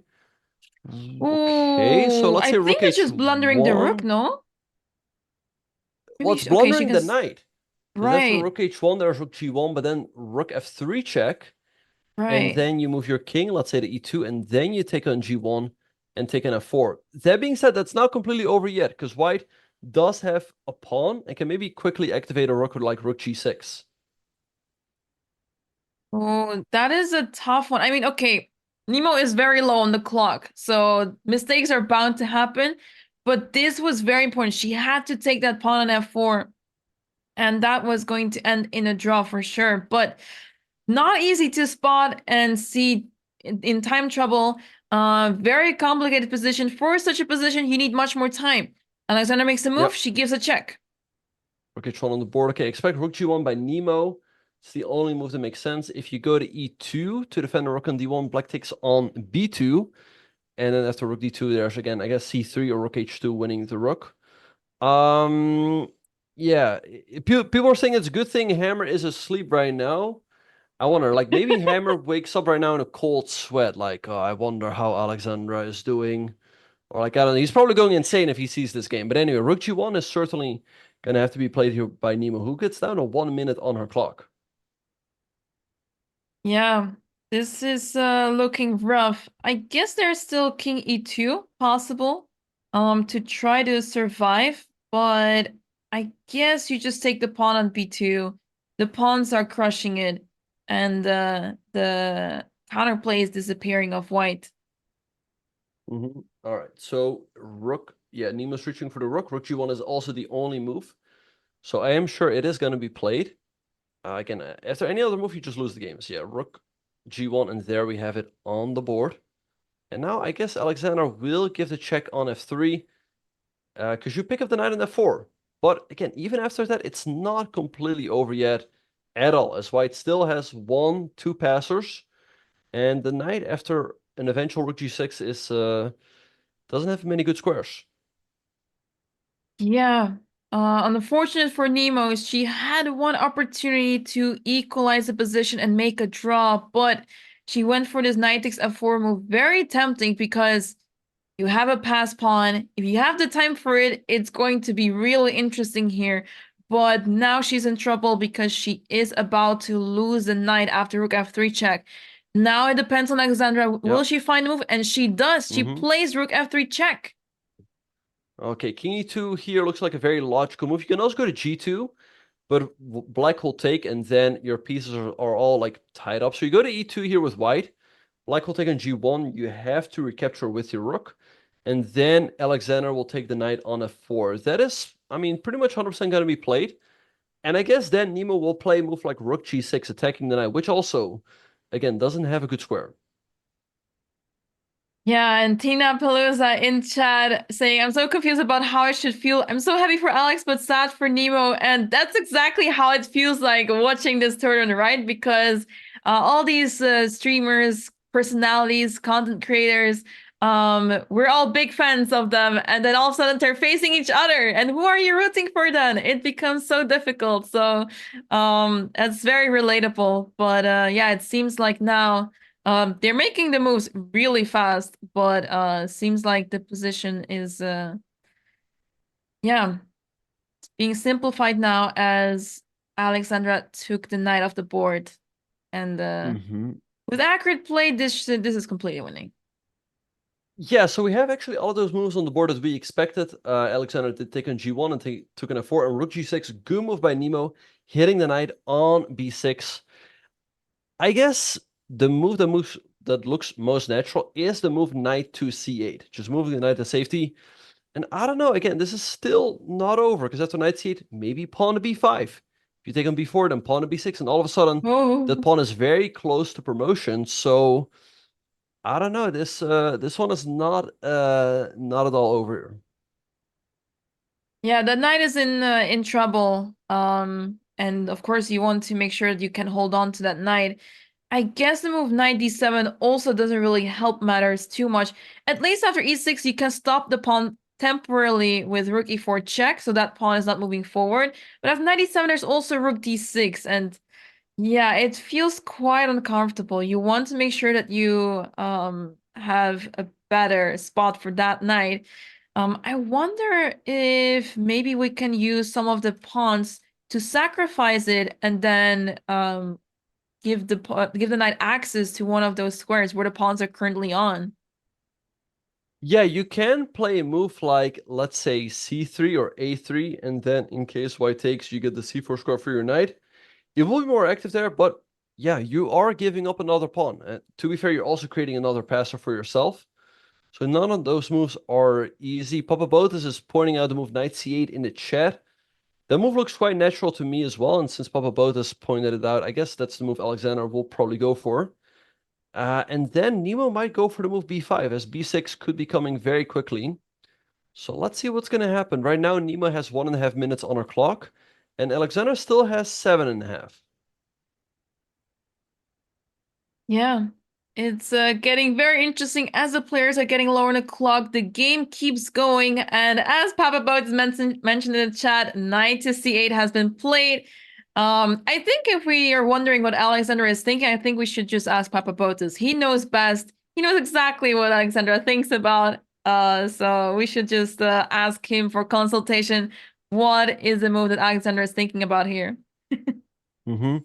Yeah, and here I expect to move b5 by NEMO. It just makes a lot of sense to just push the pawn up the board. All right, so let's see what is gonna happen. I mean, a move like rook c6 can just be move knight e7, so that doesn't make a lot of sense. But b5, yeah, by far and large is the move that looks the most logical.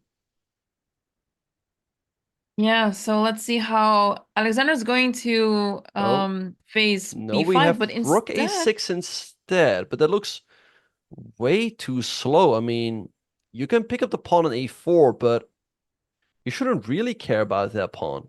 I mean, I don't know, like king up or something. Just make sure that rook a8 doesn't pin the knight. I don't know, rook a6 looks way too slow to me. And we have knight e7 by Alexander, bringing the knight into the game. All right, maybe now b5 by NEMO. Yeah, I guess now that the rook is on a6, I guess it gives some room for error for black, because at least if the pawn pushes the b6, there is some knight c6 move possible.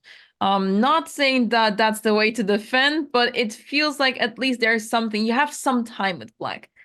But yeah, it's not an easy endgame to defend or to play for either side at all. It's really easy to make mistakes here, especially as both players are running low on the clock here. Yeah, we have rook takes a4 by NEMO. Okay, so she takes the pawn. But again, that a-pawn isn't super relevant. Now Alexander has the chance to, again, activate her knight with a move like knight c6 or knight f5. I like knight c6. Actually, knight f5 are probably equally good, because then also, if you take the pawn on d4, you're kind of stopping that b-pawn from advancing. Okay, Yeah, Papa let's Botes see. is pointing out take on d4, followed by rook e4, rook e5.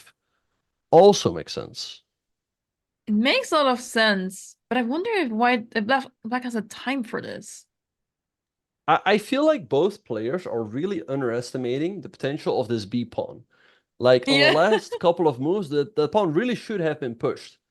Okay, rook takes d4 has been played. Okay, b5 now. Only move. I guess it then makes it's sense to really play not that so move easy. now. Yeah. Again, you can give a check and take here, but b6, this pawn runs faster than you might think. And she played the move b5 indeed. And this is tricky now for Alexandra. What do you do here as that pawn is moving fast and things are getting more and more complicated here? Fun fact, by the way, after rook e4, white cannot go to d2 because of c3, and you win the rook, that'll be game over. But you can just move the king to d1 or so. And okay, if you take an e5, white goes b6, again, it's not easy to stop that pawn at all. I mean, I guess you have like knight c6. But I don't know, like maybe a check, king g7, and then b7. So let's see. I mean, I think really this knight should have been activated faster to just keep the b pawn under lock and key. So let's see what Alexander's going to do. Yeah, especially because the king being on h8 is beneficial for white since there is rook a8 check, and you can use that check to support the b pawn to promote. So I guess that's why you really want to involve the king now into the action, and yeah, make sure that you can catch the pawn and involve the king somehow into the game. But I really like to try rook e4 check just to see if my opponent plays king d2 or not. Because king d2 feels so logical. If not king d2, then you have to go back. You have to go to a square where it feels quite unpleasant to be there. So yeah, I would really like to see rook e4 check. Yeah, something that Alexander might have missed perhaps is that after rook d3, maybe white can just go rook b4 to prevent black from going behind the passed pawn. Or maybe you can even go like rook a3 there. Again, because if the rook comes to b3, this b pawn is not going anywhere. But like I said, I think white will play either rook b4 or rook a3 to stop it. So let's see. I mean, Papa both has predicted rook e4, so I guess that is the move that's going to be played. I think so too. Let's see it. Alexandra down to 5 minutes now. This is turning into a blitz match very soon. Yeah. NEMO down to 9 or 87 seconds on our clock. Whereas Alexander, as you pointed out, has 5 minutes. So still an advantage on the clock for Alexander, but time is starting to tick for her as well. Yeah, this is getting so exciting. I mean, black is up a piece. When you think about it, it should be very easy to win. But because of this b pawn over here, and remember a long time ago, black could capture this pawn b2. Now imagine if that pawn was off the board now.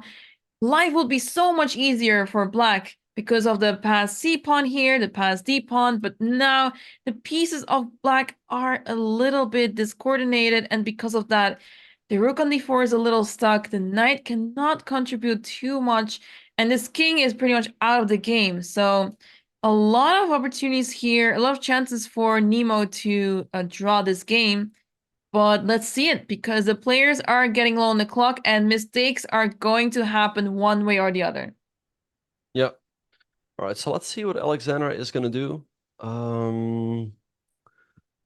I don't know. I mean, yeah, rook e4, again, has been pointed out by Papa Botez. It makes a ton of sense. Again, white should not go to d2 because of c3. So let's see what is going to happen. You can maybe also activate your king, but then white pushes the pawn, and I don't know how you actually stop it. The pawn runs down the board. Rook e4 check on the board. Yeah. All right. So now NEMO just needs to move her king to d1, and she does so instantly. And she was expecting move rook e4 check. Makes a lot of sense. And now, yeah, do you take the pawn on e5? Yes or no? It seems like the position is approaching draw territory much more by every single move that is being played here. Yeah, I guess b6 now, just pushing the pawn. And I don't know how you actually stop the pawn here. It's not easy to stop it at all. I mean, I guess maybe just like knight c6. And then I guess a check will come, king up, and then b7. Let's see what is going to happen. We see, by the way, Papa Botez in the playing hall. All right, we have a move. NEMO played pawn and b6. Yep, makes sense. All right, so let's see.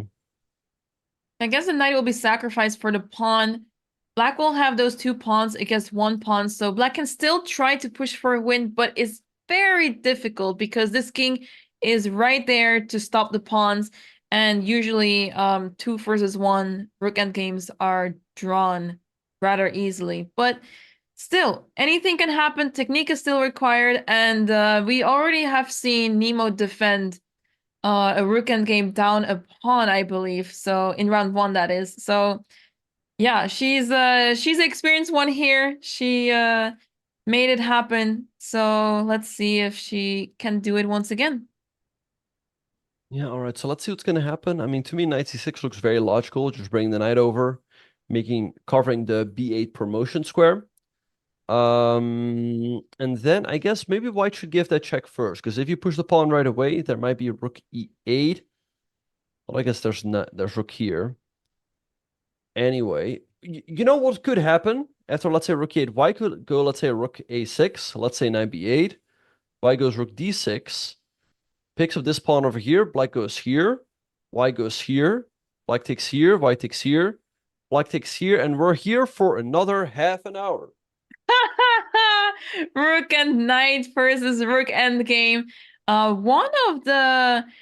I mean, it should be easy to draw with white, but I had this situation actually in the World Rapid Blitz. I was not doing well. I believe this was Rapid. I think it was Rapid. And I was playing really poorly in this game. And at some point, I had this opportunity to come back in the game. I think I was like down 2 pawns, and I managed to win so much material that I ended up in this exact endgame while being up a piece. So rook and knight versus rook. And then at some point, the game went on for so long that, you know, it's rapid. You're not writing down the move, so you have no idea what the move counter is. So my opponent at some point, like, I'm very much aware that this is definitely ending in a draw very soon, well, at some point. And I had this feeling that we played at least 50 moves already, but I was not taking a score. I was not keeping track. But yeah, at some point, apparently I had the chance to win, but because of the 75 move rule, it was not winning. But if, let's say, I had a few moves left to win that game, let's say it was move 40, then it was possible to win that end game, which was pretty crazy to see afterwards. Mm-hmm. All right, so we have more moves in the game. All right, so B's. All right, so we left off over here. B6 was played, knight c6, a check. On a8, king up, b7, and now rook to e7 by Alexandra, making sure that she can eliminate the pawn on b7. NEMO here can promote the pawn right away, and she's reaching for a queen. And yeah, there she goes. So Alexandra undoubtedly will take the queen. And there we already go. NEMO is going to take the knight. And so now we have this endgame where... Wait, what's going on? Oh yeah, she's going to take the knight. Okay, so black's got 2 pawns versus 1. Now, if Alexandra can consolidate the position, like let's say she can make a couple moves. Let's say she goes here, and then she goes, let's say, like rook here. If she can get this position, I think she's got a very good chance to win. However, NEMO can quickly go auto b3 runs into c3. So it's really about whether NEMO can quickly force a trade of pawns here. If she does, it should be a pretty straightforward draw. If not, then yes, we'll be here for like another half an hour or so. Do you think, have you experienced that anyone has like a strong player has lost this with the white pieces, such an endgame? Yeah, I mean, people definitely lose these types of endgames. I mean, it's definitely kind of unpleasant, like 2 versus 1, where let's say this pawn was a B pawn, right? Then it should be a pretty straightforward draw. But since it's a D pawn, and it's a pass one, it can still be pretty unpleasant. So these endgames are certainly losable, also by grandmasters. NEMO, to her credit, plays a very good move. She plays the move king to d2. Now b3 is a threat. With b3, she would force a trade of pawns. And I don't know if Alexandra has a good way here to stop that. But let's say she goes rook h7, right?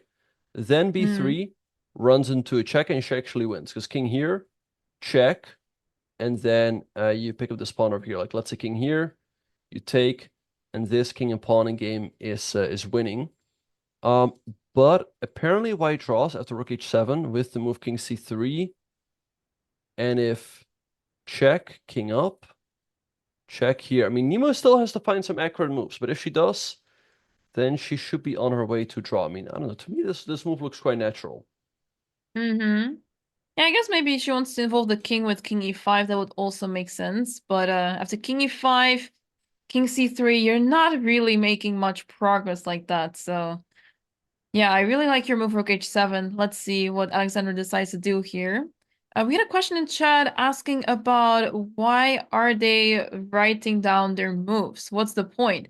So it doesn't really contribute too much to the fact that they're playing already on an electronic board. So the moves are being recorded digitally, but just for the sake of memory, keeping a track of the moves on your score sheet, it's not expected that you're always playing on an electronic board. And yeah, it's just nice to be able to analyze your game afterwards. Usually you're not playing on such a board, so it's nice to have a score sheet with the moves that you played so you can analyze your game afterwards. So yeah, it's tradition, but also just to make sure that everything is okay, because sometimes the DGT board tends to have malfunctions, so you want to make sure that you have something to rely on.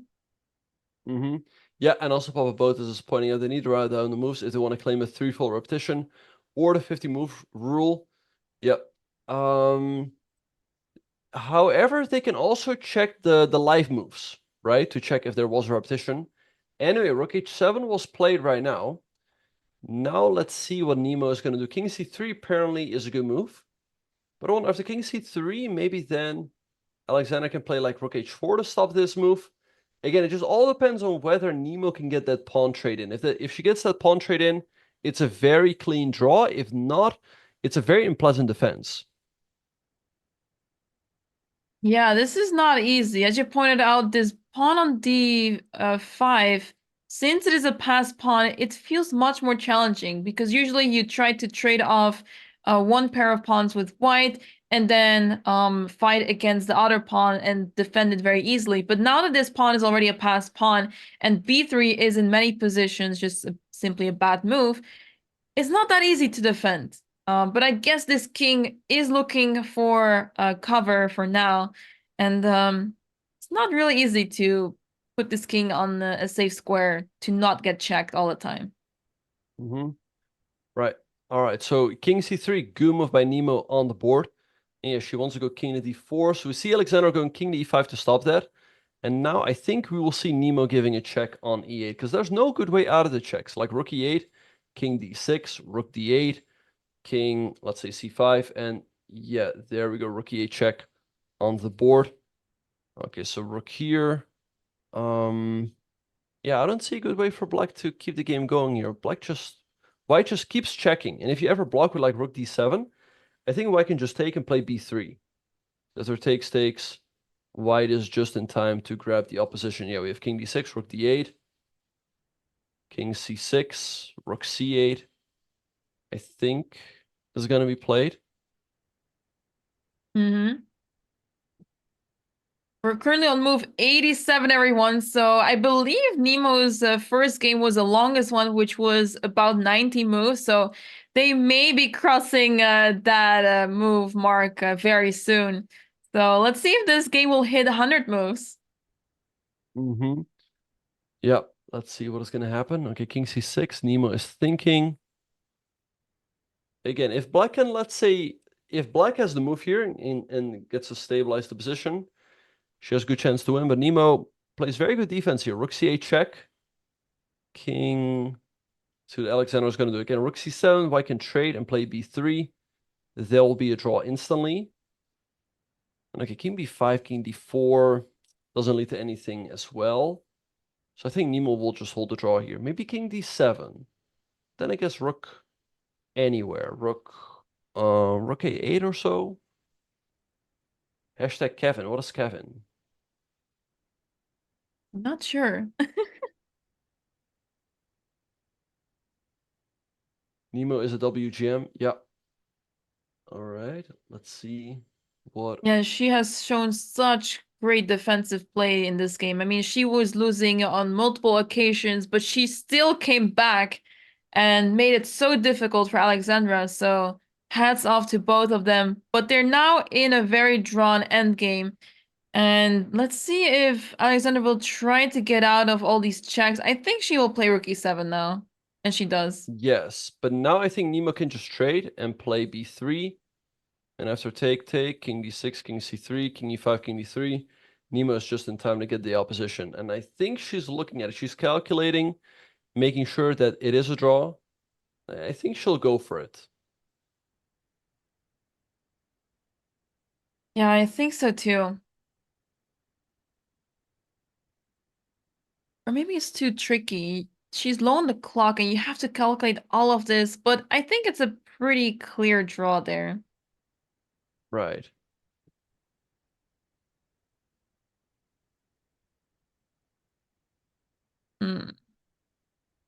Let's see. Sepher asked a good question in the chat. Why not king d7? Yes, but and then rook here and then check. The thing is, the king steps up to like c5, and you can't really hang on to the d5 pawn anyway, right? Like white's starting to go here and here. So it's indeed a try, but white would have been able to draw here quite comfortably anyway. But good question. And it's rook e7. Nemo is calculating, so I'm sure she's looking at it. Otherwise, I mean, moving the rook draws pretty comfortably as well, because you can go b3 on the very next turn.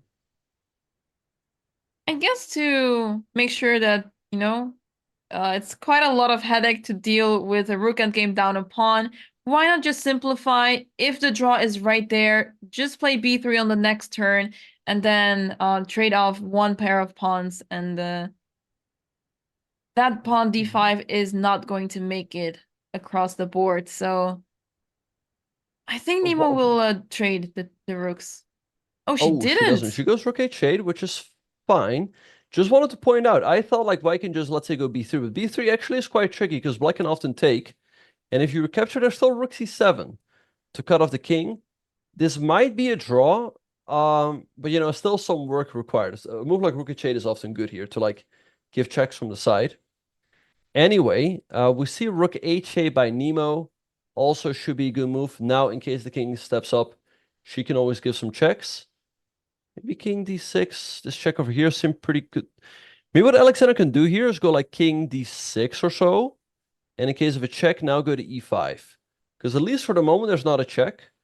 And again, b3 should be a draw, but you can take and go rook c7 and kind of, you know, still play for something. Yeah, so still some work to be done by both players. Some defending required so from Nemo, but up until now, she has done a great job with that. Both players now, okay, Nemo down to 1 minute on the clock. Alexandra is still on 4 minutes, but yeah, anything can still happen. Rook endgames are so tricky, and especially if you're not so active in classical chess, rook endgames can be really devastating because you may lose a technique, how to draw the rook endgame, how to win the rook endgame if that's possible.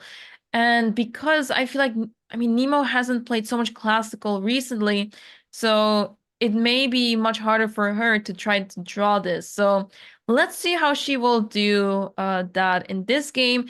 She should be able to draw this game, but anything can still happen, especially with the time pressure. Yeah, I think she'll draw this quite comfortably. She's now giving checks along the h-file. There doesn't seem to be a way for Alexander to keep this going. King d6, king d4 now is just a draw. I mean, there's no good way to defend this pawn over here. Black takes here, white takes here. And yeah, king d4 is on the board. So yeah, I think this game will end pretty soon. Yeah, very nice find by NEMO. Attacking that pawn on d5, the root of that pawn chain, very small pawn chain, but yeah, you can try to hold on to the pawn with rook b5, but that means you're not making any progress whatsoever because you keep getting checked. So this seems to be the most easy way for NEMO to make a draw, and the rook b5 is on the board, but the checks are simply unstoppable. Yeah, here just give a check on h6. The black king moves back to, I don't know, c7. And here, I mean, black is just kind of stuck. The rook is defending the pawn on d5. The king can now no longer cross the 6th rank. So you just play a move like rook g6. And there's nothing black can do, so white should draw here very comfortably. You can probably also continue giving checks. That's also fine. I don't know. To me, rook g6 just looks very, very easy. Yeah. I guess, yeah, keeping the rook on a 6th rank makes a lot of sense. I wonder if NEMO may consider playing rook h5 back just to attack that pawn one more time and try to get the king back to d6. But then the question is it still really easy to draw after rook takes b2? Because all of a sudden there are some tricks in the position. Mm-hmm. Yeah. Yeah, I mean, the one thing you just have to avoid after rook h5, rook takes b2 is not to take with the king, as then rook b5 and you lose your rook. But just take with the rook, because rook d2 is not a real skewer. White can take the pawn, defend this rook over here. So really, I mean, pretty much any move should draw here. Although, I guess except for like rook d6, rook c6, rook b6, and maybe b4 and b3 lose. But other than that, I think pretty much any move draws. Yeah. So let's see NEMO down to 30 seconds. She has to make a move. Don't flag, please. There's one thing we want to avoid is a flag. Right. No, I remember I was once streaming, I was once doing commentary on Hikaru's channel, and I saw like, oh, it's a dead draw, and he won anyway. But this is a dead draw. Well, but NEMO's got 11 seconds. She needs to make a move. Rook g6, yeah, good move, and yeah, this should be a pretty clean draw. Very well played by NEMO. She fought back, losing so many times, but she didn't make it easy for Alexandra at all.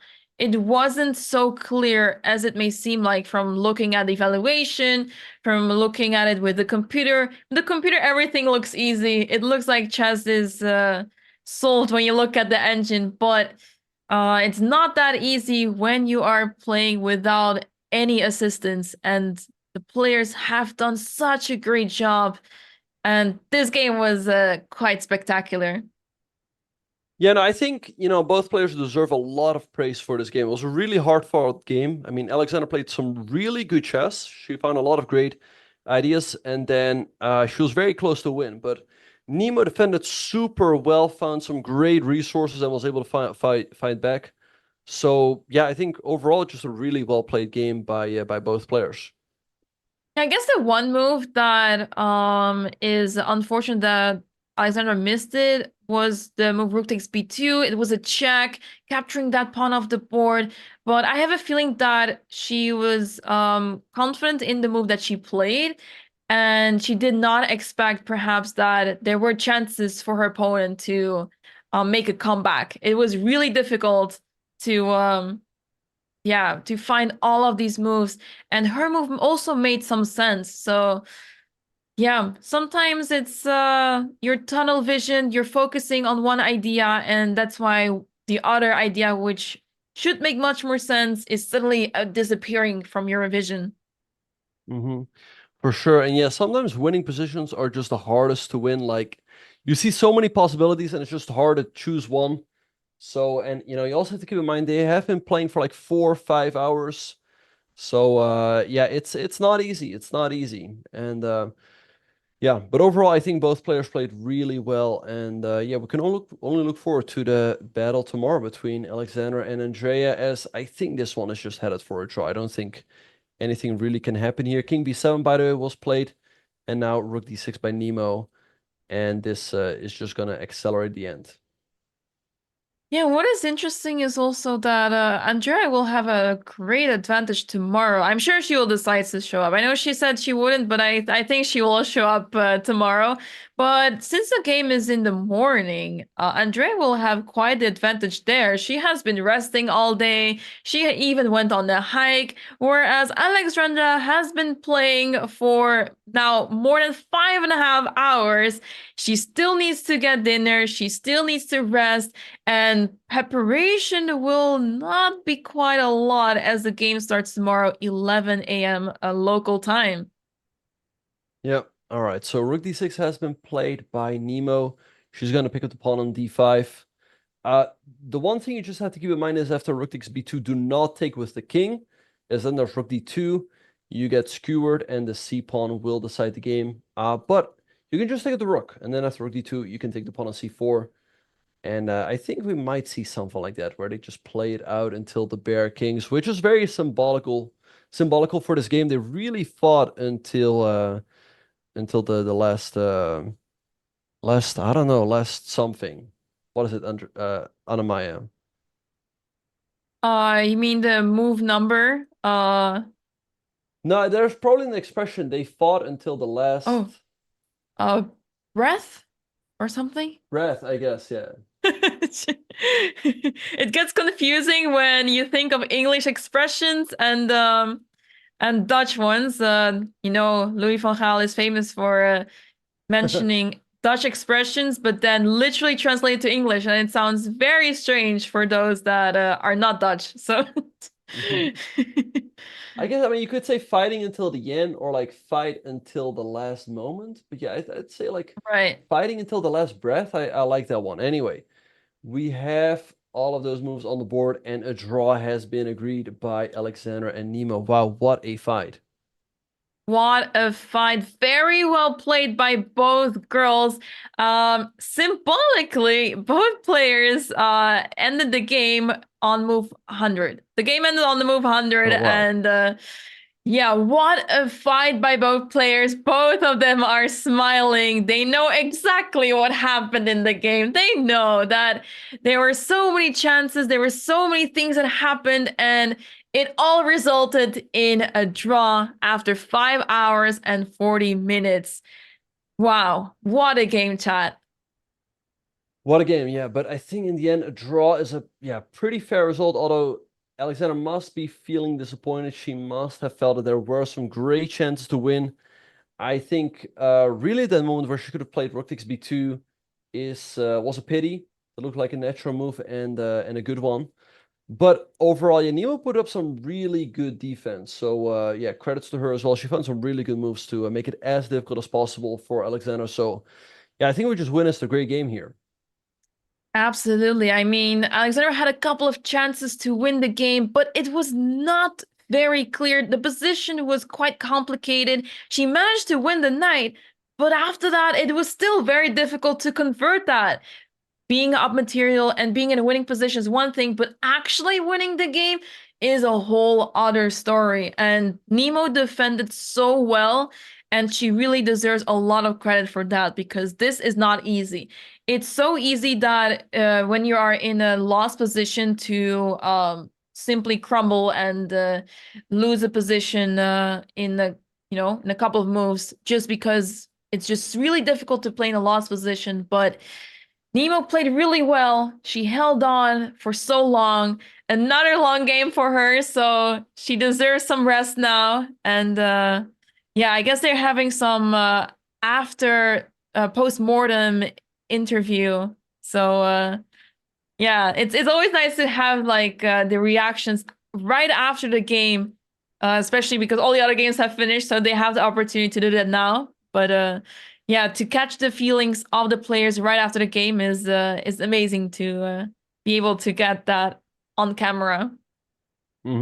Yeah, and I guess at the end we can only applaud the effort. I mean, they have been fighting for 100 moves. It was really a back and forth game, and overall this is a great learning opportunity. I mean, NEMO is a very strong player, a WGM Woman Grandmaster.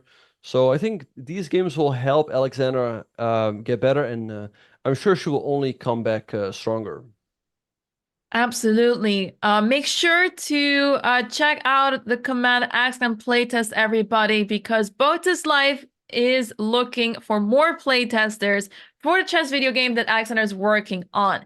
She's working on this awesome chess video game. We don't know what it will be like exactly, but they're looking for playtesters, and anyone who has filled out the form previously is still eligible. So make sure to check out the command in the chat. Sign up through the form in the link in chat and check it out. Yeah, no, I'm looking forward to seeing what kind of game they are developing. Looks awesome. I don't know if there's going to be an interview, so I think probably not. Yeah, it's been a long day here at the office. Again, this game took forever. Yeah, again, I already saw it coming when when F5 was played, when C4 was played as well. They locked up the position. I thought, like, hey, this is going to be a long strategic battle. Papa Botes. All right, so yeah, Papa Botes let us know if there's going to be an interview. I guess it's I mean, Alexandra needs the rest, right? She has a game tomorrow morning, 11 a.m. She still needs to catch dinner. I remember NEMO saying when she had her long game, everyone was waiting at dinner for them. So yeah, I have a feeling that they may just go for dinner now. It's pretty late where they are. So yeah, she needs the rest, and it would make sense for her to not go for an interview right now. We have Papa Botes right there, so I'm sure he just asked. I don't know what the answer is, but I'm sure he'll tell us soon. But yeah, let's have a quick look at the standings. We see that right now we have 3 leaders: Jennifer Yu, Dina Belankaya, Anna CRAMLING in the lead with 2.5 out of 3. Then we have NEMO in 4th place with 2 points. Then Alexander in 5th place with 1.5. Jules in 6th place with 1. And Linda Diaz and Andrea Botes still on 0 points, but I'm sure they will get on the scoreboard in the rounds to come. Absolutely. There is still quite a few rounds ahead of us. It's going to be super exciting. More exciting matches coming up, especially tomorrow's matchup between the 2 Botes sisters. It's going to be super epic. Make sure to tune in for that game as it starts 11 a.m. local time, which is Pacific time. Starting, I believe it's 8 p.m. Central European time for the fellow Europeans that are still in the chat. And with that being said, Benjamin, we're already going on a raid. Thank you so much for watching, everyone. Thanks so much for joining the commentary once again, Benjamin. It was a pleasure commentating, and we will be back tomorrow with you guys. Yeah, thanks everyone for watching, and see you all tomorrow.